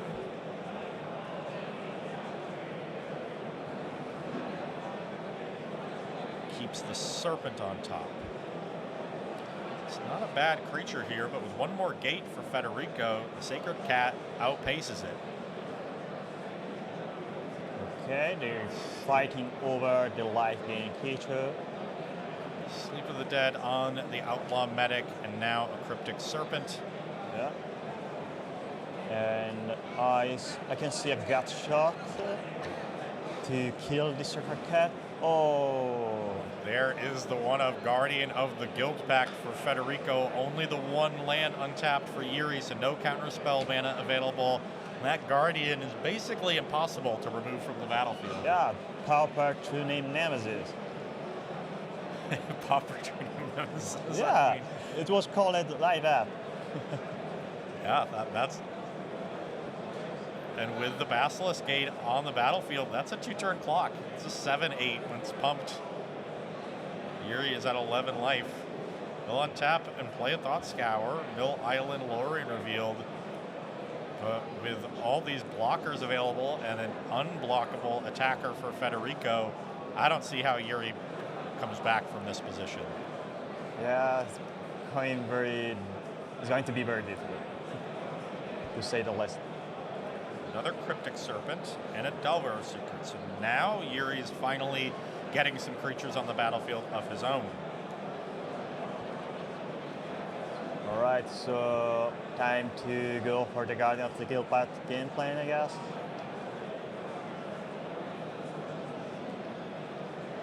There it is, pumps the Guardian.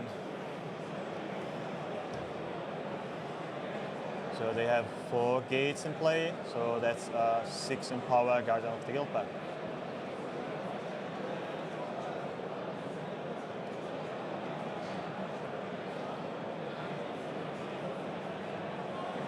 That will drop Yuri to 5, and then goes for a Thraben Charm to exile the Graveyard.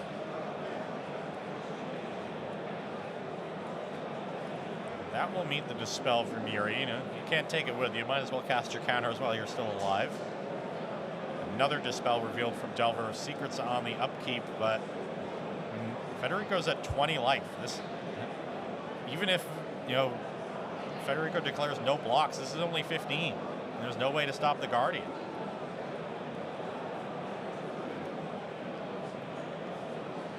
Yuri's at 5, could cast 2 gut shots, I guess. That would be 17, and Federico easily going to chump block with this Outlaw Medic. Gain a life back, prevent 6 damage, draw a card.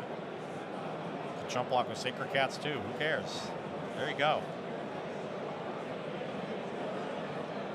So, Sectile Aberration will deal 3. The Medic and the Sacred Cat that are blocking will gain 2. So this is just 1 damage to Federico, down to 19. 2 of his creatures die, but it's not the one that matters in Guardian of the Guild Pact.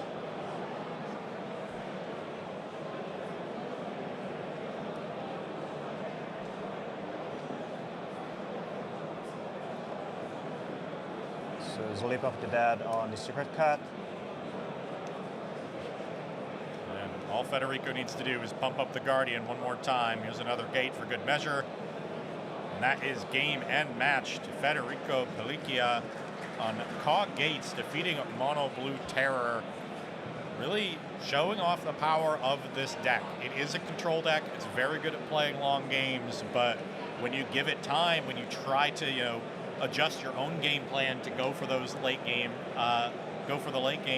it can pivot to being the beatdown very quickly and very easily. We saw it right there, and it's very difficult for the Terror deck to come back once you put them on the back foot. Yeah, indeed. It is so powerful to be able to get a very peculiar deck relying on cards like Basilisk Gate.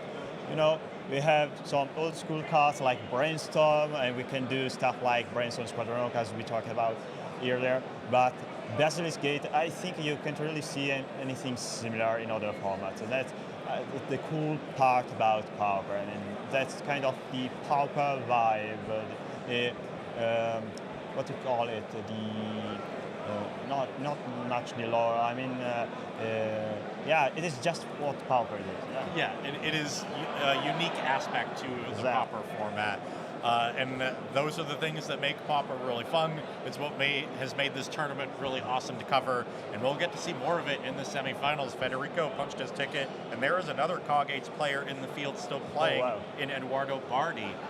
We don't know how those backup matches have finished up, but that is going to be it for our coverage of the quarterfinals. We got a couple matches still playing out there outside of the feature match area. We are going to let them finish up, and then we will be back as quickly as we can for the semifinals and finals here at PAUPERGEDDON in Lucca, Italy. Don't go anywhere.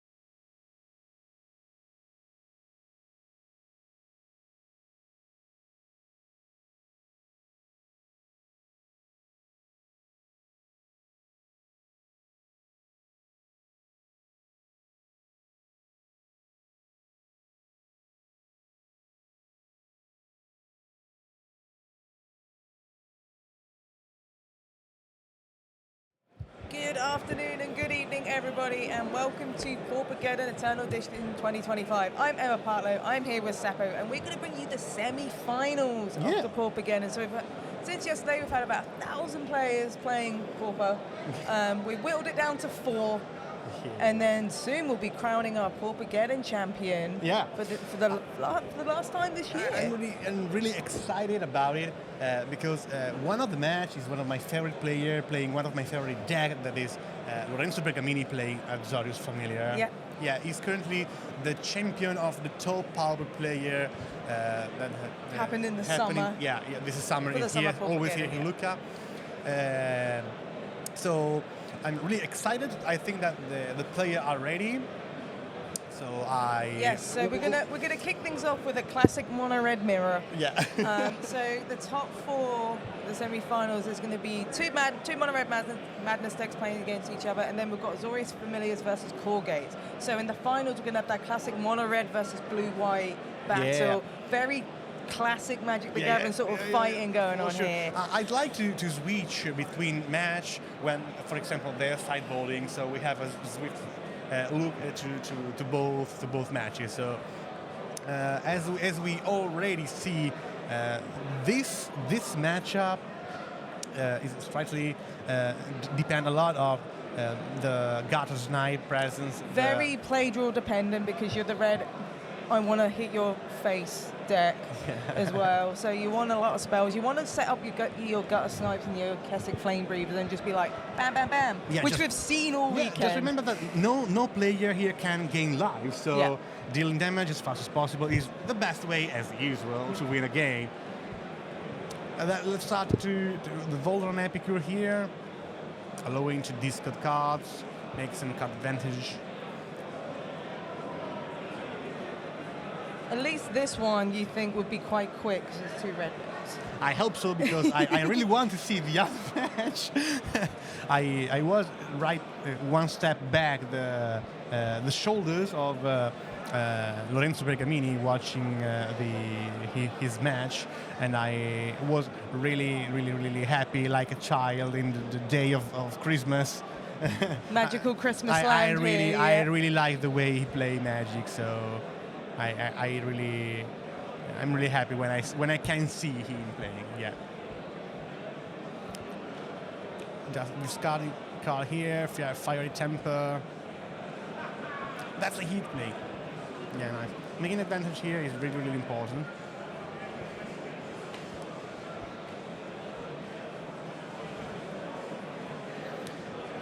And the thing is with burn, so when people talk about burn decks in Pauper, they think, oh, it's very, because it's a very linear strategy. All you're doing is attacking the opponent's life total. It must be easy to play. And it's like, that's not quite the case. There's a lot of sequencing. There's a lot of how can I maximize my damage. What's happening in Hatpick?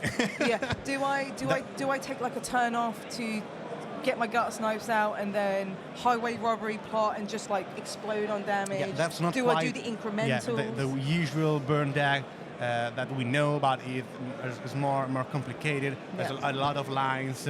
You must know when pull out a spell or where cast a spell. When the percentage of drawing the discard outlet. So it's I really like this version of burn instead the old version of burn that playing only 1 mana for damage, 1 mana for damage, suck to mountains for damage. There's something pretty boring. There's something quite classic in Pauper, that lightning bolt. One of the most powerful cards in Magic the Gathering is, as we see here, is in the semi-finals, and we'll be in the finals of this Pauper game. Summon it. Literally like the most. When you think of powerful commons in Pauper, you think stuff like Brainstorm, you think stuff like Lightning Bolt, and there's a good chance we're going to see both of those cards in the finals. Yeah, the 1 mana value spell are the most iconic, I think. Yes. For example, Preordain and Path to Exile. That one's an uncommon, I'm afraid. Nice try again. I always try to bring some jewels in Pauper. Are you Heisen? At least you're not asking for Swords to Plowshares. So we've got a Fiery Temper being discarded here through the Grab the Prize, which is a really nice hit. It's the kind of card you want to be discarding here. You want to discard your Tempers and your Sneaky Snackers, maximize the most value out of all those madness costs, and returning to the battlefield abilities from the graveyard.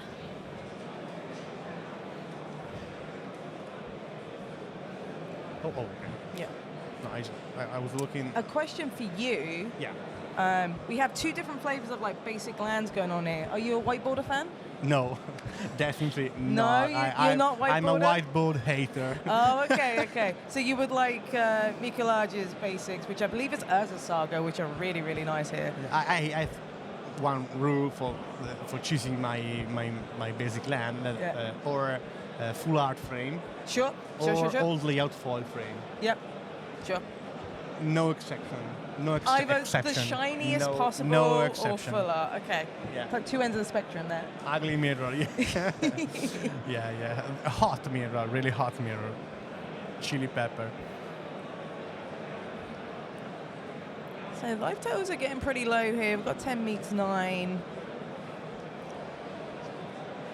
I think that this spot, this single frame, is pretty accurate to demonstrate how Mono Red Madness can have a damage output, or with the spell, or with the creatures. As we can see, they have pretty the same life, obviously before this combat for Yeah, sure. they're on similar life totals. Yeah, similar life, but- Giovanni has 3 Vodaran Epicures out and a Sneaky Snacker. So, and there's 4 of a kind going on here. Yeah, here we go. Mikolaj packs it up because we don't really talk about how Vodaran Epicure, you know, you said this yesterday, how it was, when you play against Mono Red Madness, you start on 19 life because they always have the Vodaran Epicure in play on turn 1. Yeah, it's more through when you're playing against Mono Red Rally. Yes. Because you have or 1/1 creature with Hast. Yes. Or Voldar Epicure. So you have Or you have the best card in Magic the Gathering ever called Fraben Inspector, which is also a 1-mana Sorry. It's called Fraben Inspector. Are you familiar with the card? Yeah. Also Which a one? great- Which one? Fraben Inspector, the original. The original one, The yeah. OG, obviously. Yeah. You get to play 8 of them now, which is great. That's why I love Mono White Aggro. Do you think? I know that a member of Cobra format panel, Alex Thurman, is a real fan of Fraben Inspector. Yes, it's one of my favorite cards. Yeah, really? Yeah. Okay. It's. I think whenever I talk to people about Pauper, and people go, "Why is Fraben Inspector like your favorite card?" And it's like, it's just so simple in design. People wouldn't think the clue token is important, and it's like, but it is. It's like, it's of course. cultural. Of course it is. It creates a permanent that you can either sacrifice to like Fanatical Offering, I'll or play you as a could Van draw Lion cards. instead. Yeah, and it's just No. it's just an elegant card, and I think it's just a really good example of what a common can be in Pauper and the sort of Yeah. things you can play with. And then you just think like, oh, like Glint Hawk. It's one of those cards that it's Skyfisher not exists. overpowered, but is an enabler Yeah. for a lot of strategies. Yeah. That It sets the stage for a lot of decks, and I appreciate those style of commons because you'd be like, oh, I can get a Glint Hawk in, or cool Skyfisher stuff, and that's where it gets really interesting. Let's take a look of the other match. Oh, here we go. Seeking one for sure. CawGates is pretty. Is wanna be a mid-range deck here. So- Mid-range / console Yeah, deck. so CawGates, if people aren't aware from watching the last Paupergeddon in the summer, CawGates won Paupergeddon summer, so it could very well win back-to-back Paupergeddons. And we have That's two a hell of a- presences of CawGates in Yeah. this Top8. So I was talking a minute later before starting this live, and as I say, I think that CawGates is have his chosen player. Yeah. So like Neo in the Matrix, you Yeah. need to be the chosen to play it. Yeah, it's the same with the Azorius Familiars. You need to be a special breed of You need player to to be- play it. you need to be special. Not in a you have to. Not in that way, but it's just a very difficult deck to master. It's very equivalent to, say, like Amulet Titan in Modern. Not everyone can a lot pick it of up. Strange dynamics. But if you play it for like 5 years straight, you're going to become a degenerate with it, and it's going to be second nature with you. And that's what's happened with Lorenzo. He's played this deck for a very long time, and he's constantly seeing success, as he saw with the top Pauper player back in the summer. Yeah, of course. Yeah. Here, the best way, I think that for familiars, the best way to nail this matchup is to do more vantage as possible. Yep. The more vantage you do, the more edge you have to deal with the creatures of your opponent. You cannot deal with a Guardian of the Guild Path if it resolves for sure. The only way to go out from that situation is to go combo, so making infinite life, infinite token. But I think that it's pretty here. It's a pretty hard matchup here. It's for sure, Godfather's Faithful helps a lot. Gives a lot of time. The top 8 bracket will be online, but you can see between the match. So and be the patient. Familiars is in a good spot here because you got that Godfather's Faithful, and you've also got one of your Sunscape Familiars. One of them unfortunately left the battlefield, and now you got one of the best cards ever in Magic, Mole Drifter. Get to draw you a couple of cards. I really love Mole Drifter. I'm a big fan of Mole Drifter. What? Wait. What's your favorite art of Mole Drifter? So mine is the extra life one, but the one that the kid actually drew. Okay. So this version, but only drawing with lines. Yeah. So Wizards a couple of years ago released a secret lair for Extra Life, which is a charity for kids. I really love that. There's two separate ones. So there's one of what the children drew, and there's one that artists did the rendition of. So the one you're seeing on coverage right now is the artist rendition, but there's a picture, like a kid drew a picture of a Mole Drifter, and it's just like circle and lines, and it's really elegant. There's also a Craterhood Behemoth that's literally like a green circle with yellow stuff coming out of it, and it's incredible. By the way, those drawings are better than mine. Yeah, right. This is it. To draw Mole Drifter. And I think it's extremely endearing. Wizards put those on like cardboard for charity, and I just think it's incredible. I do like the original law imprinting specifically, just because I'm an OG print kind of person. The flying fish. Yeah, the flying fish. But the extra life ones are just so good. I'm a brutal Stoneheart. I think that my favorite is the FNM version. Sure, yeah, it's a good FNM promo. The dragon-like elemental, yeah. The FNM stamp is also just really I really love nice. the FNM. Yeah, me too. Love a good promo stamp. Yeah, here we go again. He's trying to go combo. So anyway, I'll start Ghostly Flickering. He's trying to go combo, making infinite lives here. So for those at home who are tuning in, catching the top 8 of Paupergeddon, what is the combo for Azorius Familiars? As we can see here, the combo is composed by 4 cards. There are 2 Soundscape Familiar, an Archaeomancer, and a Ghostly Flicker. If you have an island, you can cast Ghostly Flicker, targeting an Archaeomancer and the island. Yep. So the island will on top, basically. And you can do disintegration and infinite time. Infinite time. So if you have, for example, like in this case, a Godfather's Faithful, you will go infinite life. For every cast, you will gain 1 life. So if you have, for example, instead the Murmuring Mystic. Sorry. So infinite bird tokens. You can have infinite tokens. You sometimes have Sage Rose Denizen as well to force some combos the first version. It's a bit an old school. The first version where played the Sage Rose Denizen, mill the opponent. Yeah, you mill them out. Yeah. When it was non-optimal card because when you have it in hand, it's a really dead card. So it's a really dead weight. And so you prefer to have a useful card that can also go combo. Yep. While these guys are sideboarding for game 2, if we can get back to the other match in the semi-finals, because I believe they are playing. Let's get back to the fire. They're starting to shuffle up for their game 2, which is the Madness deck. What? 15 minutes for sideboarding here. Semi-finals, there's a lot on the line here. Too much fire. I think they think they are at a barbecue party. Yeah. So it looks like there's been a couple of mulligans. One's multi 5, one's multi 6 by the looks of it, which Madness doesn't really mulligan too great, so it's going to be an interesting matchup here. Yeah.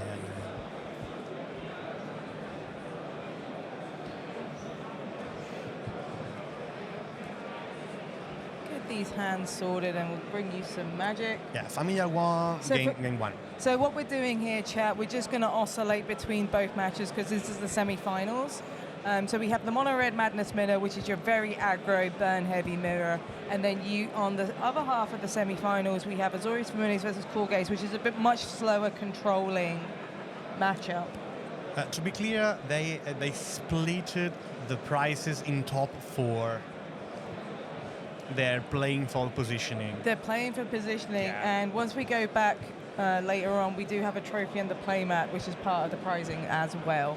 But let's kick things off here with a Vidaran Epicure. As you mentioned earlier, the opponent starts at 19 life, and that's what's happening.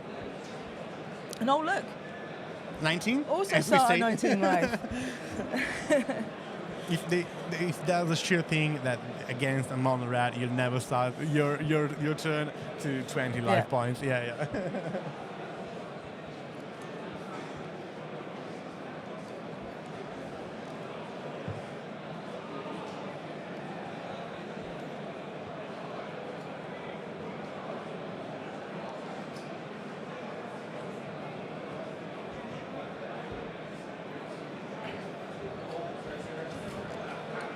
Let me look at the sideboards here.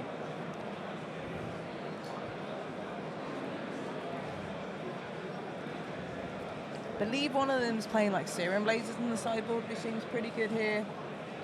I think that's slightly different. Mr. Postorino.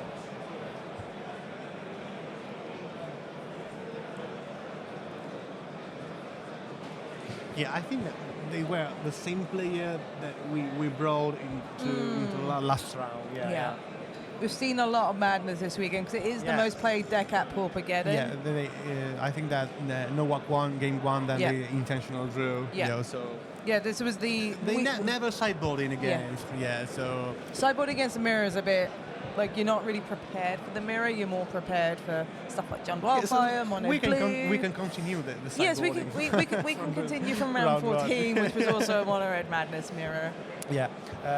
As I said the turn before, Searing Blaze is a pretty good card here. It's a very good card in the sideboard. Allowing here to removing the pingers, all the pingers, removing the creatures you need to that can block your race and deal also 3 damage directly in the face of your opponent.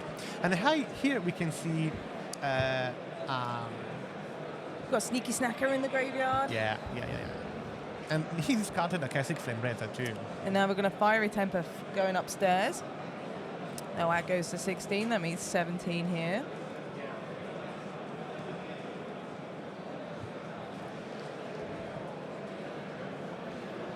And we got another Bodar and Epicure, going to chip away for 1, putting Mikolaj at 15. 14.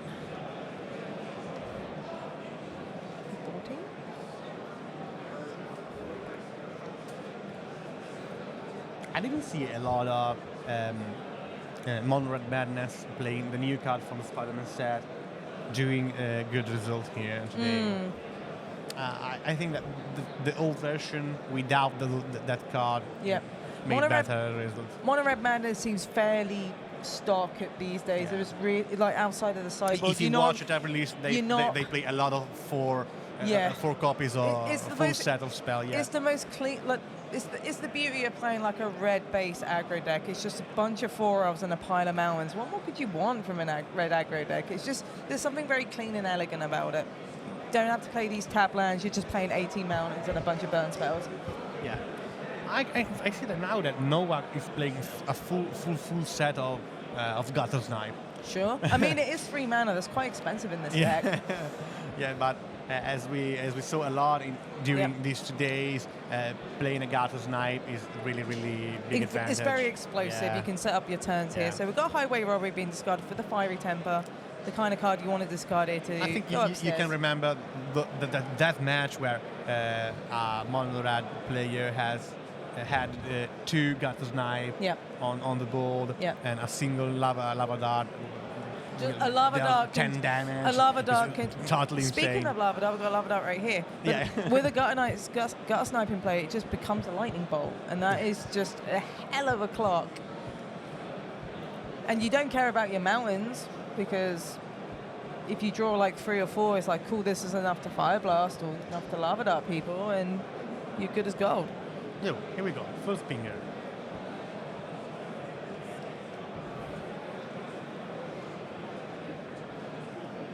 We've got Faithless Looting.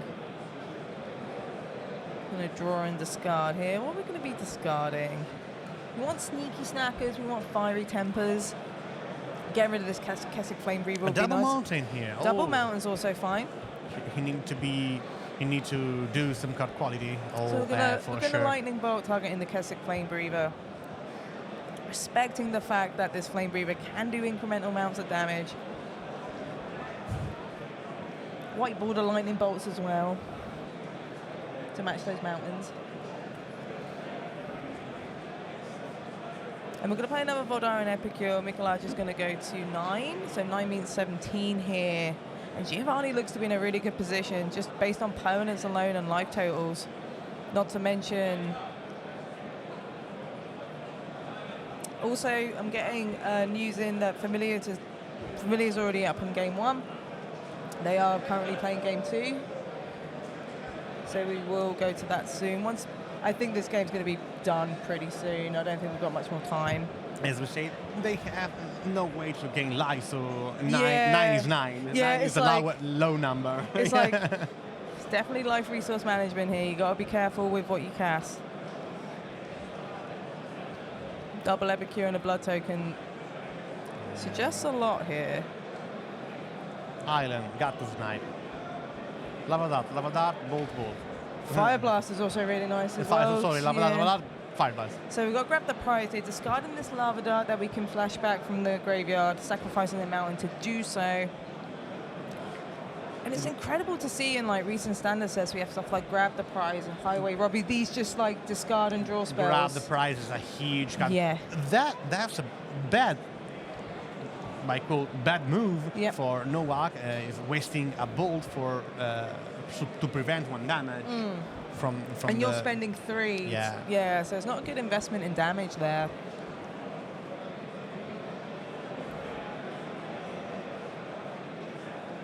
And here we go. Blocking? No, sacrificing a land. Okay. Yep.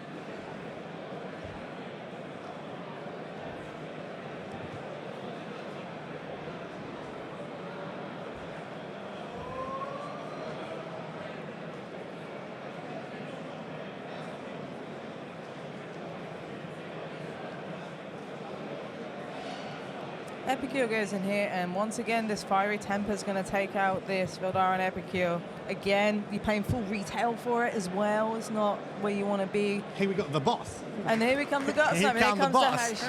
So amazing. Giovanni takes it, and Giovanni will be in the finals of Paupergeddon. So if we could go over to our other semi-final match, which is Azorius Familiars versus CawGates. Lorenzo Bergamini is up 1 game. And has 2 Sunscape Familiars in play, which is normally a good start if you're the Familiars player. Yeah, I think one of the best build you can have. Yeah. if I need to choose the creatures, I like a lot that those 2 creatures are 2 Sunscape Familiar. Yeah. Your game plan is totally different if you have or not a Sunscape Familiar on the board. It permits you to cheating on mana, to cheating on all the spell you have, so it's really, really huge. I see a couple of negates in there. So yes, another Sunscape Familiar as well. Yeah. As we can see, this matchup is a match based on card advantage. Yes. So. As we can see, Federico Pelliccia sided in the Crimson Fleet Commodore to introduce in the matchup the Monarch mechanic. Yeah.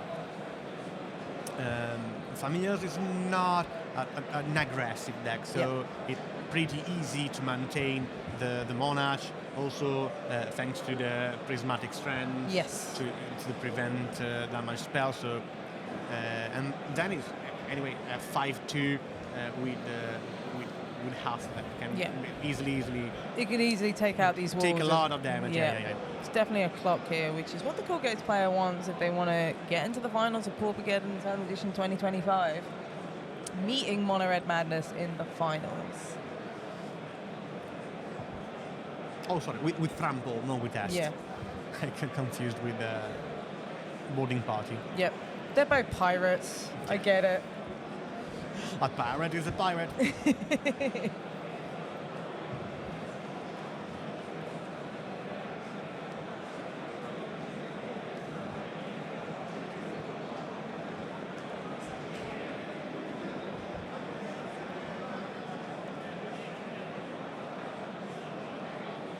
Oh, here we go.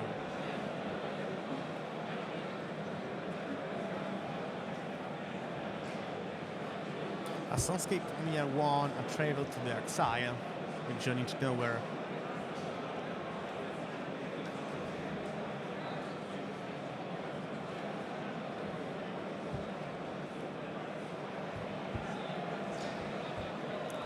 One familiar gone, but what if we had another Sunscape familiar? And what if we could just play a CawGate Oracle for 1 mana? Yeah, It's a pretty good deal to me. For me too, yeah. Yeah, it's hard to say no to that, right? And also the interaction, the counter only costs 1 mana, that's pretty amazing. A 1 mana negate sounds pretty great, to be honest. Yeah. 1 mana evoke the Muldrifter, 1 mana flicker, something. Yeah, It's really totally reduce, different game plan. reduces the ghostly flickers.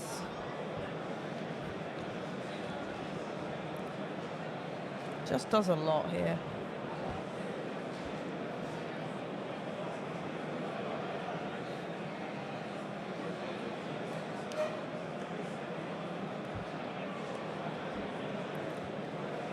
Here we come with the Brainstorm.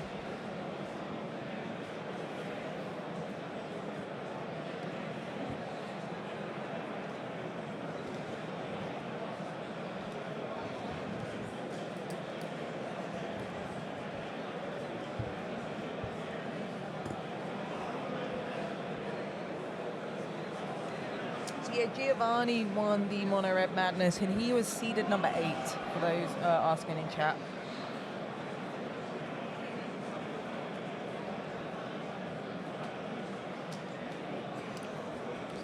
We're going to cycle away a Lorien Revealed here, getting a basic island. Another great thing about Sunscape Familiar, like, we don't see Lorien Revealed as like a draw card, but when you've got all these Sunscape Familiars out and it's just a scout and spell, you're like drawing a bunch of cards for like 3 mana, 2 mana, and it's just like, oof, I'm getting a bit flush here. Like, I think that the worst thing that you can do with Familiars when you have on the battlefield the Sunscape Familiars and the Wildfire's Faithful, when, for example, casting a Lorien, reveal for 2 mana, is draw 3, gain 3, is pretty... It's such a resource advantage. Yeah, it's so hard to beat that, yeah. It's so rude for the opponent to deal with. Yeah. Here we go with the second copy of Journey to Nowhere. Getting the second Sunscape Familiar. Here comes the Wildfire's Faithful. Followed up by another CawGate Oracle for 2 mana here, thanks to the Sunscape Familiar discount. That's what I'm talking about. Yeah, here we go. Talk about value. Familiar. I think I see a Preordain in the top. 2 mana, draw 1, gain 1. Building my setup. Just frees up some mana, which is what you want here. Lorenzo didn't see so much land. Lands are very important here. Here we go. Bouncing that Mortuary Mire is nice here as well.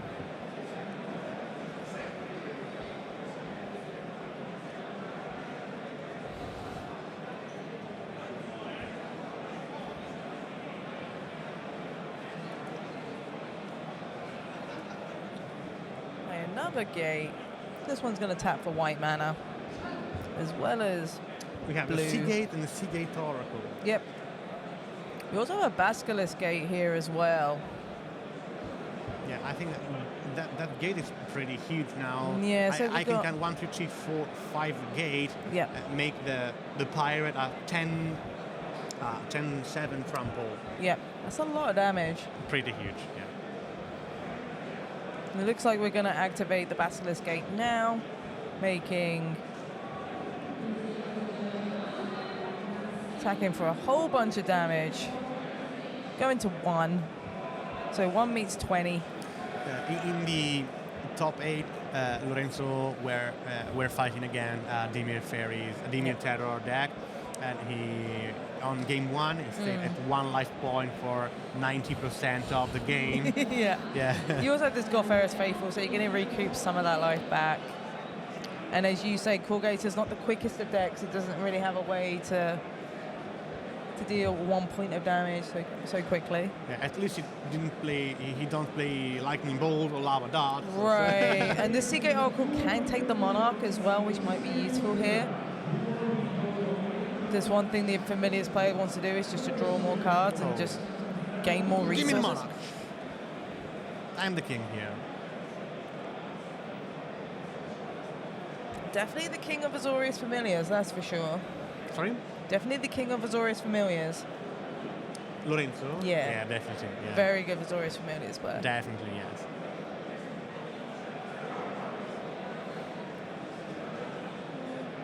The finger tapping's coming out, which means something serious is going to happen soon. Yeah, Either he's going to win or he's going to lose. He's getting his bearings here. Yeah, I'm a big fan of Lorenzo, so I'm on him. I'm on him. I mean, we both said, like, Familiars. Yeah. But that was both our prediction for Familiars to take Familiar things down. was your bet. Yeah. So we've got Ephemerate here. Probably one of the best commons printed for Pauper. It's such a powerful card. And we're gonna respond with a counter spell here. I think that Lorenzo has a lot of countering. Yeah, we've got a negate for 1 mana due to that discount with Familiars. And you're gaining a life. Go back to 2. I think I can see a snap and Another Ephemerate, Ephemerate, which is pretty nice here. This, for example, is one of the spots where you are resolving a trigger ability of CawGate Oracle, and you want both cards that you're revealing with this ability.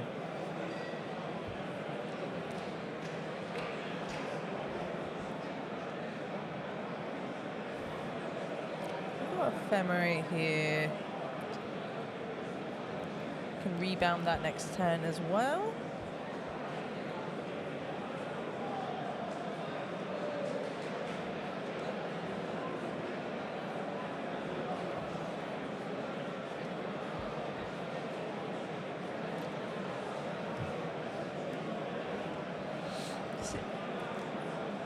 So Ephemerate goes into the exile zone. It's going to be rebounded on Lorenzo's upkeep, meaning we can get another look at this CawGate Oracle, which is going to gain us a little bit more life.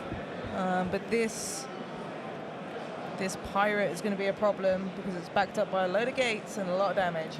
I always associated white-blue decks with the police. Yeah. So I think that the pirate are the natural enemy of the police. So we got snap bouncing it back to hand. He chooses the snap. Yeah. A very aggressive snap here just to protect the life totals. Yeah, I think that Lorenzo has a Essence Scatter in hand. So sure, that targets that counters specifically creature spells, so that works very well here.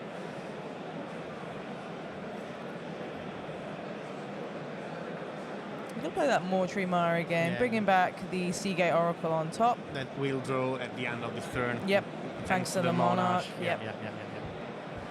Just taking mana's all tapped here.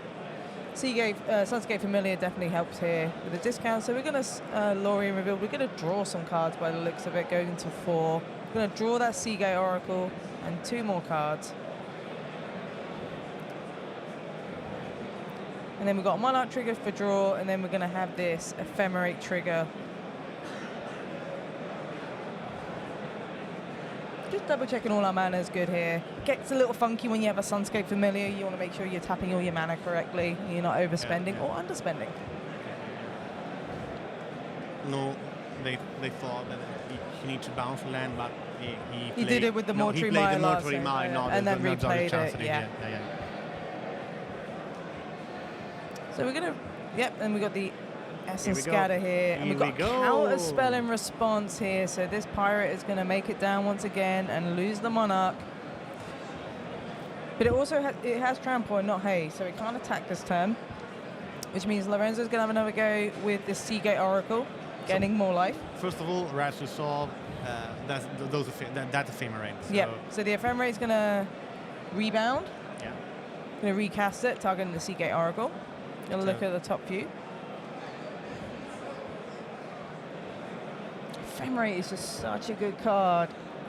Yeah, Modern Horizon are so good for Pauper. The original Modern Horizons, not even a recent Modern Horizons, like the debut Modern Horizons. Yeah, I don't think that Pauper is the only format that gained a lot of powerful cards from the Modern Horizon set. For example, all the free evoke creatures, the like bridges, Solitude, Fury. You got the bridges for Pauper specifically from Modern Horizons 2. You got Rising Chrysalis in Modern Horizons 3. The Rising Chrysalis, yes, for sure. There's a lot going on here. So we've got the Archaeomancer. They are game warping for sure. Absolutely. So we're going to bring back that Ephemerate because Rebound doesn't exile upon a resolution. It just goes into your graveyard for some reason. Yeah. So it means we could just do it all again. That's how rebound work, unfortunately for us familiar players. Yeah. So we're gonna ephemerate again, tuck in the Archaeomancy, bring back the snap back the pirate. We've got, I think this is pretty much close to match here.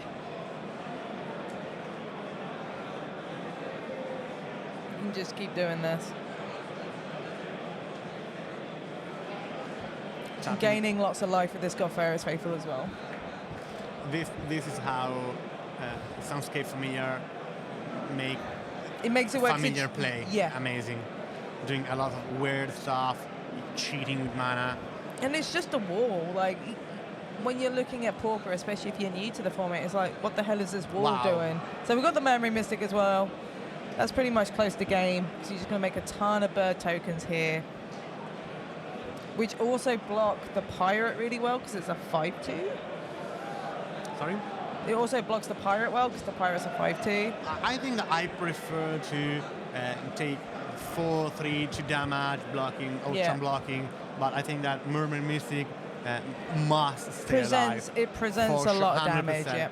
I protect more the Mermaid Mystic than the Soundscape Familiar. Considering Federico is on 19 life as well, and Lorenzo managed to put it back up to 8 after going down to 1 a few turns ago. As we can see, the last game, I think that life points are we're getting deja vu here. Yeah.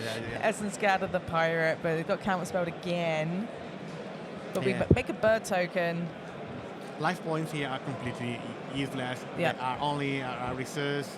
I think that here the real matchup is on the control on the board and on the stock. If you gain a loop where you can easily have the control of the stock and the board, you win the game. Yep.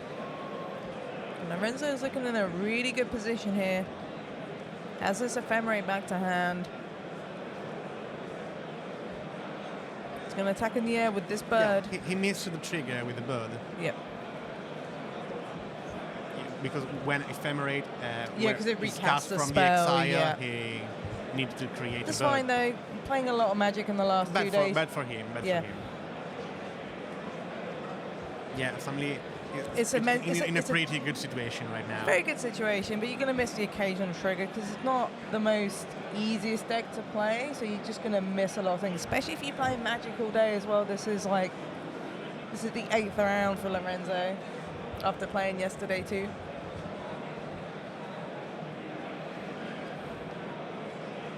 He's going to need many more bird tokens. By the way, those birds are Lorenzo Bergamini doing the muscle up. He's a calisthenic guy. So. Sure. He's using token of himself, which is such a flex, right? Especially on Paupergeddon. When you're in the semi-finals as well. Unbelievable.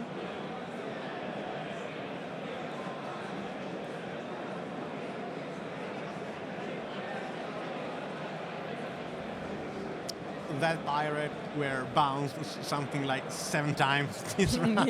Yeah. Snap's a pretty good card, I hear. Yeah. Especially with the familiars in play.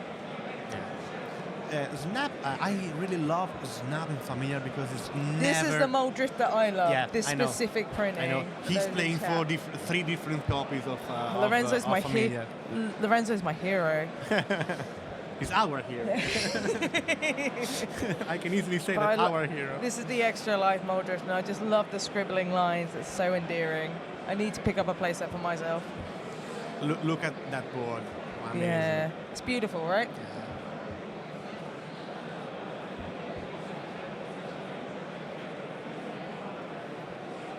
Bouncing the pirate, the Commodore, the Crimson Fleet Commodore is slowing so much CawGates that need to tap 4 mana every turn to do pretty nothing.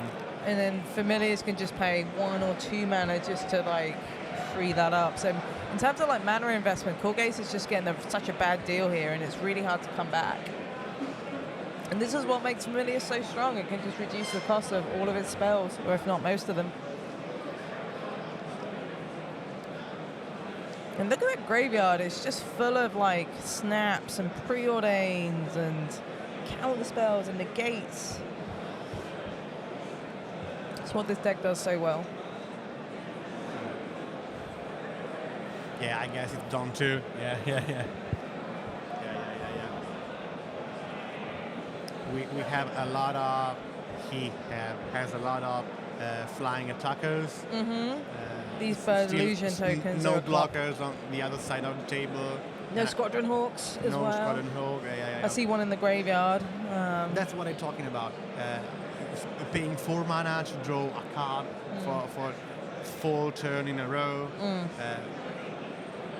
makes this. Yes. Puerto Rico is just weighing up his options here, and here comes the handshake, and Lorenzo's in the finals. So that means Let's go. So that means we will have a Mono Red Madness versus Azorius Familiar's final, a red versus blue white, which is a very traditional, classic matchup in Magic the Gathering through the decades. I think that Lorenzo faced the Mono Red Madness this weekend so much time that he's a very experienced Familiars player. Top Pauper player back in the summer playing Azorius Familiars. Literally second nature to him. It's also one of the decks that people just love playing at Paupergeddon, and it has such a fan base. The most played deck, the deck with one of the deck with the best conversion. So I think they've had like Azorius Familiars has always had a really sneakily good conversion. Like so few play it, but when they do really well, and they always get that day 2 conversion. It's like 29% going into this week's day 2, which is incredibly insane. good. The highest conversion rate. And we were just like, it's going to be Familiars, just because we know Italians, especially at Paupergeddon, are just insanely good with the deck. So I know that you want that Familiar win the final because you bet on it. I listen to my intuition. Like, unfortunately for me, no Elves were on the top 8. Sure. Like, don't get me wrong. I was like thinking CawGates would be cool because it won Paupergeddon Summer, and it'd be nice to have that back-to-back. Like Squadron Hawks, obviously the king. But Azorius Familiars has just been one of those decks in Pauper that's been around for so long, and it's so unique to Pauper itself. And if you love the control deck with like that combo finish, I recommend trying it. It's not the easiest deck to play. There's a lot of lines. It rewards you for knowing Pauper really, really well, so you have to play a lot of the format. But it's just a really good characteristic of the format, something that you don't really see elsewhere, and that's what makes Pauper so great. You only need to start playing it. You can master it. So let's try it. It's one of those decks. Again, I make the Amulet Titan comparison a lot from Modern, but it's like you're going to lose a lot with it to start with because it's just that kind of deck. But the more experience you get with it, and the more you know about Pauper, you'll get really good at it. And we're seeing that with Lorenzo today, who's in the finals of Paupergeddon. So let's hope go Lorenzo. And this were the semi-final of Paupergeddon 2025 Eternal Edition. Someone's going to win this trophy. The trophy that absolutely gorgeous. Mono Red Madness against Azorius Familiar will fight against the next turn. Don't go anywhere. We will be back in, I think, 5 to 6 minutes. Give just the time to players to be ready. Grab your water, grab a snack, get comfy, because the finals of Paupergeddon is coming very soon. I am Sapo. I'm Emma Partley. See you in a few minutes for the final of Paupergeddon 2025 Eternal Edition. See ya. Bye.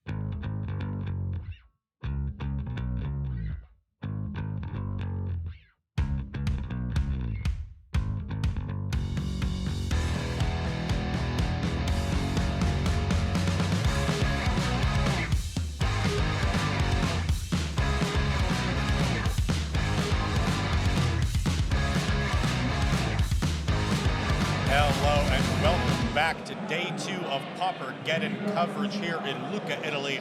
I am your host, Ross Miriam, joined in the booth by Alessandro Moretti. It is finals time here at PAUPERGEDDON. Almost 1,000 players whittled down to just 2, Alessandro. Yeah. This is what we've been waiting for all weekend. It's going to be an incredible match. Yeah, I think I can't really wait anymore to see finally the final PAUPERGEDDON Ultimate Edition 2025. Okay, so let's quickly cut to our top 8 bracket and see who our 2 finalists are and what decks they will be battling with. So here's our top 8 bracket. I can tell you that our players in the finals are actually your 7 and 8 seeds. That is going to be Lorenzo Bergamini on Familiars against Giovanni Postorino on Mono Red Madness. Now, Lorenzo Bergamini on this Familiars deck is on an incredible run. Let's take a look at our past champion slide of previous PAUPERGEDDON events, and you will see Lorenzo Bergamini featured on that with this top Pauper player tournament that he won over the summer. Now, this was an invitational only tournament, invite only, among high performing Pauper players here in Italy and the rest of Europe. So a very dense field that he was able to take down. And that previous PAUPERGEDDON event, which was the same weekend, 10-year anniversary tournament, he made the top 8 of that one as well, also with Familiars. So Lorenzo on an incredible run that has continued into this tournament, now in the finals again. What can you say other than he is an absolute master of Pauper and master of this Familiars deck? So yeah, so as you can see, Familiars is giving so much to the player who spent time and skill on it. So as we talk about the deck during these 2 days, and people weren't expecting Familiar, to be honest. Familiar seems not so well placed in the tournament, but it had a very, very good conversion from day 1 to day 2. And now we have Familiars in the final. Now, Familiars in the final going up against Mono Red. This is the most played archetype in the field, Mono Red, against the most successful in Familiars, as you said, the highest conversion rate from day 1 to day 2. How do you think this matchup plays out? It's got to be one that Bergamini is very prepared for. Yeah, to be honest, I think the matchup is going Yeah, I have very powerful cards. My opponent had very very powerful cards as well. But to be honest, it's more like who has the better draws. Yeah, I'm oversimplifying it, but to be honest, both decks plays very strong cards against their opponents. So from the side of Mono Red Madness, we have Gutter Snipe, and from the side of Familiars, we have Good Spirits Faithful and Blue Elemental Blast. In my opinion, this matchup is played mostly on post side but games. So game one is I have better draws than you, but post side war game is mostly I played more the game compared to you. I know better how to play this game, so I mastered better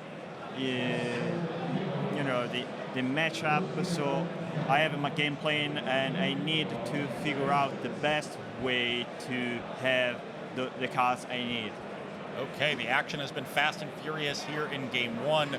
2 copies of Godfair's Faithful now on the battlefield for Lorenzo Bergamini, but doesn't have the mana engine because his Sons Get Familiar was destroyed by a lightning bolt from Giovanni. That said, Lorenzo is doing a very good job of keeping these creatures at bay with multiple snaps, bouncing the turn 2 Kessig Flame Breather and the turn 3 Gutter Snipe of Postorino. So the battlefield is being kept very clear, and even more importantly, Lorenzo's life total is being kept high. He's up to 24 now from the Godfair's Faithful triggers. So now at this point of the game, Familiar needs to find Archimancer, counter spells, and he needs to probably counter that Wizard's Name. And I guess snapping the creature is probably the best way to slow down Madness. We are still in game one, so there is no Blue Elemental Blast, there is no Fire Blast, so I think the game one is very different compared to the game two. Okay, Preordain is the follow-up to that snap for Lorenzo. To 2 more life coming up to 26, and I believe both cards went to the bottom from the scry, so fresh card coming off the top with that Preordain. Back to Giovanni Postorino, has 3 lands in play, 1 more potentially played this turn. We know there's a Kessig Flame Breather and a Gutter Snipe in hand that were snapped back on the previous turns. There's the Flame Breather recast, and now a Highway Robbery being cast, not plotted. So that'll deal 1 to Bergamini, down to 25, and a discard of Sneaky Snacker. Excellent play for Postorino. That Snacker will come back immediately when he draws the cards with the Highway Robbery. So now the games will be a sort of fight over resolving your card advantage and dealing damage from the side of Mono Red and preventing damage from the side of Azures. So I think being able to counter the draw spells from both sides of the table is very relevant since both decks, when they don't have enough cards in hand, they are more or less powerless. So I think we are going to see some nice plays. Some nice grindy magic here with all the card advantage on both sides, and that's what we've seen in these early turns. Highway Robbery, Sneaky Snacker, now a Muldrifter from Bergamini is going to gain 2 life and draw 2 cards. Postorino now gets to deploy the Gutter Snipe, so every instant or sorcery spell he casts will now deal 3 extra damage to Bergamini, and that can add up very, very quickly. Well, speaking of adding up, there's a 3rd copy of Godfair's Faithful, so every blue spell means 3 life for Bergamini.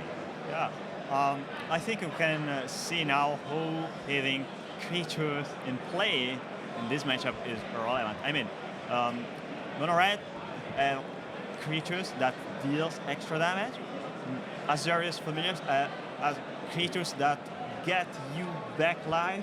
That's really something. I mean, I think these kind of creatures aren't really much played in other Candia formats.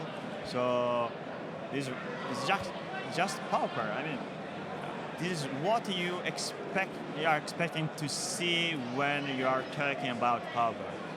Wow, what a turn for Lorenzo Bergamini here. Has a third copy of Snap to bounce the Gutter Snipe, and then chains that into 2 copies of Meeting of Minds, fully convoking one of them with his 4 creatures, hard casting the other with his lands. All 3 of those spells gain 3 life because of the 3 copies of Godfarer's Faithful, so that's 9 life in total. Bergamini goes up to 34 and draws 4 more cards. Azorius Chancery the land. Now we're finally back to Postorino, who attacks for 3 with the Sneaky Snacker and the Kessig Flame Breather. Plays Gutter Snipe for the 3rd time this game, and hopefully we'll, for his sake, we'll get to actually trigger it in these coming turns. But the life total is very high for Bergamini, so it is an uphill climb if Postorino wants to win this first game. So now not hitting the 5th land to play the Kessig Flame Breather might be annoying from the side of Mono Red Madness. I mean, Giovanni Postorino needs to find answers to Archaeomancer and Ephemerate, because at this stage of the game, if the Familiar is able to land an Archaeomancer and have an Ephemerate and a Prohibit or Dispel or whatever form of counterspell they have. Let me check the deck list. It's like Prohibit and Negate are the counter spells in Lorenzo's main deck. Yeah. Negate is really good against Mono Red. I mean, most spells from Mono Red cost a lot of mana. I mean, in hand they have 2 Fire Blast and 1 Fury Temper. So, yeah, you can counter Fury Temper with Prohibit if you pay the kicker cost from Prohibit. But Fire Blast, you need to negate Fire Blast targets a creature, so this. Okay, another Muldrifter for Bergamini, gains 3 more life, draws 2 more cards, and then an end-step Lava Dart deals 4 total damage because of the Flame Breather and Gutter Snipe in play. So Lorenzo at the end of his is now at 30 life, but has plenty of blockers for these creatures from Giovanni. That said, Giovanni with a very full hand, 6 cards still, so has the potential for a really big turn here. See another Flame Breather in hand. I see 2 copies of Fire Blast. Those are all worth, with a second Flame Breather, they're worth 8. That's 16, but Bergamini's at 30. It doesn't even get you that close. Snacker comes in, and Bergamini decides to not even trade for the Muldrifter. Says, I can afford to take 2, down to 28. And a pass back. So every card he plays, every non-creature card he plays is just 4 extra damage at some point in the game, right? Yeah, 4 total, or 4 extra. But every blue spell Bergamini plays is 3 life. So those kind of cancel each other out over the course of this game. And typically it's blue spells that are going to keep drawing more spells. This red deck does have quite a bit of card advantage, but going to be hard to outduel the card advantage from familiars between Muldrifter, Ephemerate, Archaeomancer, Lorien Revealed. Now that's kind of what this deck does.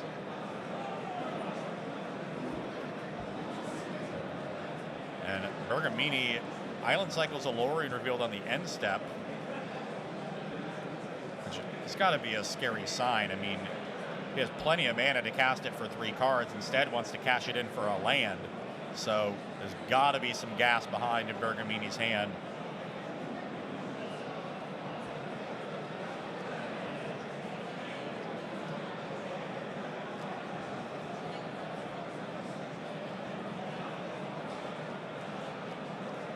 There's the island played for turn. Now 8 mana available. Bergamini starts with a CawGate Oracles. 3 life comes, a 1/3 body, and another card. For the top 2, take one of them.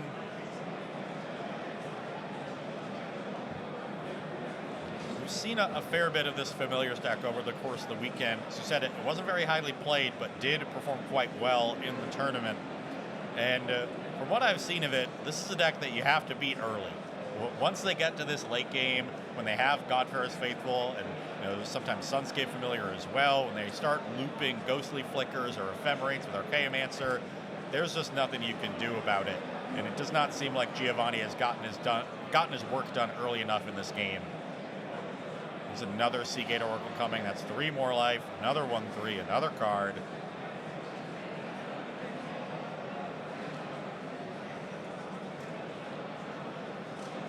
So if you're in Giovanni's seat here, staring down a huge battlefield of creatures, your opponent has more creatures than you, more cards in hand, and more life. You're behind on every aspect and more lands.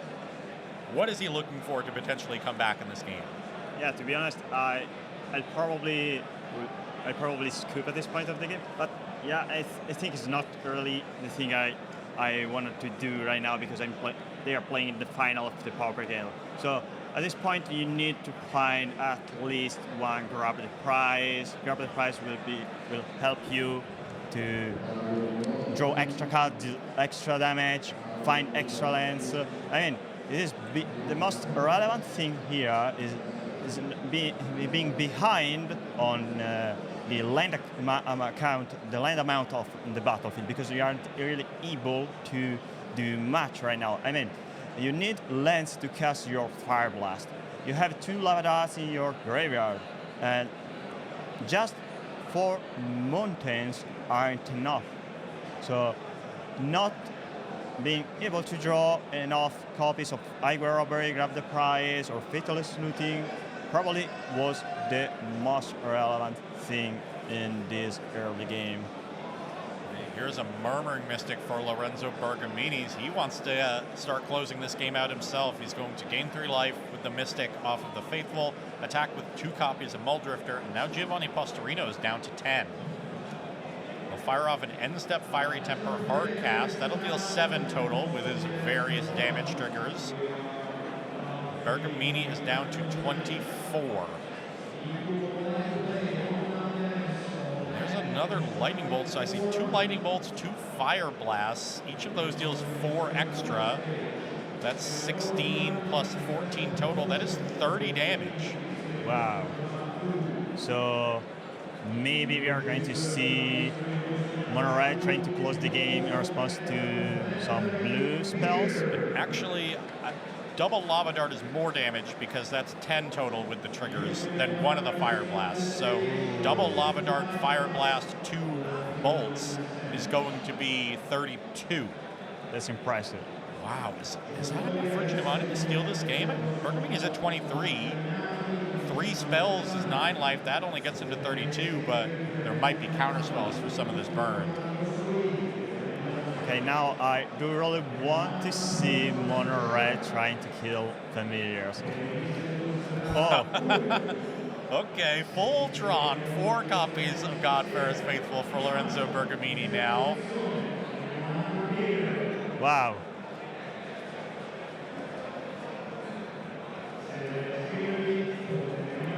Looks like he's pulling out 5 mana, maybe another Muldrifter. I think now, if I were on in the position of the mono red player, I would really want my opponent to tap to play something. Muldrifters come in, and Giovanni decides to trade off Sneaky Snacker for one of them. So he will fall to 8, and Muldrifter and Snacker will go to the graveyards. Now a pass of the turn means Giovanni goes for an end-step Lightning Bolt. This is 7 total with the Flame Breather and Gutter Snipe triggers. I think they have a negate in end, so maybe they are likely going to counter the Lightning Bolt. Yeah. 2 mana, prevent 7 damage. Yeah, because the 4 Godfarer's Faithful undo the Gutter Snipe and 2 Flame Breathers, so that's a clean trade. Plus a bird coming for Bergamini actually comes out ahead. And now another Lightning Bolt. So that bolt represents another 7 damage. Bergamini, who stayed at 23 from the first bolt, now drops to 16.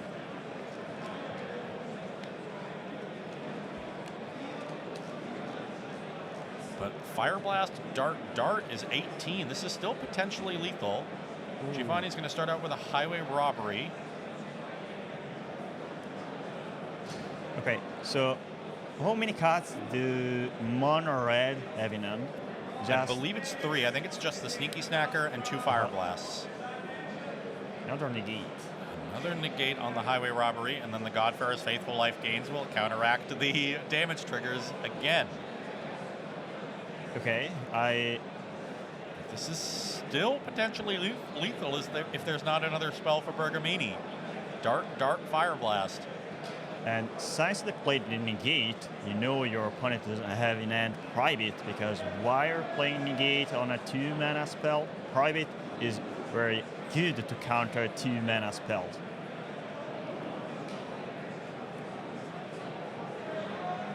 Yeah, go face, please. Cast those Fire Blasts.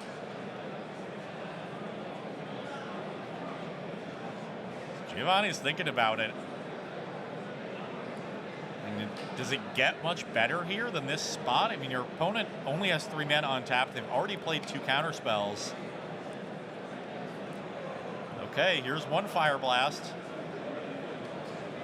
8 damage. Ephemerate. Ephemerate on CawGate Oracle. Floating a blue, but that is not a blue spell, so no Godfarer's Faithful triggers. But they can find a Meeting of Minds.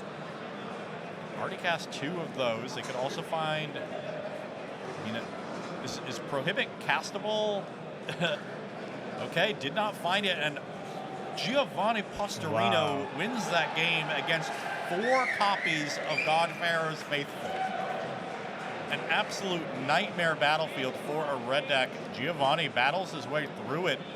It shows you the power of Kessig, Flame Breather, and Gutter Snake. Yeah, I think now we can already understand why Mono Red Madness was the most played deck in the tournament.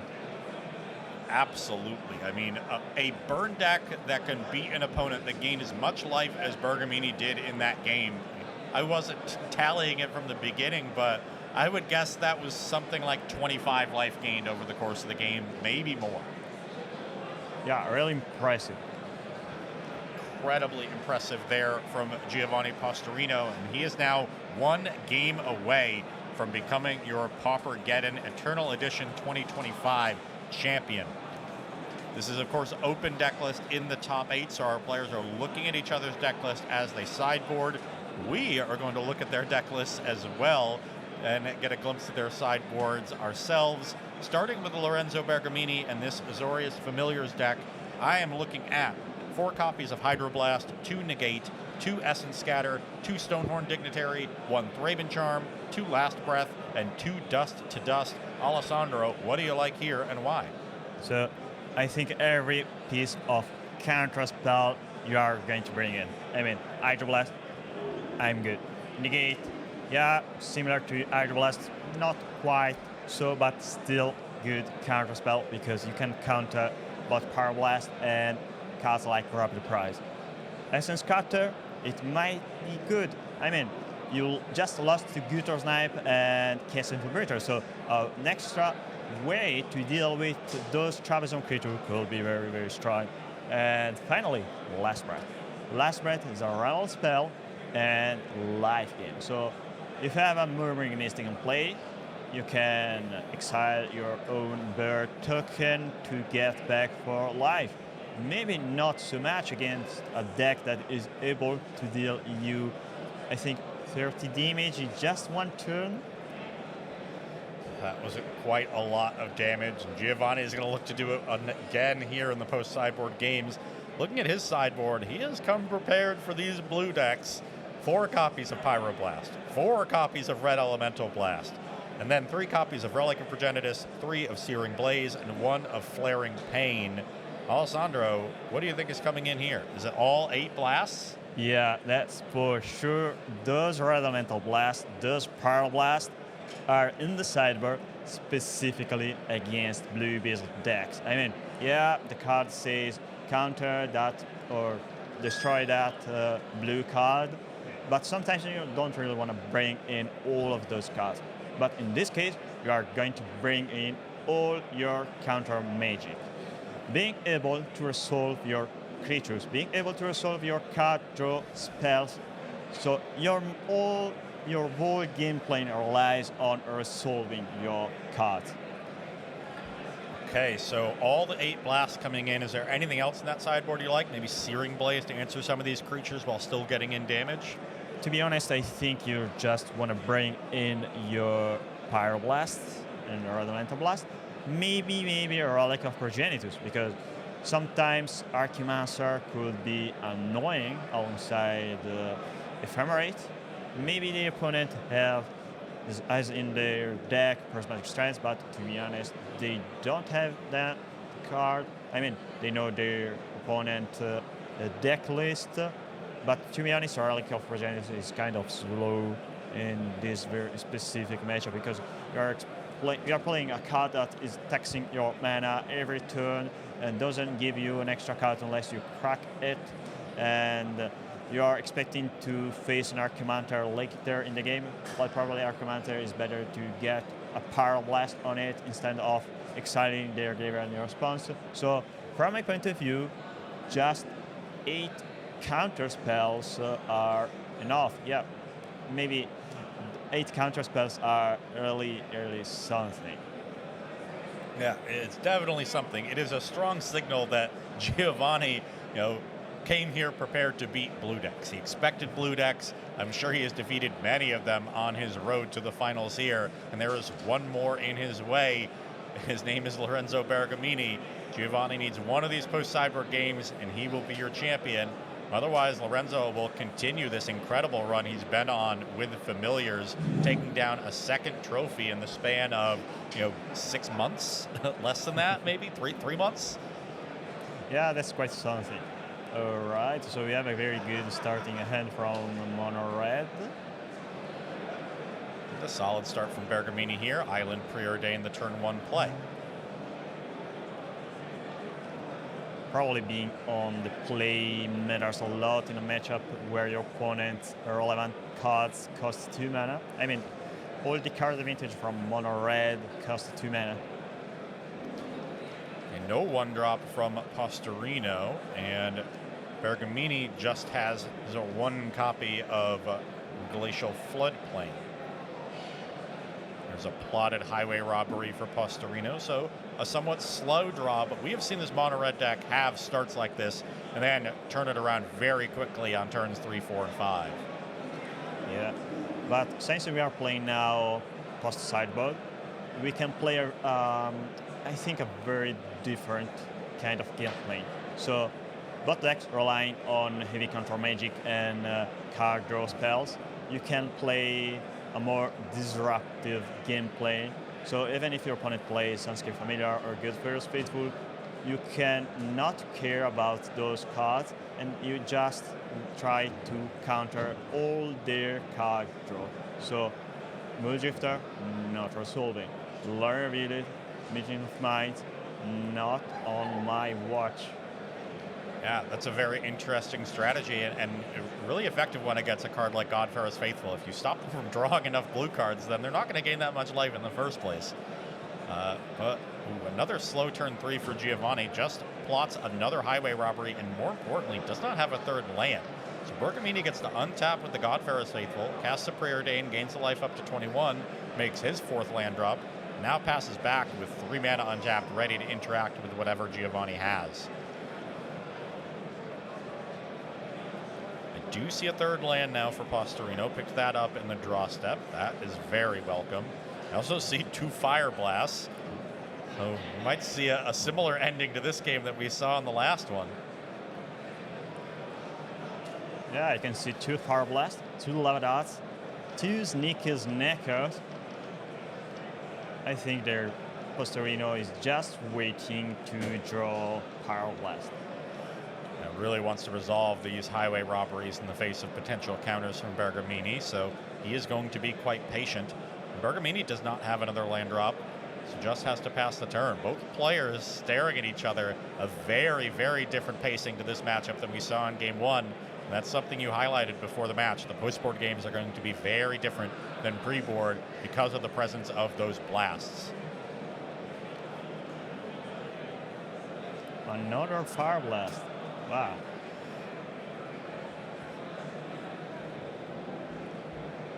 That is all 3 in the deck for Giovanni Postorino. Maybe 1 or 2 too many. And just making land drops again, passing the turn. Now Bergamini has a second copy of Godfarer's Faithful. Okay, Pyroblast the draw for Postorino, so is this the turn he decides to start firing off those highway robberies, or does he want a second layer of protection? Yeah, after all, Bergamini is not doing anything relevant right now. It is clear they have interaction in it. Probably both players are just waiting for the opponent to take action in this game to interact with them and disrupt their gameplay. Postorino going to go for a lava dart upstairs. I'm guessing that means he had 8 cards in hand and did not want to discard the hand size. Yeah, that's true. Bergamini down to 20.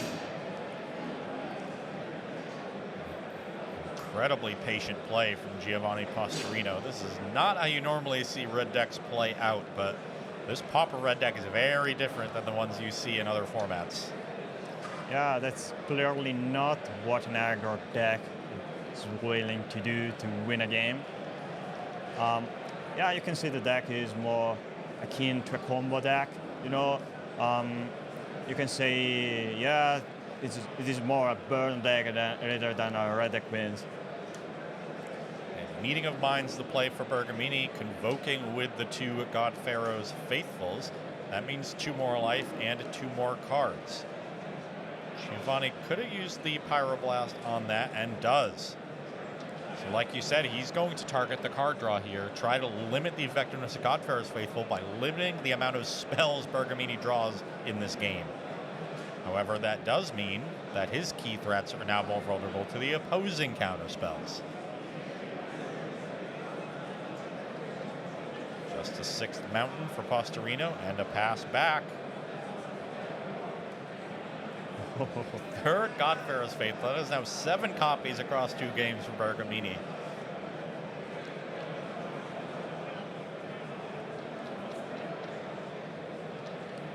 That's a red elemental blast on top deck, I guess. I think that's a good call as a white border card. Yeah, definitely a red elemental blast. And still, Postorino decides not to fire off these highway robberies. Other than more Pyroblasts, is there something else he could be waiting for to, signal his moment of opportunity here? Yeah, maybe a good sniper or Kessig as bait to force the opponent to counter the key-through over the card draw could be good. After all, you wanna, when you're playing familiars like Bergamini is doing right now, you want to counter the relevant threats from mono red madness. So a creature right now could be, yeah, akin to a Pyroblast. You force your opponent to tap their mana, they counter the Gutter Snipe instead of the Highway Robbery. Wow, a last breath discarded the hand size for Bergamini. This is another benefit of the patience from Postorino. If he can get his opponent to be discarding cards to hand size, that's an effective card advantage that he's generating. That said, he's also firing off these lava darts rather than discarding himself. Yeah, so this one is a very weird game, we can say. I mean, when I heard about having a mono red madness in the final, I was expecting a very fast match, but now the Azur's deck is discarding last breath against the bird deck. That's wild. Yeah, he's put his opponent in a very awkward position, and now Bergamini decides to play out a Muldrifter via Evoke, and Postorino is going to use Red Elemental Blast on it. Bergamini does gain 3 life from the Godfarer's Faithful, but once again, Postorino denies the card advantage. And I think now maybe it's time to fire those Highway Robbery. Postorino agrees. And with only 2 mana untapped from Bergamini, even if there's 2 Hydroblasts, Postorino has a Pyroblast in hand. He can at least resolve one of the highway robberies. The first one does resolve, so Sneaky Snacker the discard, and it will immediately return to the battlefield. Land drop made for Postorino. And a pass back. Now here's a last breath on the Sneaky Snacker. Does Postorino want to use a burn spell to keep it in the graveyard? He does. He'll flash back a Lava Dart. There's plenty of mountains. Yeah, that's indeed a good play. So next turn they can play another copy of Egware Robbery. Discard the other Sneaky Snacker, and then reanimate 2 Snackers. Here's another meeting of minds, convoked with the 3 Godfarer's Faithfuls. Bergamini goes up to 27. And this is one that Giovanni lets resolve. Now, after countering the previous card advantage spells, why does he let this one resolve? I think now Postorino really wants to resolve that Egware Robbery, because in their hand there's not anything relevant at this point of the game. Just a bunch of burn spells against a deck which is over 20 life. You don't really want to sacrifice 6 lands to cast 3 copies of Fire Blast right now. So you prefer to keep your Pyroblast to counter your opponent's counter magic on your Egware Robbery, and hope your opponent will have enough interaction, so you they let you resolve the Egware Robbery and discard the second copy of Sneaky Snacker and draw 2 new cards. Okay, here's the Kessig Flame Breather drawn off the top for Giovanni Postorino. That might be one he wants to play before the Highway Robbery, start getting some damage of his own built up. But instead, no play at all. More patience from Giovanni Postorino. A very conservative gameplay, but I think it is the right thing to do right now. So, Mono Red Menace against blue-based decks, its gameplay is chaining draw spells one after the other, and yeah, Pyroblast is really necessary to do that. As you can see, Postorino is not even casting Flame Breather, preferring to keep it in hand because Kessig can be very relevant later to deal extra damage. But now the Flame Breather is cast after a Sunscape Familiar was the play on Bergamini's turn. So see if this meets the threshold for Bergamini to use a counter spell that no doubt is in hand. The only question is how many. Yeah. Well, you know, there is a Lightning Bolt in hand, so maybe they're going to cast a Lightning Bolt on the Sunscape Familiar. I mean, my opponent, the Bergamini, I have 4 mana open, but with the Sunscape Familiar, they can cast up to 4 counter spells to interact with Egware Robbery. So unless they're trying to, you know, force every possible play to kill the opponent at this point, maybe Kessig Familiar plus those Fire Blast you have in hand are, you know, very relevant right now to kill the opponent. Yeah, seems kind of a hard place for the Mono Red deck right now. Okay, here is Highway Robbery. That meets a negate, then Pyroblast on the negate. There's 2 total triggers from the Flame Breathers, 3 total triggers from the Faithfuls, so Bergamini will be +1 life in the exchange, but looks like the Highway Robbery might be resolving. Still on the stack. Players just wanted to clean up the stack by resolving some of the triggers. Oh yeah, so they're indicating their triggers with these dice.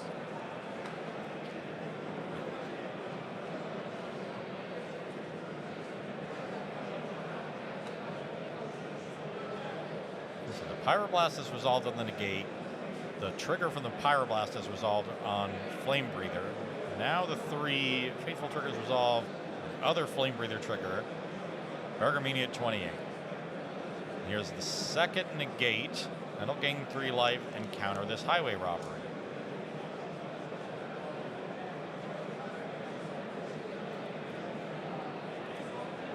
So 31 life for Bergamini. How much burn does he have in hand? He has 3 Fire Blasts, Lava Dart, Lightning Bolt. That's 16 with 5 spells. That's 5 more damage from Flame Breather, 21. So well short of Bergamini's life total. So Postorini instead is going to aim Lightning Bolt at Sunscape Familiar. And now I can see a Traven Charm and an Air Blast in Familiar's end. So yeah, I'm getting some damage from that casting Flamerator right now. Maybe not later. And even if they have another Ramble spell, I mean another Pyroblast or Lightning Bolt, thanks to the presence of Prohibit, and even the other Hydroblast maybe is pretty safe right now, Bergamini, with Familiars. Yeah, has built up a hand with a ton of counter magic here, 2 negates, a Prohibit, and who knows what else. It's just been a little bit too much for Postorino to fight through. Prohibit resolves on the Lightning Bolt. That protects the Familiar. Now the negate is still targeting Highway Robbery, and Bergamini is up to 33 from Faithful triggers. Postorino now is going to aim a Fire Blast at the Sunscape Familiar, clearly placing a high value on that card. Usually when it's the card the deck is named after, it's a card you want to keep off the battlefield. Yeah, usually that card is the card that let the player win. So Sunscape Familiar finally down.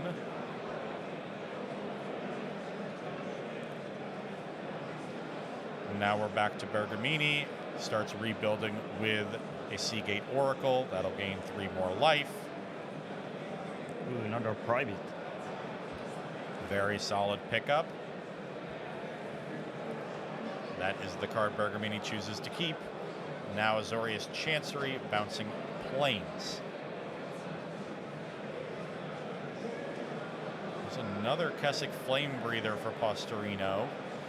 We'll see if he can build up a battlefield of these pinger creatures and try to steal another game from a very high life total.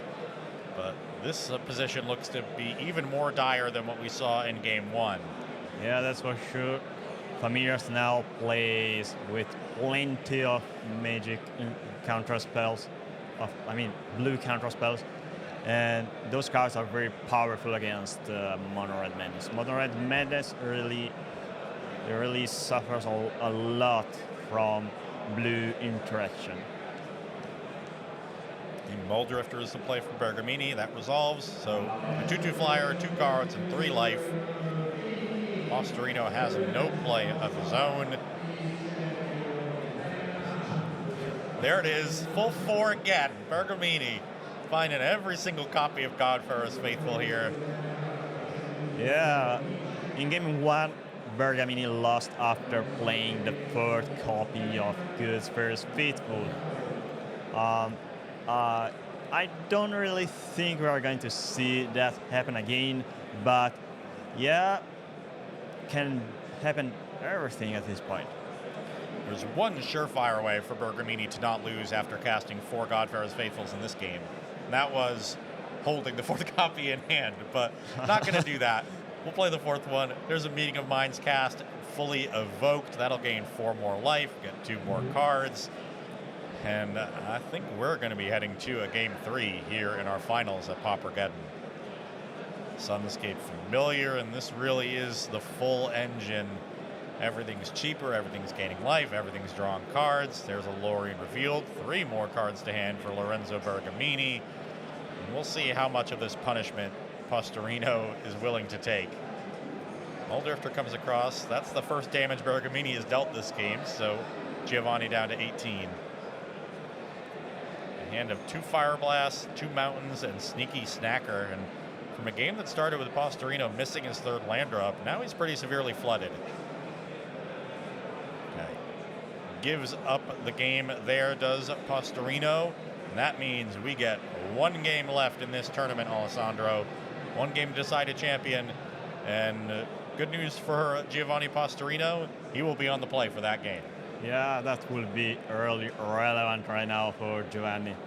So Mono Red Madness being on the play means that even if they don't have a turn 1 play like Wildfire Epicure, so being able to cast a turn earlier, any draw spell could matter a lot. So turn 2 grab the prize or animating, Sneaky Snacker is a very strong play, especially if you are on the play and especially if you are facing a blue-based deck. So from the point of view of Lawrence Bergamini, having a blue mana open on turn 1 to cast Hydroblast on the divination spell could be the best possible play he can have.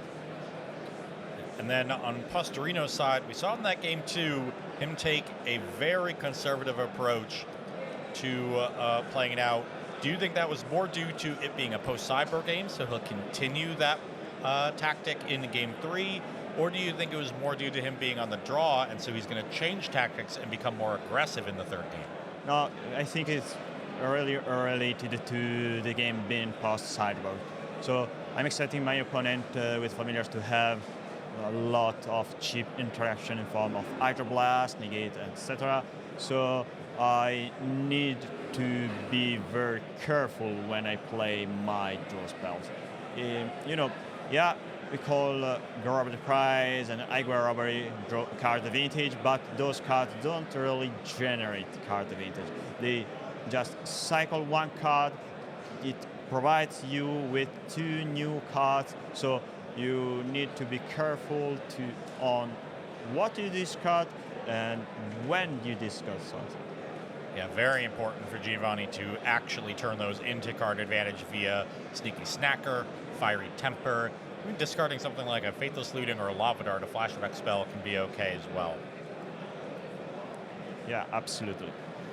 Okay, players nearly done shuffling here. We are on the cusp of the final game of the weekend. We started with almost 1,000 players in the field. We are down to just 2, and soon it will be only 1. Will it be Lorenzo Bergamini on Azorius Familiars or Giovanni Postorino on Mono Red Madness? Alessandro, I'm going to put you on the spot here. Who do you got? I can see 3 copies of Fire Blast in Mono Red Madness starting in. Wow.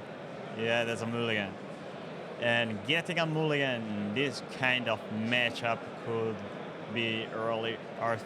I mean, we talk about card advantage. We talk about being careful when you need to cast your divination spells. So getting a mulligan, especially on the play, means you are starting your game with 1 card less, and it can be really relevant. Okay, we'll see how relevant it is. Giovanni down to 6 cards at least. Bergamini happy with the 7. He's got to be feeling pretty good here. Going to be up a card in this last game. And he has just been on a complete tear with this Familiars deck, taking on all comers. And we have both the basic island and Hydroblast. So best possible turn 1 from Bergamini. Giovanni taking a nice long shuffle. I appreciate that as a thorough shuffler myself. These are untimed rounds. Players are expected to play at a reasonable pace, but you're also expected to thoroughly randomize your deck. Yeah. You can see Pauper is a format where Pyroblast and Hydroblast are the most defining cards, and having the final being a Pyroblast deck against Hydroblast decks, I think is just show us who that is. They are in my opinion, the most powerful sideboard cards in the format, so yeah, no surprise to see them facing off in the finals. Giovanni going to kick us off with a Faithless Looting, discarding 2 copies of Sneaky Snacker.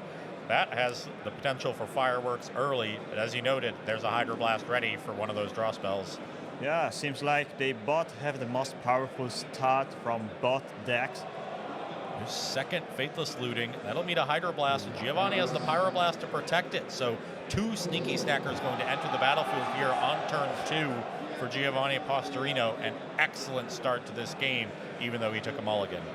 But now they're going down to 2 cards left in hand due to Faithless Looting, forcing you to, discarding extra cards. I mean, Looting is a very strong card in Magic. The card got banned once in Modern, but you know that power level comes at the cost of you're not getting any card advantage from it unless you cast it from your graveyard. Okay. Gutter Snipe and Grab the Prize are the discards, the second Faithless Looting. Now we'll see what Bergamini has to try to slow down these flyers. He'll start his turn 2 with a Preordain. Looks like he's going to leave both on top. And there is a Contaminated Landscape. Bit of an awkward land with a card on top with the Preordain, because if he wants to get a Plains or an Island with it, he'll need to shuffle away that card. The Sneaky Snackers attack, so Bergamini is down to 16.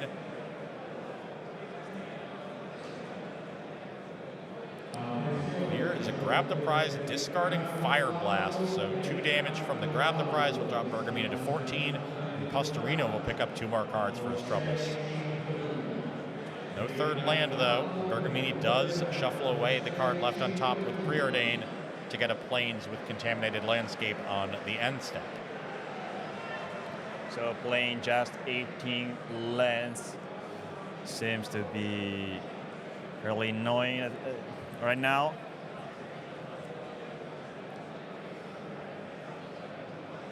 Island the land for Bergamini on turn 3. Has a copy of Godfarer's Faithful. No surprise there. We just need to know where the other 3 are. I think that's the 9th copy of Godfarer's Faithful in this match. Sneaky Snackers come across, so Bergamini down to 10. Now a highway robbery from Postorino. It gets plotted. So we're back to Bergamini. He'll draw, play an island for turn.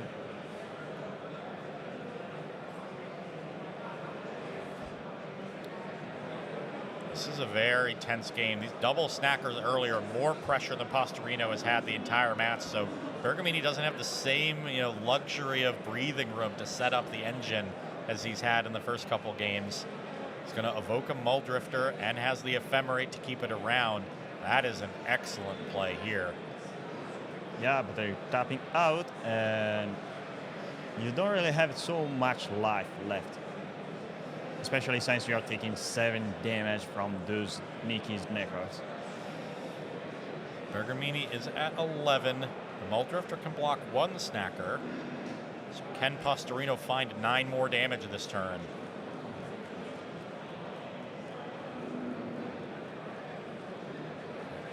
Snackers attack. The safest play is not blocking the Snacker if you prefer keeping the card advantage from the Ephemerate, but you don't have that much life against a Fire Blast deck, so yeah, maybe the safest play is blocking the Sneaky Snacker, even though there is a Highway Robbery in exile. So yeah, you kill the Snacker, you prevent 2 damage, but then the Snacker comes back. Bergamini going to go to 7, no block declared. Now playing a dangerous game. Yeah, now Postorino needs just 2 cards to win this game and to win the tournament. A Fire Blast and a Lightning Bolt. I don't think he has it with how slowly he's played. He's going to have a Kessig Flame Breather. Now fire off the Highway Robbery, so 1 more damage. Bergamini down to 6. A Fire Blast would be 1 short at this point. Maybe he finds a land and has another spell. Gutter Snipe the discard from the Highway Robbery.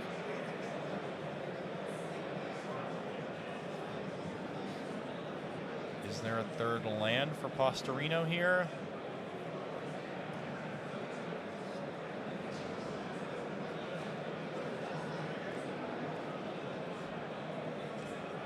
Meanwhile, we can see Bergamini end. So, Fightland, double Senscape Familiar, Arcumancer, at least 1 negate.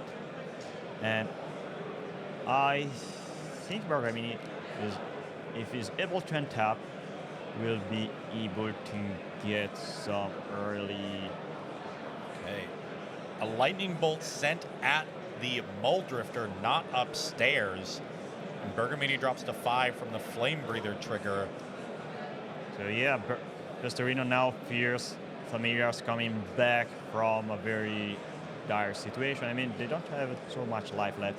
So I think the mono red players plays for Bergamini not having enough interaction in it, so just a handful of dead cards. So yeah, they choose to counter a draw 2 spell in form of Ephemerate and Mooddrifter. And that Mooddrifter, if blinked, could then still block a Sneaky Snacker. So it's just a matter on what do you think they are going to face now?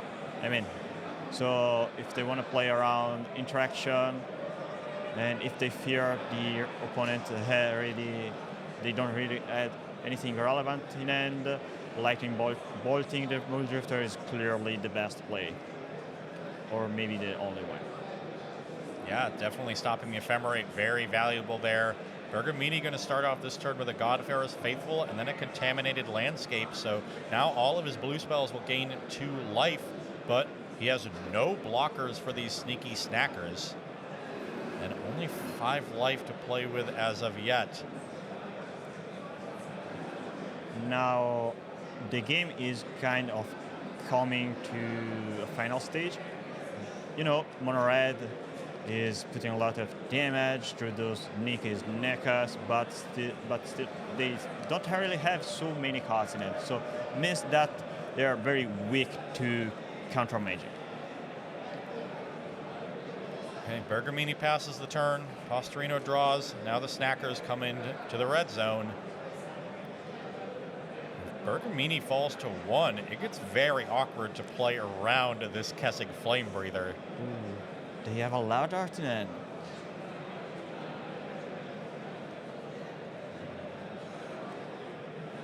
Looks like a meeting of minds. There it is. Convoked with the 2 Godfarer's Faithfuls. That will gain 2 life.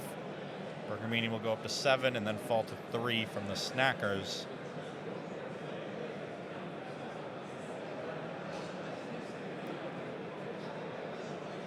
It is probably fine.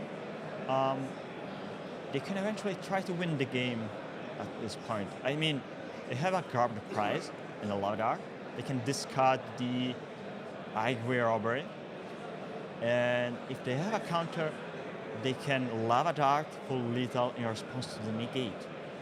Because Garbage Prize, if it resolves, is 3 damage, and Bergamini have only 3 life left. So unless they have double Hydroblast, Garbage Prize discarding Highway Robbery, and Lava Dart, Flashback Lava Dart, in response to a counter magic, is game over. Postorino's thinking about it.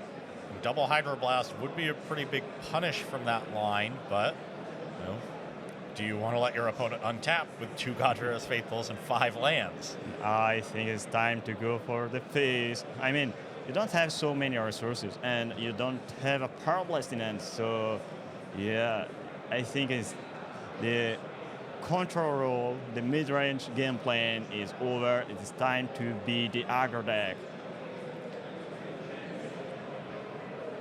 Does Giovanni agree? No. Oh, he's going to plot Highway Robbery and pass the turn. He's played very patiently over the course of this match, so Bergamini gets to untap here. Still in a very difficult position with these Sneaky Snackers and the Highway Robbery in plot, but has quite a few cards in hand, quite a lot of mana to work with to try to weasel his way out of this situation. Okay, so at this point of the game, I do wonder what Bergamini is going to do. I mean, yeah, they have 2 Faithfuls. They have, but they have an opponent attacking for 4 damage thanks to Sneaky Snacker. So at this point, you are kind of forced to play something that gets you some life. Postorino play exiling the Highway Robbery with the plot cost was I think a good tell on how Bergamini is forced to play something to stay alive, because if they have only reactive spells, they have still the little damage just by doing nothing beside attacking. So they're forcing their opponent to do something, and if the opponent don't have any Preordain or Meeting of Minds or Signature Oracle or Drifter, they are forced to play maybe a snap, tap their mana. Anyway, they are already in a good position. So even not forcing the grab the prize in the previous turn was still a good play because the Bergamini don't have so much life left. Okay, Sunscape Familiar, the play from Bergamini, then Island Cycles a lower rune revealed, plays the island for turn, and now is going to spend 2 of his remaining 3 mana to evoke a Muldrifter and gain 2 life with God Pharaoh's Faithfuls. As you noted earlier, the Lava Dart at this point is potentially lethal, but there is a mana untapped for a Hydroblast that would stop that. So if Postorino played until now very conservatively, I suppose, the Muldrifter is resolving, the life from the Faithfuls is resolving as well, and now we are waiting for the next turn to do something. Oh, wow. And with the Muldrifter in play, Bergamini casts a Meeting of Minds to gain 2 more life. That's a very powerful synergy between Sunscape Familiar, Muldrifter, and Meeting of Minds. So you are playing a creature that costs 5 mana, but you pay just 2 mana, and then you play a 4 mana spell without paying any mana. That's really, I think that's a cool part about Azorius Familiar playing Meeting of Minds. Okay, Bergamini up to 7, so the Sneaky Snackers will drop him back to 3. Then we kind of end up in the same spot we were in, although now instead of the potential for double Hydroblast, there's only 1, right? Yeah, so you can attack, deal 4 damage, put down your opponent to 3, and now if they have draw a spell, it's time to play that guard the prize. Giovanni going to float a red and cast Highway Robbery. Ooh, there is a basic mountain and yeah, he needs to find another spell to discard to grab the prize. He's going to try to find it with Highway Robbery and sacrifice a mountain rather than discard a card. Yeah, Bergamini not taking the risk to counter the Highway Robbery. They don't have so much life and enough mana to cast double counter spell. Bergamini down to 2 from the Flame Breather trigger. Highway Robbery draws 2 cards. There's a red in pool now for Postorino. Yeah, and there is a red elemental blast, a lava dart, and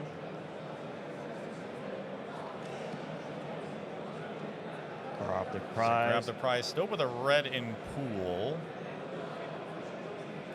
Bergamini goes for a negate, and there's the lava dart. A huge cheer from the audience as Giovanni Postorino wins this game, this match, and this tournament with a mono red madness. He is your Paupergeddon Eternal Edition 2025 champion. Wow. That was a really cool match. We were able to see very, very good plays. Both players play for the best outcome. I think it was I was really happy to be able to see him doing the commentary of this match. Yeah, an incredible match. 10 copies of God Pharaoh's Faithful played for Bergamini over the course of 3 games. Yeah, and Giovanni was able to overcome 6 of them in the games that he won.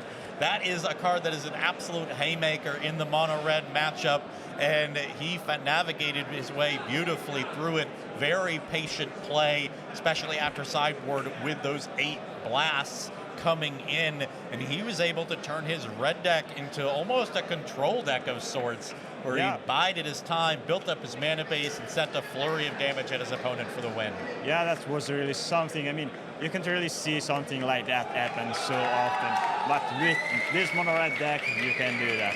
And we were able to see the most played deck, one of the best tier 1 in the format in form of Mono Red Madness, playing against the best performing deck in this tournament.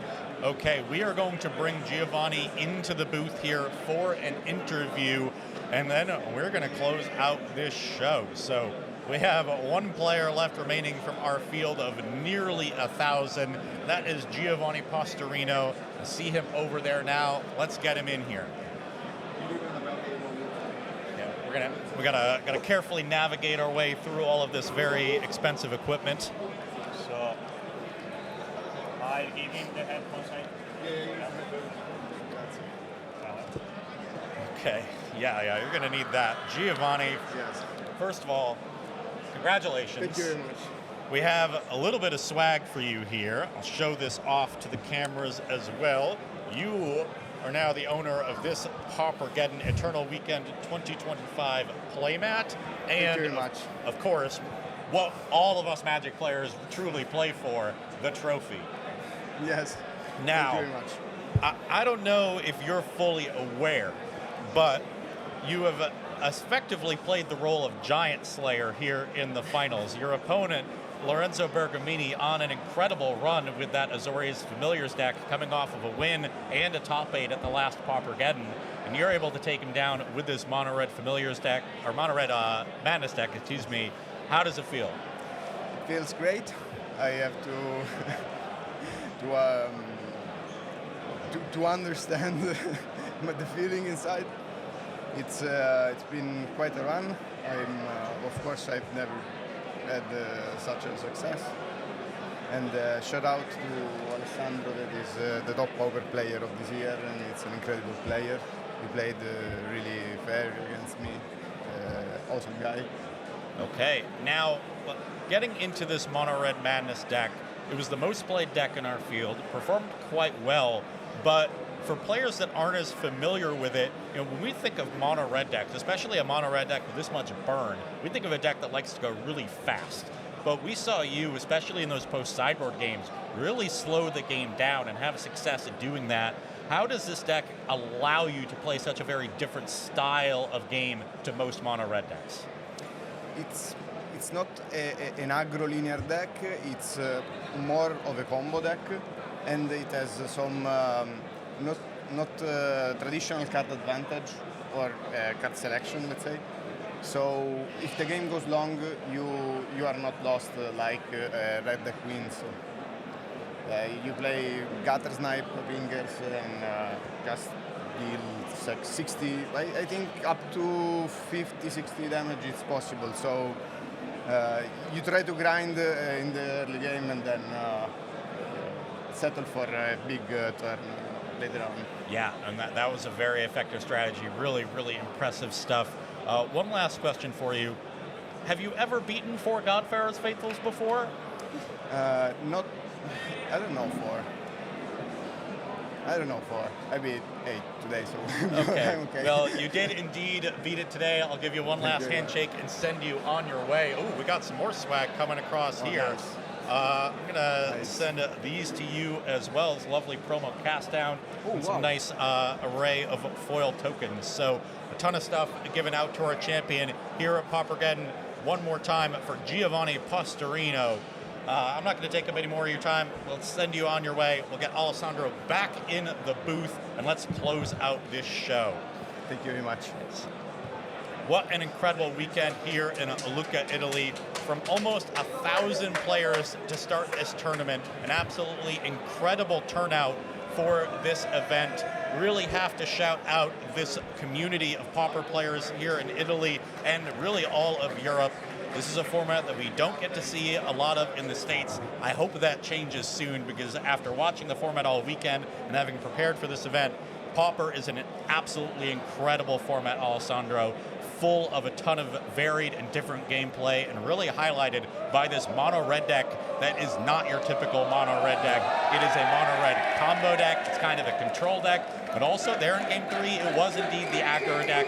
You really have to master every single aspect of it, and Giovanni Postorino was able to do that. Postorino, sorry, was able to do that on his road to the title. Yeah, indeed. So if you were able to watch this streaming, it is time indeed for you to start playing Pauper. As you can see, we have very powerful decks, even though there is no mythic or rare in this format, just commons, but you know, those are very, very strong common cards. Okay, that is going to do it here for our coverage of PAUPERGEDDON. Before we go, I would like to shout out everyone who has made this event possible, our wonderful staff, our judges, our event staff, the rest of our coverage team, of course, Sapo and Emma Partlow. We could not have done this without all of your tireless efforts. This really was an excellent tournament. I've really enjoyed my time here in Lucca, Italy, covering it, and I hope to do it again. Alessandro, you have any more words for the people at home before we close this one out? That was a really cool weekend for me as well, and to be honest, I just want to go home, take a shower, and get some rest at this point. Yeah, these are long, exhausting weekends, especially for our champion, Giovanni Postorino, the champion of PAUPERGEDDON Eternal Weekend 2025. That's going to do it here for Alessandro Moretti. I'm Ross Miriam. Thank you for joining us this weekend, and we'll see you next time.